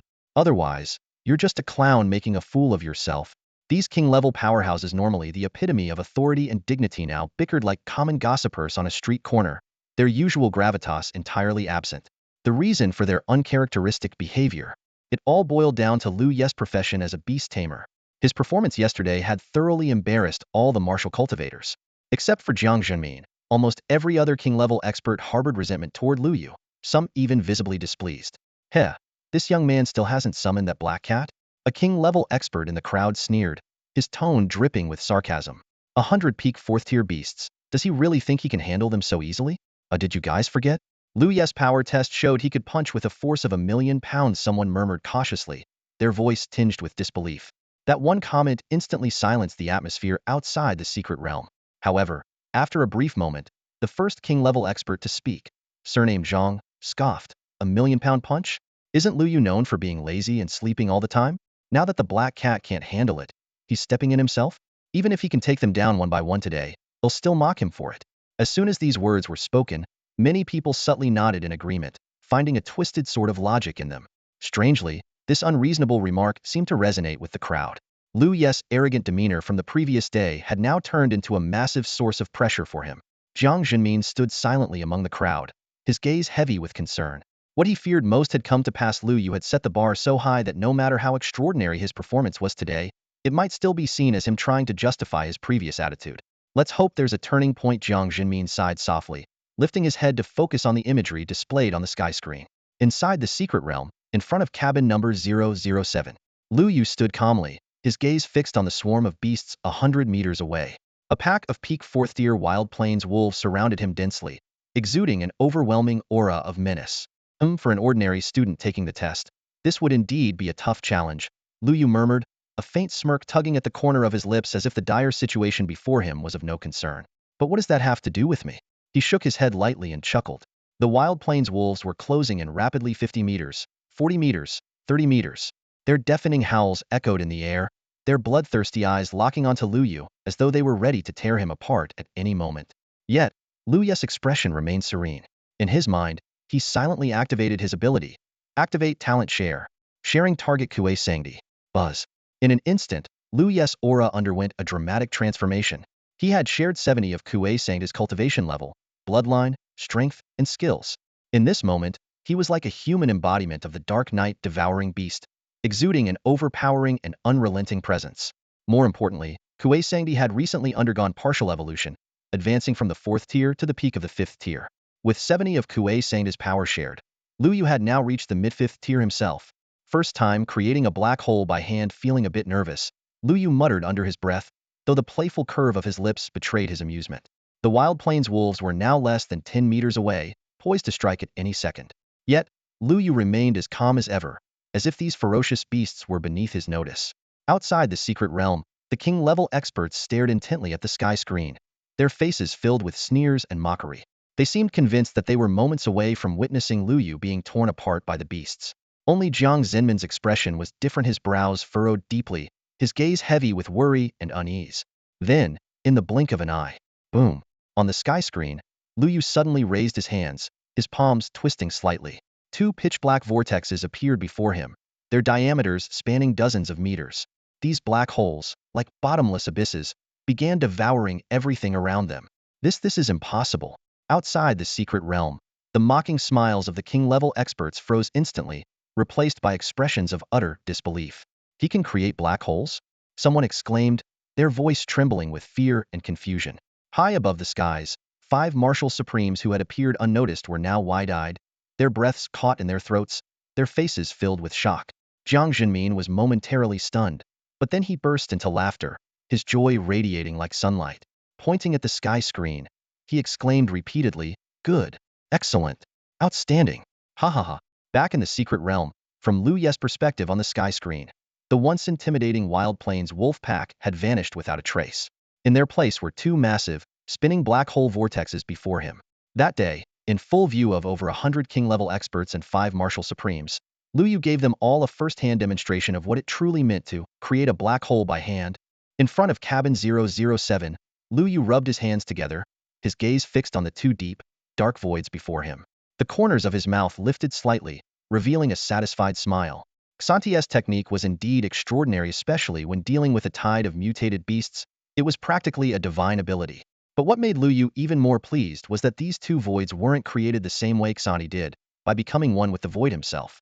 No, these were crafted truly and literally by Luo Yu's own hands. With a simple rub of his palms and a flick of his fingers, 2 sesame-sized black dots seemed to materialize out of thin air. In the blink of an eye, they expanded at an unimaginable speed, swelling into massive black holes with diameters of several dozen meters. If not for Luo Yu's deliberate control, the black holes could have continued growing, easily surpassing 100 meters. After all, the Xanti ability he had shared wasn't from the Xanti of the 4th tier he had encountered yesterday. No, this was from a Xanti at the peak of Tier 5, in the midst of his evolution. The strange bloodline power surging within him was ceaseless, as though craving to devour the elemental forces of the world. Feeling the changes within his body, Luo Yu mused silently. It seems that once Xanti completes this evolution, he'll truly be reborn. Shaking his head, Luo Yu decided not to dwell on it further. He snapped his fingers, and the black holes in midair vanished instantly. At the same time, the sound of something raining down filled the air as precisely 100 beast cores fell to the ground, clinking and clattering in a crisp symphony. Luo Yu bent down, clapped the dust off his hands, and smiled with satisfaction. Another bountiful day. However, instead of heading back to the cabin to rest as he usually would, he turned his gaze to the distant horizon. About 3 kilometers away, in the wilderness, today's battlefield awaited his personal intervention. While Luo Yu wasn't one to shy away from hard work, he was a firm believer in the motto, work smarter, not harder. A smirk played on his lips as he activated his innate ability sharing. Target, Caesar. In an instant, Luo Yu's aura surged skyward like a rocket. The power within him roared like a flood breaking through a dam. He gently lifted his foot and stomped the ground crack. The earth beneath him fractured instantly, spiderweb-like cracks spreading out to cover an area of 100 meters. Luo Yu glanced down at the fissures beneath his feet and raised an eyebrow slightly. Caesar's strength is ridiculously overwhelming. A bit hard to control, but for traveling? It'll do. The next moment, with a single thought, a ripple of spatial energy swept outward, and his figure vanished into thin air. 3 kilometers away, at the edge of the wilderness, the air shimmered slightly as Luo Yu's figure emerged from the void. He steadied himself and let a faint grin curl his lips. Caesar's void traversal truly the ultimate travel skill. What Luo Yu didn't realize, however, was that his series of actions had already drawn the attention of numerous powerful figures outside the secret realm. Silence. An oppressive, deathly silence. Outside the secret realm, on the vast earth, more than 100 king-level powerhouses exchanged bewildered glances, their expressions frozen and their pupils dilated in shock. High above the sky, 5 martial arts supremes stood in stunned disbelief, their complexions shifting as though they had just witnessed something unimaginable. Was that spatial traversal? Luo Yu has mastered a spatial skill? Even Qi Zongyuan, the renowned inspector of Qinglong Martial Academy and a supreme in his own right, couldn't help but narrow his eyes, his heart gripped by the profound shock of the scene before him. Right now, I'm completely stunned, like, really stunned. Spatial abilities? He even started doubting his own eyes. But no, he wasn't seeing things covering a distance of 3 kilometers in the blink of an eye. There's no other explanation except for spatial teleportation type skills. Even the commander of the Xinlong army, Chu Yifeng, who was typically composed, broke his silence. His voice was filled with a mix of astonishment and complexity. You really can't blame the Supreme of the Azure Dragon Martial Academy for losing his composure. This was simply too mind-blowing.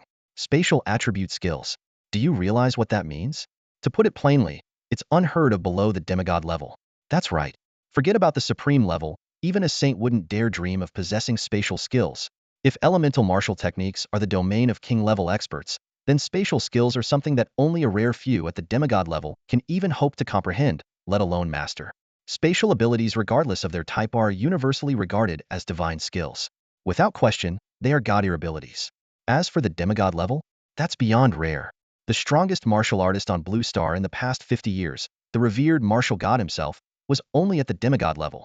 This, honestly, Luo Yu's abilities have completely surpassed anything I can comprehend. Suddenly, the Supreme of the Vermilion Bird Martial Academy spoke up. The moment she finished, Qi Zhongwen froze for a second, then widened his eyes in disbelief. His tone was incredulous as he asked, "Don't tell me you at the Vermilion Bird Martial Academy are planning to break the ironclad rules of all these years just to recruit Luo Yu?" The Supreme of the Vermilion Bird Martial Academy didn't respond. Her beautiful eyes remained fixed on the image of the tall, upright figure of the young man on the screen. A trace of barely concealed fervor burned in her gaze. For him, what rules even matter anymore? She silently said to herself, if the Vermilion Bird Academy was already like this, then there was no need to mention the Black Tortoise and White Tiger Academies. After their initial shock and numbness wore off, the two Supremes now stared at Luo Yu on the screen with a blazing intensity, as if their very breath had turned molten with heat. Qi Zongyuan, clinging to his last shred of hope, turned toward Chui Feng, the commander of the Xinlong army, who stood alone in his military uniform, suspended in the air not far away. Commander Chu Qi Zongyuan hadn't even finished his sentence when Chu Yifeng cast a profound, penetrating glance his way. Qi Zongyuan understood instantly. He got it, the Xinlong army had their sights set on Luo Yu as well. In fact, it was highly likely that Commander Chu had his eyes on Luo Yu from the very beginning. And now, even though it had been less than 2 days since the provincial exam's secret realm began, Luo Yu's monstrous talent and combat prowess had already reached a level that could make any faction tremble with awe or even lose their minds over him. Dark element skills were already enough to shock the world, but spatial abilities? Even the martial god himself would probably be dumbfounded. With a sigh full of complex emotions, Qi Zongyuan cast his gaze past the 100 or so king-level experts below, locking firmly on Luo Yu's figure in the heavens above. Deep down, he was already calculating whether he should notify the headmaster of the Azure Dragon Martial Academy to come to Jinling immediately and fight for Luo Yu. On the ground below, Jiang Zhenmin was laughing heartily, not just laughing, but laughing with utter abandon. The usually composed and reserved Jiang Zhenmin, known for keeping his emotions in check, was now laughing like a full-fledged villain. Strangely enough, his laughter echoed across the land, as if it were the only sound left in the world. The rest of the 100 or so king-level experts remained in complete silence. Some wanted to say something, but after opening and closing their mouths a few times, no words came out. At this point, what could they even say? Spatial abilities, a skill that legends claim can only be comprehended by demigods, casually displayed by Luo Yu as if it were nothing. What more was there to add? Many sharp-witted king-level experts were now turning their eyes toward the martial supremes in the heavens above. There was no doubt in their minds Luo Yu had already caught their attention. The 4 great academies, sacred institutions that countless prodigies in Huaxia would give anything to join, might very well end up fighting tooth and nail over Luo Yu once the secret realm closed in a few days. But in the next moment, something completely unexpected happened in the scene before them. In Luo Yu's perspective on the screen, there was a sudden and surprising change. Luo Yu had just stepped into the wilderness zone. Why did he suddenly turn back? At the edge of the forest, in front of safe house number 005, 100 peak deer level 4 wild wolves surrounded a young girl, their predatory eyes fixed on her. The girl gripped her battle blade tightly, her knuckles pale from the strain. She was breathing heavily, sweat streaming down her face. Her source energy was nearly depleted, and even her hand holding the blade was trembling slightly. The girl was none other than Jiang Shuiying. Unlike Luo Yu, who could effortlessly annihilate a pack of beasts, Jiang Shuiying was only at mid-ear level 4. While she could fight above her level, facing 100 peak deer wild wolves was clearly beyond her ability. She had already exerted all her strength, barely managing to hold off the first wave of attacks. Is this the end for me? Am I going to be eliminated today? A flicker of unwillingness and regret flashed through Jiang Shuiying's beautiful eyes, accompanied by a deep sense of self-reproach. She had extraordinary talent, with a martial aptitude rated at 7 stars. Yet, over the past year, she had never truly focused on her training. She had even deliberately suppressed her own progress to avoid putting pressure on Luo Yu, who was only at level 1 at the time. But now, Luo Yu had risen like a dragon emerging from the depths, while she could only watch his back from afar, falling further and further behind. If I become a burden, Luo Yu will leave me behind too. The thought pierced her heart like a needle. Her grip on the battle blade tightened instinctively, her nails digging into her palm. No, I can't give up. Not yet. Jiang Shuiying muttered under her breath, her gaze sharpening as she forced herself to summon the last vestiges of her fighting spirit. She knew that if she admitted defeat now, she would never have the chance to catch up to Luo Yu again. Just then, the wild wolves let out deafening howls in unison. Their sharp fangs glinted menacingly in the sunlight as they lunged toward her. Roar! Clenching her teeth, Jiang Shuiying swung her blade to counter. The blade struck the body of a wild wolf, but it produced only a sharp screech of metal scraping against metal. The physical toughness of these peak-tier wild wolves was comparable to alloy. Her attack failed to inflict damage, and she quickly turned to parry an attack from another direction. But how could one person, armed with only a blade, fend off the onslaught of 100 wild wolves? A wolf leaped from her blind spot, its sharp claws slashing across her arm and leaving a deep, bone-revealing wound. Blood gushed out like a fountain. I can't fall. Jiang Shuiying gritted her teeth, suppressing the pain as she channeled the remnants of her source energy into the blade. With a furious shout, she unleashed a powerful horizontal slash. The blade's light streaked like a rainbow, sending 3 wild wolves flying before they crashed heavily to the ground. However, dozens more wild wolves behind her seized the opportunity to pounce, their savage aura threatening to engulf her completely. At that critical moment, buzz, the air suddenly surged, a strange spatial disturbance rippling through the battlefield. 2 black vortexes materialized out of thin air, hovering on either side of Jiang Shuiying. Roar! The wild wolves froze in their tracks, their once fierce eyes now filled with terror. Their fur stood on end as they whimpered lowly, trying to flee. But the relentless pull of the black holes enveloped them. In just a few breaths, all 100 wild wolves were sucked into the black holes, leaving behind only a pile of beast cores clattering to the ground. Jiang Shuiying stood there in stunned silence, her hand still trembling as it gripped the battle blade. She slowly lifted her gaze, and the familiar figure of a boy came into view, walking toward her. Bathed in backlight, the boy wore a faint smile, though his eyes held a trace of exasperation. Silly girl, if you couldn't handle it, why didn't you use your comms bracelet to call me for help? Outside the secret realm, the eyes of the gathered powerhouses were all glued to the live feed of Luo Yu's actions. Just moments ago, they had clearly seen him abruptly change course right before stepping into the wilderness. Originally, they thought something significant was about to happen, but then what the heck? This guy, seriously? Playing the hero to save the damsel in distress? While others were fighting tooth and nail in the provincial exam's secret realm, Luo Yu was either napping or showing off. And to top it off, he even managed to save a beautiful girl. At that moment, watching the live broadcast, a group of powerful figures couldn't help but feel their faces flush with embarrassment. After the flush, came a darkened expression. There was no helping it compared to the other students. Luo Yu stood out far too much. His effortless demeanor made it seem as though he didn't take the secret realm exam seriously at all. Meanwhile, Zhang Jimin, the principal of Luoqing First High School and father of Jiang Shuiying, was all smiles. His eyes were full of admiration and satisfaction. This kid, Luo Yu, good, very good. The way he looked at Luo Yu had long since lost the sternness of a principal toward a student. Instead, it leaned more toward the approving gaze of a father-in-law assessing a prospective son-in-law. Inside cabin number 005. Jiang Shuiying's wounds had been carefully treated. Although her energy depletion left her looking a little frail, she was otherwise fine. She was sitting on the wooden bed now, facing Luo Yu. The faint candlelight illuminated her face, highlighting the slight blush on her delicate cheeks. Why did you suddenly come to help me? Jiang Shuiying lowered her head, her voice tinged with shyness and curiosity. After stammering for a while, she finally managed to get the words out. Luo Yu, hearing this, remained calm as ever, as though it was of no consequence. Leaning back against the chair, his posture was casual, and his tone was steady but carried an air of unwavering certainty. Your current strength is too weak. During this provincial exam's secret realm, I'll help you a bit, so you can gain some resources and opportunities. Jiang Shuiying was momentarily stunned at his words, instinctively opening her mouth to protest. No. But before she could finish, Luo Yu raised a hand to interrupt her. His tone remained calm, but it carried a commanding authority. This is an announcement, not a suggestion. Understand? And if your strength stays this weak, you really won't be able to keep up with me. Hearing this, Jiang Shuiying bit her lip, her gaze conflicted as she looked at Luo Yu.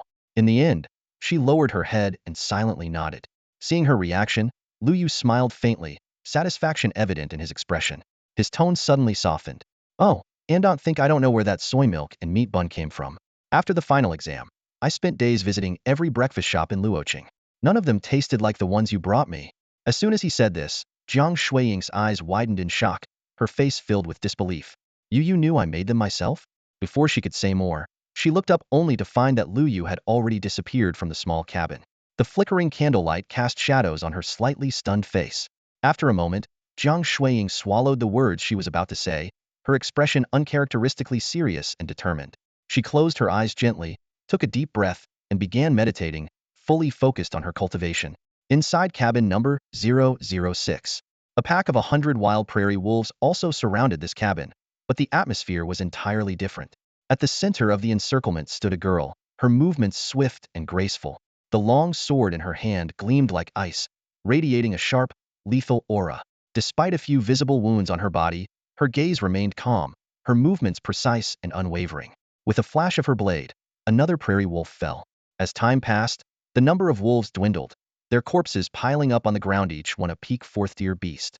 Yet the girl showed no sign of hesitation, continuing her relentless assault until her final strike brought down the last wolf.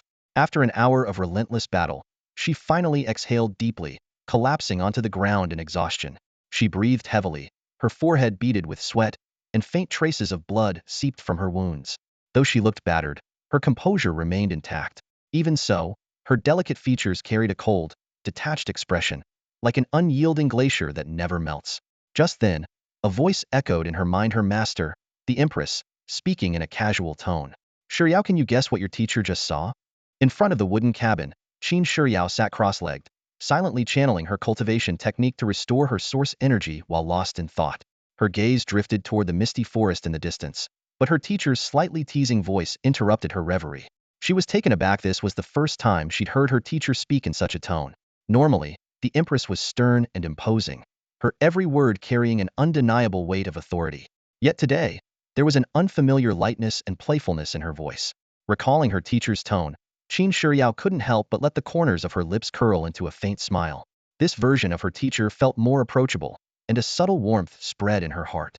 However, her smile hadn't fully bloomed. Her lips had barely begun to curve when her teacher's next words froze her expression completely. "I saw your cousin Luo Yu," the Empress said, her voice carrying a hint of intrigue. "He helped that school belle surnamed Jiang fend off an entire wave of beasts. Quite the heroic act, don't you think?" Qin Shiryao was stunned. For a moment, her usually composed and cool demeanor seemed to darken, as if something was stuck in her chest, making it hard to breathe.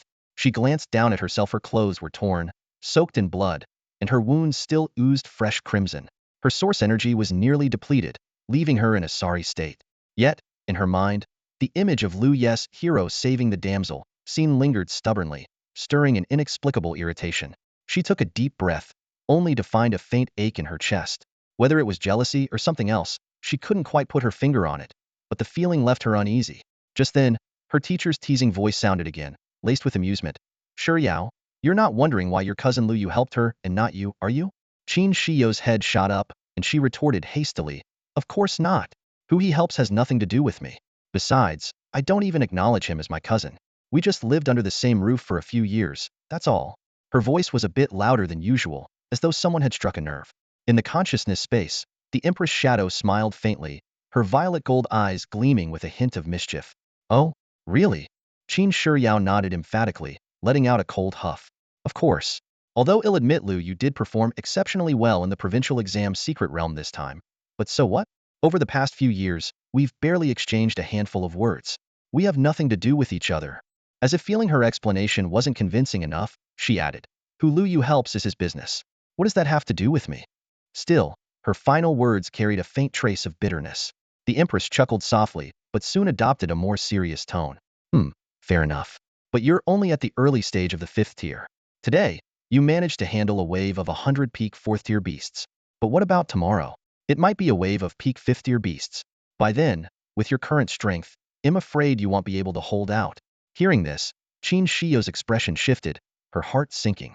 She forced herself to stay calm, but her thoughts involuntarily drifted to Luo Yu's astonishing punch during the power test, an unimaginable force of 1,000,000 pounds, like a mountain pressing down on her chest. She quickly shook her head, brushing the thought away, and said resolutely, "No matter what, even if I'm eliminated tomorrow, I would never ask Luo Yu for help." The Empress raised an eyebrow, her smile deepening. "Oh, is that so?" Qin Shiryao gritted her teeth and nodded firmly. "Absolutely." The Empress said no more, but her gaze shifted toward the depths of the secret realm, as if contemplating something. Time flowed on, and within the secret realm, unseen forces were quietly brewing an even greater storm. Her senses were becoming increasingly acute. In the deepest recesses of her awareness, that sacred, radiant beast of immense power seemed to be slowly awakening. Its aura was like a dormant volcano, harboring a terrifying force that could erupt at any moment. Could the layers of trials set by the Crimson Flame sect ultimately be linked to this enigmatic and ancient beast? The Empress's gaze subtly sharpened, concealing the fleeting trace of deep thought in her eyes. Silently, she calculated various possibilities in her heart but remained outwardly composed, refraining from sharing her speculations with Qin Shiyao, as though everything was under her control. Time slipped away like a fleeting shadow. Before long, daylight had faded. The sunset painted the horizon in hues of red, and the sun sank behind the western mountains. As expected, the tide of beasts surrounding the safe house receded, their departure accompanied by low, rumbling tremors across the endless wilderness. It was as if the earth itself was warning those still hunting in the wilds to return to the safety of the shelter without delay. Luo Yu did not take unnecessary risks. As the last rays of the setting sun bathed the land, he made his way back to his small wooden cabin. Today had been nothing short of exhausting for him.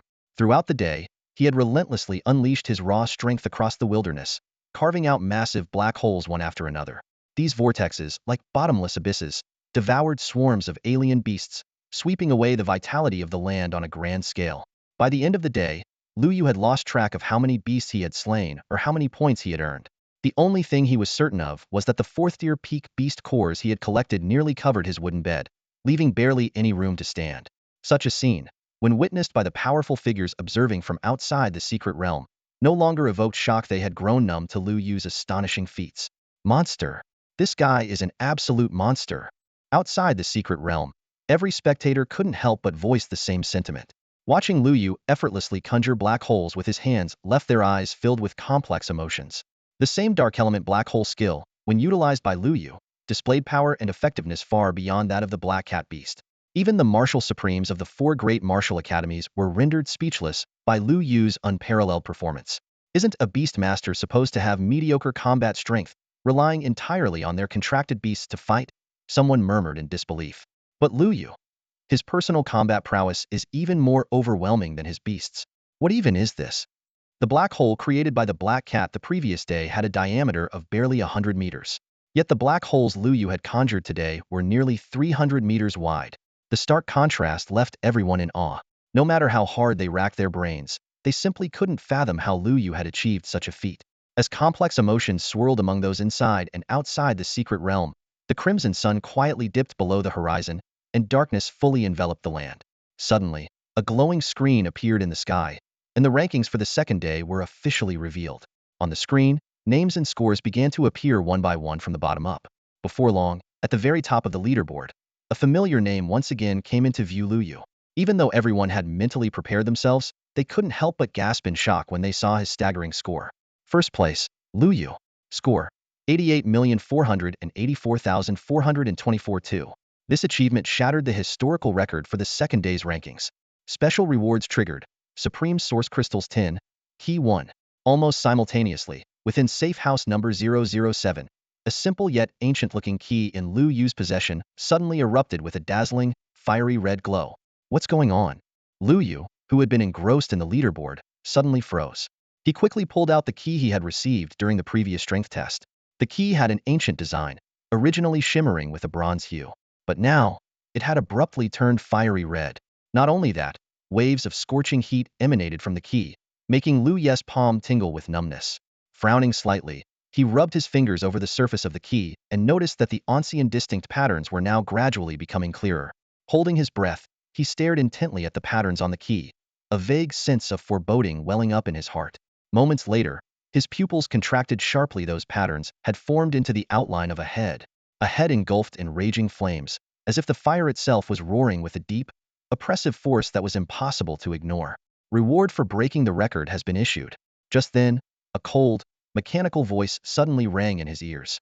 Swoosh! A flash of white light appeared, and 10 crystal-clear, top-tier source crystals, along with a new key radiating a water-blue glow, materialized in Luo Yu's hands. Instinctively, he gripped the new key, feeling an inexplicable tremor in his heart. 2 keys. Luo Yu placed the fiery red key and the water-blue key side by side, studying them carefully. The 2 keys were identical in shape, yet their patterns were distinct. The water blue key also depicted a head, but this one radiated a strong aquatic aura, as though it could unleash endless torrents with a single breath. Fire and water, two forces that were polar opposites yet equally powerful. Lu Yu's gaze grew deeper, and a startling thought flashed through his mind. Could the heads on these keys symbolize some kind of colossal beasts? And not just one, but many? His breathing quickened slightly, and a shiver ran down his spine. Deep within this mysterious realm, there might be something far more terrifying than he had ever imagined. Meanwhile, at the deepest point of the secret realm, here, there was nothing but void. The ground and sky seemed to have been completely torn apart, leaving behind an endless wasteland. Yet, in the heart of this desolation, 9 towering spires stood tall. Each spire was engraved with intricate and enigmatic runes, seemingly imbued with a powerful sealing force that suppressed unknown entities. Boom, boom, boom. Suddenly, the third and fourth spires began to tremble violently. The tremors were so intense that the entire space started to distort and warp. Moments later, from the third spire, an eruption of flames burst forth, engulfing tens of thousands of miles in an instant, transforming the area into a sea of fire. Simultaneously, from the fourth spire, a raging ocean surged, with towering waves that swept across the void, submerging everything in their path.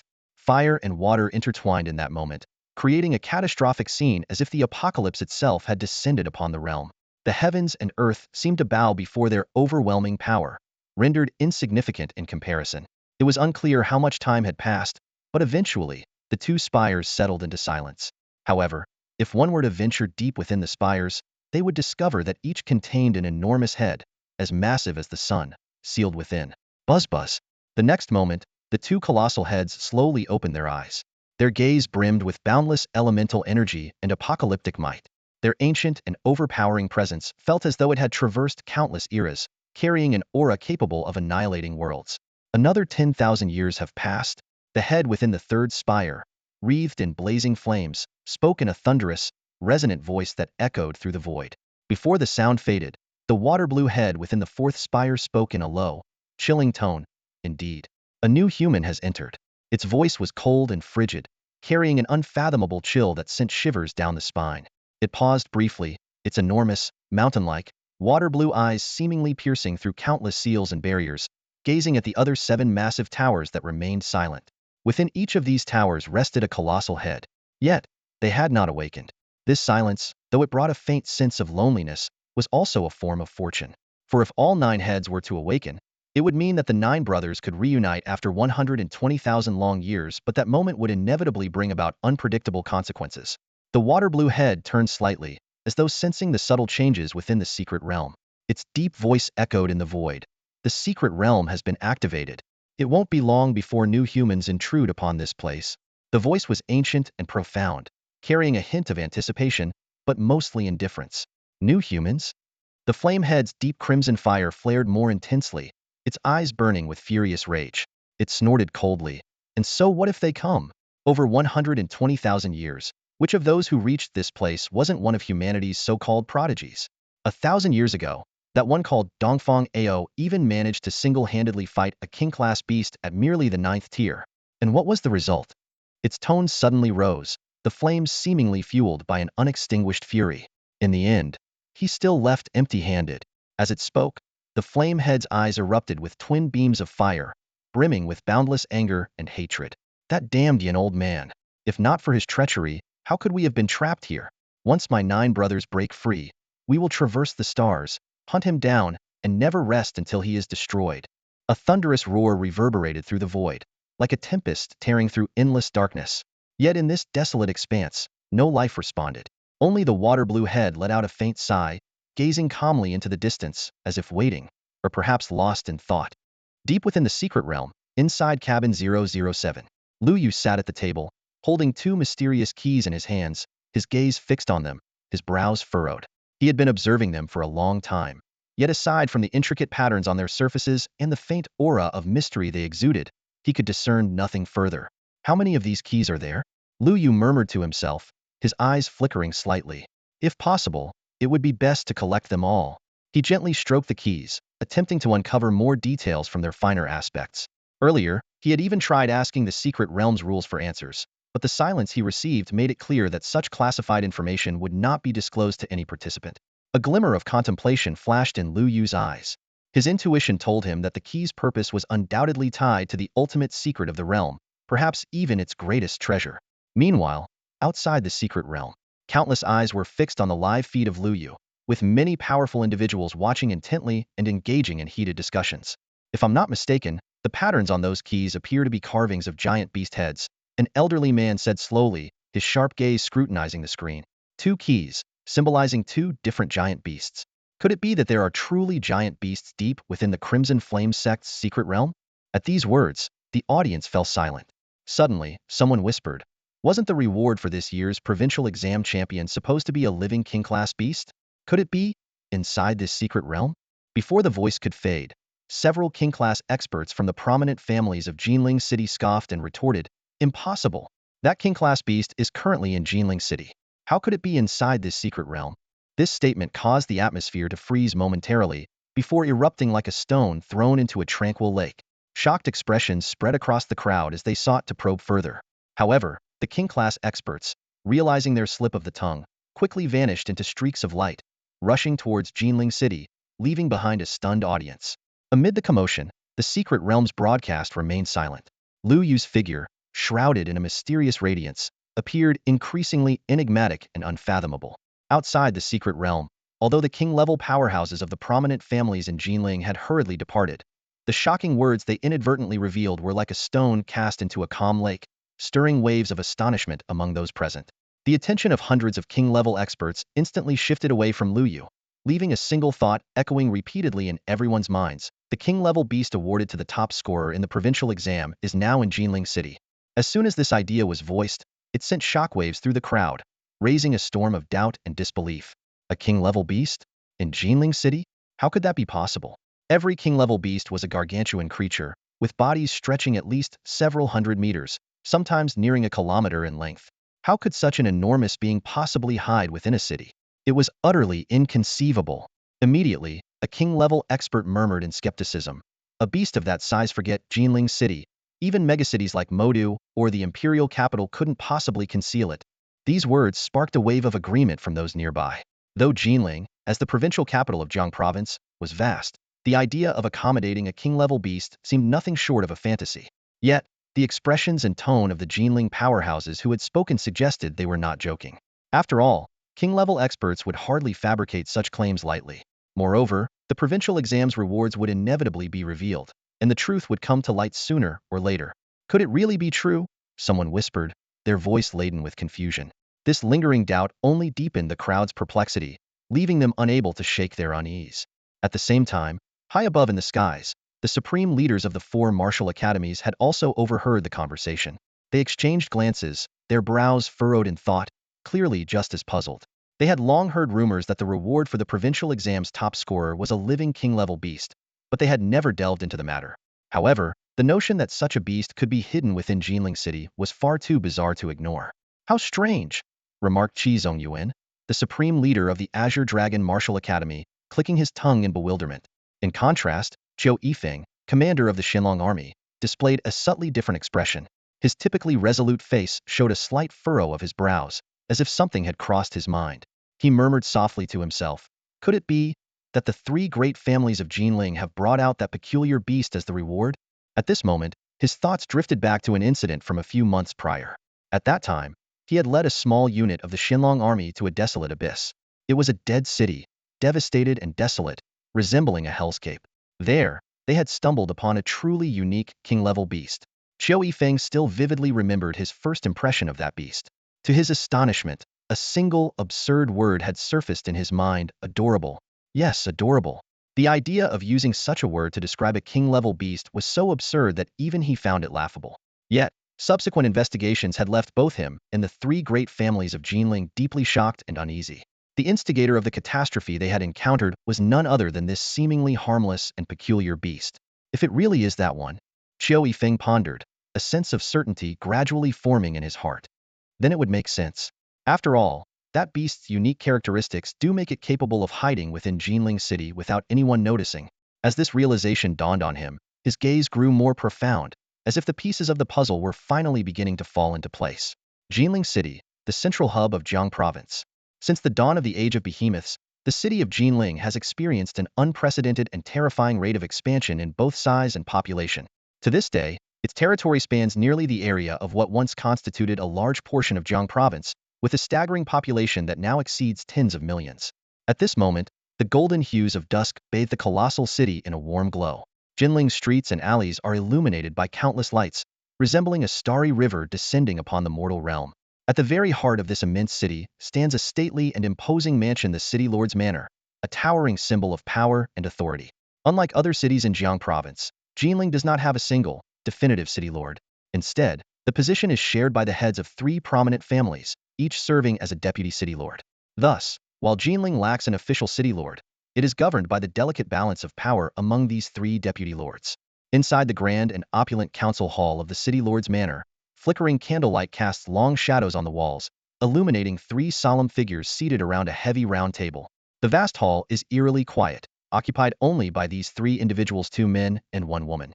The oppressive silence weighs heavily in the air, and the aura they exude is so overwhelming that it feels like staring into an unfathomable abyss. Shintu Wu, the head of the Shintu family and a supreme pinnacle powerhouse, radiates a menacing aura. The scar on his face only adds to his fierce and intimidating demeanor. Li Ruoxi, the head of the Li family and a supreme pinnacle expert, exudes a sharp and frosty elegance despite her graceful appearance. Xin Shunji, the head of the Xin family and also a supreme pinnacle figure, wears a scholar's robe and a gentle smile, though a faint, unsettling glint lurks in the depths of his eyes. Each of the three families boasts a revered saint ancestor, but these elder figures rarely intervene in worldly affairs, preferring to remain in seclusion. Thus, the governance of Jinling's day-to-day matters falls squarely on the shoulders of these three family heads. It is Shentu Wu who first breaks the silence, his deep, gravelly voice cutting through the tension like a blade. Regarding the matter of the Heaven-tier technique found in the secret realm, what are your thoughts now? His tone is sharp, carrying an edge that matches his formidable presence. The Heaven-tier technique he refers to is the reward bestowed upon Luo Yu after his power was tested yesterday. Xin Shunji chuckles softly, his voice tinged with a faintly mocking tone. What do I think? Didn't we already agree yesterday? Once the secret realm closes and Luo Yu emerges, we'll apply pressure together. Whether he agrees or not, that technique must be handed over, and when it is, the three of us shall share it. Shintu Wu's brows furrow as his cold gaze sweeps toward Xin Shunji. Yet the latter remains unperturbed, his composed smile unwavering, as if oblivious to Shintu Wu's growing displeasure. And what about you, Lady Li? Shintu Wu turns to Li Ruoxi, his voice heavy with irritation, clearly unimpressed by Xin Shinxi's attitude. Li Ruoxi offers a faint smile, her slender fingers rhythmically tapping the surface of the table, producing a crisp and deliberate sound. Her gaze shifts between the two men, calm yet laced with an enigmatic intensity. At this point, why bother playing word games? Let's speak plainly. The abilities Luo Yu displayed in the secret realm today, his mastery of elemental combat techniques, and his extraordinary spatial talent have undoubtedly drawn the attention of the supreme leaders of the four great martial academies. It's only a matter of time before they make their move once the secret realm concludes. In fact, she pauses briefly, her eyes narrowing slightly. Even Commander Chu of the Shenlong army has arrived on the scene. Surely, neither of you are unaware of this. Though her tone remains composed, an undeniable authority resonates in her words, momentarily catching both Shintu Wu and Xin Shunji off guard. Li Ruoxi continues, her voice steady but firm. Therefore, the plan we devised yesterday to use force and seize the Heaven-tier technique is no longer viable. Unless, of course, either of you has the audacity to simultaneously provoke the four great martial academies and the enigmatic yet powerful Shenlong army. Her words hang in the air, plunging the council hall back into silence. Shintu Wu's expression shifts between uncertainty and frustration as he weighs the risks, while Xin Shunji maintains his faint smile, as if everything is unfolding exactly as he anticipated. After a long pause, Shintu Wu finally speaks, his voice laden with hesitation and inner conflict. Even so, it's still a Heaven-tier technique. In the council hall of the City Lord's mansion, Shan Tua's voice echoed faintly, carrying a sense of unwillingness and resignation. However, neither Xin Shunji nor Li Ruoxi responded. They both understood that while the three great families held dominance in Jinling, they were insignificant in the face of colossal powers like the four great martial academies or the Shenlong army. The saint revered by the three great families might be an untouchable figure in Jinling, but similar experts were not rare among the four great martial academies. There were even more than a handful. As for the Shenlong army, its close ties with the martial god made it a force no one dared provoke lightly. If these titans truly set their sights on Luo Yu, let alone seizing his techniques by force, the three great families wouldn't even dare to test the waters. A heavy silence filled the hall, broken only by the sound of strained breathing. Shin Tu furrowed his brows deeply, and after a long sigh, a look of struggle and unwillingness crossed his face. As the head of the Shen Tu family, he was no fool, but the insatiable greed within him made it difficult to let go of his obsession with the heaven tier technique. In my opinion, this matter may not be entirely without hope. Shinshunji suddenly chuckled, breaking the oppressive atmosphere. His gaze flickered slightly, and his tone was calm yet sharp. A heaven tier technique is indeed valuable, but only for martial artists. The two family heads must not forget Luo Yu is not a martial artist. He is a beast tamer. No matter how powerful a heaven tier technique is, it holds little value for him. As soon as Shinshunji finished speaking, he fell silent, his gaze sweeping over Shan Tuwu and Li Ruoshi with a faintly meaningful smile. Though he left his words unfinished, the implication was crystal clear. Hearing this, Shan Tuwu's gloomy expression vanished, replaced by a sudden glimmer of understanding in his eyes. He had been so fixated on seizing the technique that he failed to consider this angle. In contrast, Li Ruoshi lounged lazily against the back of her chair, her enchanting face calm and unruffled. It was evident she had already anticipated this.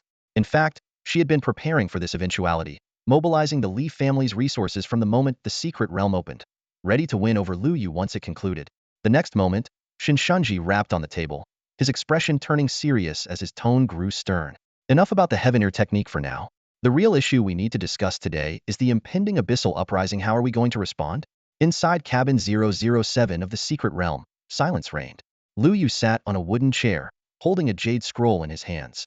The scroll emitted a faint glow, with 4 large characters etched on its surface, crimson flame creation art. This was one of the rewards he had received during the strength trial, a lower-tier heaven tier technique. 2 days had passed, and Luo Yu had nearly forgotten about this scroll until just now. Looking at the glowing characters on its surface, he shook his head with a wry smile. This technique looks impressive, but it's useless to me. He had skimmed through the scroll several times, and even attempted to circulate his internal energy according to its prescribed method. Yet, the result was utter silence, no response at all. This technique was tailored for martial artists, and Luo Yu was a beast tamer. Martial techniques were of no use to him. Maybe I should let that girl try it? Luo Yu muttered to himself, putting the scroll away. Then, he reached into his spatial ring and retrieved an irregular crystal the size of a fist. The crystal's surface glimmered faintly, radiating a volatile energy. This was a king-tier beast core, another reward from the strength trial. Initially, Luo Yu had planned to directly convert it into beast-taming energy. However, Caesar's advice had made him reconsider. A king-tier core was crucial for Kwazani's eventual breakthrough to the king-tier. King-tier Luo Yu murmured softly, his fingers gently brushing the crystal's surface, his gaze thoughtful. Advancing a beast to the king tier was a grueling journey, a dual transformation of power and rules. The difference between a beast and a king tier beast was as vast as the heavens and the earth. As this thought crossed his mind, a faint smile curved Luo Yu's lips. The path to king tier might be fraught with challenges, but with enough resources, Kwazani would undoubtedly cross this insurmountable divide. This process could be aptly described as a carp leaping over the dragon's gate. Because of this, for any exotic beast to advance to the king level, the difficulty is extraordinarily high, and the chances of success are negligible. The core of a king-level behemoth becomes the key to their breakthrough, significantly increasing the probability of advancement. For this very reason, Luo Yu had carefully preserved this behemoth core, treasuring it for the moment when Kwazani would attempt to ascend to the king level. Judging by the progression of this beast tide, Luo Yu murmured under his breath, his gaze sweeping over the windswept wilderness in the distance. A look of determination flickered in his eyes.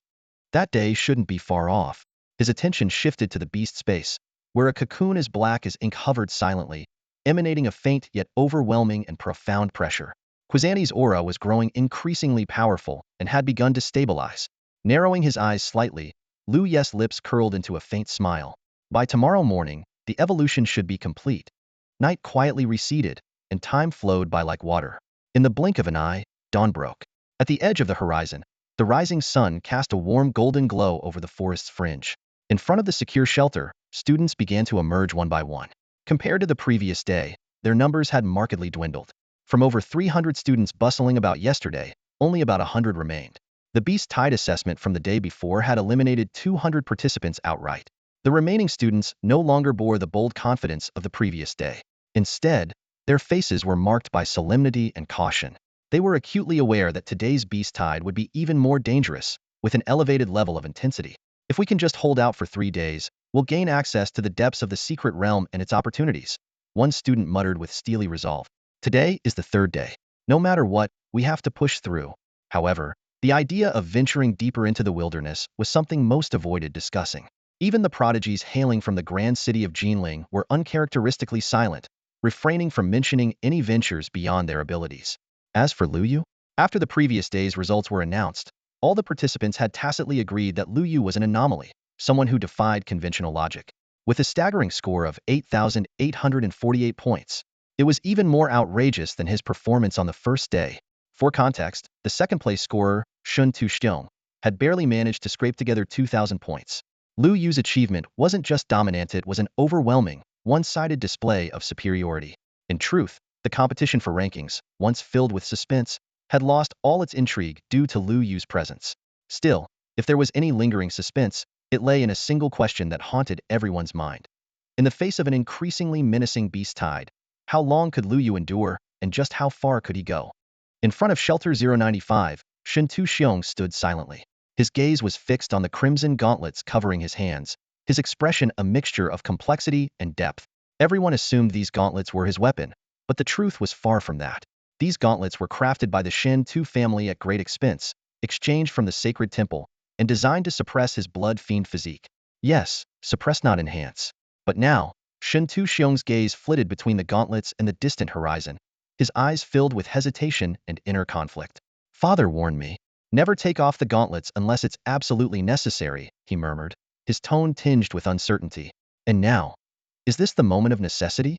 He lifted his head, his eyes casting a sharp glance toward the sky. The leaderboard that once displayed the scores had vanished without a trace, yet the glaring number 8848 remained etched in his mind like a brand. Just then, a low, guttural growl echoed from afar. Shun Tu-xiong's eyes narrowed sharply as he saw a pack of over 100 peak fifth-tier wasteland wolves charging toward him in unison. Their eyes glinted with ferocity, and their momentum was terrifying. Roar! The wolves' deafening howls reverberated across the land, accompanied by a fierce wind that seemed intent on tearing everything apart. But as they crossed into Shun Tu-xiong's 100-meter range, boom! A surge of blood-red energy erupted into the sky, so intense it seemed to stain even the heavens. In an instant, the 100 wolves froze midair, their bodies shattering like fragile glass, exploding into a mist of blood that filled the air. Amidst the crimson haze, Shun Tu-xiong stood at the center, his fists clenched tightly. The gauntlets were gone, and a menacing aura of blood-red energy coiled around him like a demon ascending from the depths of hell. Outside the secret realm, the previously composed group of king-level cultivators watching Luo Yu sleep was suddenly drawn to a startled cry. The voice, filled with unmistakable shock and fear, blurted out, "Heavens! What is that?" The exclamation came from one of the king-level experts, his loss of composure evident. Instinctively, everyone turned their gaze in the same direction. On the screen, Shun Tu-xiong's figure was completely engulfed in a blood-red aura, as if the entire world had been soaked in blood. The sight was oppressively intense, so piercing that it sent shivers down their spines. The air seemed to freeze, and all present held their breath, unable to react for a long moment. The young master has unleashed the blood fiend body's restriction. One of the Shen Tu clan's king-level experts suddenly exclaimed, his face turning deathly pale. His voice trembled, as if uttering that single sentence had drained all his strength. Without hesitation, the expert's figure blurred into a streak of light, speeding toward Jinling City with such velocity that the air seemed to tear apart in his wake. It was clear he understood the gravity of the situation. This must be reported to the clan leader immediately, otherwise the consequences will be unimaginable. Inside the secret realm, in cabin 007, Luo Yu woke up, just as he had the day before, disturbed by the commotion of the beast tide outside. Rubbing his drowsy eyes, he sat up, yawned, and stretched, entirely unaware of the storm he had inadvertently set off in the outside world. At the moment, Luo Yu was in a relaxed and carefree mood.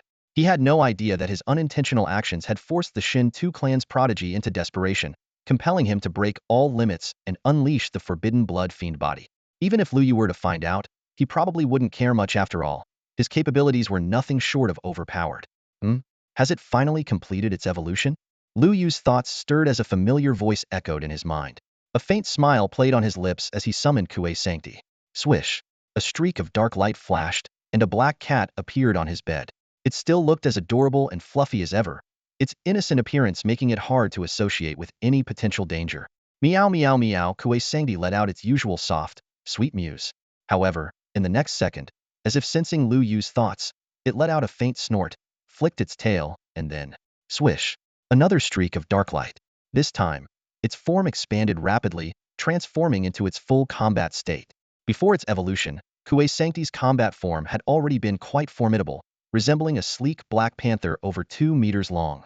But now, its evolved form completely shattered Luo Yu's expectations. As the transformation completed, Luo Yu's eyes widened, and for once, his usual composure almost slipped. Staring at the creature before him, he couldn't help but murmur, "This is way too cool." Kuei Sancti now stood over 3 meters long, its fur no longer a solid black, but accented with intricate silver-white cloud-like patterns, as if crafted by a master artisan.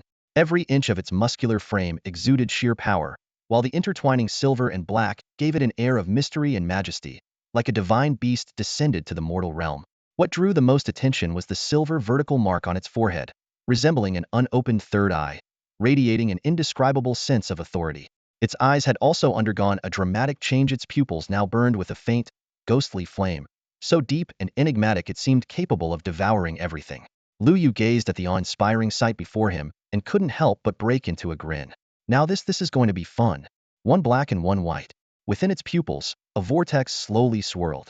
At the same time, Luo Yu noticed that Quizanti's limbs weren't touching the ground. Instead, it was floating effortlessly in midair. Beneath its silvery white paws, for swirling black and silver vortices rippled gently, like water spreading in concentric waves. Buzz, buzz, buzz. Quizanti took 2 steps closer to Luo Yu. Each step seemed to tread on thin air, with the vortices beneath it stirring faint ripples.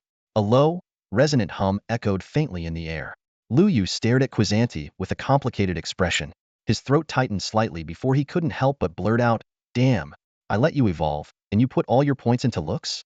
Hearing this, Quizanti raised its head proudly, a glimmer of smugness flashing in its gaze. Then, it let out 2 excited cries, "Meow, meow, meow." That soft, sweet meow instantly shattered the mysterious and regal aura it had just built up. Luo Yu's mouth twitched, and a vein throbbed slightly on his forehead. But he didn't have the energy to dwell on it. He impatiently waved his hand, summoning Quizanti's information panel with a swift motion. With an appearance this striking, surely its strength must match, right? Luo Yu thought, his eyes fixed on the panel as its contents materialized before him. Name, Quizanti. Species, Night Devourer Beast. Rank, late stage 6th tier. Seeing this key detail, Luo Yu's spirits surged, and his pupils constricted slightly. Whoa! It jumped straight from early 4th tier to late 6th tier in one leap, skipping 2.5 major levels. Late stage 6th tier. That was no small milestone. Luo Yu's mind quickly flashed through the power levels of several prodigies. Shintu Xiong and Li Weiner, these top-tier talents, were at most early or mid-6th tier. Yet Quizanti had made this astonishing leap in just 24 hours. Continuing down the panel, Luo Yu's gaze locked onto the bloodline section. Bloodline. The Night Devourer Beast bloodline has begun to awaken. As its rank increases, its bloodline power will grow stronger. It's awakened. Luo Yu's heart leapt with joy. In the previous panel, Quizanti's Night Devourer Beast bloodline had only been in a dormant state. But now, this evolution had directly activated its bloodline power. He glanced at the absurdly handsome, almost dazzling Quizanti before him and thought, this must be the outward manifestation of its bloodline awakening. Innate abilities. Child of the Dark Elements. Element Devourer. Child of the Dark Elements. Favored by the power of dark elements, it can easily manipulate dark elemental forces to enhance itself. Element Devourer. It can consume any substance or being rich in elemental energy, absorb the elemental power within, and convert it for its own use. There's also a chance it can awaken the elemental talent of what it devours. When Luo Yu read the description of Element Devourer, his gaze froze. He stared at the line for a long moment, reading it over and over again. Then he took a deep breath, his chest rising and falling slightly. What if Quizanti devours and awakens the power of every element? Luo Yu murmured to himself, a bold idea forming in his mind. The fusion of all elements, what would that become? Chaos? This thought struck his mind like a bolt of lightning, leaving him momentarily stunned. Meanwhile, outside the secret realm, a group of king-level powerhouses and 5 supreme figures were thrown into utter chaos after witnessing the Quizanti that Luo Yu had just summoned. Outside the secret realm, although Shintu Xiong's awakening of his blood fiend physique had caused a brief commotion earlier, the excitement only lasted for a moment. Most people's attention quickly shifted back to the live footage of Luo Yu. In this provincial examination secret realm, Luo Yu's performance had effectively made him the sole focus, his brilliance impossible to ignore. At this very moment, everyone clearly saw Luo Yu summon the evolved form of Quizanti. The crowd erupted instantly. Tier 6? Late Tier 6? You've got to be kidding. In just one day, that black cat pet has jumped from early Tier 4 to late Tier 6? Shouts of astonishment rang out one after another. Among the hundreds of king-level experts present, Many couldn't help but curse aloud in disbelief, completely disregarding their dignified image as powerhouses. This is impossible. Absolutely impossible. If I hadn't seen Quisankti's black cat form with my own eyes, I'd have thought Luo Yu had swapped his pet for another one. Leaving aside the changes in Quisankti's appearance, the sheer speed of its level advancement had already shattered everyone's understanding. From early Tier 4 to late Tier 6, a leap spanning 2.5 major realms. Even martial arts prodigies with 9-star talent, backed by immense resources, couldn't achieve such a breakthrough at this speed. How the hell did he pull this off? One king-level expert growled, unable to suppress his shock. But no one could answer him. By now, everyone had fallen into a state of stunned disbelief. Quisankti's rate of progress was utterly unprecedented, unheard of, and unimaginable. Suddenly, someone in the crowd murmured, "Beast cores. It's the beast cores. All of the 1,000+ beast cores Luo Yu obtained on the first day, every single one of them is gone." Those words hit like a bombshell, silencing the entire crowd for a moment before an even louder uproar followed. Beast cores? You must be joking. The source energy in beast cores is chaotic and impure. Warriors below the king level can't directly use them for cultivation. A senior king level expert spoke in a deep, steady voice, his tone carrying a sense of certainty. For the past 50 years, the uses of beast cores have never changed. At best, they're used for forging weapons and equipment, or exchange for resources at the sanctuaries. Only the cores of king level or higher beasts can potentially be absorbed directly to enhance cultivation. However, his tone suddenly wavered, trembling as he added, "But this limitation seems to have no effect on Luo Yu at all." The weight of his words left the crowd holding their breath, their eyes fixed on the elderly expert. He took a deep breath and continued, "Luo Yu is a beast tamer. Even if he himself cannot use beast cores to enhance his cultivation, he can use them directly to nurture and level up his pet beasts. In theory, as long as he has enough beast cores, he could endlessly elevate the level of his pet beasts. The only limiting factor would be the speed at which the pet can absorb and evolve." As his explanation sank in, an image of Quisankti's evolution replayed in everyone's minds, leaping from early Tier 4 to late Tier 6 in just one day, with over 1,000 beast cores consumed, fueling its explosive growth. The senior expert fell silent, standing still, while the other 100+ king-level powerhouses also descended into contemplative quiet. At this moment, outside the secret realm, it felt as if even the air had frozen solid. The scene had plunged into an eerie silence. The air seemed to freeze, and every gaze was fixed on the figure of Luo Yu displayed on the ethereal screen. Yet, no one uttered a word. Why? Because no one knew what to say. The ability Luo Yu demonstrated was completely beyond their comprehension. It was as if he were a glitch from another world, shattering their understanding of reality. Everyone present was a hardened expert, forged through countless years of seclusion and relentless cultivation. Each breakthrough in their cultivation realm had been earned through immense effort, time, and even blood. But Luo Yu? His companion beast seemed to level up like a video game character. Snap a rank up. Snap another rank up. There was no sign of effort, no struggle, just an existence that felt like blatant cheating. Why does the beast master profession even exist? At this moment, the same profound question echoed in everyone's hearts. High above the sky, several martial arts supremes remained silent for a long time. They understood all too well what it meant for Quisankti to jump 2 levels in a single day. This defiance of logic left them not only shocked but also vaguely uneasy.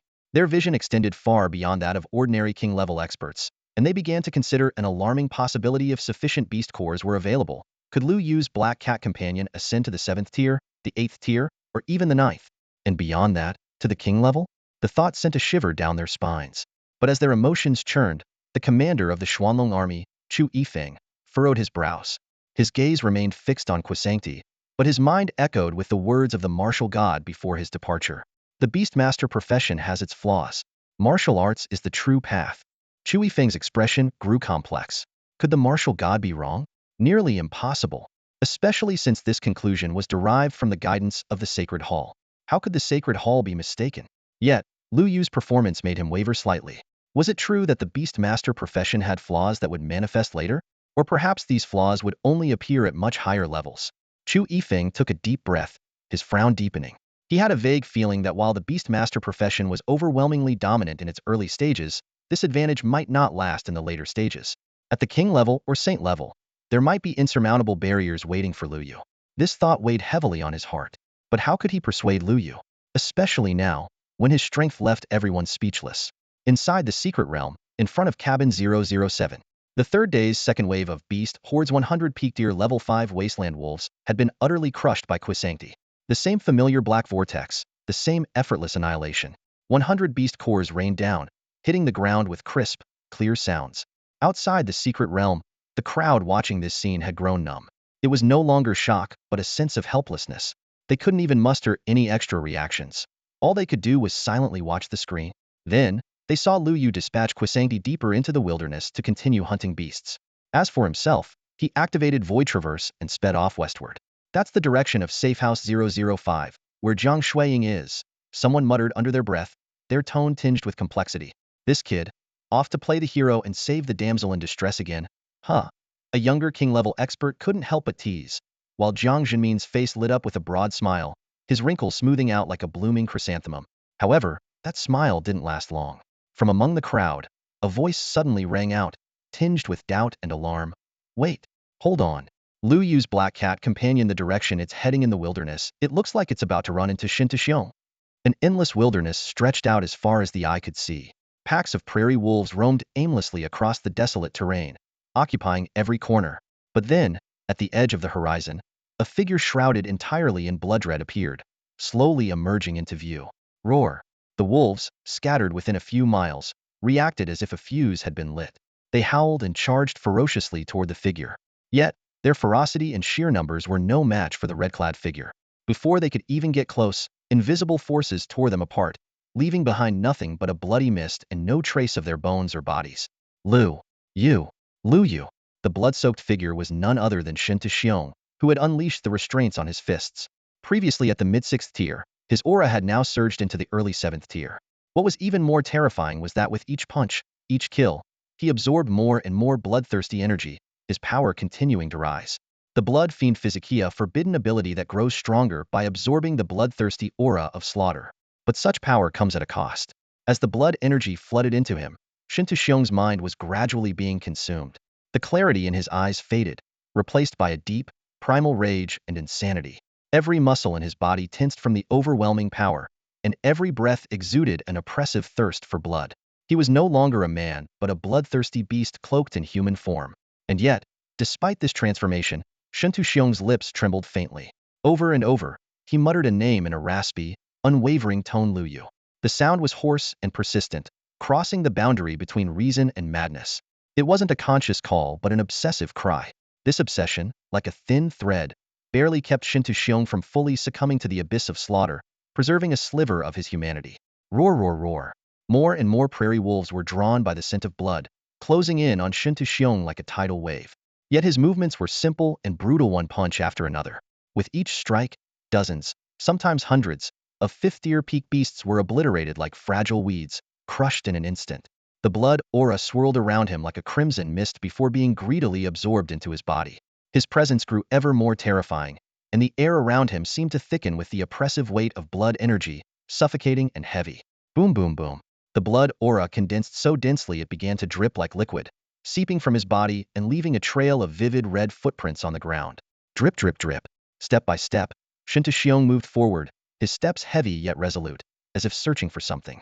Suddenly, he stopped, slowly lifting his head to gaze eastward. Luo Yu. His pupils, now entirely consumed by crimson, showed no trace of white, only pure, unrelenting madness churned within. Roar. He pounded his chest with a thunderous roar, the sound reverberating across the land and causing the earth to tremble faintly. Swish. In the next instant, his figure transformed into a streak of blood-red light, shooting forward at an incredible speed. He had sensed Luo Yu's presence. At this moment, Shintaxiong's target was no longer the wild beasts of the wilderness. It was no longer about surpassing Luo Yu in points. His goal was singular: Luo Yu himself. 30 kilometers away, high above the sky, a massive black vortex, spanning a diameter of 500 meters, hung ominously in the air. For 10 miles around, prairie wolves howled in despair as one by one they were devoured by the black hole, unable to resist or escape. A few minutes later, meow, a soft, gentle meow echoed from the heavens. The black hole rapidly contracted, vanishing as if it had never existed. A brief calm returned to the world. At that moment, a figure stood suspended in midair, their feet resting on a swirling black and white vortex. They gazed down at the earth below with cold, indifferent eyes. Meow. This figure was none other than Quisanti. It scanned the area from above, its gaze sweeping across the vast expanse. After confirming there wasn't a single wasteland wolf within a 10-mile radius, It nodded in satisfaction. With a soft meow, it stepped lightly forward, preparing to head to the next area to continue its hunt. But just then, boom! At the edge of its vision, a crimson wave suddenly surged, like a wildfire blazing across the desolate landscape. In an instant, a blood-red figure burst forth from the tide, hurtling straight toward Quisanti. Meow meow? Quisanti paused mid-step, its small eyes narrowing slightly in confusion. It fixed its gaze on the approaching crimson figure, utterly puzzled. Based on its experience over the past few days, this wilderness was home only to packs of wasteland wolves, varying in strength. But now, this fiery red, upright walking creature, what kind of strange beast could it be? The blood-red figure moved with astonishing speed, closing the distance to within 100 meters of Quisanti in just a few breaths. Then, it suddenly stopped, the aura of bloodlust around it surging like a tidal wave. Luo Yu, black cat. A voice, filled with violent rage, growled through gritted teeth. Shintuxiong lifted his head, his bloodshot eyes locked onto Quisanti. Despite the drastic changes in the black cat's appearance, he recognized it instantly. From afar, the distinctive black vortex had already revealed its identity. Yes, it's definitely this one. Shintuxiong's fury ignited, his gaze turning maniacal. He was certain this black cat before him was none other than Luo Yu's pet. Meow meow meow? Quisanti tilted its small head, finally getting a clear look at the figure. Not a strange beast, but a human. A human, just like its master. Except, this human seemed a bit odd, with unstable energy radiating from him. Quisanti, with its tiny brain, couldn't quite process the complexity of the situation. After a moment of thought, it decided that completing its master's task of hunting strange beasts was the priority. So, after glancing at Shintuxiong briefly, it turned decisively and began walking away, its steps steady and unhurried. Buzz buzz buzz. Quisanti, now evolved, moved with grace and an air of mystique. Each step it took in midair sent ripples through the black and white vortex beneath its feet, as though it were walking on waves of clouds. However, before it had gone far, boom, boom boom, a deafening explosion erupted behind it. Shintuxiong's bloodlust surged skyward like a volcanic eruption, the crimson glow staining half the heavens. Meow. Quisanti raised an eyebrow, pausing to glance back. The blood-red human had assumed a combat stance. A fight? With me? Quisanti's tiny brain was instantly thrown into chaos. Wasn't it here in the wilderness to hunt strange beasts and earn points? Why was this human coming after it? Quisanti couldn't make sense of it at all. Yet, Shintuxiong's aura continued to climb under the influence of the bloodlust. Early 7th tier, mid 7th tier, late 7th tier. In mere moments, the surging bloodlust was entirely absorbed into his body, stabilizing his power at the peak of the 7th tier. Luo, you must die. Shintuxiong's voice was hoarse and low, brimming with unrelenting killing intent.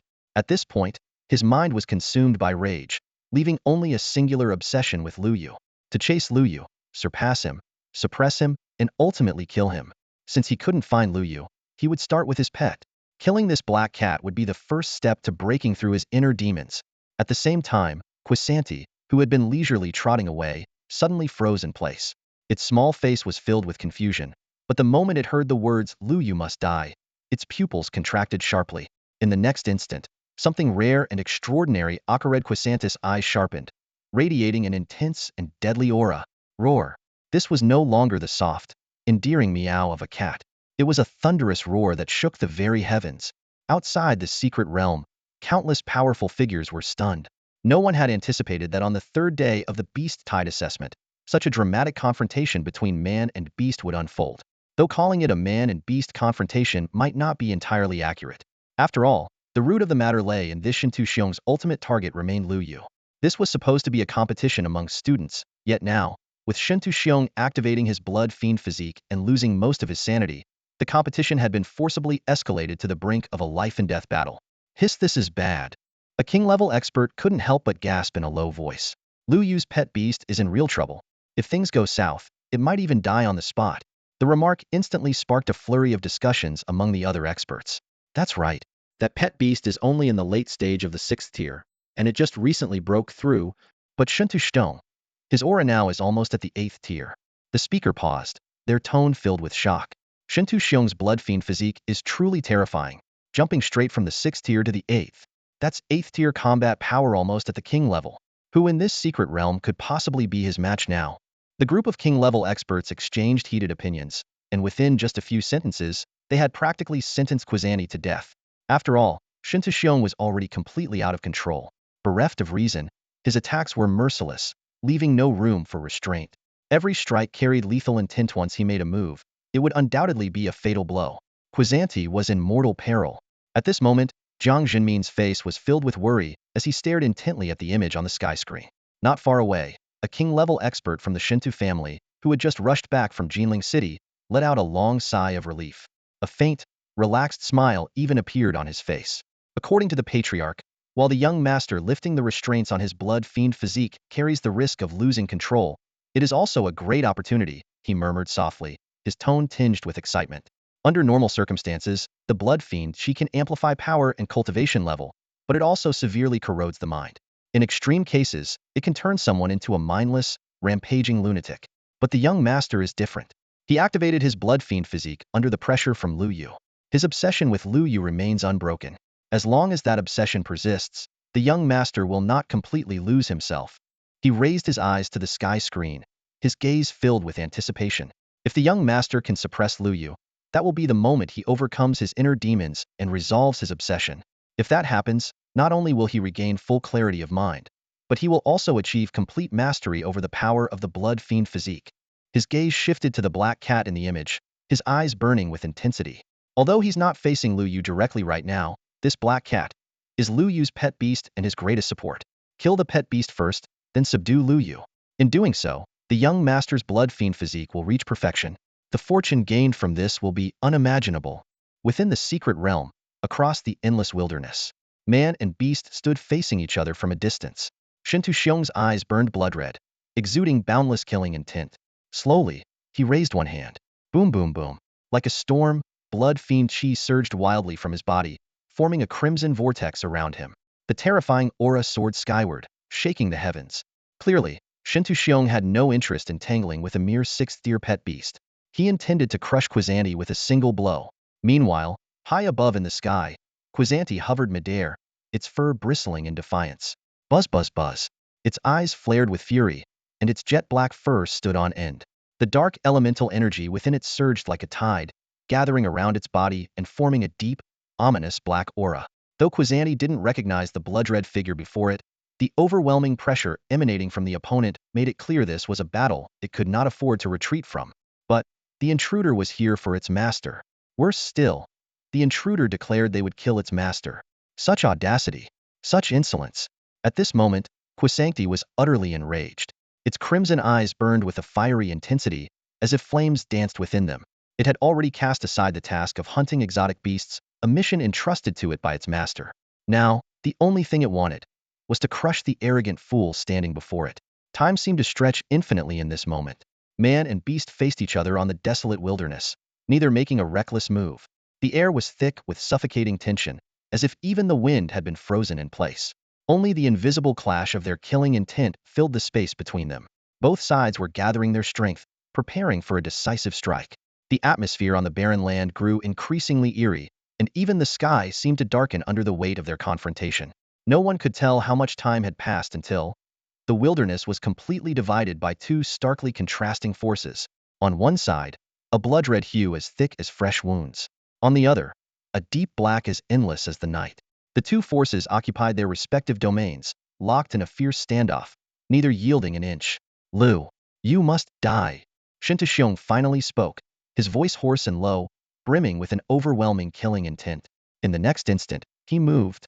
His right fist rose slowly, the motion appearing almost sluggish, but the blood-red storm swirling around it roared with an unmatched ferocity, as if it sought to engulf the entire world. Boom. Shin Xiong's punch shot forward, the blood-soaked energy surging like a tidal wave. He held nothing back in this strike. With the power of the blood energy amplifying it, the attack's strength had reached, or perhaps even surpassed, the 8th tier. As his fist descended, a massive blood-red fist shadow, nearly 50 meters in size, materialized in midair. It loomed like a colossal crimson mountain, crashing down towards Quisanti with devastating force. In contrast, Quisanti, a mere 3 meters tall, appeared insignificant by comparison. But, just as the blood-red giant fist was about to land, the silver vertical stripe on Quisanti's forehead began to tremble faintly. It resembled a sleeping eye, slowly beginning to open. Yet, it did not fully awaken, only parting slightly. From that faint slit, a surge of indescribable, eerie power suddenly erupted. Buzz, buzz, buzz, the energy rippled outward like waves, instantly enveloping the surrounding space. Quisanti slowly raised one massive claw and pressed it lightly forward. A low rumble echoed across the expanse as a black vortex, 100 meters in diameter, materialized in front of Quisanti. The vortex was abyssal and deep, as though even light could not escape its grasp. The mysterious energy leaking from the silver stripe on Quisanti's forehead merged into the vortex, giving it Lithia presence so terrifying it sent chills down one's spine. In the blink of an eye, as the black vortex fully formed, Shintu Xiong's blood-red giant fist collided with it. Hidden silence, absolute stillness. For that moment, the wilderness was devoid of any sound. No explosions, no roars, not even the faintest noise could be heard. It was as if every sound had been swallowed whole.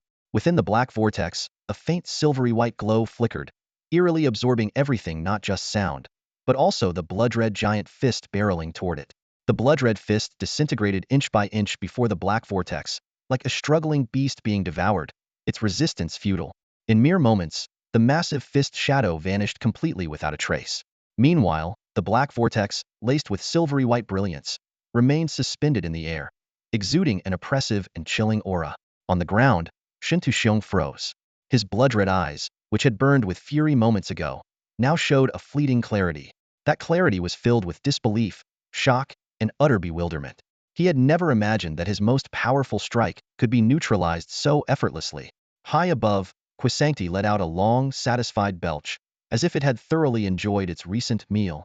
Lowering its gaze, it looked down at Shintu Xiong, its eyes brimming with mockery and disdain. Its expression seemed to say, "Really? Is that all you've got, little brother?"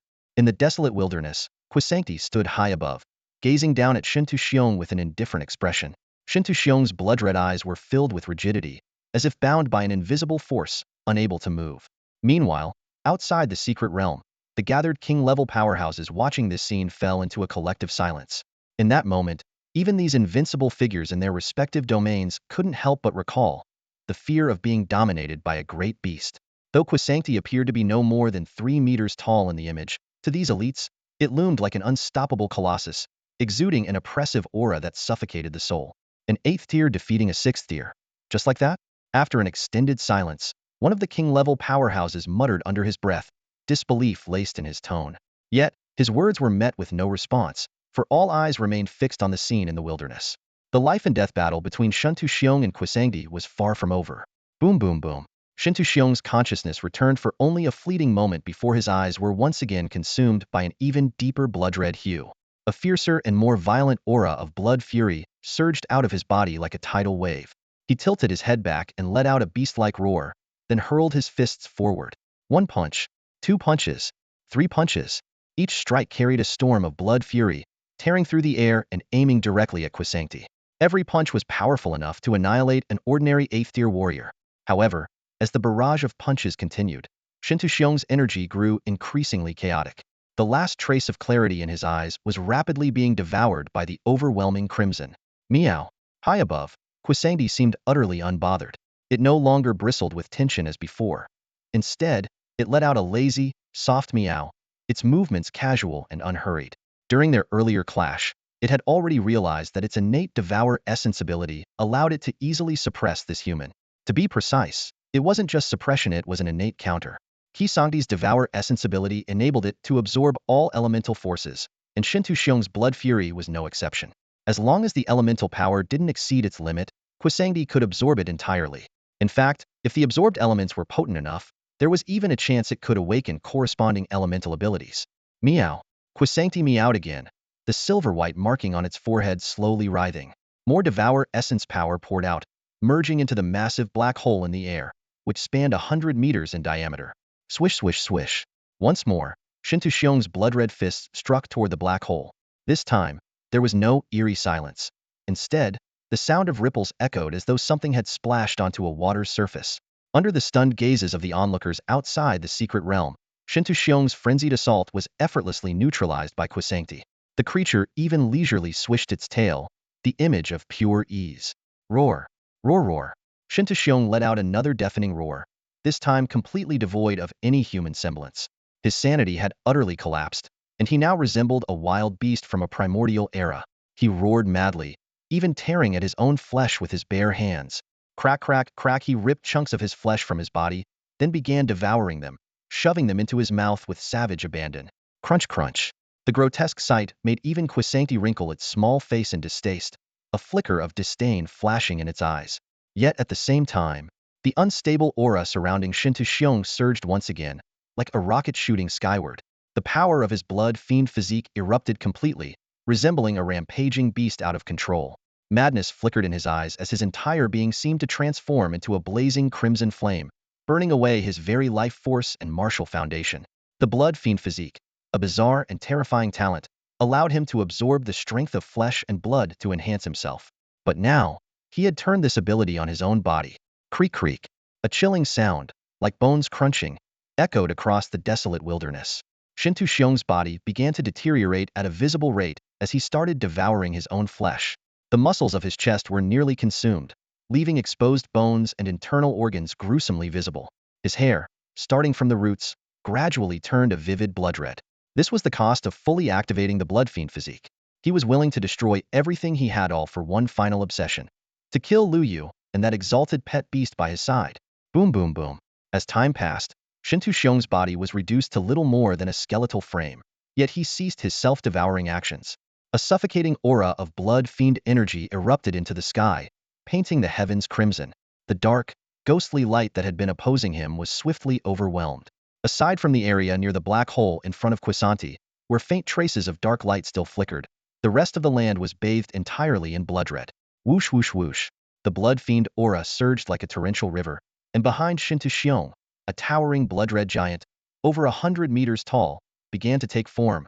Its face was identical to his, as though it were his very incarnation.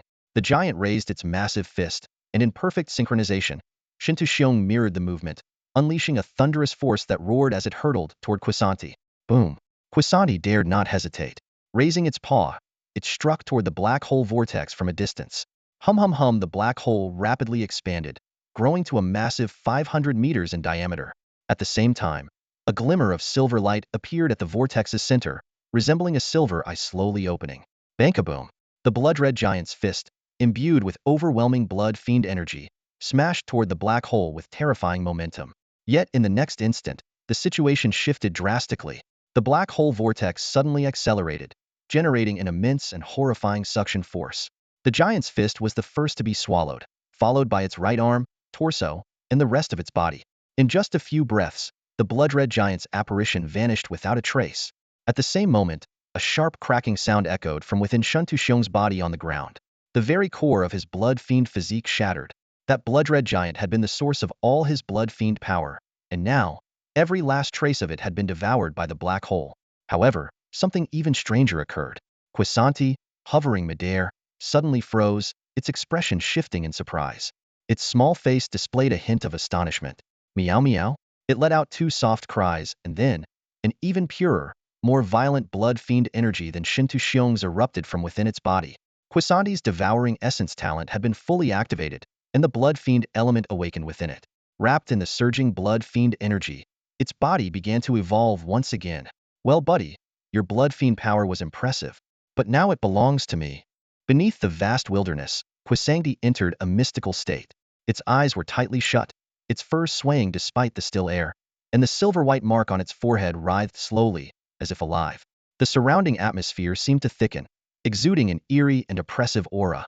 No one could tell how much time had passed when a low, resonant hum broke the silence, as though it emerged from the depths of the void, carrying an inexplicable sense of dread. Suddenly, the silver-white mark on Quisanti's forehead shone brightly, and a crimson pattern appeared around it. The vivid red, like fresh blood oozing out, intertwined with the silver, creating an unsettling and sinister sight. It slowly opened its eyes, which now glimmered with an unprecedented brilliance. Then, unexpectedly, it let out two crisp meows, as if to declare its joy and excitement. At that moment, Quisanti could barely contain its exhilaration. Even it hadn't anticipated that after devouring Shintu Xiong's blood fiend essence, it would awaken the element of blood fiend energy. Once solely a master of dark elements, it now wielded the power of blood fiend energy as well. This dual elemental control catapulted its combat prowess to a new level. Humming softly, it raised its right paw and pressed forward gently. Instantly, a blood-red vortex with a diameter of 100 meters materialized out of thin air. At its center churned a power so intense it made one's heart race. A new skill blood fiend vortex unlocked. Meanwhile, on the ground below, Xiong, now bereft of his blood fiend energy, gradually regained clarity in his eyes. The first thing he saw was the immense, blood-red vortex summoned by a mere flick of Quisandi's paw. In that moment, his pupils contracted sharply, his expression filled with shock and disbelief. Then, his mind went blank, and his vision darkened as he collapsed into unconsciousness. Quisanti tilted its head slightly, glancing at the motionless Xiong on the ground. With a flick of its tail, it seemed to be in an exceptionally good mood. Outside the secret realm, the gathered powerhouses were left utterly dumbfounded. A king-level warrior even imagined himself in Xiong's position and felt a shiver of dread if it had been them. They, too, might not have been able to bear such an outcome. Xiong had burned through every last card, paying an enormous price, only to be subdued by a black cat. Even worse, his blood fiend energy had been seized. The humiliation and devastation of such a defeat were enough to break anyone. High above the wilderness, Qisancti's little tail wagged with unrestrained excitement. With its newfound elemental skill, its combat capabilities had soared, making hunting beasts and fulfilling its master's missions far easier. However, as it looked down at the nearly skeletal remains of Xiong, it tilted its small head, seemingly contemplating a serious question: should it finish him off, or finish him off? At that very moment, as the thought crossed Qisancti's mind, a faint hum sounded. The communication bracelet on Xiong's wrist suddenly lit up, and a mysterious, commanding presence began to emanate from it. In the next instant, a figure appeared as a projection out of thin air, shrouded in mist with their features obscured. The figure slowly turned, casting just one indifferent glance. Instantly, both the blood fiend vortex and the dark element vortex in front of Quisancti dissipated, as if they had never existed. Outside the secret realm, the onlookers' powerhouses and even the supreme figures in the sky collectively held their breath, their hearts pounding with shock. This was the power of a saint. The might of a martial saint transcended mortal understanding, akin to that of a deity. A well-known phrase from Blue Planet lore echoed in everyone's minds once more. Without becoming a saint, one remains an ant. In that moment, everyone realized the true Xiong bore the saint imprint of the Shintu family's ancestor. The onlookers were stricken with awe and fear, while Jiang Zinman's gaze locked onto the heavens, his heart racing as if it would burst from his chest. Quisancti was in grave danger. And within the secret realm, beneath the vast expanse of the wilderness sky, Quisancti felt an undeniable sense of lethal danger from just a fleeting glance. Its usually calm, beastly eyes now rippled with a trace of unease. No matter how formidable its strength or extraordinary its talents, it was utterly impossible for it to challenge a martial saint. Huh. Quisancti suddenly let out a low growl, and its aura surged dramatically. The mark at the center of its brow began to writhe violently, as if it were on the verge of opening into an eye. In that moment, it was no longer the harmless little creature it once seemed, but an awakening dark abyss devourer beast. A suffocating pressure radiated from it, distorting the surrounding space slightly, as if even the heavens and earth held their breath for its awakening. Outside the secret realm, a streak of light tore through the sky, darting from the direction of Jinling City and abruptly halting several kilometers from the celestial curtain. As the light faded, it revealed a figure standing on one leg, striking a peculiar and somewhat comical pose akin to a golden rooster. This figure was none other than Lin Qiqing, the lord of Luoqing and father of Lin Changyuan. At this moment, his empty right pant leg fluttered in the wind, yet it did nothing to diminish the excitement on his face. His slightly aged eyes sparkled with irrepressible joy, and the corners of his mouth curled into an uncontrollable grin, which quickly turned into a hearty laugh. Ha ha ha, ha ha ha ha ha ha. Lin Qiqing laughed with unrestrained delight, as though years of pent-up frustration were finally being released. He raised his head to look at the scene unfolding within the celestial curtain, his laughter tinged with a hint of madness.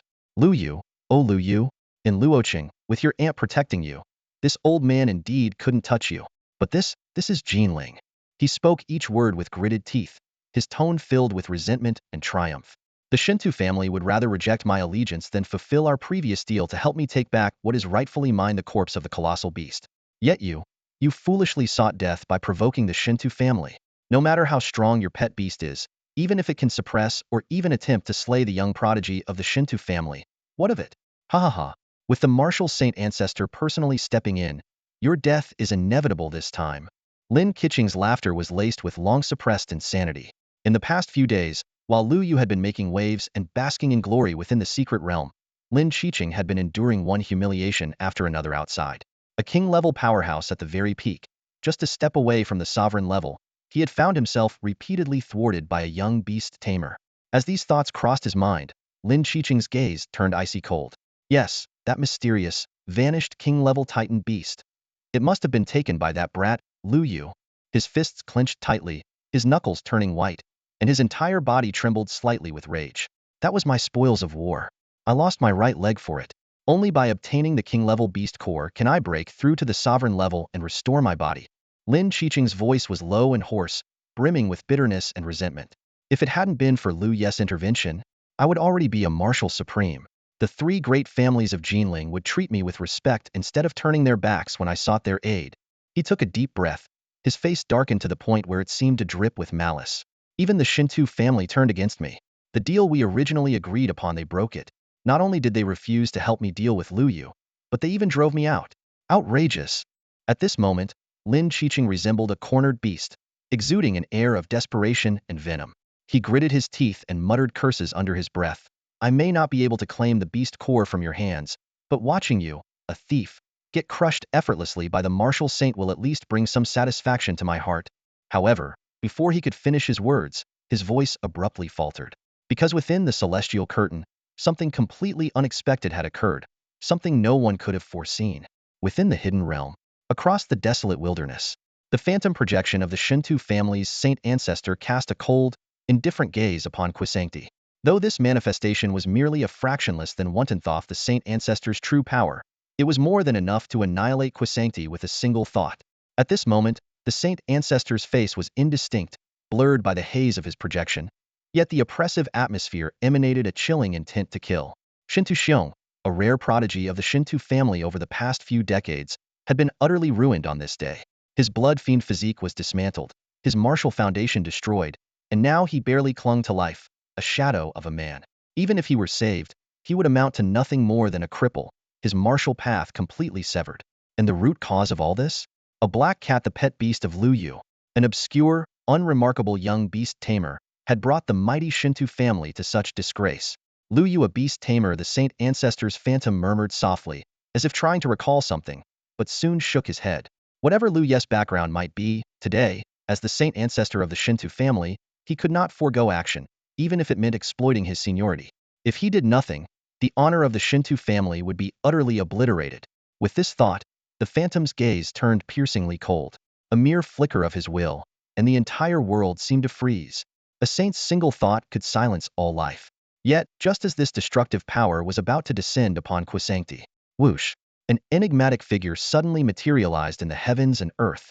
This figure was vague, its outline indistinct, as though it were nothing more than a blurry silhouette. Yet the moment it appeared, the expression of the Shintu family's saint ancestor shifted dramatically. His phantom projection trembled violently, its aura thrown into disarray, as though it might collapse entirely in the next instant. Most terrifying of all, at the moment this figure emerged, it was as if the entire hidden realm had been frozen in time. Everyone, every beast, even the air and the flow of energy, was halted in the previous second, utterly motionless, like a painting frozen in time. In front of cabin 005, Luo Yu was entirely unaware of what was happening on Quisancti's side. He had no idea that his pet beast had just subdued Shintu Xiong and even drawn the attention of the Shintu family's saint ancestor's projection. At this moment, having just helped Jiang Shuiying suppress 100 exotic beasts, he suddenly froze mid-action. The eerie stillness of the moment sent a cold sweat dripping down his back. His movements were immobilized, yet his thoughts remained active. Almost instinctively, he was about to summon Caesar from his beast space. But just then, a translucent, glowing stone floated out from his body and hovered silently before him. This stone was none other than the profession cleansing stone. When Old Wang had given it to him, he had specifically instructed that it was a unique artifact for erasing the beast tamer profession and transitioning to that of a martial artist. Buzz. The transparent stone emitted a series of resonant vibrations, sounding unnervingly strange amidst the frozen world. Then, Luo Yu's eyes widened in shock. He saw a speck of light emerge from the stone. The moment it appeared, it pierced through the void and shot off into the endless wilderness beyond. What was even more unsettling was that, despite being just a speck of light, Luo Yu felt an invisible, overwhelming pressure as if an immensely powerful being had fixed its gaze on him for a fleeting moment. Who are you? He muttered in shock, his voice trembling with disbelief.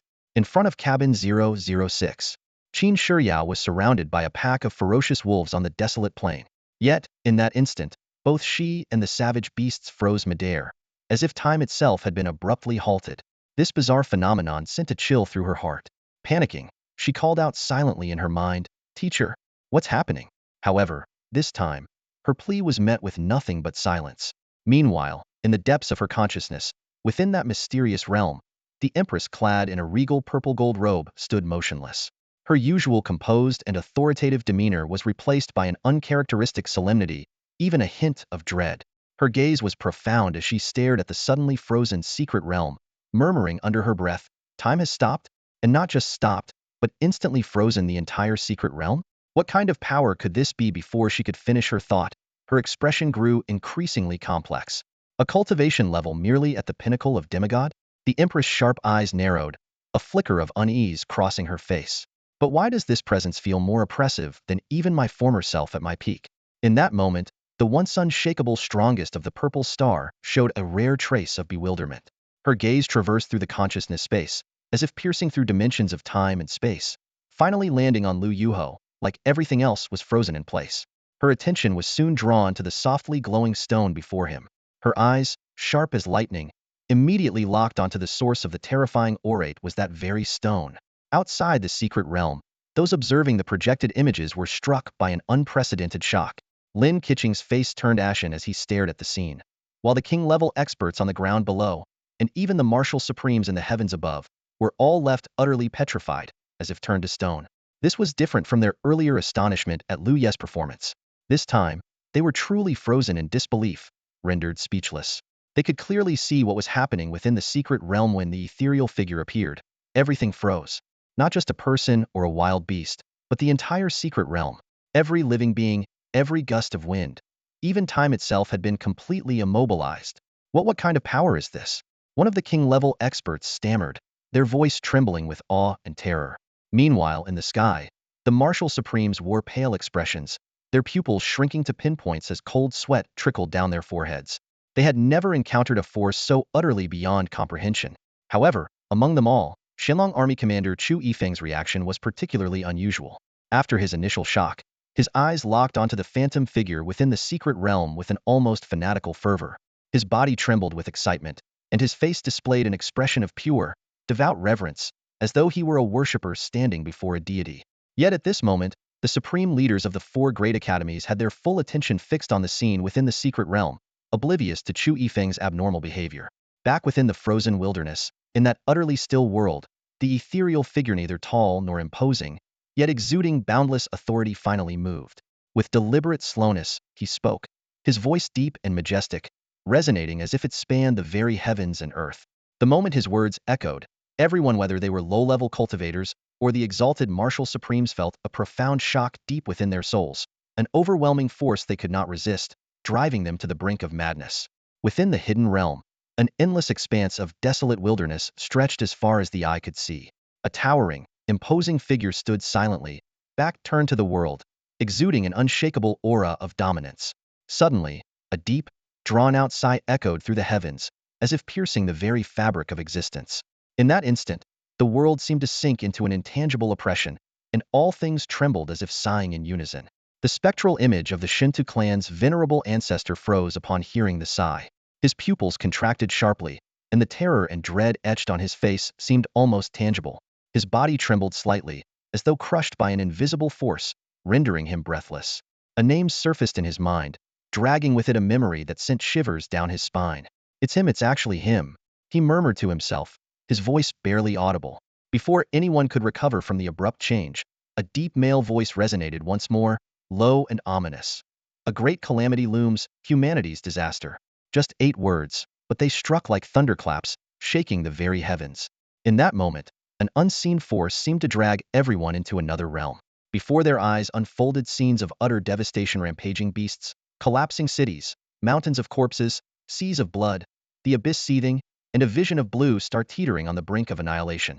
In that instant, whether within the hidden realm or beyond, everyone shuddered involuntarily, cold sweat streaming down their backs.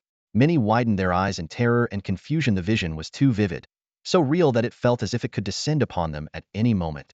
The towering figure gave a slight shake of his head, his voice carrying a profound sense of disappointment. The power of a saint is not meant to oppress one's kin. His words were soft, yet each syllable fell like a divine decree, heavy as a mountain. The venerable ancestor of the Shinto clan had been hovering loftily in the skies, exuding an air of invincibility, as if ready to crush all before him. Yet now, his spectral image froze in place. The next moment, to the astonishment of all, he fell to his knees. In that instant, he was no longer the exalted saint, but a condemned man awaiting judgment. Lord Wushan, I would never, he tried to plead, but his words were abruptly cut off before they could leave his lips. It was as if an unseen hand had gripped his throat, silencing him no matter how hard he tried to speak. His eyes widened in terror, cold sweat pouring from his forehead. He was acutely aware of the unfathomable power he now faced. All of this was triggered by nothing more than a dismissive wave of the figure's hand. The gesture was casual, almost indifferent, yet it seemed to command the very laws of the universe. Sigh, another sigh echoed, reverberating through the frozen, oppressed realm. The figure finally turned around, revealing an utterly ordinary face. So plain was it that in a crowd, it would go unnoticed. Yet in this moment, it compelled even the strongest beings outside the hidden realm to drop to one knee, their voices unified in reverence. Lord Wushan? Indeed, this unexpected apparition was none other than the strongest martial practitioner of Blue Star Wushan. Wushan, the very embodiment of faith for the billions of humans on Blue Star. He was not merely a name but a symbol of hope and glory for humanity. In the dark ages when colossal beasts roamed unchecked, it was he who held up the heavens and safeguarded humanity's future. Many of the kings and supreme warriors present had grown up hearing tales of his exploits. In truth, the moment his voice echoed, those outside the hidden realm had already begun to guess his identity. His voice and image had been broadcast countless times across the news channels of every major city on Blue Star. During those bleak, unyielding years, he had stood as an eternal beacon, guiding humanity through the darkness. The venerable ancestor of the Shinto clan fell utterly silent. He ceased his struggles, abandoned all attempts at defense. With head bowed and knees planted firmly on the ground, he awaited his judgment. He understood all too well that the figure before him was the true pinnacle of Blue Star's power, a being who could decide his fate with a mere thought.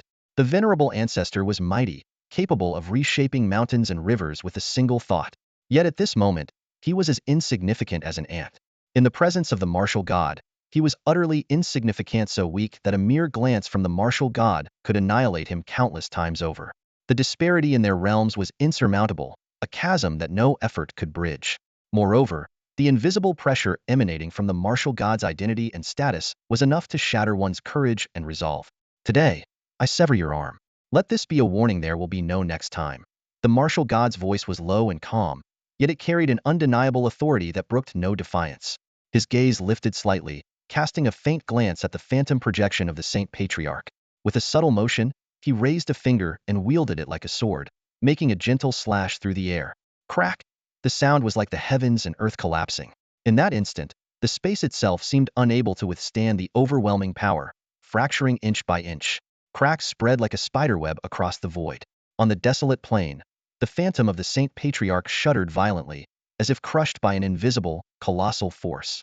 Without any warning, his right arm began to disintegrate, dissolving into fine particles of dust that scattered into the air. Whoosh! A light breeze swept through, carrying away the last traces of the dust. In the span of a single breath, the Saint Patriarch's right arm had completely vanished, leaving behind a stark, empty stump that was all the more jarring to behold.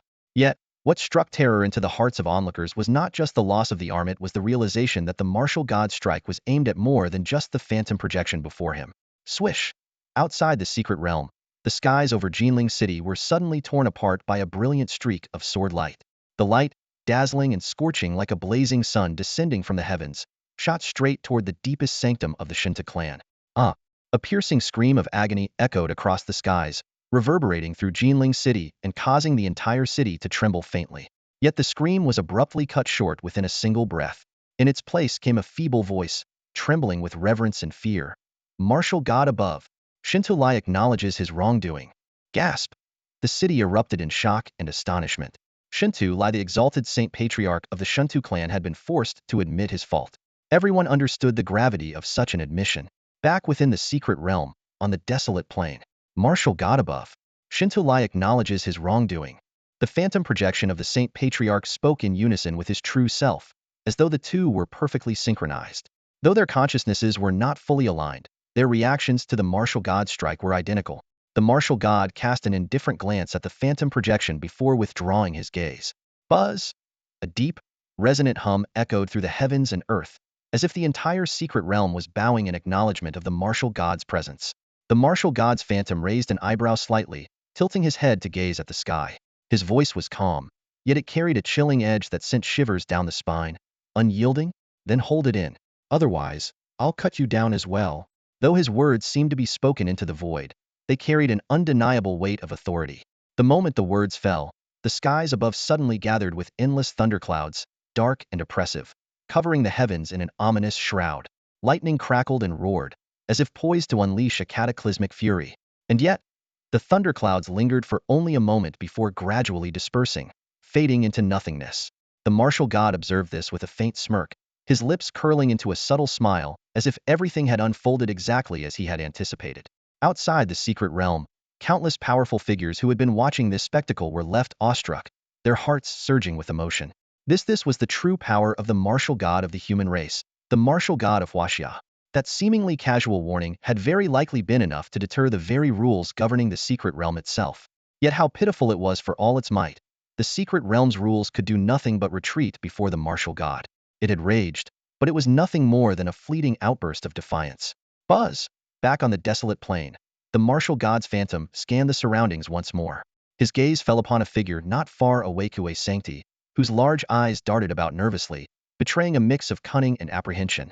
The martial god murmured softly, "Interesting." Before the words had fully settled, a gentle breeze swept through, and his figure dissipated like smoke. At the same time, the frozen world of the secret realm gradually resumed its natural order, as though the events of moments ago had never occurred. In front of cabin 007, Luo Yu, whose body had been frozen in place, finally regained his ability to move. He exhaled deeply, releasing a long-held breath, and tried to suppress the awe and reverence surging within his heart. Just as he turned his attention to the glowing stone suspended in the air before him. Buzz! A flash of white light appeared without warning, and before him, a figure slowly began to materialize. In front of cabin number 007, Luo Yu stood in the wind, processing the information he had just received from the secret realm. Although he couldn't witness the changes unfolding across the wilderness firsthand, the low, commanding voice that echoed like rolling thunder through every corner of the secret realm left no room for doubt. A storm surged within Luo Yu's heart as he realized the source of that gaze, the martial god. The legendary martial god of Huaxia. He lowered his eyes to the profession-purging stone floating midair. The transparent, glowing stone radiated a faint light. A daring thought flashed through Luo Yu's mind. Could this stone possibly contain a trace of the martial god's will? The moment the idea emerged, an unexpected transformation occurred. Whoosh! A figure appeared out of thin air, gradually solidifying before Luo Yu. The man's face was so plain and unremarkable that it shouldn't have drawn any attention, yet Luo Yu felt his breath catch in his chest. His pupils shrank, and his heart pounded as if it were about to burst. That face, he had seen it countless times on news channels. The martial god. The man before him was none other than the martial god of Huaxia. Martial god? Luo Yu murmured instinctively. The martial god's gaze fixed on him, deep and unfathomable, as though it could pierce through to his very soul.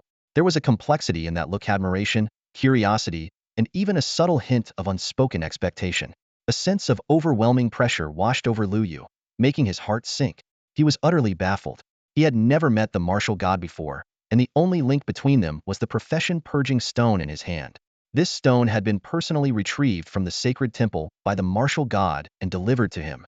None of this made sense. Luo Yu's mind raced. When he first awakened his 9-star martial talent, he had thought it was pure luck. Later, he realized that while the talent was exceptional, it wasn't unique. Across Jiang province, and even the entire nation, there were many other prodigies with similar abilities. Could a mere 9-star talent really be enough to warrant the martial god's personal intervention to secure a treasure for him? Why did you help me? Luo Yu suppressed his confusion and looked up to meet the martial god's gaze directly. He respected this mighty figure, but refused to cower. His voice was firm and resolute, carrying a hint of stubborn defiance. The martial god studied him, his expression unreadable, as though he had anticipated this question all along. His penetrating gaze seemed to strip away every layer of Luo Yu's being. After a long moment, just as cold sweat soaked the back of Luo Yu's shirt, the martial god finally spoke. "Because I've been waiting for you." Those simple words struck like a thunderclap, leaving Luo Yu frozen in place. His mind was a whirlwind of confusion. Wait, what? The martial god was playing cryptic riddles with him? Why are you waiting for me? Waiting for me to do what? And why do you keep insisting I give up being a beast master and switch to martial arts? Luo Yu couldn't hold back anymore. A torrent of questions spilled out of him. But the martial god merely smiled faintly, unfazed by Luo Yu's urgency. His silence only made Luo Yu more agitated. If this weren't the martial god of Huaxia standing before him, Luo Yu might have called out Caesar and had his Titan companion throw a few punches to knock some sense into him. Just as Luo Yu's patience was wearing thin, the martial god finally spoke again. His tone was calm, almost indifferent. Your little Titan wouldn't stand a chance against me. That single sentence landed like a bucket of icy water, instantly snapping Luo Yu to attention. His nerves went taut, and he instinctively took 2 steps back, his eyes filled with vigilance. He locked his gaze on the martial god, every alarm in his mind blaring at full volume. The ethereal figure of the martial god watched Luo Yu's actions and merely shook his head gently. His voice was calm and steady, like a warm breeze softly flowing into Luo Yu's ears as he said, I hold no malice toward you, or rat heron this planet. Even if everyone else harbors ill will toward you, I would never be among them. Pausing briefly, his gaze settled on Luo Yu, and he continued. As for how I know about your little Titan, it's because when you formed a contract with him, you inadvertently awakened a trace of my consciousness stored within this stone. That's how I became aware of it. As for your other secrets, I have never sought to pry into them. As his words fell, a faint, almost tender smile appeared on his face. In that moment, he seemed less like the lofty martial god and more like an ordinary man. Luo Yu's brows furrowed slightly, his eyes still tinged with caution, but a complex emotion stirred within him. After a moment of silence, he could no longer suppress his curiosity and asked, if that's the case, why have you been urging me to abandon the Beast Tamer profession and instead pursue martial arts? His voice carried a hint of confusion and a trace of suppressed frustration. This question had troubled him for a long time. The martial god's figure did not respond immediately. Instead, he fell into a prolonged silence, his deep gaze seeming to pierce through the river of time as he fixed his eyes on Luo Yu.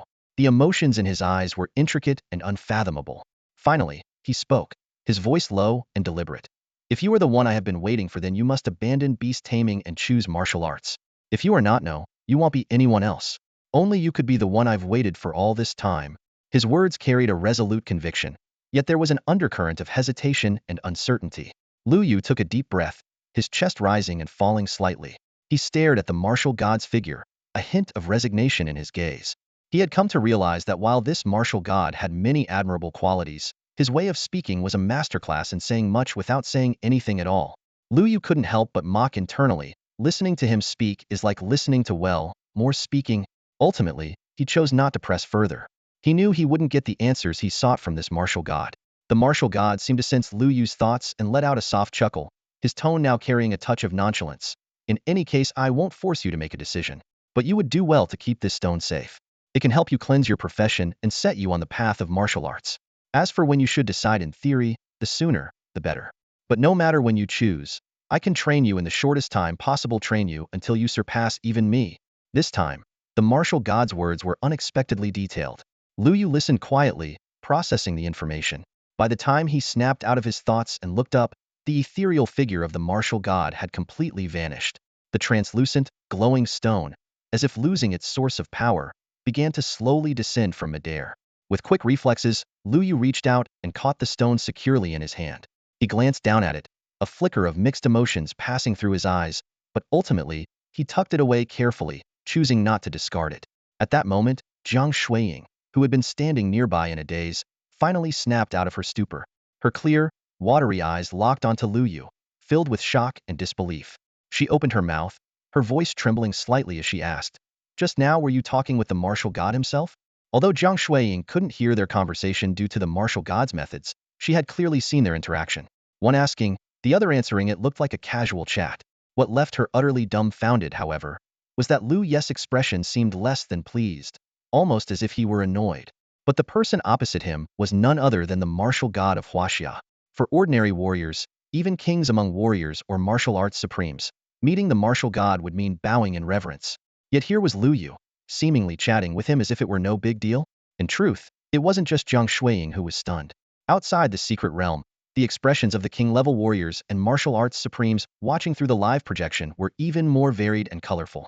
They had witnessed with their own eyes Luo Yu casually conversing with the martial god they revered so deeply. In fact, just a moment ago, outside the secret realm, The instant the war god's apparition vanished into the wilderness, a wave of astonishment swept through the gathered crowd of king-level experts and even martial supremes. The war god. That was the war god. For nearly everyone present, this was the closest they had ever been to such an awe-inspiring existence. Normally, even those as powerful as kings or supremes could only catch glimpses of the war god through news footage. Yet now, this legendary figure had personally appeared at a mere provincial examination's secret realm. If word of this were to spread, the entire Jiang province would be shaken to its core, and countless martial artists would feel an unparalleled sense of pride. The experts had been fervently debating why the war god would descend upon this place, especially at such a critical moment when the Shengtu family's saint ancestor was preparing to act against Kuei Sang. Some speculated that perhaps the war god disapproved of bullying the weak and had seized this moment to send a warning, to strike the mountain and shake the tiger or kill the chicken to scare the monkey. This theory gained some traction among the crowd. However, what happened next left everyone utterly dumbfounded. Because after the war god's apparition disappeared into the wilderness, in the very next moment, it reappeared directly before Luo Yu. And what stunned everyone even more was that the two of them began to talk. Yes, talk. What's more, Luo Yu's demeanor seemed casual, even slightly exasperated, showing none of the fervent reverence or awe one would expect when facing the war god. Instead, there was a hint of resignation and even a touch of mockery in his tone. On the other hand, the war god wore a gentle smile, exuding an approachable and even somewhat indulgent aura. Although the crowd, like Jiang Shuiying, was isolated by the war god's special methods and couldn't hear the contents of their conversation, they could clearly observe the subtle changes in Luo Yu's expressions from resignation to irritation, from mockery to eventual contemplation. The war god's expression was even more astonishing. His gaze radiated anticipation and hope, leaving everyone shaken to their core. Before the war god's apparition faded completely, that final, profound look directed at Luo Yu seemed to carry countless unspoken words. In that moment, everyone understood the true reason for the war god's appearance in the provincial examination's secret realm. It wasn't a coincidence. Nor was it merely to intimidate the Shengtu family's saint ancestor. It was all because of Luo Yu. That's right, Luo Yu. The seemingly insignificant beast tamer whom countless people had dismissed was, in fact, someone personally protected by the war god himself. For a moment, the entire space outside the secret realm fell into a deathly silence, the atmosphere thick with tension, as if a layer of frost had settled in the air. Those king-level experts who had previously slandered or even insulted Luo Yu now found themselves involuntarily looking up at the sky, a cold chill creeping down their spines. As they recalled their earlier attitudes toward Luo Yu, their hearts filled with nothing but regret and fear. Who could have imagined that an obscure beast tamer would possess such an earth-shattering background?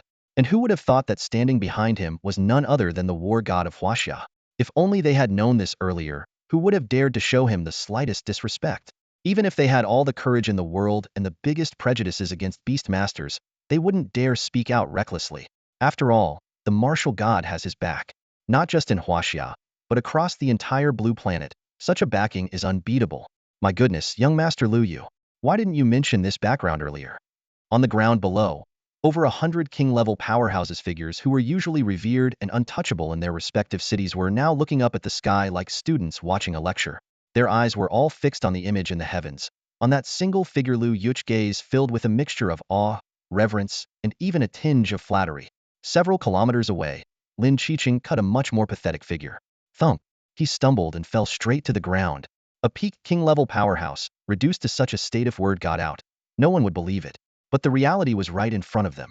Lin Qiqing's face was ashen, his hands pressed firmly against the ground, his eyes brimming with hatred and unwillingness. His right leg was severed cleanly at the root, the empty pant leg swaying silently as a testament to his pitiful condition. He hated Luo Yu with every fiber of his being. In his mind, all his suffering and humiliation came down to one person, Luo Yu. It was only moments ago when the Shengtu family's saint ancestor appeared that Lin Qiqing had nearly burst into laughter. He thought Luo Yu's end had finally come. Yet, before his smile could fully form, the martial god's phantom descended from the heavens. With a mere wave of his hand, the Shengtu family's saint ancestor knelt in submission. What crushed Lin Qiqing further was the martial god's unambiguous declaration Luo Yu was under his protection. Despair consumed Lin Qiqing as he sat limply on the ground, his lifeless eyes staring blankly ahead. His hatred and bitterness surged like a tidal wave, only to be utterly crushed by the weight of the words martial god. Gripping his hair, he muttered to himself, "Do I still have a chance?" The once proud sharpness in his gaze was gone, replaced by madness and hopelessness. Time passed slowly in his silence. No one knew how long it took, But suddenly, Lin Qiqing shuddered. His pupils contracted sharply, as if he had just thought of something. A glint of something unusual flickered in his eyes. In the depths of despair, he recalled overhearing a piece of information at the Shangtu family 2 days ago, an abyssal uprising.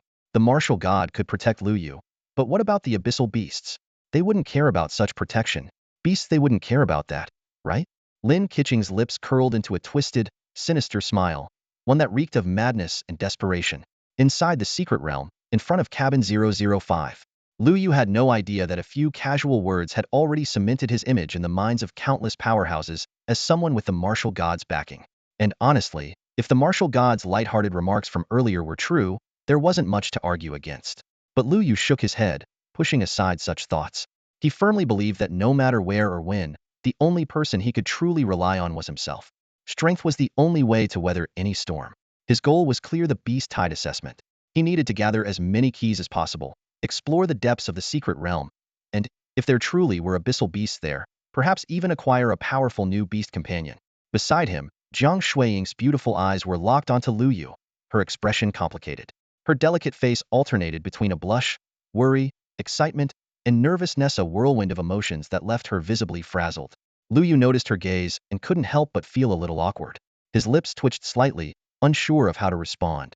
Just then, buzz buzz buzz. The communicator on Luo Yu's wrist suddenly vibrated. Instinctively, he tapped it open. The next moment, 2 lines of text appeared in the holographic projection. Luo Yu, help me. Cinder. Qin Shiyao. In front of cabin number 005, as 2 lines of text were projected from the communication wristband, Luo Yu froze for a moment when he saw them clearly. It was only then that he remembered actually had a half-sister from a different father and mother. Luo Yu's gaze lingered on the projected message, his brows furrowing slightly. In just a few seconds, countless thoughts raced through his mind. Was the cinder really Qin Shiyao? In his impression, this cousin of his was the epitome of aloofness and pride. Someone so stubborn that she might not even ask for help in a life-or-death situation. Yet, the tone of this message carried a hint of urgency, which was completely unlike her usual demeanor. What's wrong? Jiang Shuiying, standing beside him, noticed his unusual reaction and asked curiously. Her eyes followed his wrist and landed on the projected text. She paused for a moment, then bit her lip gently, her small mouth slightly pouting. Humph. Jiang Shuiying huffed silently to herself, her face showing a trace of reluctant frustration. I knew it. That so-called cold and untouchable Qin Shiyao would eventually come looking for Luo Yu. Though jealousy bubbled up inside, she didn't voice her thoughts. She simply stood quietly, watching. I'm going to help, Luo Yu said in a low voice, his tone firm and resolute. With a flick of his wrist, the communication band emitted a faint glow. The next second, a ripple of spatial distortion spread out, and his figure vanished without a trace. Watching the direction where Luo Yu had disappeared, Jiang Shuiying stomped her foot, her pretty face tinged with a hint of grievance. She muttered softly, You only see her as a sister, right? Just a sister, right? But as soon as the words left her lips, she shook her head and chuckled self-deprecatingly. Ah, there I go overthinking again. In the area of safe house number 006, the battlefield was consumed by an intense and suffocating tension. The air was filled with deafening roars, the clash of metal, and the feral cries of mutated beasts, all reverberating as if shaking the very atmosphere. Standing at the center of the battlefield was Qin Shiyao, her slender figure appearing frail amidst the chaos of wind and blood. Her teeth clenched tightly, and the blade in her hand gleamed coldly, each swing of her sword imbued with unyielding determination. Yet, as the relentless tide of beasts surged forward, her movements began to falter, showing signs of exhaustion. Beads of sweat formed on her forehead, but her gaze remained steadfast, like forged steel. In her heart, she silently vowed, I just need to survive this beast tide, and I'll be able to reach the depths of the secret realm. I must not fail. I can't let my teacher down, and I refuse to let Luo Yu look down on me. However, no matter how strong her resolve, it couldn't mask the depletion of her energy. The enemies before her were 100 peak-tier 5th-level beasts, while her own cultivation was merely at the early 5th level. To have lasted this long was already a miracle, but with the sun far from setting, her strength was nowhere near enough to endure until the end. A sharp flash of her blade sliced through the air, forcing back a lunging wasteland wolf. But at the same time, another beast tore into her back, leaving a deep gash. Pain surged through her body, and she drew a sharp breath, forcing herself to endure as she turned and struck the attacking beast with a retaliatory slash. Yet more creatures closed in from all directions. Though her sword moved swiftly, it was becoming increasingly difficult to fend off the endless onslaught. Her dwindling energy slowed her actions, and her sword strikes lost the sharpness they once possessed. Even so, Qin Shiyao gritted her teeth and stood her ground, her eyes showing no trace of retreat. She knew that if she fell, all that awaited her was utter annihilation. Just then, an unusual disturbance rippled through the air above the battlefield. The space seemed to warp slightly, and a familiar figure suddenly appeared, stepping out from the void. Qin Shiyao's pupils constricted slightly as she looked up. That familiar silhouette gradually came into focus. Her gaze occasionally fell on the communication bracelet on her right wrist, but it was just a fleeting glance before she quickly looked away. Her expression was as cold as ice, yet there was a trace of stubbornness in her eyes. Ask Luo Yu for help? No, she absolutely wouldn't. Even if she were eliminated today or gravely injured by the onslaught of the feral beasts, she would never seek Luo Yu's assistance. At this moment, in Qin Shiyao's mindscape, the figure of the Empress, clad in a majestic purple-gold robe, stood silently. Her expression was indifferent, her hands clasped behind her back, and her gaze was calm as water, as though she saw through everything. However, the subtle shake of her head betrayed her judgment of the situation. With Qin Shiyao's current level and strength, it was impossible for her to hold out until sunset. The Empress's mind was as clear as a mirror, and she let out a quiet sigh. Foolish disciple. The path of martial arts is about struggling against others, against beasts, against the heavens themselves. Yet her momentary pride, her refusal to accept help that is within reach, this mindset will never cultivate the heart of a true warrior. The Empress murmured to herself, her voice so soft it was barely audible, like a breeze passing without a trace. Meanwhile, Qin Shiyao continued to grit her teeth and endure the bloody battle. Around her, the beast tide roared like thunder. The wild winds kicked up dust that blotted out the sky, and her figure seemed utterly isolated amidst the chaos. Of course, the Empress could intervene and lend her aid. Even though she now existed as nothing more than a wisp of a remnant soul, these low-level feral beasts were like ants to her. She could obliterate them with just a thought. However, she had no intention of revealing her presence. Moreover, the Empress knew all too well that everything within the secret realm was projected by its rules to the outside world. Any anomaly could trigger unpredictable consequences. Forget it, just this once, they'll give you a little push, the Empress whispered softly, a faint glint flashing in her eyes. In the next instant, an imperceptible wisp of soul energy quietly flowed out, like an invisible stream, and landed on the communication bracelet on Qin Shiyao's wrist. Buzz, the communication bracelet quivered faintly, almost inaudibly. But at this moment, Qin Shiyao, covered in blood and with her breath in disarray, was far too overwhelmed to notice the subtle disturbance.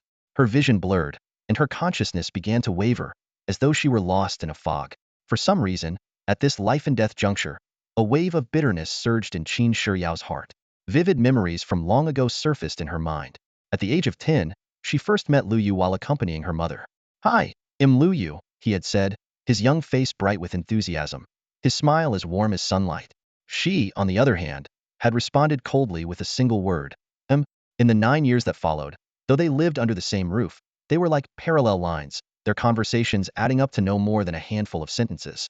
Yes, we're just strangers, she thought to herself with a bitter laugh, her lips curving into a faintly self-mocking smile. Why would he come to help me? Zhang Shuiying is the one who's always been by his side. With her energy depleted and her sword too heavy to lift, Qin Shiyao's figure swayed unsteadily. And in that final, desperate moment, a strange thought crept into her mind. What if he really does come? The idea sent a shiver through her heart, only for her to dismiss it as ridiculous. Her lips twitched slightly, forming a faint, ambiguous smile, but she couldn't hide the inexplicable ache that lingered within her. It was like biting into an unripe pear on a scorching summer day, sharp, sour, and piercingly bitter. Yet, just as despair was about to consume her, buzz, a peculiar spatial ripple suddenly erupted before her. Qin Shiyao froze, her eyes widening in disbelief. In the next moment, a figure familiar yet distant appeared before her. It was him, Luo Yu. Boom. Luo Yu didn't say a word, nor did he glance back at her. He simply raised his fist and struck. That single punch roared like a dragon, shaking the heavens and earth with its power. The air within a radius of several miles seemed to be sucked away in an instant, and an overwhelming force surged forth like a tempest. Bang! The pack of wild wolves that had pushed her to the brink of collapse was obliterated in an instant, reduced to nothing but a mist of blood and bone. Blood soaked the ground, the air thick with the stench of iron.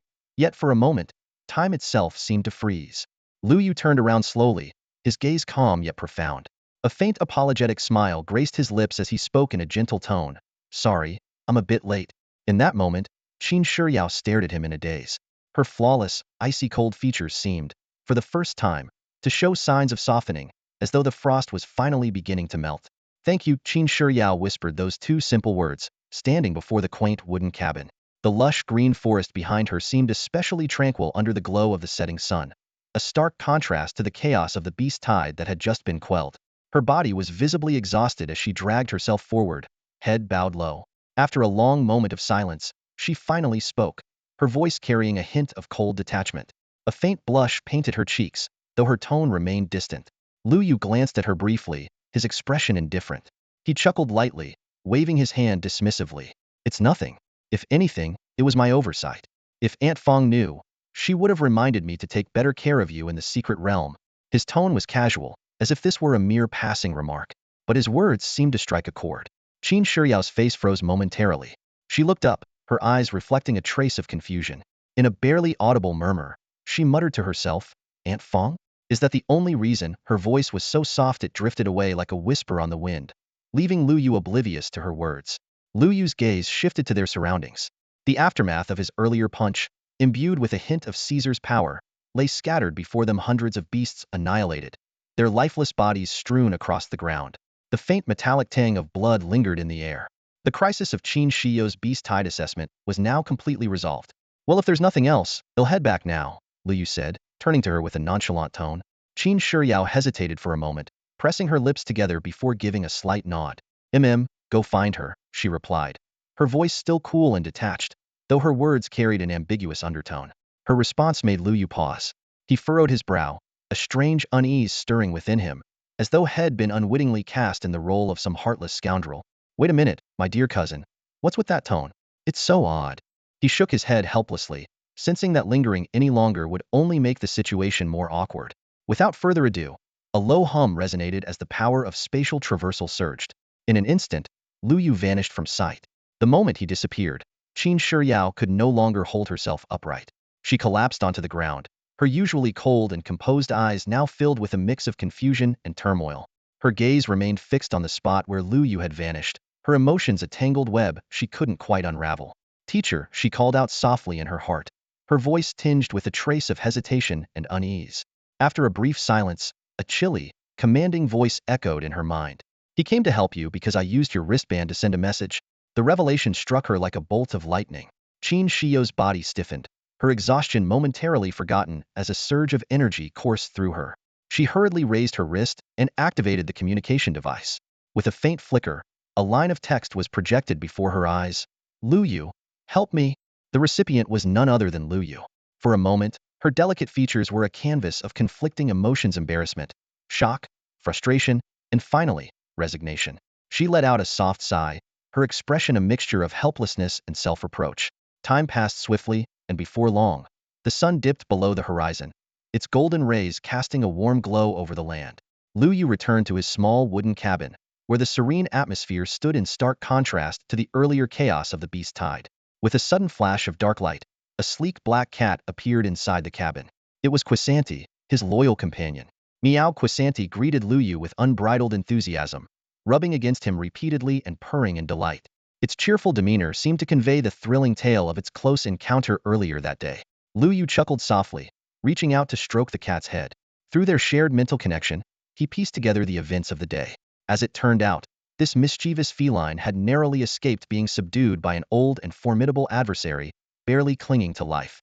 "You little troublemaker," Luo Yu muttered under his breath, his tone tinged with exasperation but also a deep fondness.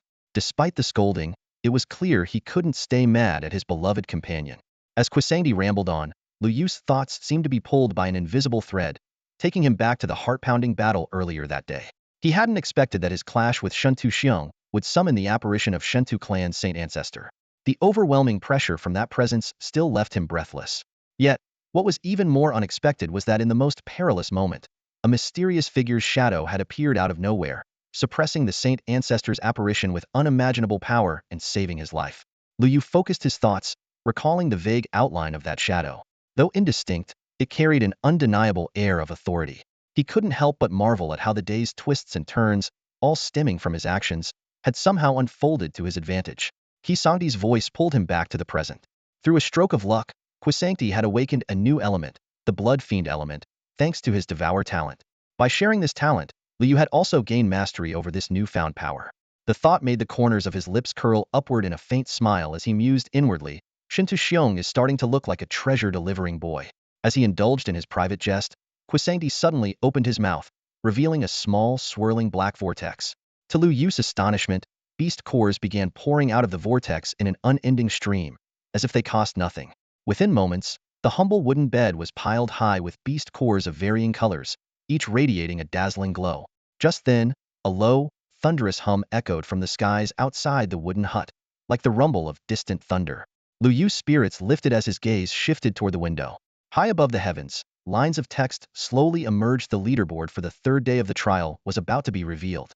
Third-day trial results are being calculated. Participants who passed, 53. Participants eliminated, 170. The short announcement struck like a heavy blow, underscoring the brutal nature of the Beast Tide trial. Liu Yu understood that while his journey thus far seemed smooth, for many other students, this trial was a life-and-death ordeal.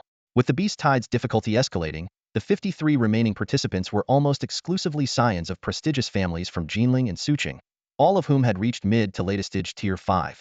Those at early stage Tier 5 had already been entirely eliminated. What stood out even more was that the majority of those who passed, including Zhang Shuiying and Qin Shiyao, had 0 points. This indicated they had barely survived the onslaught of 100 beasts, but hadn't managed to slay even a single one. Liu Yu frowned slightly, thinking to himself that today might already be the limit for many students. With the Beast Tide escalating further tomorrow, only a handful would likely endure. Outside the secret realm, numerous king-level powerhouses watched the trial unfold. As the rankings and scores were revealed, many shook their heads and sighed. Within the secret realm, as the number of participants dwindled, the top spots on the leaderboard quickly became apparent. Third place, Li Weiner, score 861,287x3. Second place, Shen Tianzong, score 912,304x3. At this point, the students in the secret realm exchanged astonished looks. Neither Liu Yu's nor Shintu Xiong's names had appeared yet. While it wasn't surprising for Liu Yu to remain unseen, most had already assumed he would take first place. Shintu Xiong's absence raised eyebrows. Wait, could Shintu Xiong have tied with Liu Yu for first place? One student blurted out in disbelief. Even Li Weiner and Shen Tianzong looked puzzled, silently speculating. Could Shintu Xiong have really caught up to Liu Yu's score? Or had the escalating Beast Tide finally pushed Liu Yu to his limits? Amid the murmurs and speculation, the leaderboard's top position finally revealed itself. First place, Liu Yu. Score, 150,365,012x3. This score sets a new historical record for the third A trial rankings. Special rewards triggered. Supreme Source Crystals X10. Key X1. The moment this announcement appeared, the secret realm erupted in an uproar. Above the vast expanse of the sky, lines of golden text slowly emerged, plunging the secret realm into a dead silence. This leaderboard wasn't just visible to the 53 students who had persevered so far. Even those who had already been eliminated and were spectating from the outskirts of the secret realm could see it clearly. In that moment, hundreds of students erupted into a cacophony of astonished exclamations.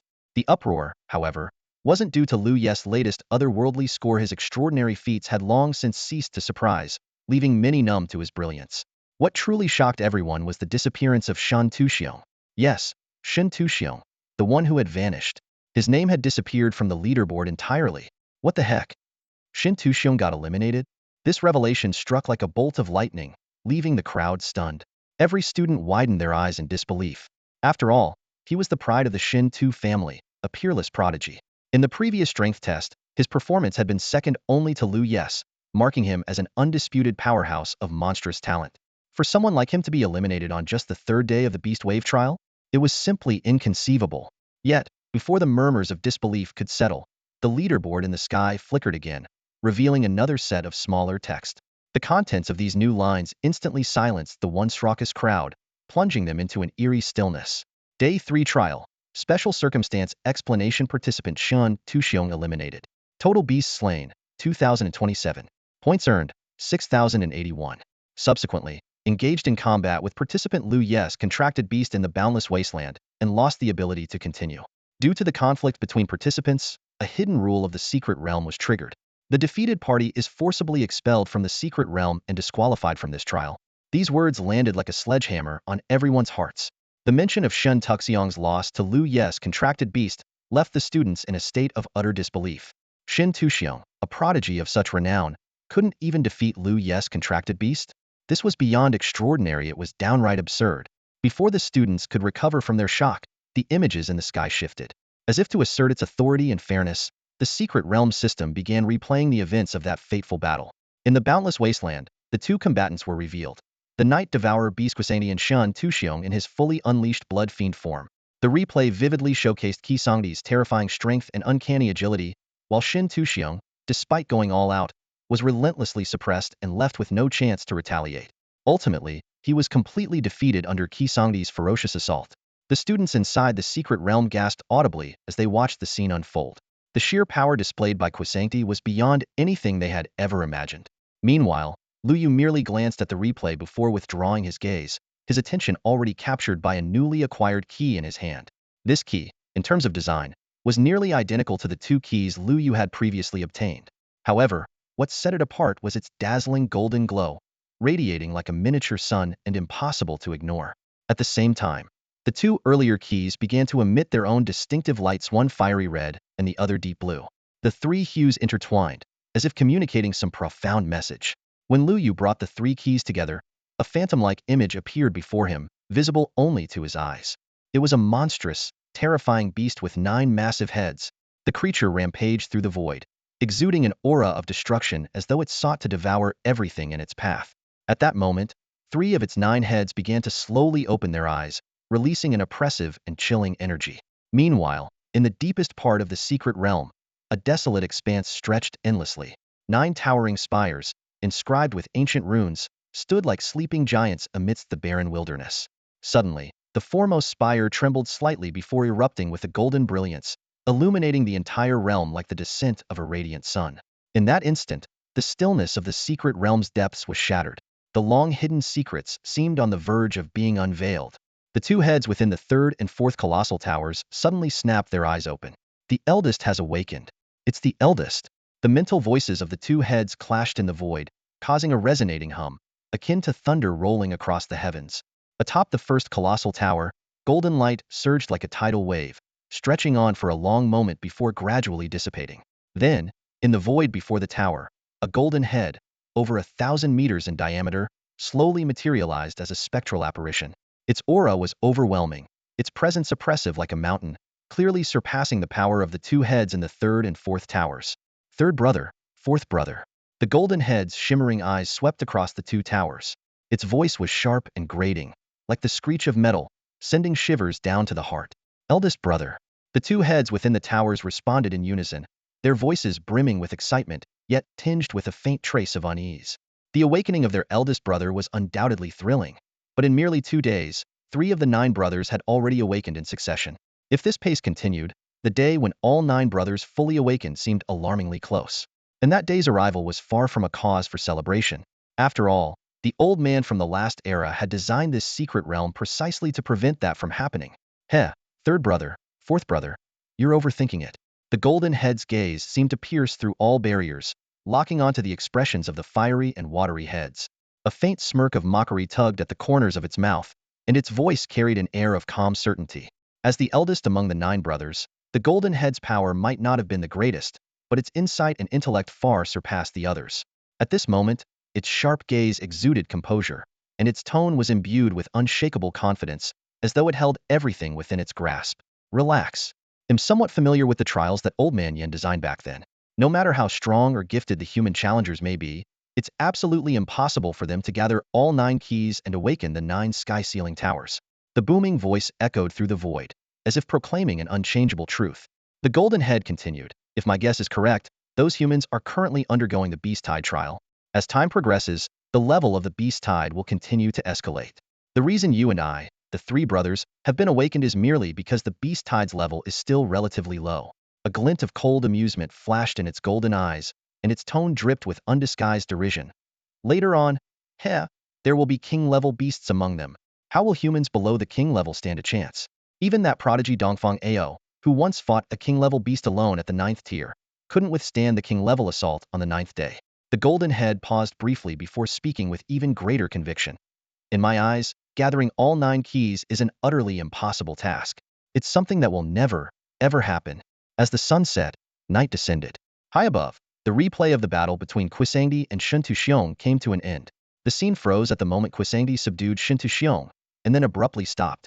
As for the appearance of the Saint Ancestor and the martial god's phantom, the secret realm's rules deliberately skipped over it, as though even the power of this mysterious space dared not challenge the authority of the martial god. Nevertheless, the process and outcome of this battle left the hundreds of students within the secret realm with a renewed understanding of Luo Yu's strength. Shun Tuxiong had unleashed his full power with his blood fiend physique, a combat strength approaching the 8th tier, truly terrifying.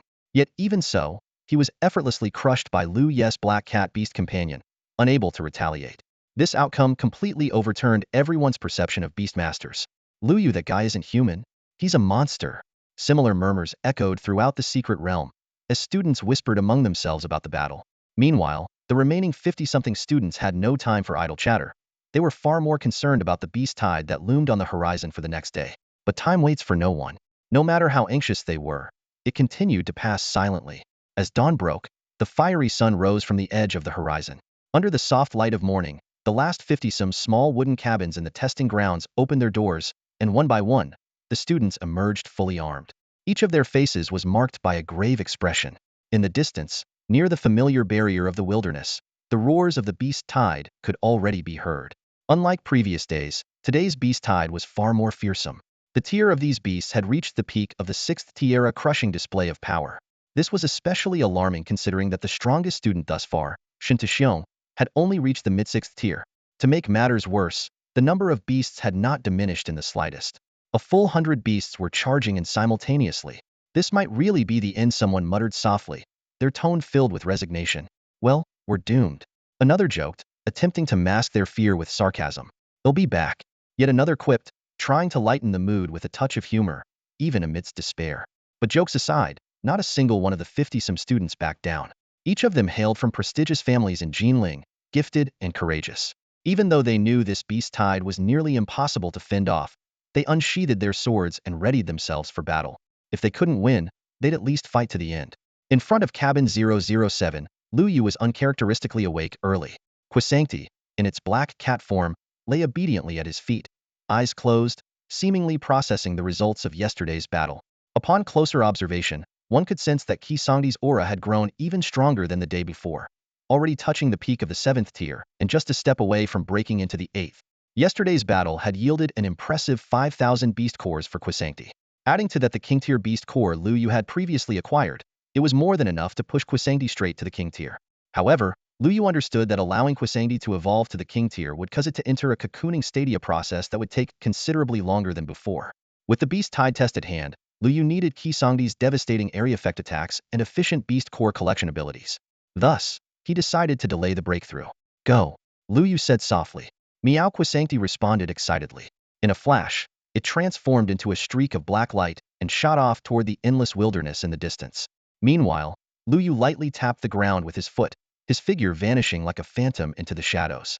Buzz, a ripple of spatial energy spread outward. In an instant, his figure vanished from sight. Time flew by, and before long, the sun dipped below the western horizon. The 4th day of the beast tide trial finally came to an end. On this day, Luo Yu didn't go out of his way to compete for anything. Instead, he casually helped Jiang Shuiying and Qin Shiyao fend off 2 waves of beast attacks. He also handed Jiang Shuiying the lower-tier heaven-grade cultivation technique he had acquired earlier, encouraging her to train with it. As for Qin Shiyao, her stubbornness was as unyielding as ever. Her aloof and slightly haughty demeanor remained as she flatly rejected Luo Yu's well-intentioned offer. Luo Yu, however, didn't mind. His assistance was never about currying favor. It was more out of respect for Aunt Fong than anything else. By twilight, the sky was suddenly bathed in a golden glow as the leaderboard rankings for the 4th day's trial were revealed. The sparse number of names on the list was startling. Even the prodigies who had held their ground in the rankings the previous day had all been eliminated. Only 5 individuals remained within the secret realm: Luo Yu, Qin Shiyao, Jiang Shuiying, Li Weiner, and Shan Tianzong. These 5 names were etched onto the leaderboard, standing out like brands. Yet, a closer look at the points revealed stark disparities that left onlookers in awe. While Li Weiner and Shen Tianzong were both top-tier talents, their scores barely approached 200, reflecting the number of beasts they had slain. Meanwhile, Luo Yu's score remained firmly at the top, surpassing 10,000. Even though he had held back compared to the previous 3 days, his lead was overwhelming, oppressively so. Outside the secret realm, several king-level experts gazed at the leaderboard and sighed softly. Their voices carried a trace of helplessness. Tomorrow's beast tide, I'm afraid even Li Weiner and Shan Tianzong won't last. Their words drew nods of agreement from those around them, who clearly shared the sentiment. Elsewhere, someone couldn't help but remark, those two girls sure are lucky to have someone like Luo Yu on their side. The tone was laced with a mix of envy and complex emotions. Jiang Zhenmin, however, was in a completely different state of mind. His face was lit up with joy, his eyes brimming with pride and relief. Never in his wildest dreams did he imagine that his daughter would make it this far. While it was clear that all of this was due to Lu Ye's support, he saw that as a reason to celebrate. After all, earning Lu Ye's favor was, in his view, a blessing in itself. In the depths of the secret realm, night descended, and the moon hung high in the sky. Suddenly, each of the 5 remaining participants found a fiery red token materializing in their hands. The token emitted a faint glow, as if imbued with some mysterious power. The Crimson Flame Sect's opportunity token, Luo Yu murmured, his gaze sharpening. This was the reward for completing the 4th day of the Triala symbol of the opportunities that awaited in the heart of the secret realm. It was a treasure that countless prodigies dreamed of obtaining. And now, the opportunity lay in their hands. Inside 2 small wooden cabins, Zhang Shuiying and Qin Shiyao each examined their tokens, their expressions revealing their inner turmoil. Zhang Shuiying lowered her head, her eyes filled with a mix of emotions. Her lips trembled slightly as she silently made a decision. They'll withdraw tomorrow. I can't keep dragging Luo Yu down. I already owe him too much. Meanwhile, in the other cabin, Qin Shiyao's eyes flickered as she bit her lip, her thoughts similarly conflicted. How do I repay Luo Yu for everything I owe him? No, I have to withdraw tomorrow. If I don't, he'll just keep falling deeper into debt. Both women whispered Luo Yu's name almost simultaneously, but their tones carried vastly different emotions. In cabin number 007, Luo Yu remained completely unaware of their thoughts. His gaze was fixed on the newly appeared key in his hand, the 4th key. The cold metallic texture sent a subtle ripple through his heart. The 4th key secured, Luo Yu murmured to himself, a sharp glint flashing in his eyes. If what I saw earlier is correct, that 9-headed beast must symbolize the 9 keys. Clutching the key tightly, his gaze burned with determination. 5 more to go. Time flies. Another night has passed. The 5th day of the Beast Tide assessment has arrived as scheduled. Today, the level of the Beast Tide has reached the peak of Tier 7, with neither more nor less than exactly 100 beasts. Roar, roar, roar.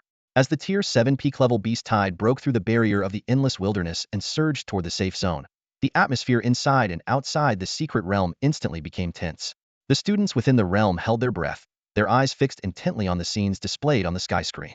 Outside the secret realm, even some early-stage king-level powerhouses felt a faint sense of pressure. To face 100 enemies alone, while being completely outclassed in power, those who can survive this trial are not merely geniuses. They are truly extraordinary, defying all odds. However, just as everyone held their breath, ready to witness how the remaining 5 would confront this seemingly impossible challenge, on the sky screen, 2 of the final 5, Qin Shiyao and Jiang Shuiying, chose to voluntarily withdraw at the very first light of dawn. Crash. It was as if a boulder had been thrown into a calm lake, causing an uproar that echoed across the heavens and earth. Within the secret realm, on the jade-paved plaza, stood the students who had already been eliminated. These individuals, though they had passed the first 3 days of the assessment and earned the chance to delve deeper into the secret realm for opportunities, ultimately fell short at this stage. Flash. With a burst of white light, the figures of Qin Shiyao and Jiang Shuiying appeared in the center of the plaza. The 2 exchanged a glance and gave a slight nod, a simple greeting, but neither said much. They quietly walked to a corner of the plaza. This scene caught the attention of the crowd. Many students were momentarily stunned, and then several of the male students couldn't help but let their emotions show, tears metaphorically streaming from their mouths in disbelief. Damn it. Why? 2 stunning beauties, and they gave up the assessment just so they wouldn't hold Luo Yu back? I don't get it. Murmurs of discontent rippled through the crowd, with envy, jealousy, and frustration threatening to engulf the male students in the plaza.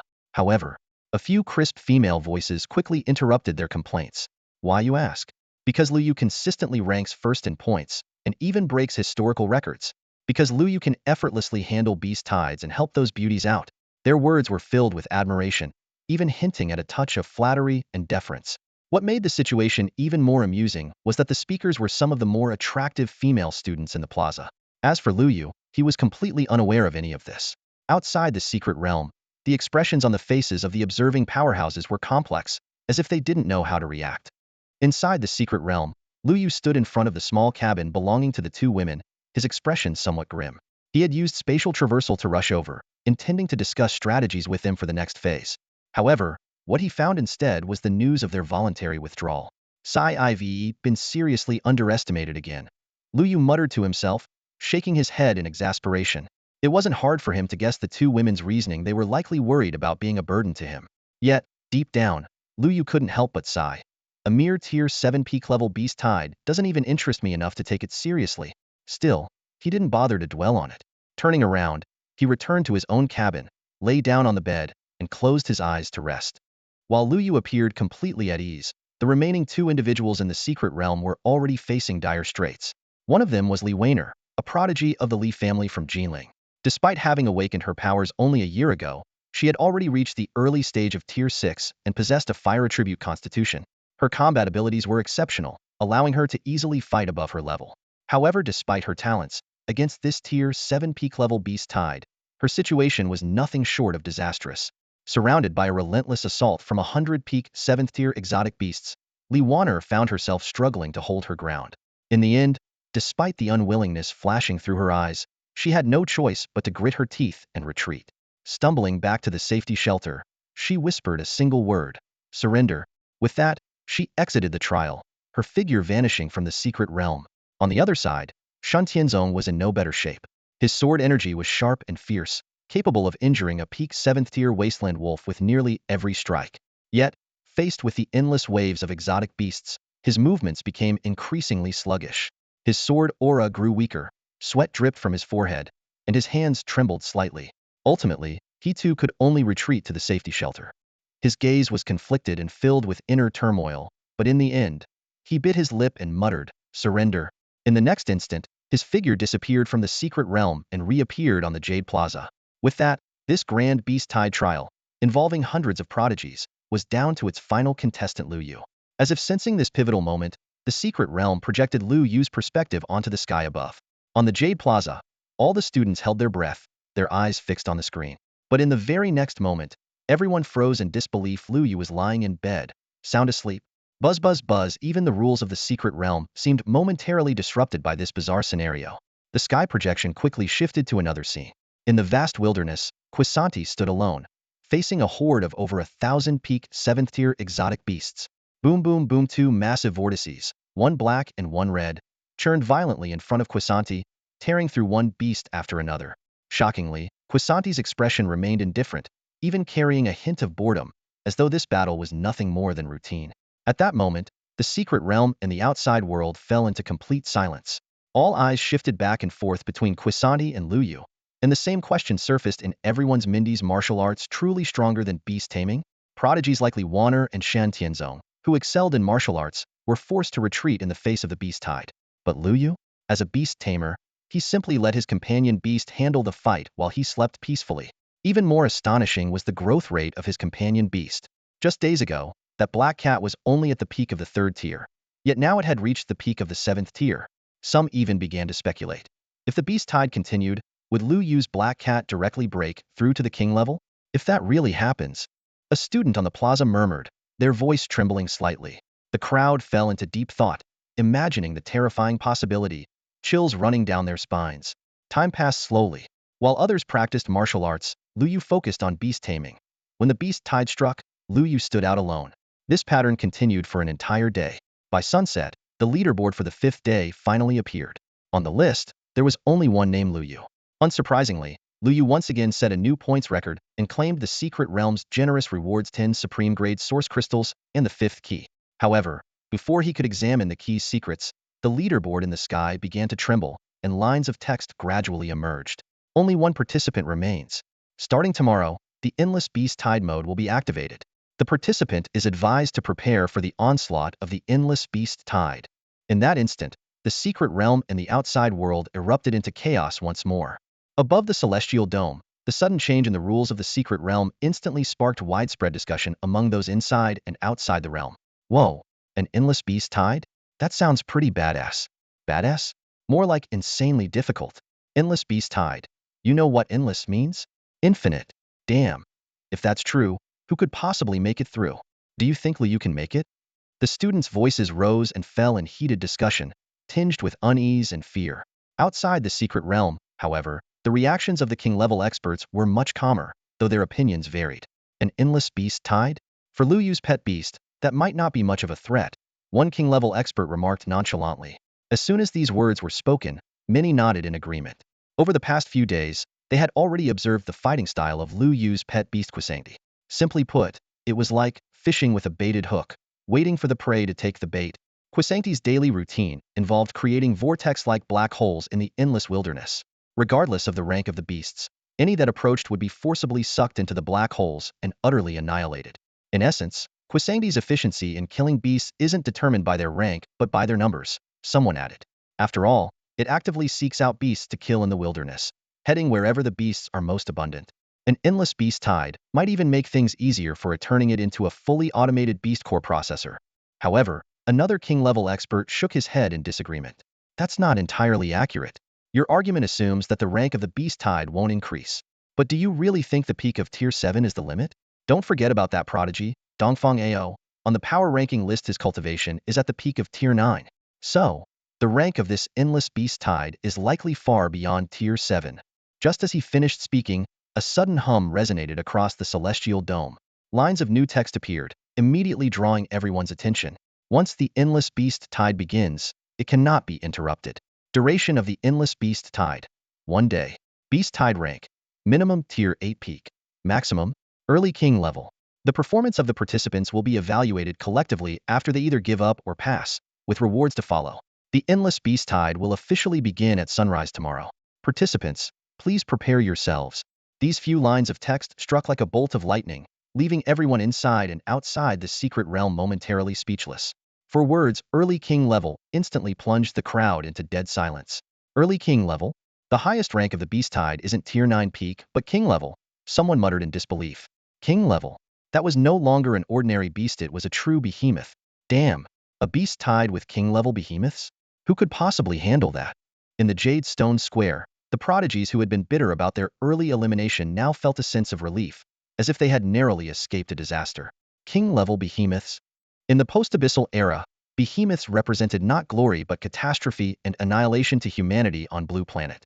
Behemoths were the very embodiment of the unbeatable. Luo Yu is doomed. At that moment, regardless of whether they were inside or outside the secret realm, regardless of their cultivation level, nearly everyone reached the same conclusion in their hearts. Even Jiang Jinmin, the principal of Luo City First High School, could only sigh helplessly at this moment, his eyes filled with regret. Initially, he had high hopes for Luo Yu's rapid improvement over the past few days. He even secretly believed that this young man might actually complete the entire Beast Tide trial and claim the ultimate reward. However, reality dealt him a heavy blow. An endless Beast Tide suddenly surged forth, far beyond anyone's expectations. What made the situation even more despairing was the appearance of a king-level beast within this tide. Such a creature was formidable enough to make even seasoned beast tamers like Jiang Jinmin hesitate to face it, let alone a young man like Luo Yu. His mind involuntarily drifted to the recent memory of joining forces with Lin Qiqing and others to hunt down a severely wounded and dying king-level beast, the Celestial Titan. Even in its weakened state, it had easily held its own against 5 opponents, a display of power that was utterly terrifying. Lin Qiqing suspected that the Celestial Titan was contracted by Luo Yu. Jiang Jinmin muttered to himself, his brows furrowing deeper. The idea sounded absurd at first, but upon reflection, Luo Yu's extraordinary feats made it difficult to dismiss the possibility. Raising his head, he once again looked at the image of Luo Yu projected on the sky screen. The young man remained calm, an almost serene composure radiating from him, as if the endless beast tide before him was nothing worth fretting over. This unshakable confidence sent a jolt through Jiang Jinmin's heart. Could it be Luo Yu really has a trump card? The thought took root and refused to be dispelled. Suddenly, Jiang Jinmin felt he might have underestimated this young man. That trump card could very well be the once-lost king-level beast, the Celestial Titan. But the question lingered. At the time, Luo Yu was only a third-rank beast tamer. Did he truly have the ability to contract a king-level beast? Jiang Jinmin fell into deep thought. Inside the secret realm, in cabin 007, standing by the window, Luo Yu gazed through the night, his eyes fixed on the new rules displayed across the sky. His expression was calm and unruffled, devoid of fear or panic, and instead carried a hint of concealed anticipation. So, it's finally coming, he murmured softly, the corners of his lips curving upward. His gaze shifted to his beast space, where a colossal beast named Caesar, towering at 800 meters, sat cross-legged with its eyes closed, absorbing the dense energy of beast power. Caesar's aura was deeper and more overwhelming than ever, as if it could unleash a cataclysmic force at any moment. Over the past few days, Luo Yu had wasted no time.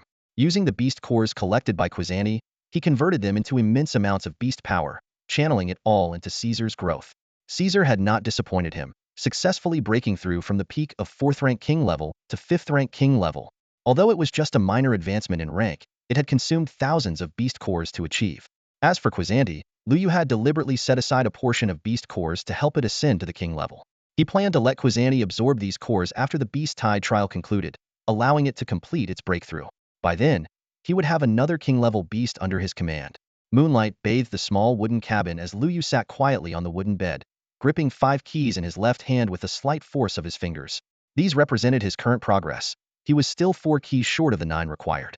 As for the remaining 4, he intended to seize them all in the impending endless beast tide. The rules didn't specify the exact evaluation criteria, but Luo Yu lowered his head in thought, a sharp glint flashing in his eyes. If I can wipe out all the beast tides, including those with 8th rank, 9th rank, and even king-level beasts, that should qualify as the highest rating, right? He smiled faintly, raising his gaze to the sky screen, his eyes brimming with battle intent. I wonder if slaying a king-level beast will yield a beast core. If it does, that would be a major windfall. Beast Tide Assessment, Day 6. This day marks the final chapter of the Beast Tide trial. Inside and outside the secret realm, as the first rays of dawn graced the earth and a crimson sun slowly rose above the horizon, every gaze was already fixated on the live broadcast displayed across the sky. Today, an endless beast tide awaits. One question lingered in everyone's minds: just how far could Luo Yu's limit stretch? Could he withstand the onslaught of 8th tier, or even 9th tier beast tides? Low murmurs filled the air as people speculated about the possible outcomes. Yet one conclusion was unanimous. It was impossible for Luo Yu to stand against a king-class behemoth. No matter how extraordinary his performance had been from the start, a king-class beast was akin to a natural disaster, an overwhelming force of nature that no human strength could hope to conquer. Outside cabin number 007, Luo Yu had risen early. He stood before the cabin, his gaze distant as he looked toward the edge of the wilderness. Strangely, not a single exotic beast was in sight. The vast wilderness appeared to have been swept clean overnight, as if every wandering or lurking beast had vanished into thin air. Inside and outside the secret realm, countless spectators witnessed this eerie scene. Yet no one felt a sense of relief. On the contrary, a suffocating tension spread like an invisible foga, foreboding calm before the storm. Could the endless beast tide truly be infinite? Even the secret realm's governing rules must surely have their limits, right? As for Luo Yu, his expression remained calm, though his eyes betrayed a trace of deep contemplation. Rather than panic, he silently calculated the potential developments in his mind. However, just as the next moment arrived, an abrupt change occurred. Boom boom. A thunderous roar echoed across the secret realm, shaking the very foundation of the world. The ground beneath Luo Yu's feet began to writhe, as though a colossal beast buried deep within the earth had stirred awake, sending chills down one's spine. Buzz buzz. As the ground quaked and rippled, the entire landscape began to transform. Forests collapsed, the earth churned violently, and the clouds in the sky seemed to invert, cascading downward like an apocalyptic scene. The ground within a 10-meter radius around Luo Yu suddenly gave way, plunging him and the small wooden cabin into a rapid descent. The howling wind roared past his ears, and he was engulfed in an impenetrable darkness. Minutes later, the descent came to an abrupt halt. Luo Yu steadied himself, his sharp eyes scanning his surroundings. The scene before him had completely changed. He now stood in the center of a massive coliseum. The small wooden cabin stood solitary at the heart of the arena, while the edges of the coliseum disappeared into an expanse of endless darkness. Gradually, countless crimson points of light emerged from the darkness, dense, innumerable. These lights resembled the eyes of predators lurking in the abyss, their gaze exuding a suffocating sense of dread. Hiss. On the Jade Plaza outside the secret realm, the spectating students broke out in cold sweat as they watched the scene unfold. They understood all too well each crimson light represented a powerful exotic beast. What was even more terrifying was that these beasts were far beyond the level of any encountered in the previous waves. The scale of this beast tide was unprecedented. Boom boom. 2 deafening explosions reverberated from above Luo Yu's head. In the next instant, a glowing screen materialized in the air, displaying a single line of bold text. Endless beast tide, officially initiated. As the text faded, the entire coliseum was suddenly illuminated, as though an enormous lamp had been lit. The darkness dissipated rapidly, revealing the full extent of the surroundings. Around Luo Yu, countless exotic beasts began to awaken, their ferocious roars echoing one after another, deafening and overwhelming, threatening to shatter one's resolve. Roar roar. The cacophony of thousands of beasts merged into a deafening tide of rage, as if the heavens and earth themselves were being torn apart. The beasts gave Luo Yu not even a moment's respite. Like a dark, surging wave, the beast tide charged forward with unstoppable momentum, aiming directly at him. Boom boom. The endless beast tide launched its first assault without hesitation. The first wave of the endless beast tide came crashing in a full 1,000 wild wolf kings of the wasteland, exuding a ferocious and violent aura, charging straight at Luo Yu. These wild wolf kings were at the peak of the 8th tier. At that moment, every student watching the scene widened their eyes in disbelief, completely stunned. Holy crap! 1,000 peak-tier 8th level wolf kings right from the start? How is this even a test humans can pass? Shocked exclamations erupted one after another, and the crowd of students instantly broke into chaos. Outside the secret realm, numerous king-level powerhouses furrowed their brows. The screen displaying the overwhelming, sky-darkening wolf tide left them momentarily speechless. The intensity of this endless beast tide far exceeds our expectations, one king-level expert murmured gravely, his tone carrying a hint of unease. I initially thought Luo Yu could at least withstand the 8th or even 9th tier beast tide, even if he couldn't match a king-level behemoth. But now it seems he might not even survive the first wave. 1,000 peak-tier 8th level wild wolf kings. Another expert shook his head, a trace of pity in his eyes. That's enough to annihilate most king-level powerhouses. In the center of the arena, Luo Yu stood still. He gazed at the torrent of wolf kings roaring toward him like a flood, but there wasn't the slightest ripple of emotion in his eyes, just calm, unshakable tranquility. Quisancti, he called softly. Swish. A streak of black light flashed, and Quisancti appeared before him. Unlike its usual demeanor, this time it didn't let out its soft, endearing meows. Instead, its fur bristled, and it let out a low, threatening hiss, its tone filled with killing intent. Buzz. A dark, ominous glow flickered across Quisancti's body as its battle form activated in an instant. Its jet-black fur shimmered with silver-white patterns under the light, and a third eye seemed to slowly awaken at the center of its forehead. Though Quisancti's strength was only at the peak of the 7th tier, as a night devourer beast, its bloodline power allowed it to easily fight above its level. At this moment, its aura was steadily rising, exuding a suffocating sense of pressure. Come, Luo Yu said calmly, stepping forward to leave the safety of the small wooden hut's protective barrier. Now, man and beast stood in the center of the field, directly facing 1,000 peak-tier 8th level wild wolf kings. The air was thick with tension, as if the next second would unleash a collision of earth-shattering proportions. Quisancti suddenly raised its paw, and a vortex swirled beneath it. Two beams of light, one black and one white, intertwined in midair. With a sharp motion, it pressed forward, and with a resonating hum, two black hole-like vortices materialized out of thin air. Their diameters rapidly expanded, soon reaching 600 meters. But that was not all. Under the astonished gazes of everyone inside and outside the secret realm, Luo Yu slowly closed his eyes. He raised his hands slightly, and a faint glow appeared at his fingertips. With deliberate movements, he began tracing a complex and intricate sigil in the air. In just a brief moment, the completed magic array radiated a mysterious brilliance, hovering before him. 6th tier ability amplification. With Luo Yu's current 7th tier strength, he could enhance all attributes of himself and his contracted beast by 70. This was his first time publicly showcasing the true power of a beast master. Buzz. With a soft hum, the formation solidified, and two beams of light shot out, one enveloping Quisancti, the other shrouding Luo Yu himself. In the next instant, Quisancti's aura surged like a rocket. The two black hole vortices before it expanded further, as if they were about to devour everything in their path. Meanwhile, Luo Yu casually snapped his fingers and pressed his hands forward. Clap. Buzz. Two spinning vortices, entwined with black and red energy, emerged at his fingertips, their intensity rivaling Quisancti's. They expanded rapidly, their diameters instantly surpassing 100 meters, resembling two colossal beasts ready to consume all in their way. I declare darkness shall envelop all, and the bloodstorm shall consume every soul. Luo Yu's voice was low and steady, carrying an undeniable authority. Roars, echoing roars, resounded through the Colosseum. Ferocious growls reverberated in the air, chilling the hearts of all who heard them.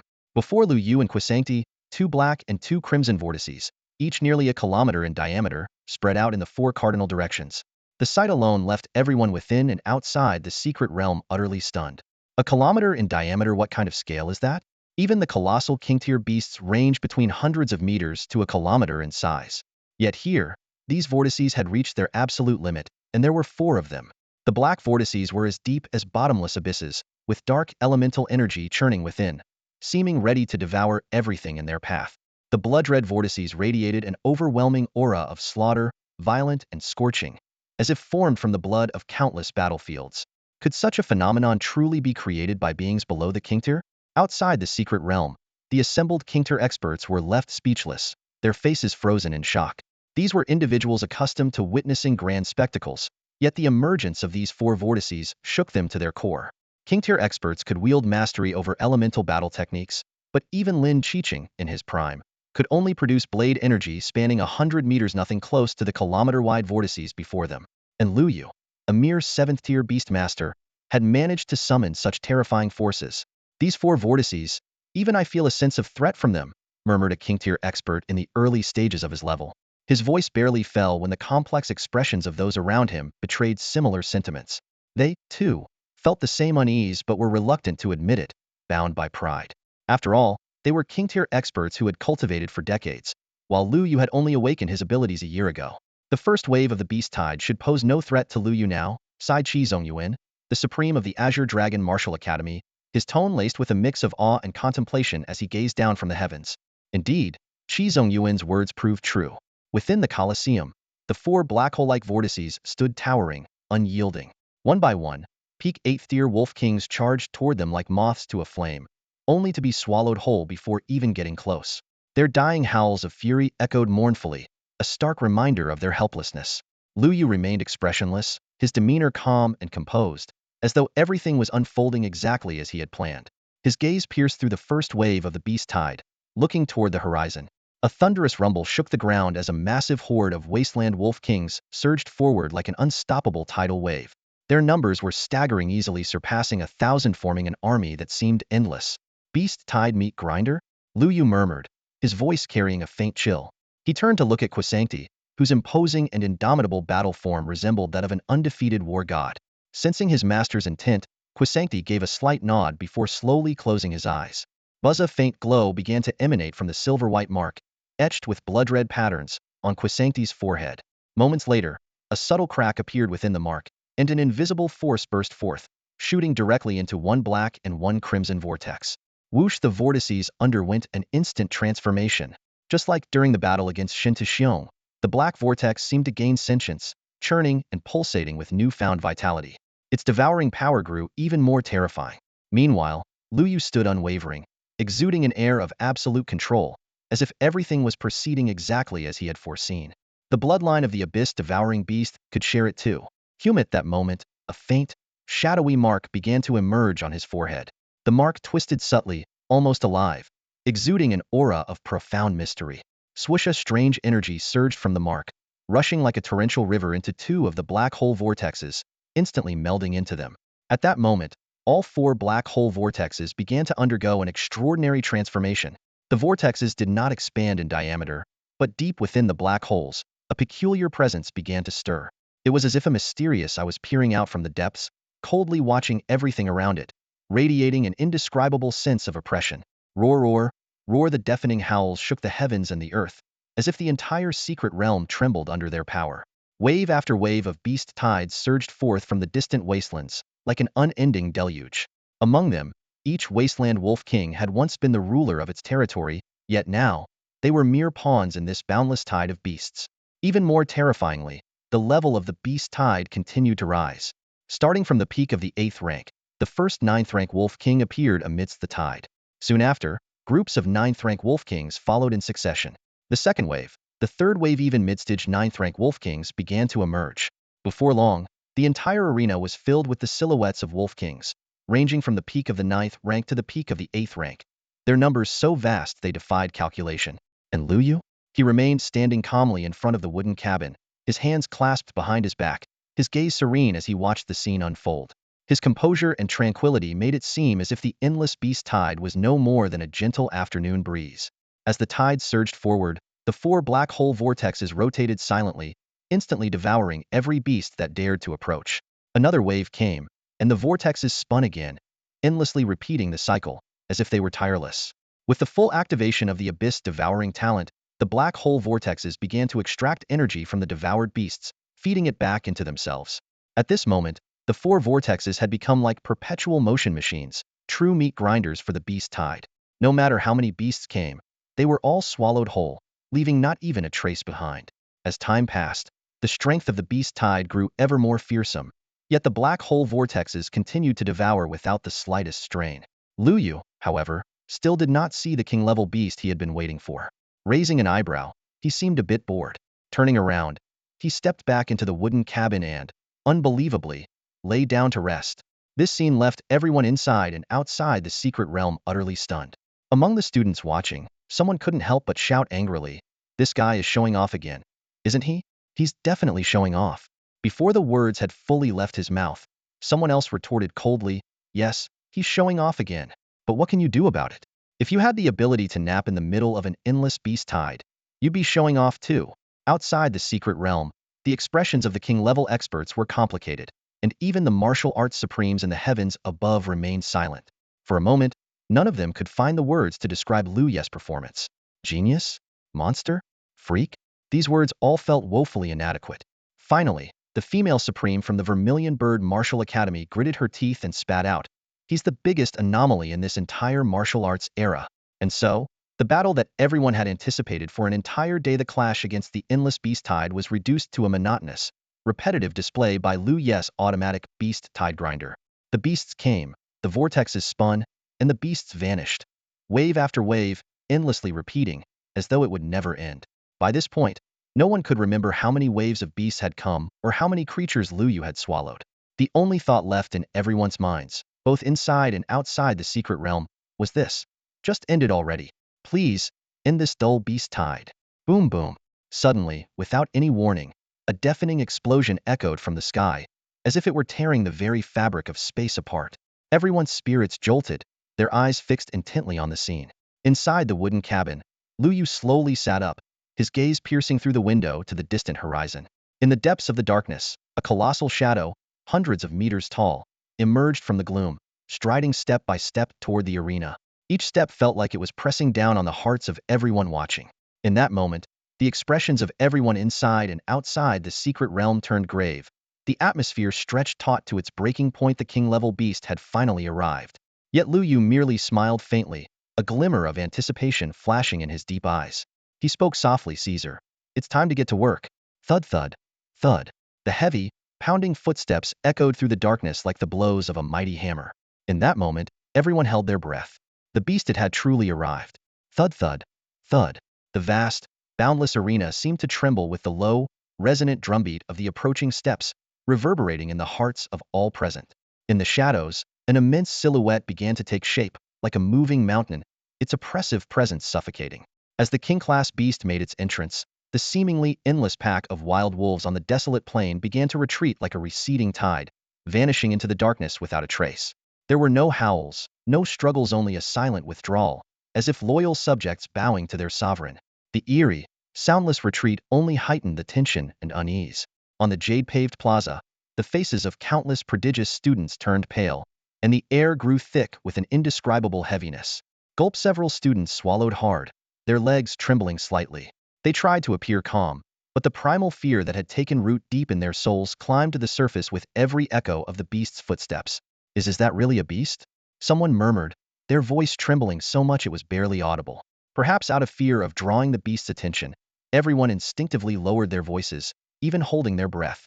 And yet, despite the considerable distance between them and the arena so far, in fact, that the beast's form was but a blurry outline, the oppressive feeling that emanated from it was impossible to ignore. This was not a matter of proximity. It was the intangible weight of 50 years of terror that the beasts had instilled in humanity. For 50 years, every time a beast emerged from the abyss, it brought catastrophic destruction. Cities crumbled, lives were lost, and humanity was left as helpless as crying infants in the face of these colossal creatures. This innate fear and reverence toward the beasts had been etched into the very fabric of human existence. Even in an era where martial prowess flourished, this fear remained deeply woven into the bloodline of every human being. In truth, the pursuit of martial arts and strength was, at its core, merely a means of lessening this fear. Outside the secret realm, the atmosphere was equally tense. The gazes of numerous king-level warriors were fixed intently on the screen, where the image of the massive beast loomed. High above the heavens, several martial arts supremes had already provided their assessment. Early king level, second or third stage. Qi Zongyuan, the supreme of Qinglong Martial Academy, furrowed his brows as he stared at Luo Yu on the screen. A hint of complexity flickered in his eyes. Shaking his head, he spoke with a trace of regret in his tone. Luo Yu and his companion beast are unparalleled against beast tides below king level, but when facing a true king-class beast, they're still far too lacking. As his words fell, the other three supremes from the major academies nodded in agreement. The overwhelming power of a king-class beast was not something an ordinary martial artist could contend with. However, the commander of the Xianlong army, Chu Yifeng, never took his eyes off Luo Yu. His gaze gleamed with a thoughtful light, as if he were contemplating something. After a moment, he spoke in a low voice. The martial god personally descended into the secret realm all for this Luo Yu. Could it be that he has some hidden card up his sleeve? Yet, as soon as the words left his mouth, Chu Yifeng shook his head and laughed bitterly at himself. Impossible, that's a king-class beast. Even for an ordinary king-level martial artist, facing it would be a near-certain death. Perhaps I'm overthinking it. After all, the chasm between king level and ninth stage peak was as vast as the heavens, utterly insurmountable. Inside the secret realm, within the arena, the countless waves of beasts had completely disappeared, leaving the arena eerily empty. Yet the footsteps from the depths of the darkness grew clearer and more earth-shaking with each passing moment. Standing in the center of the arena, Luo Yu's gaze was locked on the shadows, his eyes glinting with a mix of curiosity and anticipation. Finally, with a low, guttural roar, the colossal figure stepped out from the darkness. It was a massive, azure wolf, towering nearly 200 meters high and stretching close to 500 meters in length. Its entire body was enveloped in deep blue flames, the heat of which distorted the surrounding air, as though the very fabric of space trembled in its presence. Fire attribute, Luo Yu murmured, his eyes narrowing as waves of emotions surged within him.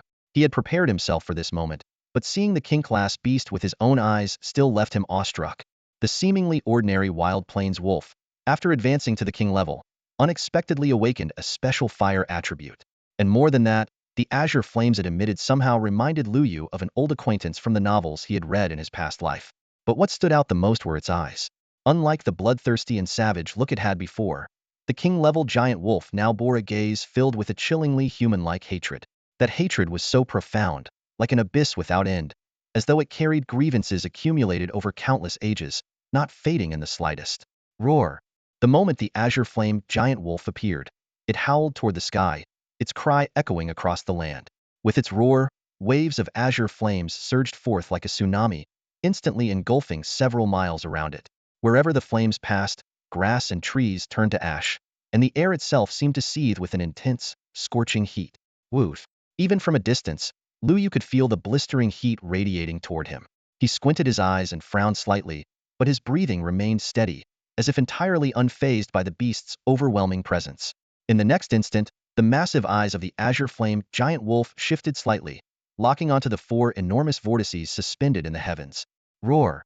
It roared again, unleashing torrents of azure flames from its gaping maw, like a raging river surging upward toward the vortexes in the sky.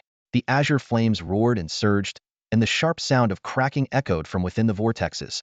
In mere moments, the once all-consuming vortices began to fracture, showing signs of imminent collapse.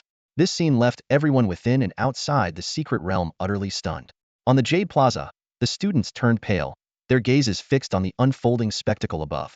That's Luo Yu's black hole vortex. And yet it can't hold up? Someone exclaimed, their voice full of disbelief. Is this the power of a king-level beast? This is beyond imagination. Another murmured, their tone tinged with deep fear. For the first time, Luo Yu's invincible legend seemed to waver. Among the students, some felt pity for him, others sighed quietly, and a few whispered. So even Luo Yu has moments when he can't win. Yet, most couldn't help but wonder. What would Luo Yu do next? Would he surrender outright? Or would he put up a struggle before conceding? All eyes turned toward Luo Yu, who stood in the heavens. In front of a small wooden hut, Luo Yu remained calm, his expression unchanged. He merely took a half-step back before waving his hand to recall the battle-ready Kwazani into his beast space. Though he knew that if Kwazani fought with all its might, it might exchange a few blows with the king-level beast, Luo Yu had no interest in evenly matched battles. He preferred dominance, crushing his opponents with absolute strength. This action, however, led to wildly different interpretations among the onlookers inside and outside the secret realm. As expected, Luo Yu plans to give up, someone sighed softly. Perhaps it's the wise choice. Facing such a beast heathen would only lead to unnecessary casualties. Another nodded in agreement. What a coward. He doesn't even have the guts to try. Someone sneered, their tone dripping with disdain. But before anyone could say more, all the chatter abruptly ceased. In the arena, a low, resonant hum echoed buzz.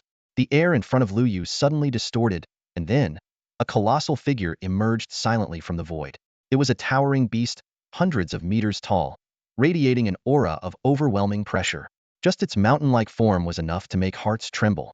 That's someone stammered, their voice trembling in disbelief as they stared at the scene before them. Yes, king-level beast companion.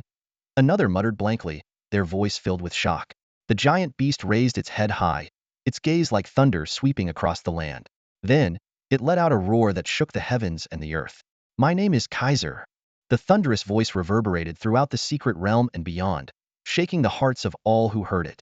Every Anib, they ordinary students, king-level powerhouses, or even martial arts supremes wore expressions of utter shock and disbelief. Inside and outside the mysterious realm, with the arrival of Caesar, an eerie silence fell over everything. Caesar, the titan of the starry sky, stood at an astonishing height of 800 meters. The moment Caesar appeared, the entire arena seemed to be engulfed by an endless shadow. The once ferocious king-tier azure flame giant wolf now appeared as though struck by lightning. Its legs gave way, and it collapsed to the ground, trembling uncontrollably. The eyes that once burned with azure flames now reflected sheer terror, as if it were facing a supreme beast of legendary proportions.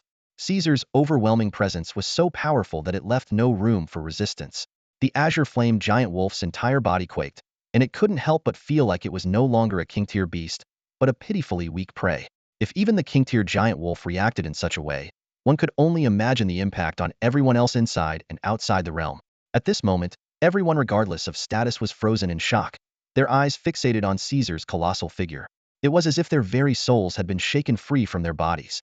High above the mysterious realm, on the Jade Plaza, when the students saw Caesar standing before Luo Yu, their first reaction was, "Holy crap, there's more than one beast in this trial? Yeah, this must be part of the beast tide assessment."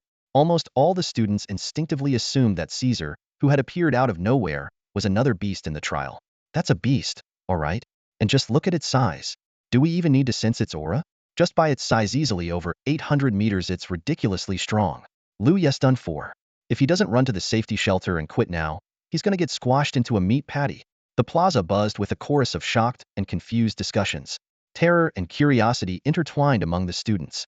Yet amidst the noise, two individuals stood out with their silence: Jiang Shuiying and Qin Shiyao. The two young women stared wide-eyed, their faces filled with shock and disbelief. Jiang Shuiying's gaze was locked onto Caesar's massive figure displayed on the screen. Somewhere deep in her mind, a memory stirred, struggling to resurface. This king-tier beast, I feel like I've seen it before? She furrowed her brows and murmured to herself. No, not seen it, but I must have encountered it. Its voice, its size, why does it feel so familiar? She racked her brain, trying to grasp the thread of familiarity. Suddenly, her entire body stiffened as if struck by lightning, and she trembled violently. She remembered. It was during the Indofterm trial, when her father and the city lord Lin had once led a siege against a giant beast. At that time, the beast's voice was identical to Caesar's now. Jiang Shuiying stood frozen, her mind replaying a casual remark her father had once made. You and Luo Yu wouldn't have hidden that beast away, would you? Or could it be that Luo Yu, as a beast tamer, contracted it as his pet? Back then, she had dismissed it as a joke and never gave it another thought. But now, seeing Caesar's appearance, her heart clenched tightly, and even breathing became difficult. A beast, a contract, a beast companion, Jiang Shuiying muttered to herself, her eyes fixed on Caesar. So this is your true trump card, Luo Yu? On the other side, Qin Shiyao's reaction wasn't much better. In her mind, her silent and enigmatic master, the Empress Minter, had long ago hinted at something similar. Luo Yu, he harbors secrets that no one knows. Her master's voice echoed in her mind. And now, with Caesar's arrival, it seemed to confirm everything. However, deep inside, Qin Shiyao found it utterly impossible to believe. No matter how extraordinary or heaven-defying Luo Yu might be, it shouldn't be possible for him to actually possess a king-tier beast as a companion. Yet now, the reality was right before her eyes. The colossal beast named Caesar stood imposingly before Luo Yu, exuding an aura of dominance, as if the ruler of the heavens and earth was bowing before its master. Its massive figure blotted out the sun, its presence as overwhelming as a towering mountain, leaving people breathless. Teacher, is that beast truly summoned by Luo Yu, and not part of the beast tide trial? Qin Shiyao couldn't help but ask again, her voice trembling slightly, a hint of unease slipping into her tone without her even realizing it. In her mind, the voice of the Empress sounded like a sigh. tinged with a trace of undisguised astonishment. Your teacher wouldn't be mistaken. There is a unique spiritual bond between that beast and Luo Yu. Perhaps this is the so-called contract power between a beast tamer and their companion. Those words left Qin Shiyao completely speechless. Her icy, sharp gaze was fixed intently on Luo Yu in the projection, her expression complex and her emotions turbulent. She suddenly realized that the cousin she had never taken seriously was now demonstrating an astonishing potential, like a hidden dragon rising from the abyss to soar into the heavens. In comparison, her own pride in her talent, resources, and every trump card she possessed seemed utterly insignificant and overshadowed. Could it be that Luo Yu was the true protagonist of this grand martial world? Outside the secret realm, the appearance of Caesar had already caused an uproar among the gathered king-tier powerhouses. Despite their advanced cultivation, they lacked the Empress' extraordinary perceptive abilities. Even Zhu Yifeng, the commander of the Xianlong army and a supreme-tier expert, couldn't sense the subtle spiritual connection between Luo Yu and Caesar. Could this beast be part of the Beast Tide trial?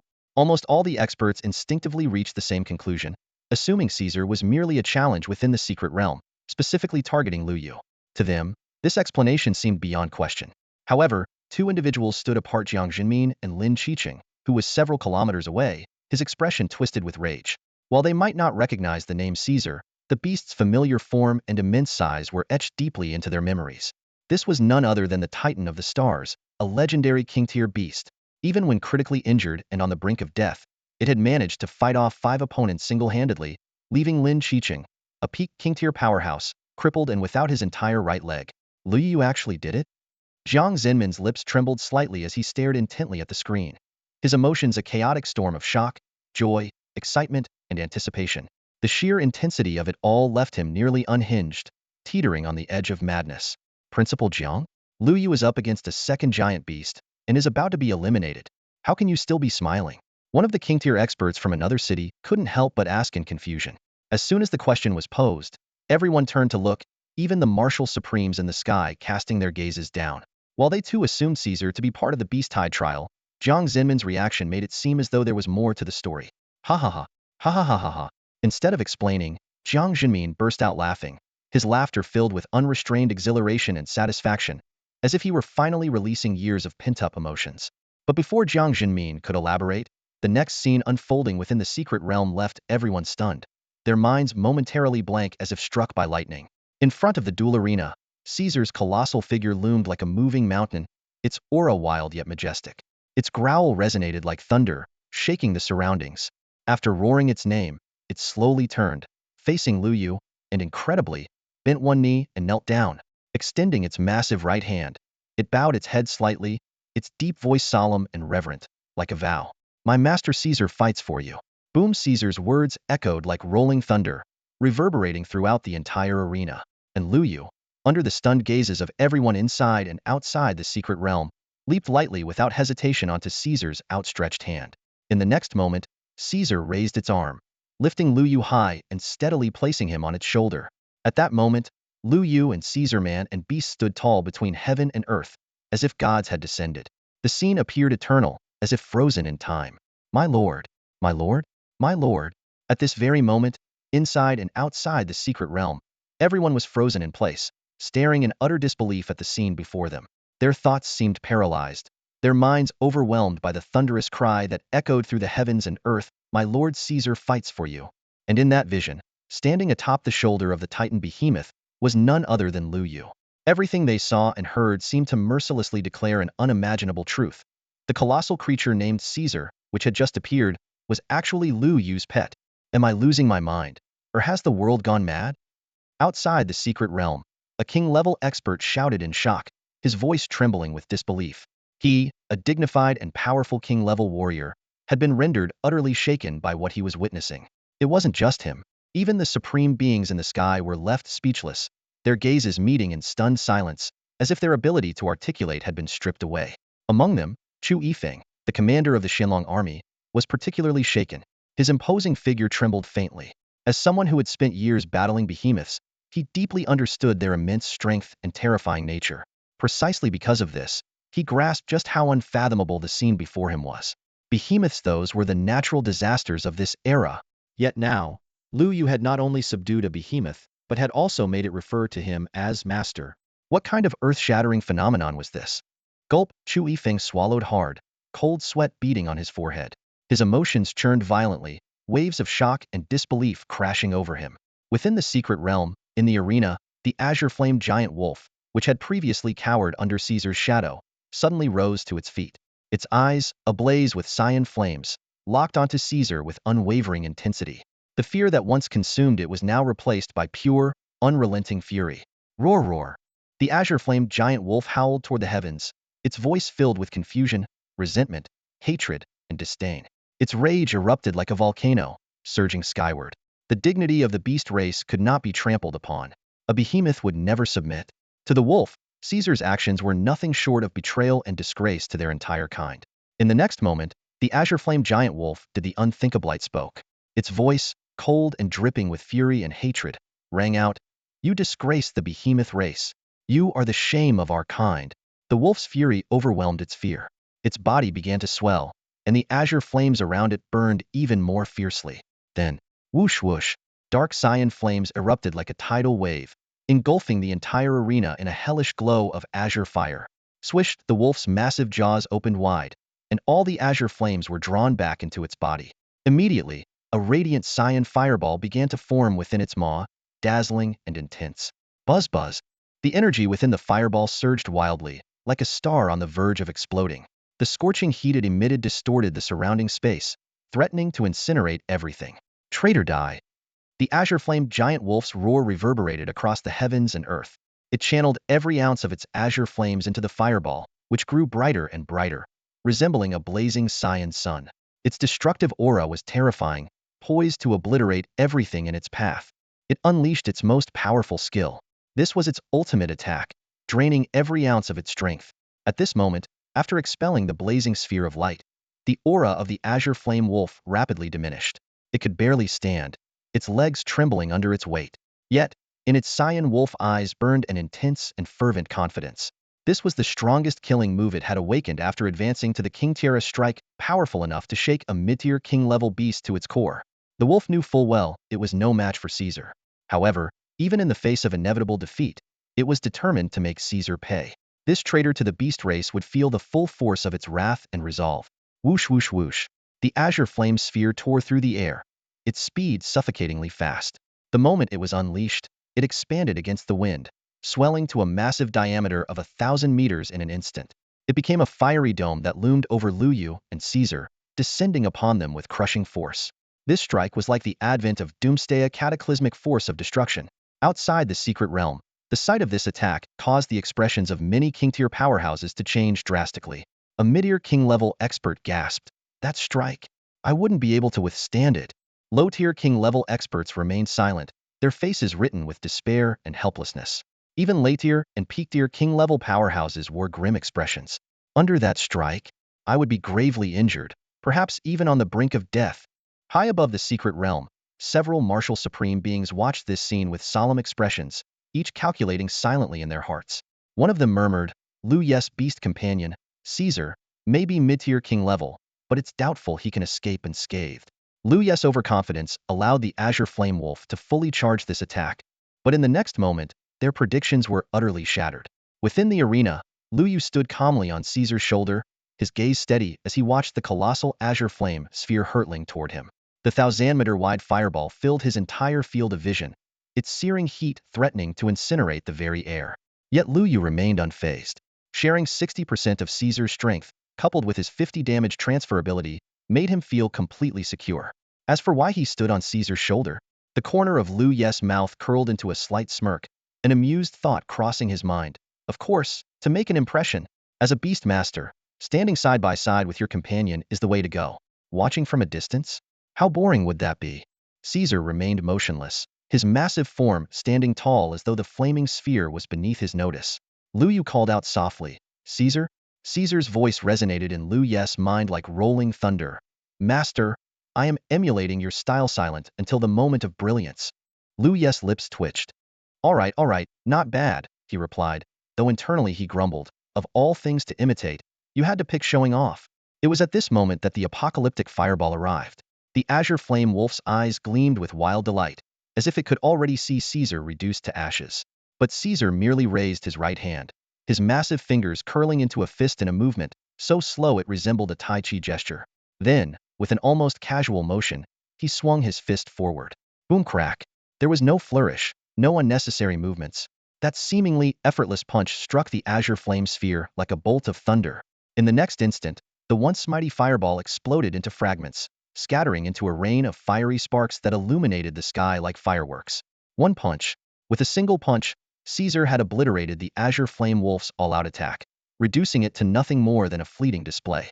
In the distance, the azure flame wolf, half its body already retreating into the shadows, froze in place. It stared blankly, its massive pupils filled with shock and disbelief. Its ultimate move, a strike that drained every last drop of its power, had been so effortlessly neutralized?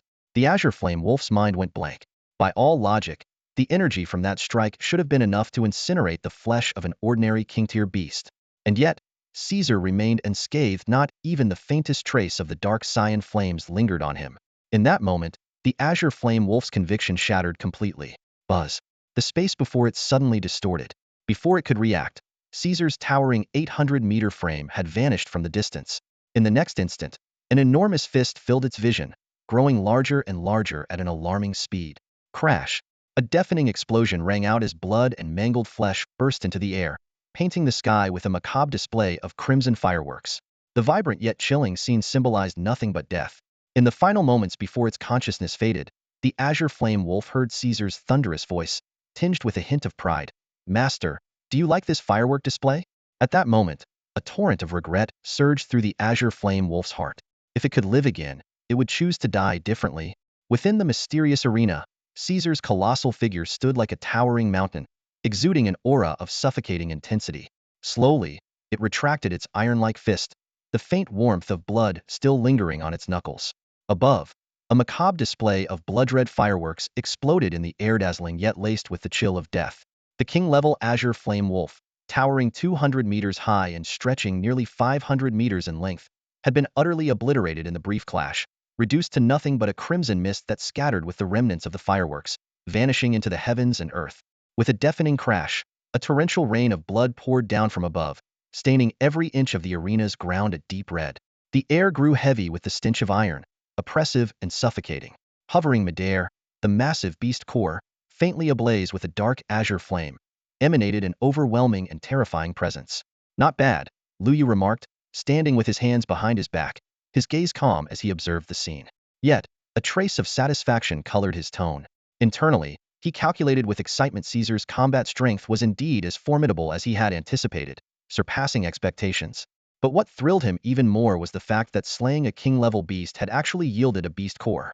This was an invaluable treasure, far beyond the worth of ordinary beast cores. If he could gather enough king-level cores, not only would it greatly enhance the chance of Quishangti ascending to the king level, but it could also push Caesar's power to even greater heights. A sharp gleam flickered in Luo Yu's eyes as his thoughts raced. Yet, at that moment, the realm both inside and outside the arena fell into a stunned silence. Neither the prodigious students within the secret realm nor the king-level experts watching from the outside could utter a word, utterly shaken by the sight they had just witnessed. It was only after a long pause that the silence was broken by the sound of sharp intakes of breath. Whether they were geniuses with extraordinary talent or seasoned veterans of countless battles, all could only express their shock in this most primal of ways. Words? None could find the language to describe what they felt. Who could have imagined that what was thought to be an evenly matched clash between two king-level beasts would turn out to be such a one-sided annihilation? Caesar had only needed 2 punches, just 2 punches to reduce the mighty azure flame wolf to a fleeting firework. From beginning to end, Caesar appeared to have barely exerted itself. Each swing of its fist seemed casual, as if reprimanding a disobedient child. "Is this really a battle between king-level beasts?" Someone murmured in disbelief, their voice trembling with incredulity. "Is Luo Yu's beast companion really only at the king level?"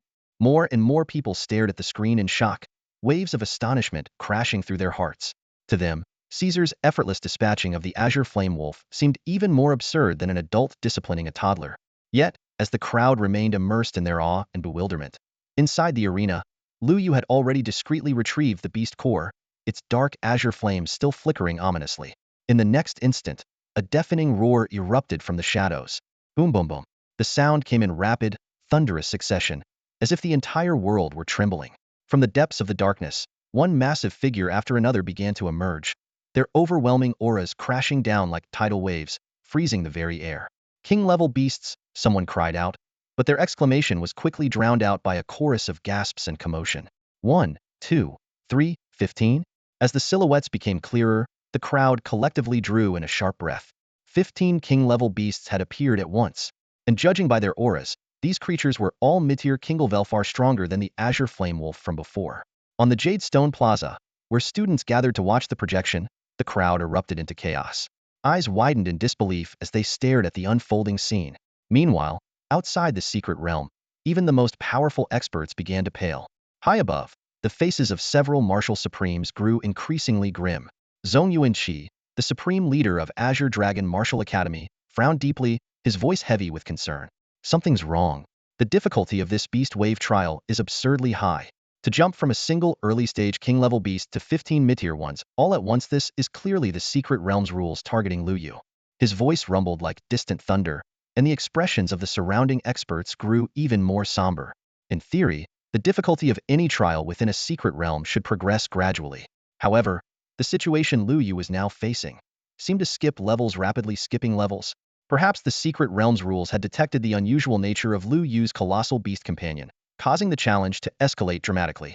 Inside the arena, roar, 15 wolf-like behemoths surged in from all directions, their heavy footsteps pounding like war drums, causing the ground to tremble faintly. Each of these creatures was far more ferocious than the previous Azure Flame Wolf, their bodies engulfed in crimson flames. Intense waves of heat radiated from them, making the air itself seem ablaze. Crimson Flame Wolves? Luo Yu muttered under his breath, casually naming them.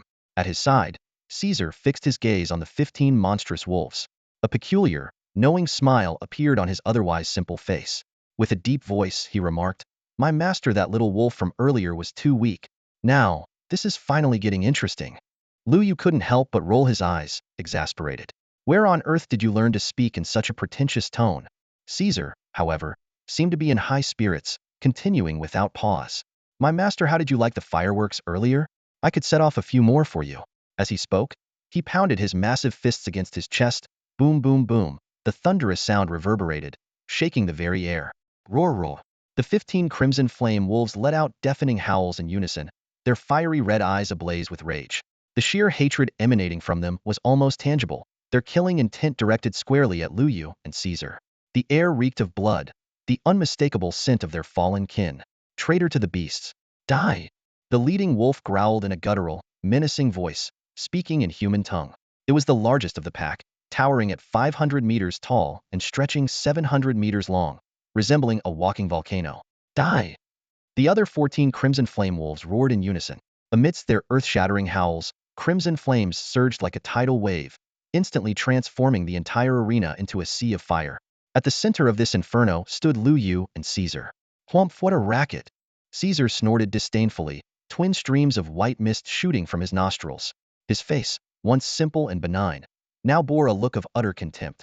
Clenching his fists, the cracking of his knuckles echoed like rolling thunder. In the next moment, everyone froze in shock. Under the stunned gaze of the 15 crimson flame wolves, and all the spectators inside and outside the secret realm, Caesar's body began to grow rapidly. 800 meters, 1,000 meters, 1,500 meters, 2,000 meters.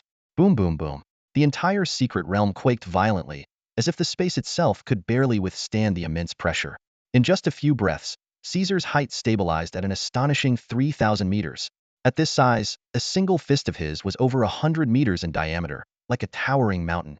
Caesar lowered his gaze, his eyes sweeping over the 15 crimson flame wolves at his feet. The goofy smile on his face twisted into something cruel and arrogant.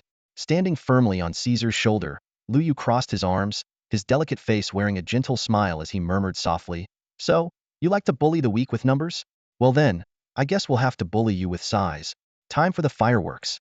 Luo Yu's voice was calm, almost a whisper, yet it rang out clearly for all the spectators to hear. At that moment, his demeanor and expression looked every bit like a villain. Inside and outside the secret realm, the spectators were left utterly dumbfounded, their jaws dropping as they struggled to process what they had just witnessed. It was the most magnificent display of fireworks I had ever seen in my life. Many years later, an elderly man, his face deeply lined with wrinkles, would recall this moment he witnessed within the mysterious realm. Even after all those years, the awe he felt was still etched into his expression. What kind of fireworks were they? Fiery and resplendent. Each burst marked the fall of a king-level beast. Within the secret realm, the Colosseum brimmed with a murderous aura. Boom boom, thunderous explosions erupted one after another, deafening and relentless. Caesar, his colossal body towering over 3,000 meters, moved through space like a phantom, his speed so astonishing that his movements were impossible to track. His massive form resembled a behemoth of unimaginable weight, yet he moved with an agility that defied logic, wielding a power capable of annihilating everything in his path. Boom! Another punch was thrown, and the violent gusts of wind it generated tore through the air like blades.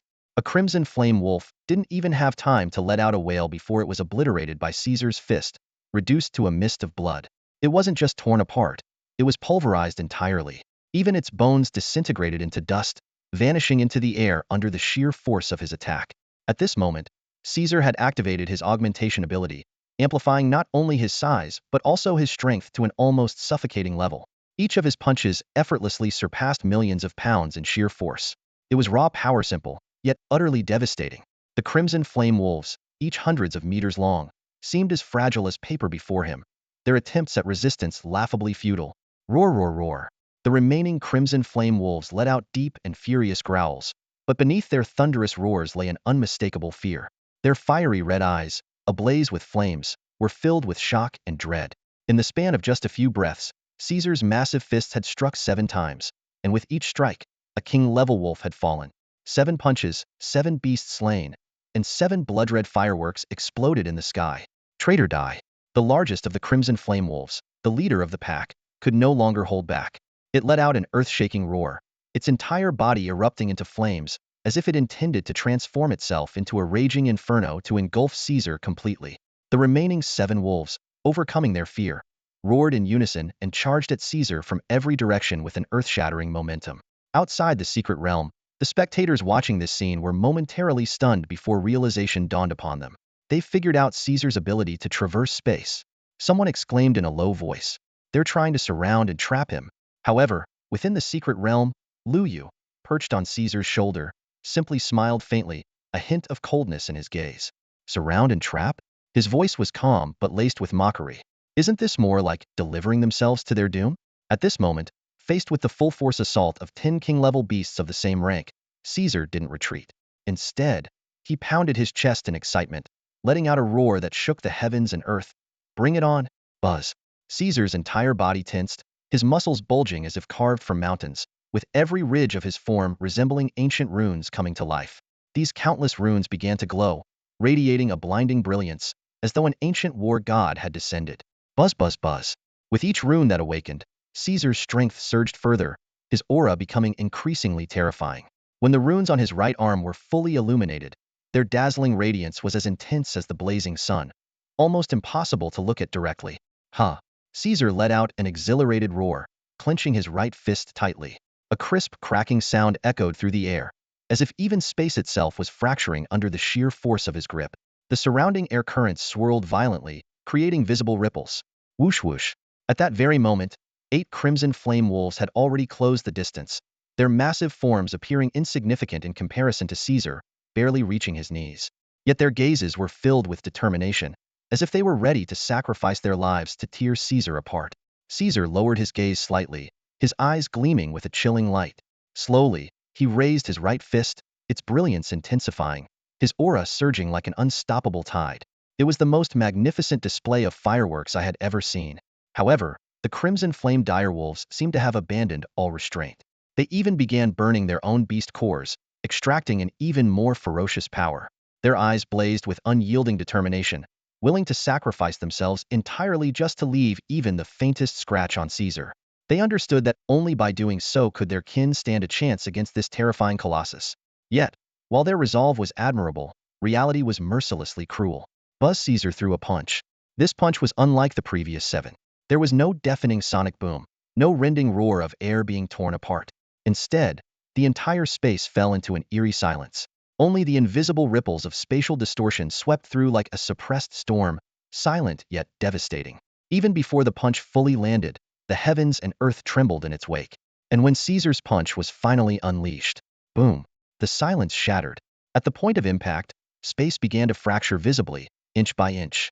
It was as if the very fabric of this realm had been torn apart, exposing an endless void. In that moment, time and space seemed to bow in submission to Caesar's fist.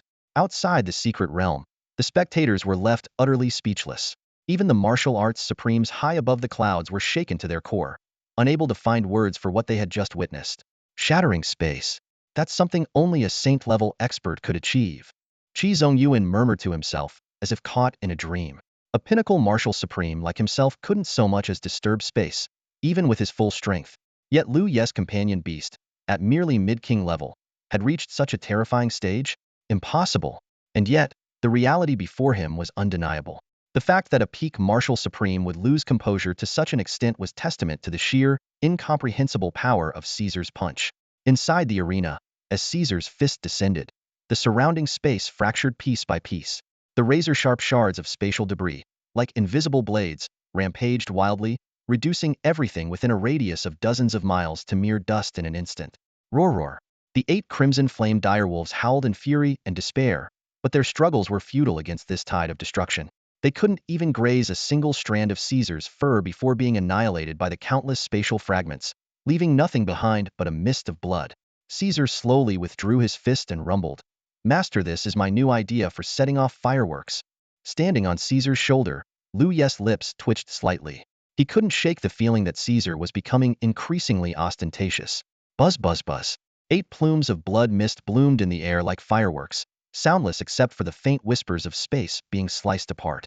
It wasn't until much later that the space within a 10-mile radius finally settled. Suspended in midair, 15 crimson beast cores floated neatly, radiating intense energy waves. Not bad, Luo Yu murmured in admiration, just as he was about to have Caesar traverse the void to retrieve the spoils. But at that very moment, boom boom boom, the entire secret realm began to quake violently. The seemingly indestructible floor of the arena was now covered in cracks, as though it could collapse at any moment. At the same time, the 15 beast cores hovering in midair were abruptly pulled into the distant darkness, as if by some unseen force. Luo Yu froze for a moment, then his expression darkened. Before he could act, a series of piercing, agonized howls erupted from deep within the darkness. The cries were ceaseless, as though countless giant beasts were enduring unimaginable torment. The sounds unmistakably belonged to king-level direwolves, and judging by the sheer number of voices, there were dozens of them. What on earth had these wolves encountered? The entire situation was shrouded in an impenetrable fog of mystery. The anguished howls continued for a long time, only fading when the arena once again fell into deathly silence. Thump thump thump. A deep, resonant sound echoed from the depths of the darkness, like a colossal hammer striking the earth. The entire secret realm quivered with each beat. But this wasn't the sound of footsteps, it was the sound of a heartbeat. The beating of a heart so immense that it shook the entire realm. The final boss of the endless beast tide? Luo Yu narrowed his eyes, his gaze fixed on the colossal figure slowly emerging from the shadows. In the darkness, under the curious gaze of Luo Yu, an extraordinarily strange and even eerie giant beast slowly emerged from the shadows. Thud thud thud, each step it took was accompanied by a sound like the beating of war drums, causing the entire arena to tremble slightly. Both the spectators inside and outside the secret realm held their breath, eyes wide open, as if captivated by this sudden and bizarre phenomenon. For a moment, the entire world seemed to fall silent. What kind of beast was this? It stood over 3,000 meters tall, and its massive body stretched an astonishing 5,000 meters in length. At a single glance, it resembled a moving mountain, exuding an overwhelming sense of oppression. To put this into perspective, according to conventional classifications, king-tier beasts typically range from 100 to 1,000 meters in size, while sovereign-tier beasts reach between 1,000 and 5,000 meters. This beast's size had already touched the threshold of the sovereign tier. However, after a moment of contemplation, the supreme leaders of the 4 martial academies reached a final conclusion: peak king tier. Though its size was astonishing, its aura seemed slightly lacking, as if it had not fully reached the level of a sovereign-tier beast. Perhaps it could barely be described as half-step sovereign-tier. Qi Zongyuan's expression grew solemn as he carefully scrutinized every detail of the beast. Its appearance carried an unsettling, almost uncanny aura. The most striking feature of this beast, aside from its enormous size, was its heads, dozens of them. Its entire body was covered with heads resembling blazing crimson wolves, densely packed and scattered across its massive frame. At first glance, it was enough to send chills down anyone's spine. These heads had hollow, lifeless eyes, like puppets, yet they emanated an indescribable sense of murderous intent. A sudden thought flashed through Qi Zongyuan's mind. He recalled the earlier screams in the darkness and the mysterious disappearance of several beast cores. His heart trembled as a terrifying possibility dawned on him. Could this beast be the result of the secret realm's rules, forcibly fusing dozens of king-tier beasts into one? The thought sent a chill down his spine. Thud thud thud, the beast's footsteps echoed once more, reverberating across the vast arena. In the center of the field stood Caesar, arms crossed, his expression calm as he watched the colossal creature steadily approach him. The oppressive aura surged like a tidal wave, yet Caesar remained unmoved. In fact, the corners of his mouth lifted slightly, forming a faint, enigmatic smile. "You're ugly," Caesar suddenly remarked. The words hung in the air, plunging the entire scene into a deathly silence. Both the spectators within and outside the secret realm were frozen in disbelief, as if questioning whether they had heard him correctly.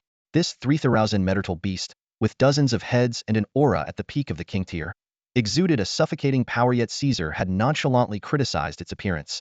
The beast's steps faltered slightly, as though provoked by the unexpected comment. It made no sound, not even a roar, but slowly raised its heads, dozens of hollow eyes locking onto Caesar. At that moment, its towering height of 3,000 meters loomed over Caesar, its gaze menacing and oppressive. Though incapable of speech, its movements conveyed a clear sense of danger. Humming vibrations filled the air, a low, foreboding sound. In the next instant, crimson flames erupted from beneath the beast's feet, engulfing its massive form in a fiery blaze. From a distance, it resembled a divine creature standing amidst a sea of fire, radiating an apocalyptic aura. The vibrations grew stronger, the beast's energy fluctuations becoming more intense. Its overwhelming presence was enough to strike fear into anyone's heart. Despite its grotesque and fused form, it retained the core ability of the crimson flame wolf, charging up to unleash devastating fireball attacks. Caesar narrowed his eyes slightly, his gaze sweeping over the beast as the smile on his lips deepened. Finally, he exhaled softly, as though he had seen through everything. The massive creature shook its enormous head. "Truly, I find you hideous." As the words fell, a low, resonating hum filled the air. Buzz buzz buzz. The mysterious beast's aura surged dramatically, rolling like waves, while the faint sound of sizzling echoed in the atmosphere. It was the sound of space itself being scorched. In the distorted air currents, tiny cracks seemed to form and tear apart. Clearly, the buildup of power had reached a critical threshold, triggering a transformation. The mysterious beast's skill, blazing inferno, unleashed a force far beyond imagination. At that moment, Caesar's expression finally turned serious. Slowly clenching his fist, the cracking sound of his bones echoed ominously, as if they carried boundless strength. He looked up at the colossal creature before him, and a wide grin spread across his rugged face. "You may be big, but I can be bigger." In the next instant, under the astonished gazes of everyone inside and outside the mystical realm, Caesar's already towering 3,000-meter frame began to grow again. 3,000 meters, 3,500 meters, 4,000 meters. His form surged upward like a mountain rising from the earth. Only when he reached a staggering 5,000 meters did he finally stop. At this moment, Caesar stood like a moving peak of the heavens, majestic and immovable. For Caesar, the larger his form, the greater his strength and the more terrifying his combat power. The grotesque beast before him, with its 3,000-meter frame, may have been a match at first, but against the 5,000-meter-tall Caesar, it was now nothing more than an obstacle to be crushed. "Huh." Caesar let out a low growl. This time, he gave the mysterious beast no chance to complete its charge. Buzz. The space around him rippled violently as his massive body vanished in an instant, reappearing directly in front of the colossal beast. Buzz. Caesar swung his fist. His enormous punch descended like a mountain crashing down. At that moment, the intricate patterns across his entire body lit up, and the upper right half of his form glowed with an intense brilliance, as if half a giant of light had descended upon the world. The force of his punch howled through the air, tearing apart space itself as it passed, leaving only nothingness in its wake. "My lord, behold the grandest firework." Caesar's deep voice thundered across the battlefield. His colossal fist, hundreds of meters in diameter and shrouded in a storm of spatial energy, slammed down mercilessly toward the deformed beast. Buzz buzz buzz. From within the beast, a fierce crimson flame erupted suddenly. The fire blazed like a radiant sun, condensing instantly before Caesar's fist into a dazzling orb of light. Yet, only a moment later, crack, the orb emitted a sharp sound, and then boom. It shattered spectacularly. The resulting shockwave swept across the dark arena, and the brilliant flames exploded midair, scattering into countless streams of golden red light. It was as if an enormous firework had burst into a magnificent display. For a moment, The entire arena was lit as bright as day, and everyone present was utterly captivated by the breathtaking scene. The deformed beast was dead. It had met its end in the most humiliating way. As the ultimate boss of the endless beast tide, its time on stage was even shorter than that of the first Azure Flame Wolf. Barely making its appearance, it was reduced to nothing more than a grand firework by Caesar's 5000-meter frame and a single punch. Meanwhile, dozens of royal-grade beast cores rained down from the sky, faintly glowing with light. However, to Caesar's regret, the highest among them was only mid-tier royal-grade. None reached the pinnacle.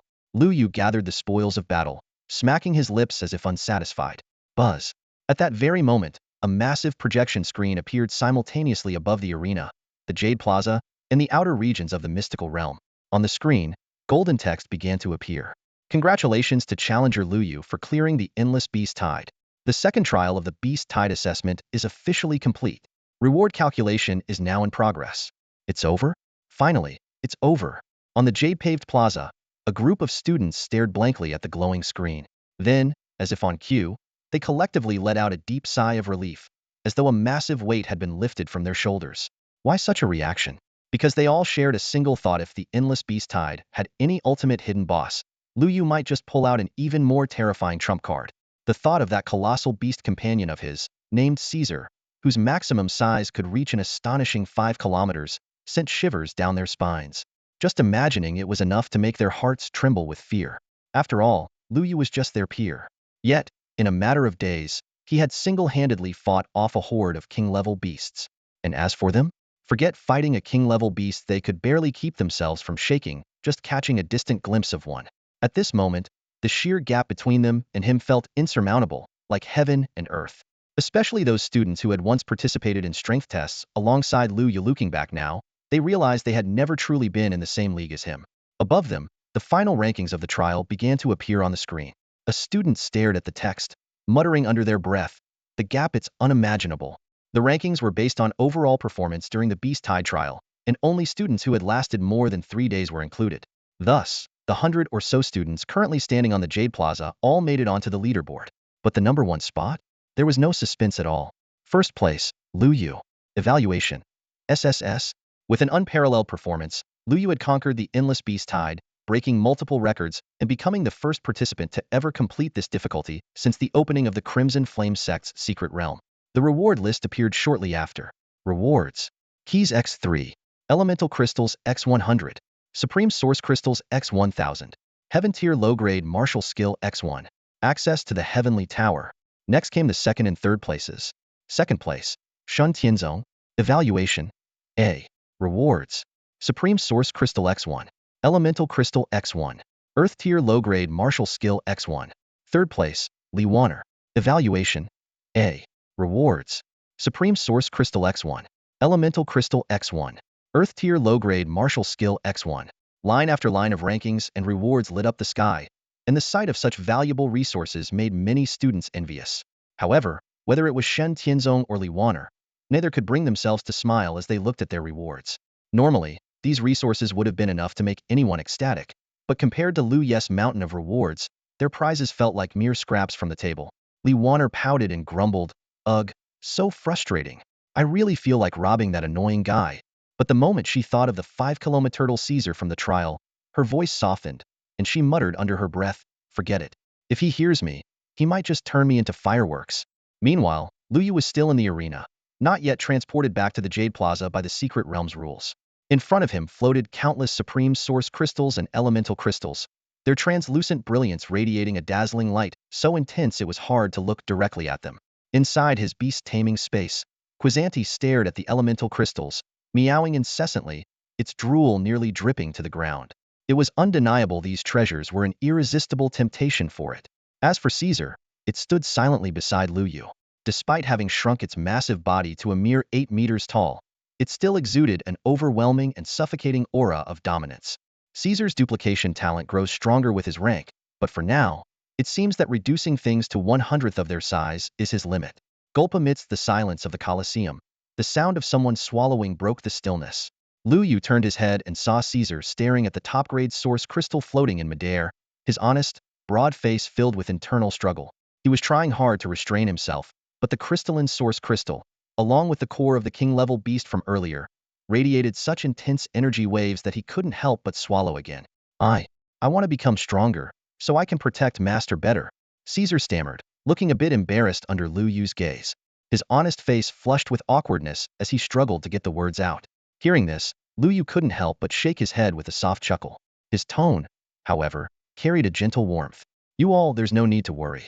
These resources are, of course, meant to help you grow. The stronger you become, the stronger I can become. At these words, Caesar finally relaxed. His massive head nodded, and his gaze boldly shifted toward the floating resources. The brilliance of the top-grade source crystal reflected in his golden pupils, as if igniting a deep-seated desire. He stared at it for a while before he couldn't resist any longer, reaching out a paw to wipe the drool from the corner of his mouth. Seeing this, Luo Yu simply waved his hand. With a swish, Caesar and the resources were swept into the beast-taming space together. Top-grade source crystals, elemental crystals, king-level beast cores. In an instant, the space was piled high with treasures. Luo Yu acted decisively. He directly activated his conversion ability on some of the source crystals, transforming them into pure beast-taming energy for Caesar and Cassante to absorb. The elemental crystals were left untouched, allowing Cassante to refine them at his own pace. As for the beast cores, he decided not to use them for now and stored them deep within the beast-taming space. This ability, Luo Yu had only recently discovered the beast-taming space could store energy-based resources but could not accommodate ordinary items. This unique trait greatly simplified his resource management. After handling the spoils of battle, Luo Yu let out a long sigh of relief and turned his attention to the 3 floating keys in front of him. He reached out and grasped them, adding them to the 5 keys he had obtained earlier, making a total of 8. Only 8? Luo Yu frowned slightly, his gaze slowly lifting to the sky above. Where's the 9th key? Could there be a 3rd trial? Just as his doubts arose, it seemed as though some unseen force responded. The next moment, across the projections in the sky, new lines of text began to appear beneath the leaderboard. The Grand Hall of the Scarlet Flame Sect is about to open. All qualified challengers will soon be teleported. Within the Grand Hall lies the greatest opportunity of this secret realm. Those who endured the second trial's beast tide for more than 3 days are deemed qualified. As the announcement spread, a wave of cheers erupted across the Jade Plaza. The excited shouts of over 100 students echoed one after another, and the atmosphere soared to a fever pitch. Meanwhile, in the Colosseum, Luo Yu suddenly felt the 8 keys in his hand begin to tremble slightly. The familiar ripples of energy closely resembled the phenomenon he had experienced a few days prior. His vision blurred momentarily, and hazy images began surfacing in the depths of his consciousness. It was the figure of an old man, his hair a fiery red yet disheveled, exuding a sense of weariness. Despite his ragged appearance, there was an undeniable aura of authority about him. 12,000 years? Young one, you've finally arrived. The elder's raspy voice echoed in Luo Yu's ears, carrying a weight of time and an enigmatic power that seemed to transcend the ages. As the 8 keys began to stir and a phantom-like vision appeared once again before Luo Yu, a thunderous roar suddenly erupted from the distant depths of the secret realm. High above the barren lands, atop the towering void-standing Gentian Tower, the deafening sound reverberated across the heavens and earth. Boom rumble. The explosive noise, akin to rolling thunder, came in waves, shaking the very fabric of the world. To be precise, the source of this earth-shattering roar was the final few towering structures. At the forefront stood 5 Gentian towers, their massive heads perched atop already awakened. The golden head of the eldest, the green of the second, the blue of the third, the red of the fourth, and the brown of the fifth, all 5, exuded an overwhelming surge of elemental energy. Whoosh crash. Waves of 5 distinct colors surged forth like a raging tide, engulfing everything within a radius of thousands of miles, saturating the area in the might of the 5 elemental forces. Anyone present at this moment would instantly perceive that the power emanating from these 5 colossal heads corresponded to the fundamental elements metal, wood, water, fire, and earth. In other words, these 5 heads each commanded the primordial essence of one of these elements in its purest form. Big brother, it looks like 6, 7, and 8 are about to awaken as well. The voice of the 4th head boomed like rolling thunder, carrying an agitation as fierce as flames. As the master of ultimate fire, the 4th brother was the most temperamental among the 9. Now, seeing the runic markings on the 6th, 7th, and 8th towers gradually light up, he could no longer contain himself. It was worth noting that, including the 5 of them, 8 of the 9 brothers had already awakened in such a short span of time. Only the youngest, the 9th, remained. If all 9 brothers were to awaken, it would undoubtedly spell disaster. 12,000 years ago, the elder Yin had sealed and suppressed them here precisely to prevent that day from ever coming. Stay calm. Amid the growing unrest, The eldest finally spoke. Buzz. In the void, golden elemental energy coalesced into a massive head, radiant and imposing. Despite the unease flickering in his expression, as the eldest and leader of the 9 brothers, he had to maintain control. Don't worry. The gap between 8 and 9 may seem small, but that step is as difficult as ascending to the heavens. Do you remember that monstrous human prodigy, Dongfang Ao, from back then? Even though he managed to awaken 8 of us, he ultimately failed, didn't he? The eldest's voice was deep and steady, his golden glow illuminating the void. Besides, of all people, you should know better than anyone how powerful and difficult the 9th's awakening is. As his words fell, the other brothers fell silent, as though snapped out of their panic. Indeed, the 9th, the youngest among them, was also the strongest, most enigmatic, and most terrifying. In some ways, if the 9th were to fully awaken, even the combined strength of the other 8 might not be enough to match it, for it wielded the most mysterious, unfathomable, and fearsome power in all the realms. Boom rumble. At that moment, the 3 remaining towers fully awakened within the boundless void. Their terrifying power surged skyward, even shaking the elemental tides of the 5 elder brothers. From the 6th tower came a roaring tempest, sweeping across heaven and earth. From the 7th, a storm of lightning, crackling and blazing like a divine punishment. But the most peculiar was the 8th tower. Its surrounding space twisted and fragmented, collapsing and reforming in endless cycles. It seemed as though, after millennia of slumber, the spatial power of the 8th had grown even more formidable. The golden-head eldest gazed at the scene with a heavy sigh. 12,000 years had passed since the 9 brothers were sealed here. Over the long ages, their powers had been ceaselessly eroded and drained.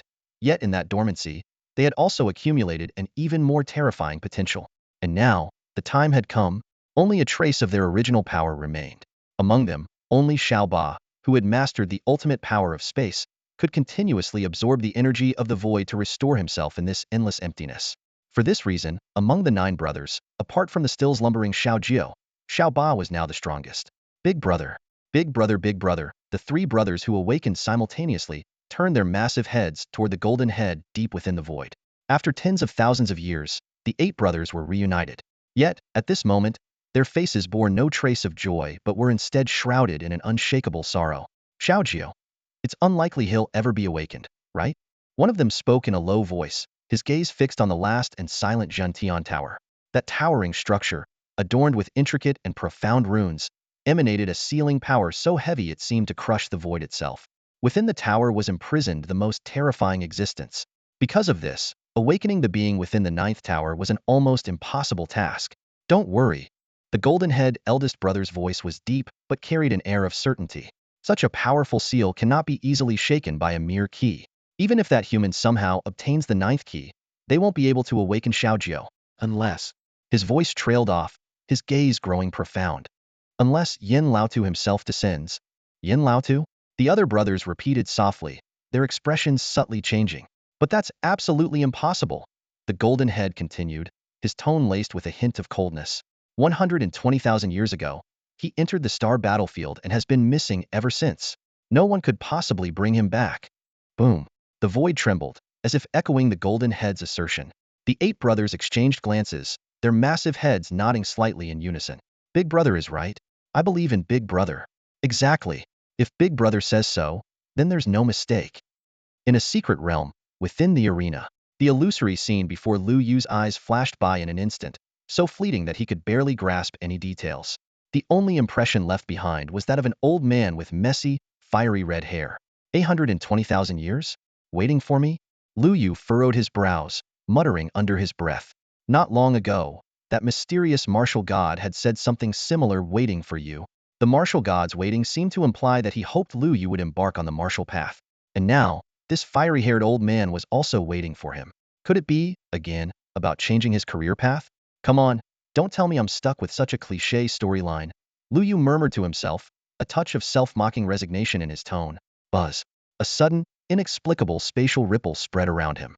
Luo Yu hesitated for a moment, but before he could react, his figure disappeared from where he stood. At the same time, on the Jade Stone Plaza, over 100 students who had been discussing the Beast Horde trial, and Luo Yu vanished simultaneously in that instant. The teleportation to the Qiyin Sect Grand Hall has been activated. This message from the Secret Realms rules echoed in everyone's minds. It's happening. Haha, it's finally happening. The Qiyin Sect Grand Hall. I wonder what kind of opportunities await us. Will there be another trial? Oh, I can't wait to see that annoying guy again. The spatial transfer lasted only a moment. In the next instant, the group of over 100 students found themselves standing in an incomparably majestic grand hall. The surroundings were resplendent with gold and jade, ancient runes flowing across the walls, as though every corner held endless secrets and opportunities. The Qian sect grand hall. Someone whispered in awe, their voice trembling with excitement. However, just as the crowd was buzzing with anticipation, another spatial ripple spread through the hall. At the front of the grand hall, a tall figure slowly emerged. It was a young man, his silhouette both familiar and unfamiliar, as though he had become one with the grand hall's imposing aura. Luo Yu, someone in the crowd murmured softly. In the next moment, the previously noisy hall fell into complete silence. All eyes were fixed on that figure, breaths held, not a single whisper daring to break the stillness. Inside the grand hall, the moment Luo Yu appeared, the noisy chatter of over 100 students was instantly silenced. The air seemed to freeze, and every gaze locked onto his figure. Their expressions complex yet strikingly unanimous, filled with awe. Yes, awe. Just moments earlier, the scene displayed on the celestial screen had left everyone deeply shaken. They had witnessed Luo Yu's contracted beasts obliterating king-level monsters one after another, like fireworks exploding in the sky. Such power, such arrogance. No matter how proud these so-called prodigies usually were, none of them could muster the slightest thought of competing with him now. Each king-level beast was an existence they could only look up to, yet Luo Yu had effortlessly destroyed them. In fact, if Luo Yu wished, he could easily have Caesar turn them into fireworks as well. This realization caused many students to turn pale with fear.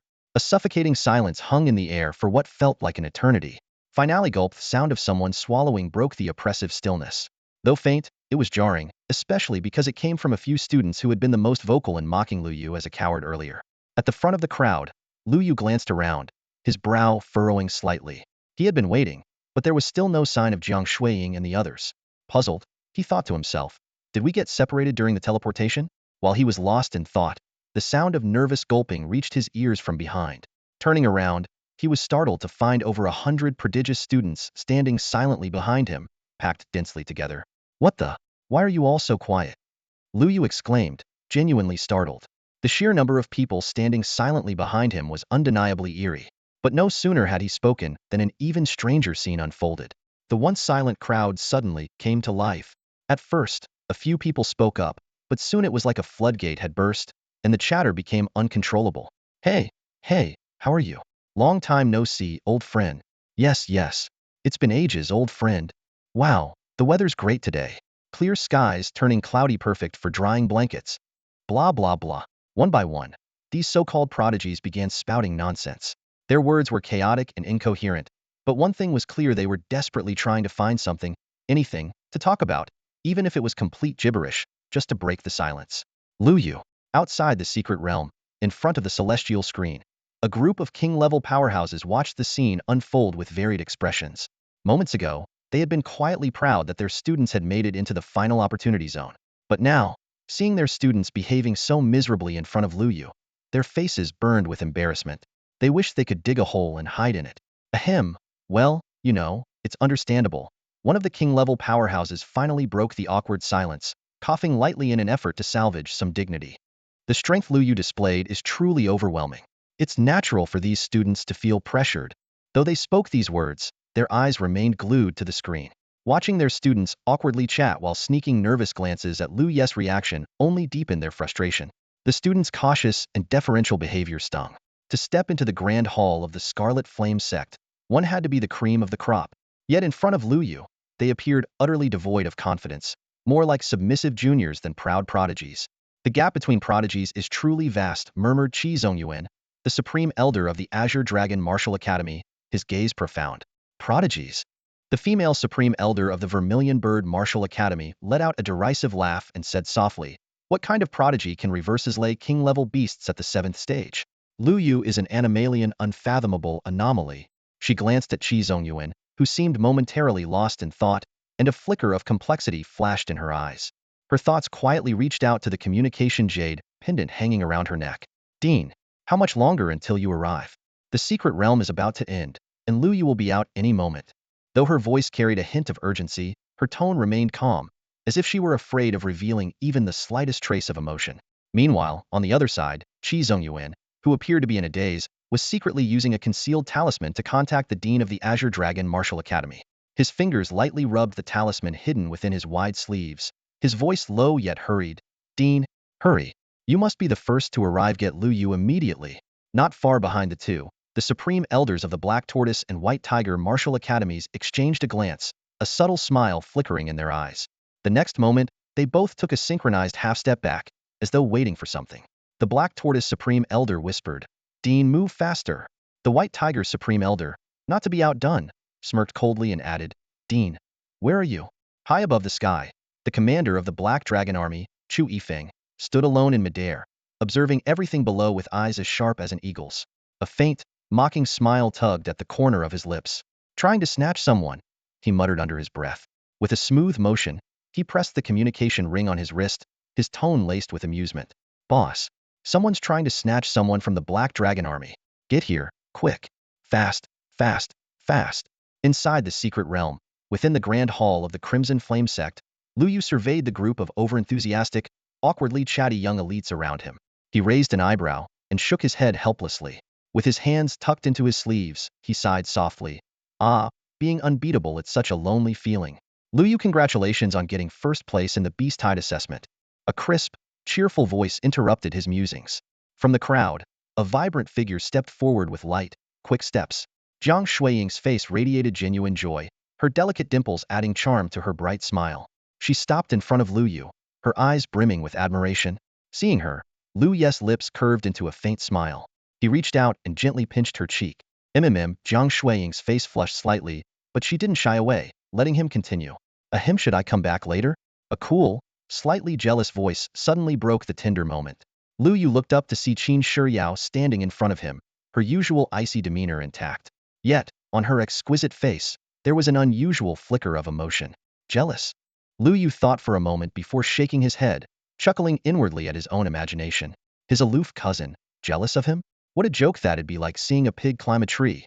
I wanted to congratulate you on passing the endless beast tide, Qin Shiyao said flatly, though her tone carried a faint trace of awkwardness. And thank you again for helping me during the assessment. Before Luo Yu could respond, she turned and walked away with swift, decisive steps. Yet, for some reason, her retreating figure seemed less resolute than usual, carrying a hint of hesitation. Hey, you Luo Yu. Another lively voice called out, snapping him back to the present. Luo Yu turned his gaze to see Li Weiner striding toward him. The young prodigy of the Li family stood with her hands on her hips, a slight pout of dissatisfaction on her face. Luo Yu raised an eyebrow, puzzled. He didn't recall having much interaction with Li Weiner. Was she approaching him? What's with the Li Weiner puffed her cheeks, clearly annoyed by his reaction. I saw how flashy you were during the assessment. Acting all cool, still pretending now. She paused, as if realizing her words might have been too blunt. Covering her mouth, she blinked her big eyes and added in a quieter voice. You're not going to summon that big guy and turn me into fireworks, are you? You wouldn't, right? I came to congratulate you on getting first place. Luo Yu looked at her helplessly, just about to reply, when a deep male voice broke the awkward silence. Luo Yu, congratulations. The voice was calm yet carried an air of composure. Luo Yu glanced over to see Shan Tianzong, the prodigy of the Shen family, one of Jinling's three great families.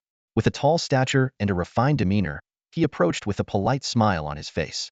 Luo Yu nodded slightly in acknowledgement. He wasn't one to be rude to a friendly gesture. However, Shan Tianzong's next words immediately shifted the atmosphere in the hall. You're strong now, no doubt, he said, his tone steady but edged with sharp confidence. But in the future, martial supremacy will reign. His sword aura rippled faintly, as though his blade could be drawn at any moment. Luo Yu's eyes narrowed slightly at the statement, but a faint smile tugged at his lips. His gaze, deep and unfathomable, carried a hint of amusement as he looked back at Shan Tianzong. Inside the grand hall, the atmosphere, which had just begun to settle after the brief exchange between a few individuals and Luo Yu, was suddenly shattered by a single sentence from Shan Tianzong. Like a sharp blade, his words pierced through the fragile calm, leaving the air heavy with tension. An oppressive and strained silence loomed, as if the entire hall was on the brink of eruption. Hey, Jiang Shuiying, standing beside Luo Yu, froze momentarily, her delicate face stiffening in displeasure at Shan Tianzong's provocation. However, just as she was about to speak, Luo Yu raised a hand slightly, signaling her to remain calm. He stepped forward deliberately, closing the distance between himself and Shan Tianzong. At this moment, Shan Tianzong's entire being exuded an aura of sword intent, sharp and domineering, as though he was enveloped by a cutting edge. His gaze was icy, his presence overwhelming, and his confidence in his martial prowess was unmistakable. In contrast, Luo Yu wore a faint smile, his expression calm and composed. With a hint of mockery in his tone, he asked softly, "Martial arts, is it truly that powerful?" Shen Tianzong remained silent, his face as cold and stern as ever.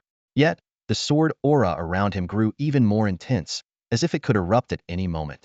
He had pushed his sword intent to its peak, clearly intending to crush the seemingly ordinary youth before him with sheer, unrelenting strength. To him, anyone below the 6th rank was as good as dead upon contact. This was his unwavering belief. However, Luo Yu's demeanor remained unchanged. If anything, the smile on his lips deepened.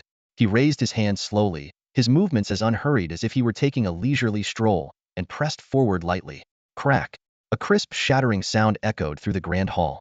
Before anyone could react, Luo Yu had already turned away, his back facing Shan Tianzong. In a calm voice, he remarked, "Young man, it seems your sword isn't very sturdy." As his words fell, a collective gasp filled the hall. The sound of clattering fragments followed, and everyone turned to see shards scattered at Shan Tianzong's feet. The fragments were all that remained of his once prized sword. At some point, the blade had been reduced to countless tiny pieces. Shan Tianzong froze in shock, the cold indifference on his face giving way to disbelief and astonishment. His clenched fists trembled slightly as he murmured under his breath, When did it happen?" He hadn't even caught a glimpse of Luo Yu's movements. In that fleeting moment, the foundation of his pride in swordsmanship had been shaken to its core. He had always believed that Luo Yu's strength relied solely on his contracted beasts. He had assumed that the gap between them wasn't insurmountable. But now, with a single effortless gesture, Luo Yu had nearly dismantled the very essence of his swordsmanship. And yet, just then, clang, a sharp hum of a sword rang out. The aura around Shan Tianzong surged once more, and his sword intent reassembled with renewed vigor. His eyes sharpened, the hesitation and doubt in them replaced by steely determination. As someone born with a natural affinity for the sword, his resolve was far stronger than that of ordinary people. It took him only moments to steady his heart and regain his composure.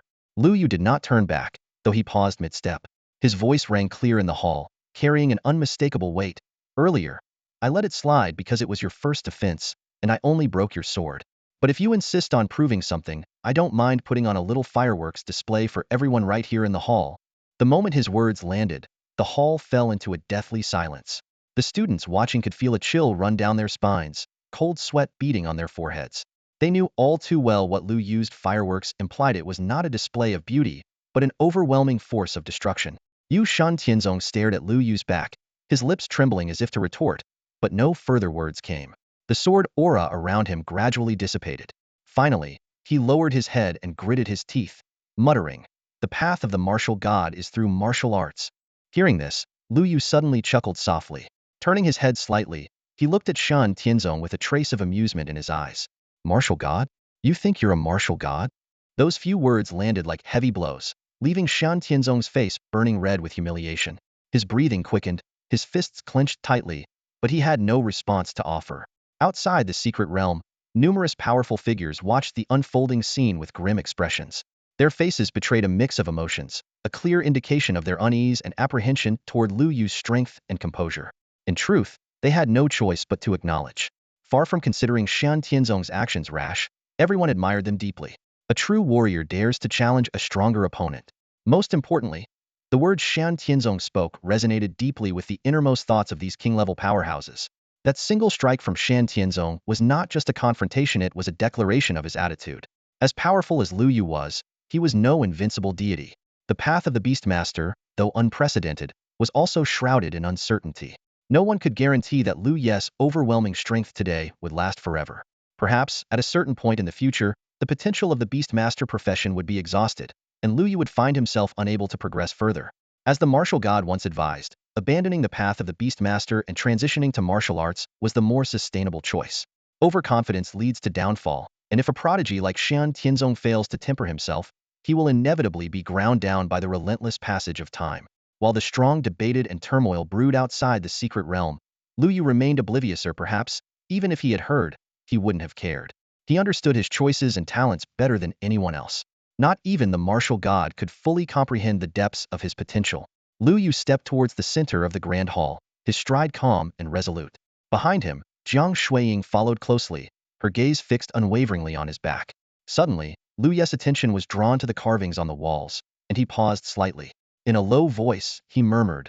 The walls seemed to depict something. As his words fell, the tense atmosphere eased slightly. The other students noticed as well and began gathering around the walls of the hall, examining them intently. As their gazes deepened, everyone found themselves captivated by the content of the murals, their heartbeats quickening unconsciously.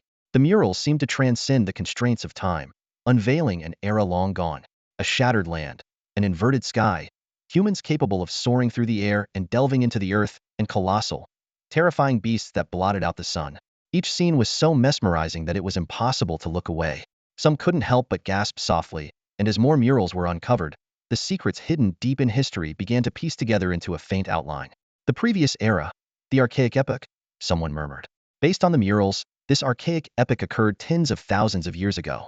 During that time, humanity faced challenges akin to the current predicament on blue star calamities brought by giant beasts. However, unlike today, humans of the archaic epoch had long embarked on the path of martial arts. When the abyss and the sanctum descended, humanity began a prolonged struggle against the beast calamities. This secret realm, it seemed, was once home to one of the most powerful martial sects of that era, the Crimson Flame sect. The students exchanged observations, piecing together the information depicted on the murals in an attempt to reconstruct that distant history. Yet Luo Yu remained silent, his brow furrowed. His gaze lingered on the weathered images, but his thoughts had already delved far deeper. Why would one of the mightiest sects of its time end up as a forgotten secret realm? Luo Yu muttered to himself, a cascade of questions flooding his mind. He recalled the moment of his awakening a year ago. His profession Beast Master was unique across the myriad worlds.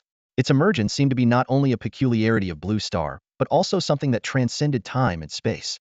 Could it be that across infinite dimensions, all worlds had faced these beast calamities? From the archaic epoch to the present, how many eras had this catastrophe consumed? As Luo Yu stared at the murals, a tide of questions surged within him. He suddenly realized that the Beast Master profession might be far more extraordinary than he had imagined, perhaps even a critical element in this protracted disaster. Just then, buzz buzz buzz. A low, resonant vibration emanated from the far end of the grand hall, abruptly interrupting everyone's thoughts. Whoosh whoosh whoosh. Massive figures darted out from the shadows, landing heavily on the ground. Boom. The deafening sound reverberated through the hall, making everyone's eardrums throb. These figures turned out to be towering humanoid statues, each several meters tall. Buzz buzz buzz. The surface of the statues began to glow with dazzling light, as if some ancient power was slowly awakening. Boom. A terrifying aura erupted, soaring skywards. Every student, including Luo Yu, instinctively held their breath, their eyes locked onto the statues before them. In that moment, every statue in the hall seemed to transform into a mighty warrior from the archaic epoch, crossing the vast expanse of time to once again descend upon the world. Within the grand hall, 50 stone statues of varying sizes stood scattered yet orderly. Each statue radiated an intense brilliance, akin to blazing suns illuminating the space. The vast hall was engulfed by a storm-like surge of energy, so oppressive it made breathing difficult. The stone statues, lifelike in their craftsmanship, seemed as though they might awaken at any moment from the depths of history. Their forms were diverse. Some wielded blades, others gripped swords, and a few even held weapons as peculiar as throwing knives or flutes. The once lifeless eyes of the statues now glimmered faintly, as if imbued with a shred of consciousness, awakening with the resurgence of their aura. Crack crack, crack. The crisp sound of stone breaking echoed through the hall as the statues began to slowly turn their heads. Their cold, piercing gazes swept over the hundreds of students within the hall. The invisible pressure intensified abruptly, hammering down on everyone's hearts like a heavy blow. Thud. Several students, whose cultivation levels were lower or whose wills were less resolute, crumbled under the statue's icy stares. They fell to their knees, their faces pale with fear. In the next instant, a flash of white light enveloped them, and they were immediately transported out of the hall. This scene sent a chill through the remaining students, leaving their hearts trembling. The oppressive aura of the statues was beyond terrifying. It became clear to them that this was not just a moment of opportunity, it was also the ultimate trial. At that moment, a glowing screen materialized in the center of the hall. On it, lines of text appeared clearly. Final opportunity of the Crimson Flame sect.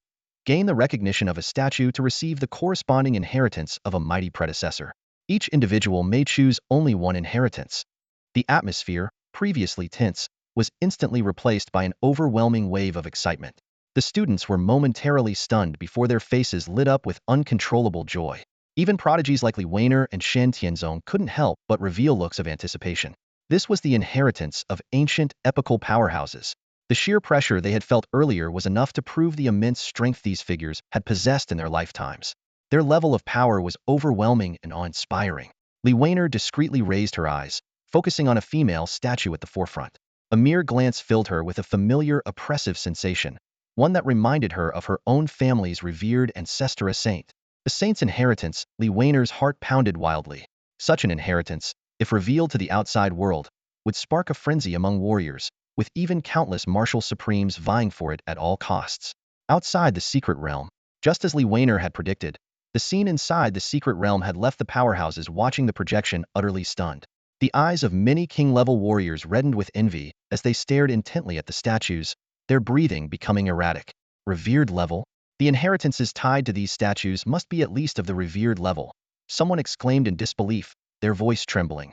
This is unbelievable, a sect's secret realm concealing such monumental opportunities. The aura emanating from those statues at the forefront, it's unfathomable. I suspect their level far surpasses the revered stage. The discussions among the king-level warriors grew increasingly fervent. Some, overwhelmed by emotion, found their energy fluctuating chaotically, unable to regain composure for a long time. Meanwhile, high above in the skies, several martial supremes observed the scene with solemn expressions. Unlike the others, they refrained from joining the debate, their gazes fixed on the few statues at the very front. Saints, after a long pause, Qinglong Martial Academy Supreme, Qi Zongyuan, finally spoke, his tone heavy. These are undoubtedly saint-level inheritances. Perhaps they might even be at the demigod level. As his words fell, the other supremes nodded silently, their expressions growing increasingly grave. They understood that the value of these inheritances could shake the very foundations of the martial world. These students are truly fortunate, sighed the female supreme of Zhuke Martial Academy, her gaze falling on Luo Yu within the projection. Her tone carried a hint of wistfulness as she murmured, "But I wonder what kind of inheritance Luo Yu will ultimately claim." In the next moment, what unfolded on the screen left the supreme beings, along with all the king-level experts below, utterly stunned and speechless. Inside the grand hall, perhaps due to Luo Yu's previous top-ranking performance in all the assessments, a flash of white light suddenly enveloped him. The power of the secret realm's rules directly teleported him out of the crowd, placing him before a row of imposing stone statues. At that moment, 50 pairs of eyes belonging to ancient powerhouses bore down on Luo Yu with an almost tangible intensity. Each gaze carried an overwhelming pressure, as though trying to crush him entirely. Yet Luo Yu merely raised his eyes slightly, his expression calm and unperturbed, as if these terrifying auras were nothing more than a gentle breeze brushing past him. Then, buzz. Assessment failed. Candidate Luo Yu has not been acknowledged by any stone statue. The projection in the grand hall displayed two cold lines of text. For a moment, the hall fell into a deathly silence before erupting into chaos like a boiling cauldron. No way. Is this for real? Luo Yu, with his monstrous cultivation and combat prowess, can even take down king-level beasts as a seventh tier. And yet, he couldn't gain their recognition? This is insane. If even Luo Yu can't pass, what's the point of us trying? Might as well give up now. Could it be that this opportunity was never meant for anyone to claim? The students began to chatter in disbelief, their voices filled with shock and doubt. Even the supreme beings furrowed their brows ever so slightly, their gazes shifting between Luo Yu and the stone statues, as if trying to uncover the mystery behind the scene. Luo Yu, however, simply frowned slightly, his eyes sweeping over the 50 statues with a thoughtful intensity. He could sense that the aura emanating from these statues was indeed immensely powerful, but every one of them carried a distinct martial essence. Martial practitioners? Luo Yu murmured to himself, a glimmer of understanding flashing in his eyes. Just then, buzz. Two tokens hanging from his waist suddenly flew into the air, hovering and emitting a faint glow. These were the sect inheritance tokens he had acquired during the previous assessments. The moment the tokens appeared, the previously dormant stone statues began to light up once more. 50 pairs of eyes turned to Luo Yu in unison, their gazes filled with renewed scrutiny. Candidate Luo utilizing the inheritance tokens. You may now choose one inheritance from the two available statues. The voice of the secret realm echoed as the 50 statues began to slowly turn their heads. The ones with the most formidable auras at the forefront were the first to avert their gazes, clearly still unwilling to recognize Luo Yu. Click, click, click. The sound of the statues turning their heads echoed through the hall until, finally, only two statues at the very back remained. These two statues exuded the weakest presence among the 50, barely reaching the sovereign level. Yet even so, Their gazes toward Luo Yu were filled with reluctance and disappointment. It was clear that these two statues had chosen Luo Yu solely due to the constraints of the secret realm's rules, with no genuine willingness. Candidate Luo Yu, please select one statue for inheritance. At this moment, everyone in the Grand Hall, both inside and outside the secret realm, was utterly dumbfounded. A strange expression appeared on many faces, and some even let out muffled chuckles. Ha ha ha. So it's not that the assessment was too difficult, it's just that the statues outright rejected Luo Yu. What's the point of excelling in earlier tests? When it comes to the real opportunity, he's left with the scraps. As expected, this is the fate of a Beast Tamer forever looked down upon by martial practitioners. In the Grand Hall, Shen Tianzong watched the scene unfold, a flicker of glee flashing in his eyes, his heart brimming with satisfaction. He had long harbored disdain for Luo Yu, and seeing him being rejected by the statues brought him more joy than his own victories. But just as everyone thought Luo Yu would choose between the two remaining statues, he suddenly laughed. Smack! Without hesitation, Luo Yu grabbed the two hovering inheritance tokens and smashed them onto the ground. The crisp sound of their shattering echoed through the hall. Pity me? Reject me? He turned and strode away with an air of disdain and arrogance. The path of beast taming is invincible on its own. Why would I need martial arts to prove it? His brazen words reverberated through the Grand Hall, each syllable striking like a slap across the faces of those who had mocked him, leaving their expressions frozen in shock. And then, at that very moment, buzz buzz buzz, from the deepest, shadowed corner of the Grand Hall, a stone statue of an ancient red-haired elder, exuding an aura of profound mystery and antiquity, suddenly began to glow. In the Grand Hall, Luo Yu stepped back into the crowd. Jiang Shuiying bit her lip, a flicker of concern flashing in her eyes as she quickly walked up, seemingly wanting to say something. However, Luo Yu waved his hand with a relaxed smile and said lightly, "It's fine. Did you forget? I'm a beast master, not a martial artist. Honestly, even being acknowledged by the statues wouldn't mean much to me. Forget a supreme or saint-level legacy, even a god-level martial arts legacy would just be a decoration to me." His tone was calm and indifferent, as if the recent failure was hardly worth mentioning. Jiang Shuiying opened her mouth slightly but ultimately said nothing. Her expression, however, remained tense, as if she were still searching for comforting words. At the same time, the power of the secret realm stirred once more. Amid a low humming sound, Shen Tianzong's figure appeared before the statues. According to the assessment rankings, Luo Yu was first, followed by Shen Tianzong, so the evaluation order naturally followed suit. Buzz buzz buzz. The eyes of the 50 statues converged again, all focusing on Shen Tianzong. The overwhelming pressure emanating from their gazes made everyone instinctively hold their breath. Shen Tianzong's expression was solemn as a surge of primal energy erupted from his body. Sword energy intertwined like flowing light, exuding a sharp edge that was utterly breathtaking. His 9-star martial arts talent, combined with his innate sword attribute physique, was fully revealed at this moment. He was like an unsheathed blade, sharp and unmatched, striking awe into those who beheld him. Buzz. At the same time, a legacy token at his waist flew out, radiating a gentle glow.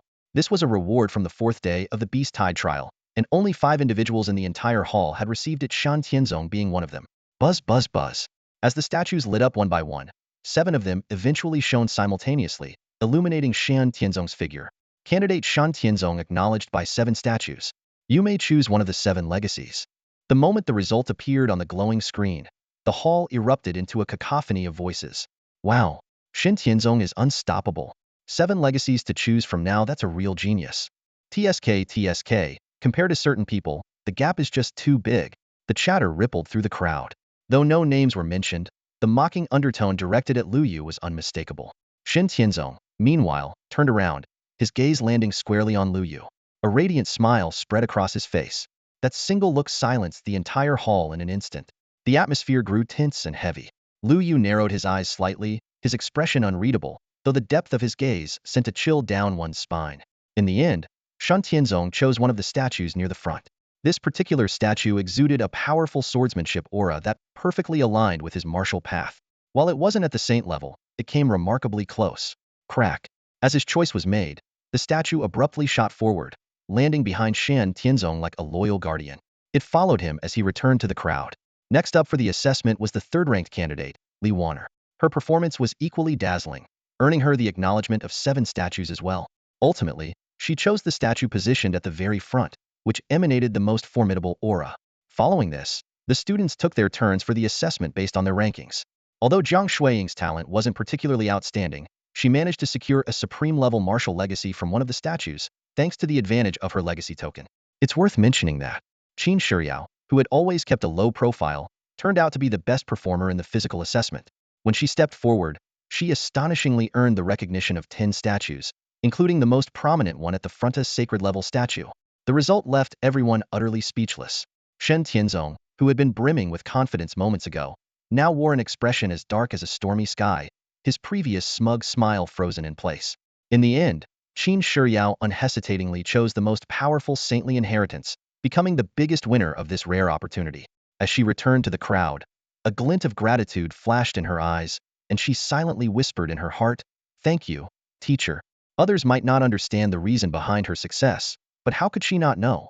At the critical moment of the assessment, her teacher, the Empress, had intervened in secret, lending her a hand and ensuring she obtained this unparalleled saintly inheritance. "It's nothing. You call me teacher, so this is what I should do." The Empress' voice echoed calmly in Qin Shiyo's consciousness.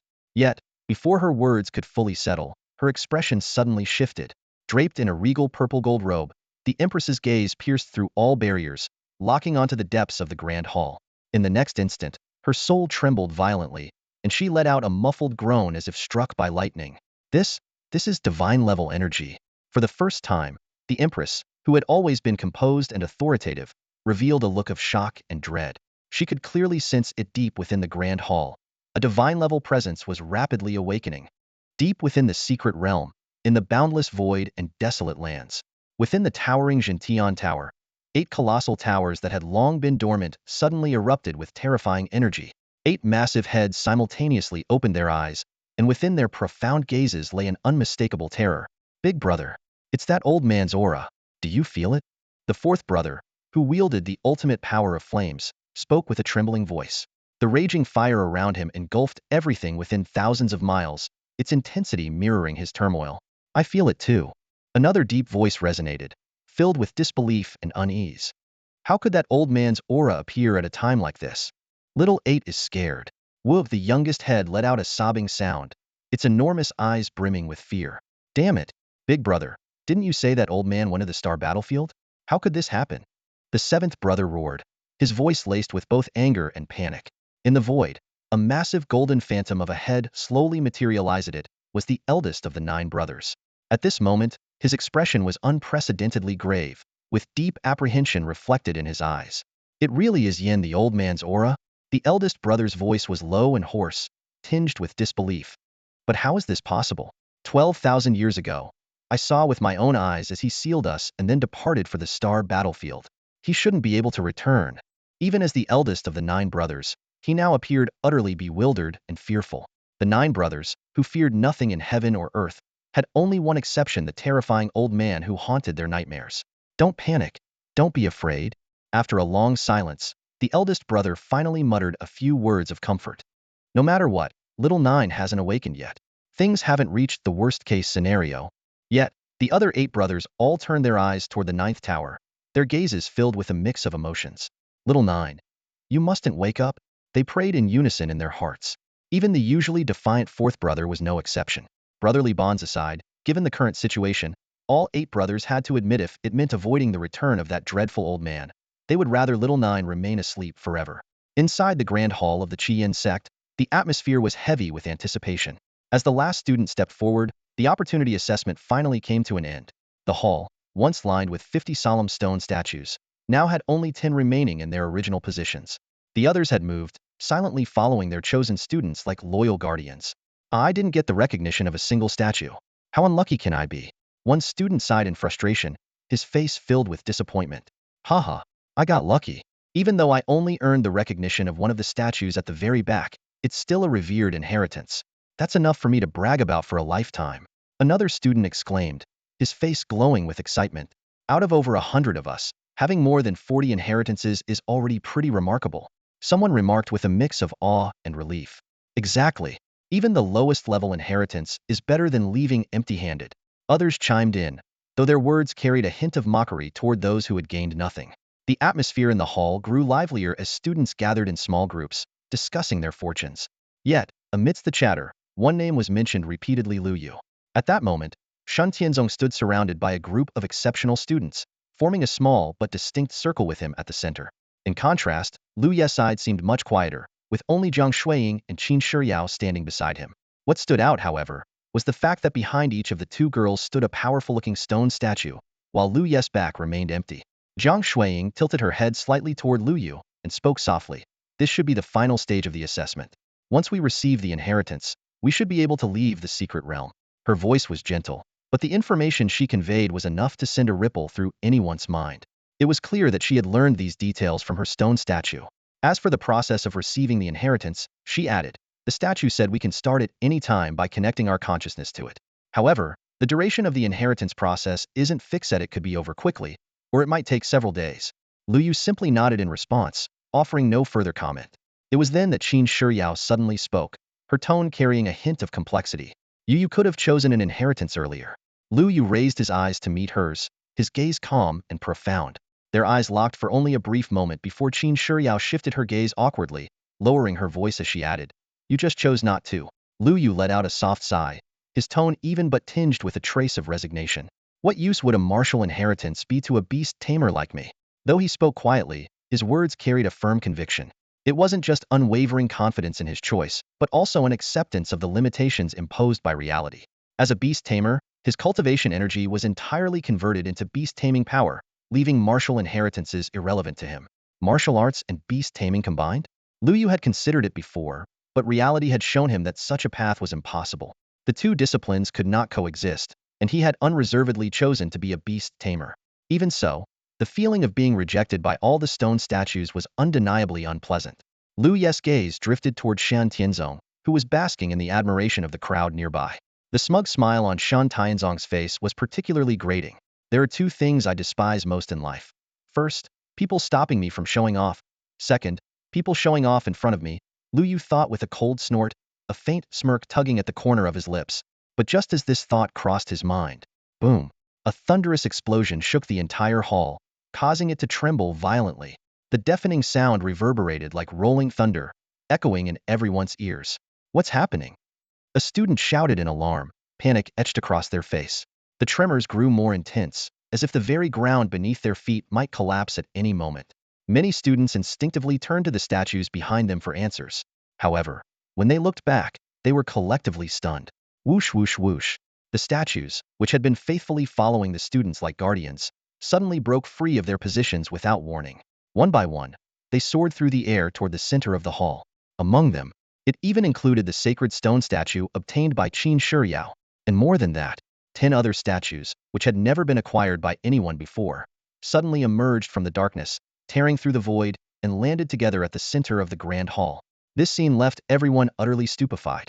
But just as they were still reeling from their shock, an even more terrifying phenomenon erupted out of nowhere. Crack, crack, crack, boom.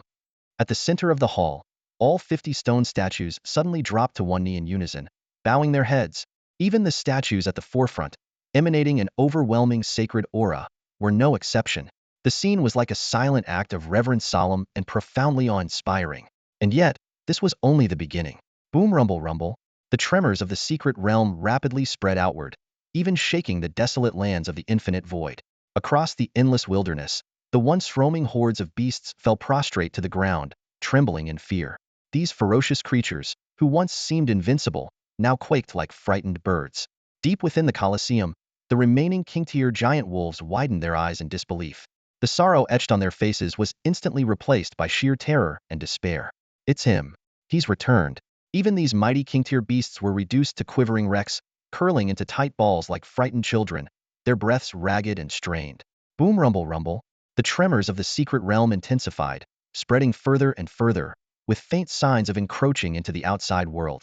Beyond the secret realm, the once quiet, fisher-like entrance now churned violently, like a boiling deep sea.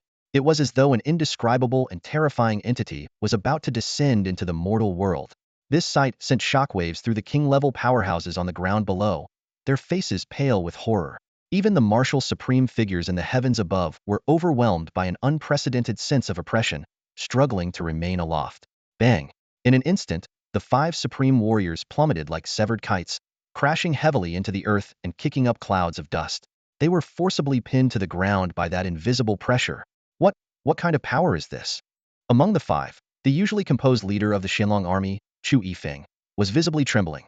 He could feel that even the faint trace of aura leaking from the fissure in the secret realm was enough to instill an unparalleled fear of death in Hema Supreme, being at the peak of his level. It felt as though, with just a single thought from the owner of this aura, he could be obliterated in an instant. What terrified him even more was, this aura was far more fearsome than that of the martial god he had once witnessed in person.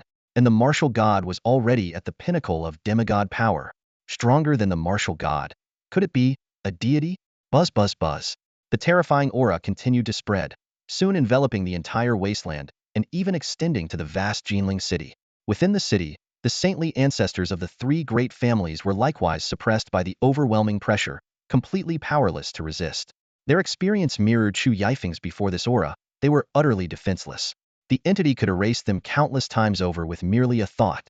Meanwhile, within the Grand Hall, the group of students remained unaware of the colossal upheaval this phenomenon had caused. Their gazes remained fixed on the depths of the hall. From there, a strange pulsating sound began to emanate, as if something extraordinary was about to arrive. Buzz. In the next moment, dazzling flames suddenly erupted within the hall. At the center of the blaze, a seemingly ordinary stone statue gradually came into view. The statue depicted an old man with a head of wild, unruly red hair. It's you. Luo Yu's pupils constricted sharply, his entire body frozen as if struck by lightning. In an instant, he recognized the statue's owner, the red-haired elder, who had once claimed to have waited for him for 120,000 years. Within the grand hall, flames roared and heat waves surged, transforming the space into a blazing sea of fire. Suspended in the heart of this inferno floated the stone statue of an old man with fiery red hair. It radiated a soft, glowing brilliance, as if it were a deity emerging from the ancient past. Buzz, the statue trembled slightly, and its glow intensified, becoming almost blinding. Boom. Suddenly, the statue's eyes snapped open, igniting what seemed to be the core power of the entire secret realm. A deep rumble echoed, and the entire space quaked violently as if on the verge of collapse. Inside the hall, the previously lively students fell silent in an instant. Their eyes widened, and they held their breath, overwhelmed by an indescribable sense of oppression that made even breathing feel like an act of defiance. At that moment, everyone realized that this statue of the red-haired old man was no ordinary relic. Even the once majestic statues of revered sages were now all kneeling before it, their faces filled with reverence and fervor, as though worshipping an existence of supreme divinity. The scene was like something out of a myth, sending shivers through everyone's hearts. Gulp, someone swallowed nervously, breaking the silence, followed by a wave of faint, swallowing sounds echoing throughout the hall. Over 100 students exchanged uneasy glances, their eyes brimming with fear and uncertainty. None dared to speak, but the silence was shattered by a sudden exclamation. It's you. Luo Yu's voice thundered like a bolt from the heavens, jolting everyone from their daze. All eyes turned to him, filled with disbelief and dread. Click, click. At that very moment, the 50 statues kneeling before the red-haired elder began to move. Their heads turned in unison, their gazes piercingly cold and sharp as they locked onto Luo Yu, as if to pin him in place. Then, in an unprecedented display, the statues spoke in a thunderous roar. Disrespect the ancestor perish. Boom. With their proclamation, an overwhelming pressure swept through the hall like a collapsing mountain and a crashing tsunami. The sheer force of their power, the might of saints and sages, was unbearable for anyone below the level of a king. The students turned ashen-faced, suffocated by an unprecedented sense of impending death. It's over, someone thought in despair. Luo Yu, I hate you.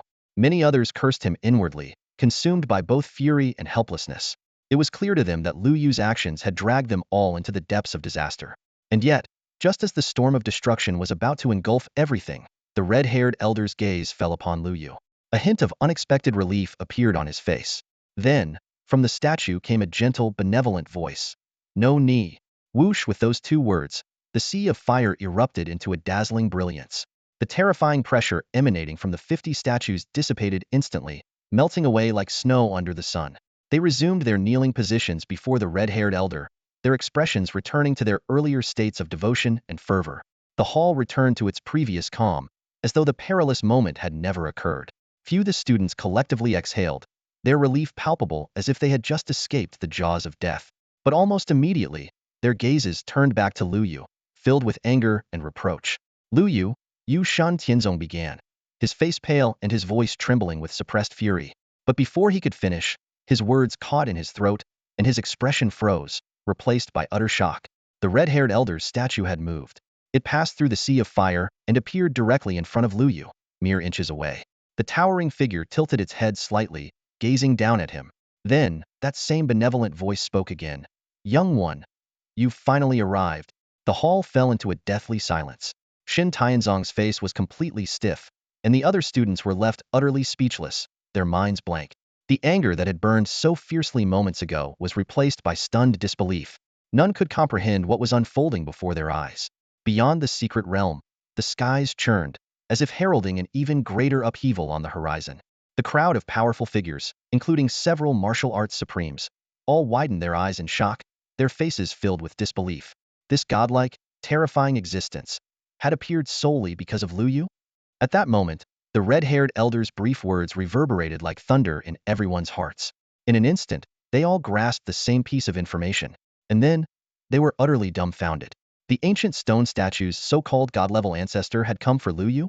This young man, who had almost been denied entry into the secret realm, could actually summon a godlike being to personally descend?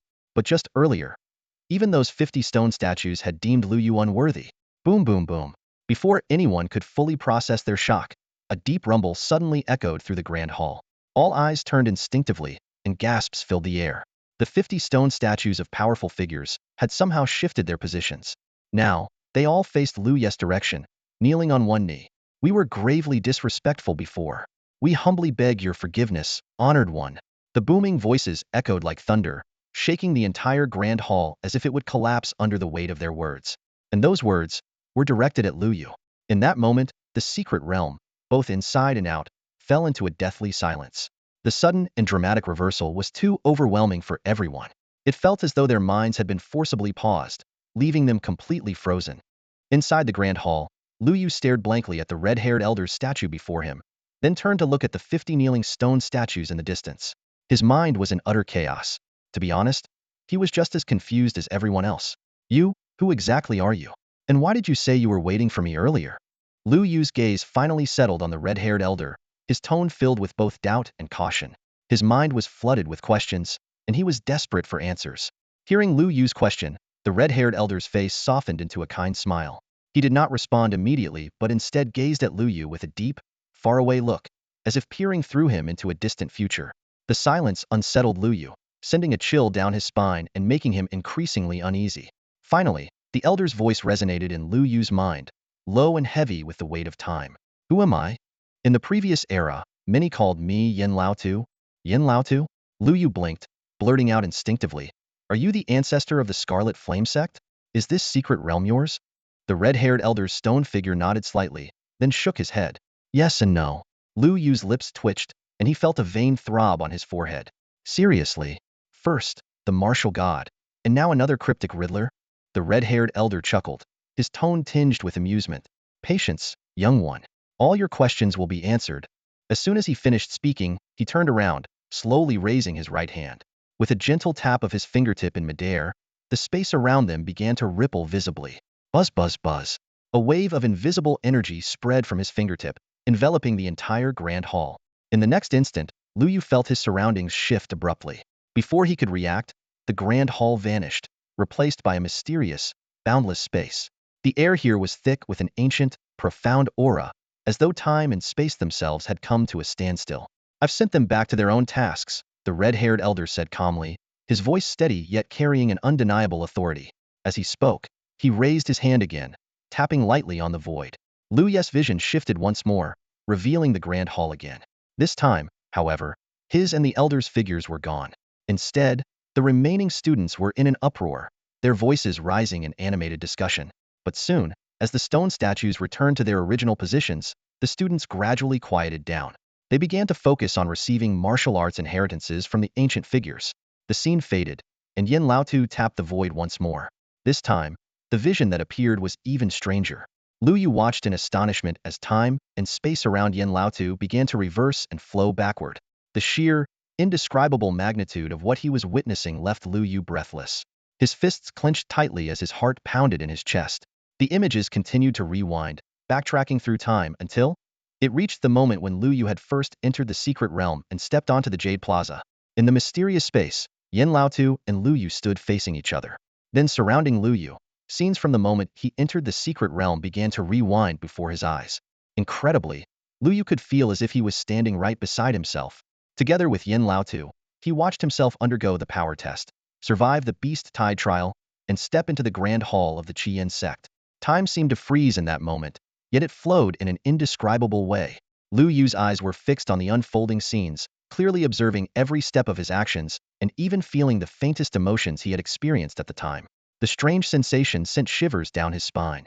Meanwhile, Yin Laotu stood silently by, his expression calm, as if everything was within his control.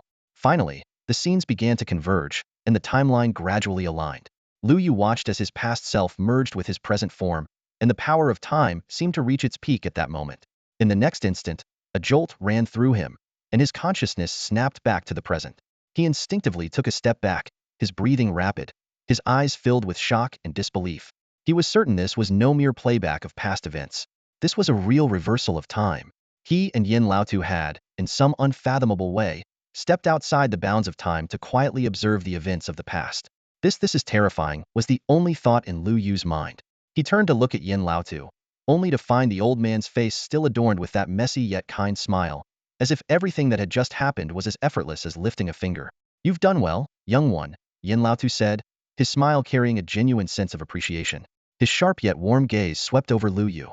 Luo Yu froze for a moment, his mouth opening as if to speak, but no words came out.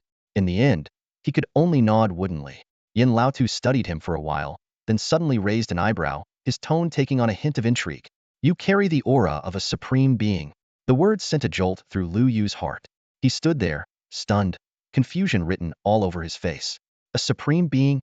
A peculiar aura not yet at the divine level, yet surpassing it. Yin Laotu muttered to himself, his eyes scanning Luo Yu as if trying to peer into deeper secrets hidden within. For a brief moment, his expression grew complex, as if he had come to some realization, but he ultimately chose not to elaborate. Luo Yu was utterly bewildered, left standing there in a daze. "But that's not important," Yin Laotu said, waving his hand dismissively, as if intentionally changing the subject. His tone shifted, becoming more deliberate. "Young one, do you know why I've waited for you? Waited for a full 120,000 years?" The words exploded in Luo Yu's ears like a clap of thunder, instantly drawing his attention. He took a deep breath, suppressing the turmoil within, and replied respectfully, "I do not. I humbly ask for your guidance, senior." Hearing this, Yin Laotu nodded in satisfaction, the smile on his face growing even warmer. He began to speak, his tone carrying a distant, wistful quality. I am but a remnant of the previous epoch. The last epoch was over 129,000 years ago. You've likely seen the murals in the Grand Hall earlier, haven't you? Surely you've realized it by now? The so-called catastrophe of the giant beasts, the war between humans and beasts, it is not the plight of a single epoch or a single world. It is the destiny of all epochs and all worlds. From ancient times to now, it has spanned countless epochs and spread across infinite realms. Hearing this, Luo Yu felt a chill run through his heart. He had a vague sense that he had stumbled upon an earth-shattering secret. Yin Laotu paused briefly, an uncharacteristic trace of sorrow appearing on his face. He lowered his head, falling silent for a long while, as if lost in memories. A faint sadness enveloped him. After a moment, he lifted his head, his gaze burning as he looked at Luo Yu. Suddenly, he asked, "Earlier, in the Grand Hall, those 50 stone statues, do you know their origins?" Luo Yu thought for a moment before replying cautiously, "A legacy left behind by the martial experts of the Qian sect?" As his words fell, Yin Laotu once again lapsed into silence. He ran his hands through his wild, fiery red hair, let out a long sigh, and spoke in a somber tone. "A gift? Perhaps. Those statues were created when they sealed their flesh and souls. Those statues are them." As these words fell, they struck like a thunderclap, leaving Luo Yu's mind in a blank daze. He stared dumbfoundedly at the stone statue of the old man with red hair in front of him, his lips slightly parted, yet no sound came out. The statues were actually the martial arts masters themselves? This realization gripped his heart as if an invisible hand had clenched it, making it hard to breathe. Then Luo Yu finally snapped out of his stupor, his tone urgent as he locked his gaze on the old man, Yin. But Yin simply shook his head, his expression carrying a mix of emotions. With a sigh he replied, "I am not like them. At that time, I had already reached the divine realm and was able to step into the cosmic battlefield. This statue is merely a fragment of my spiritual essence left behind." Luo Yu frowned deeply, his voice tinged with confusion.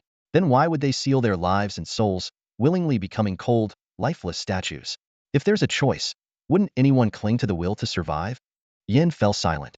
His gaze dropped, as if lost in memory or struggling with inner conflict.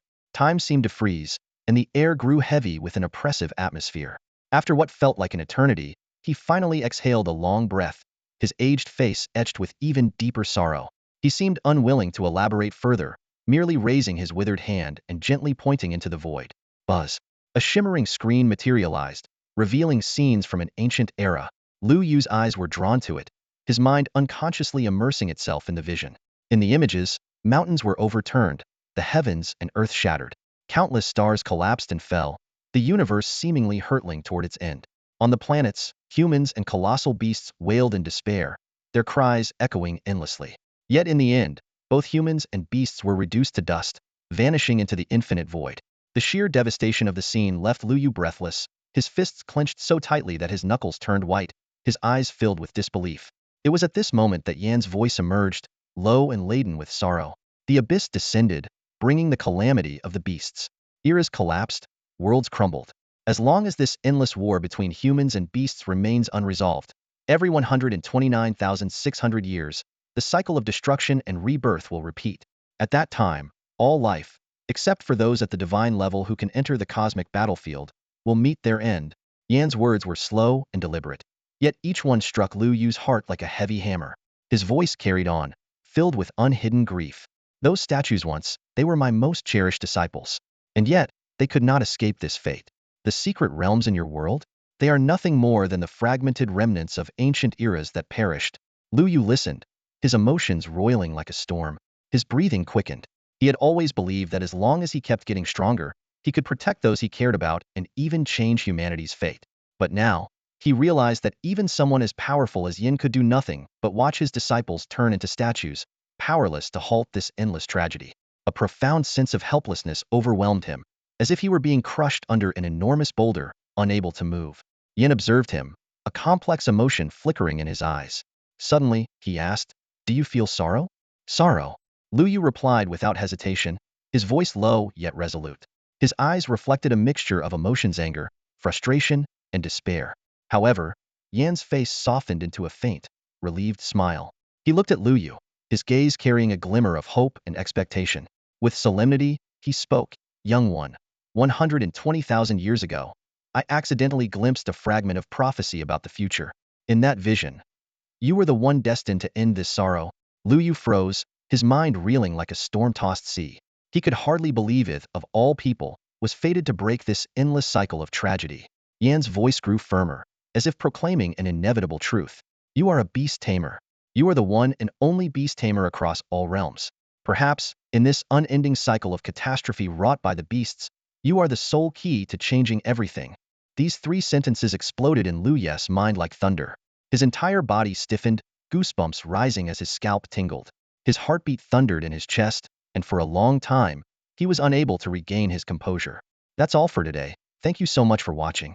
I hope you guys enjoyed. If you wish to have another part of this recap, please give us at least 1,000 likes. Please don't forget to comment and subscribe to our channel for more content like this. Until next time.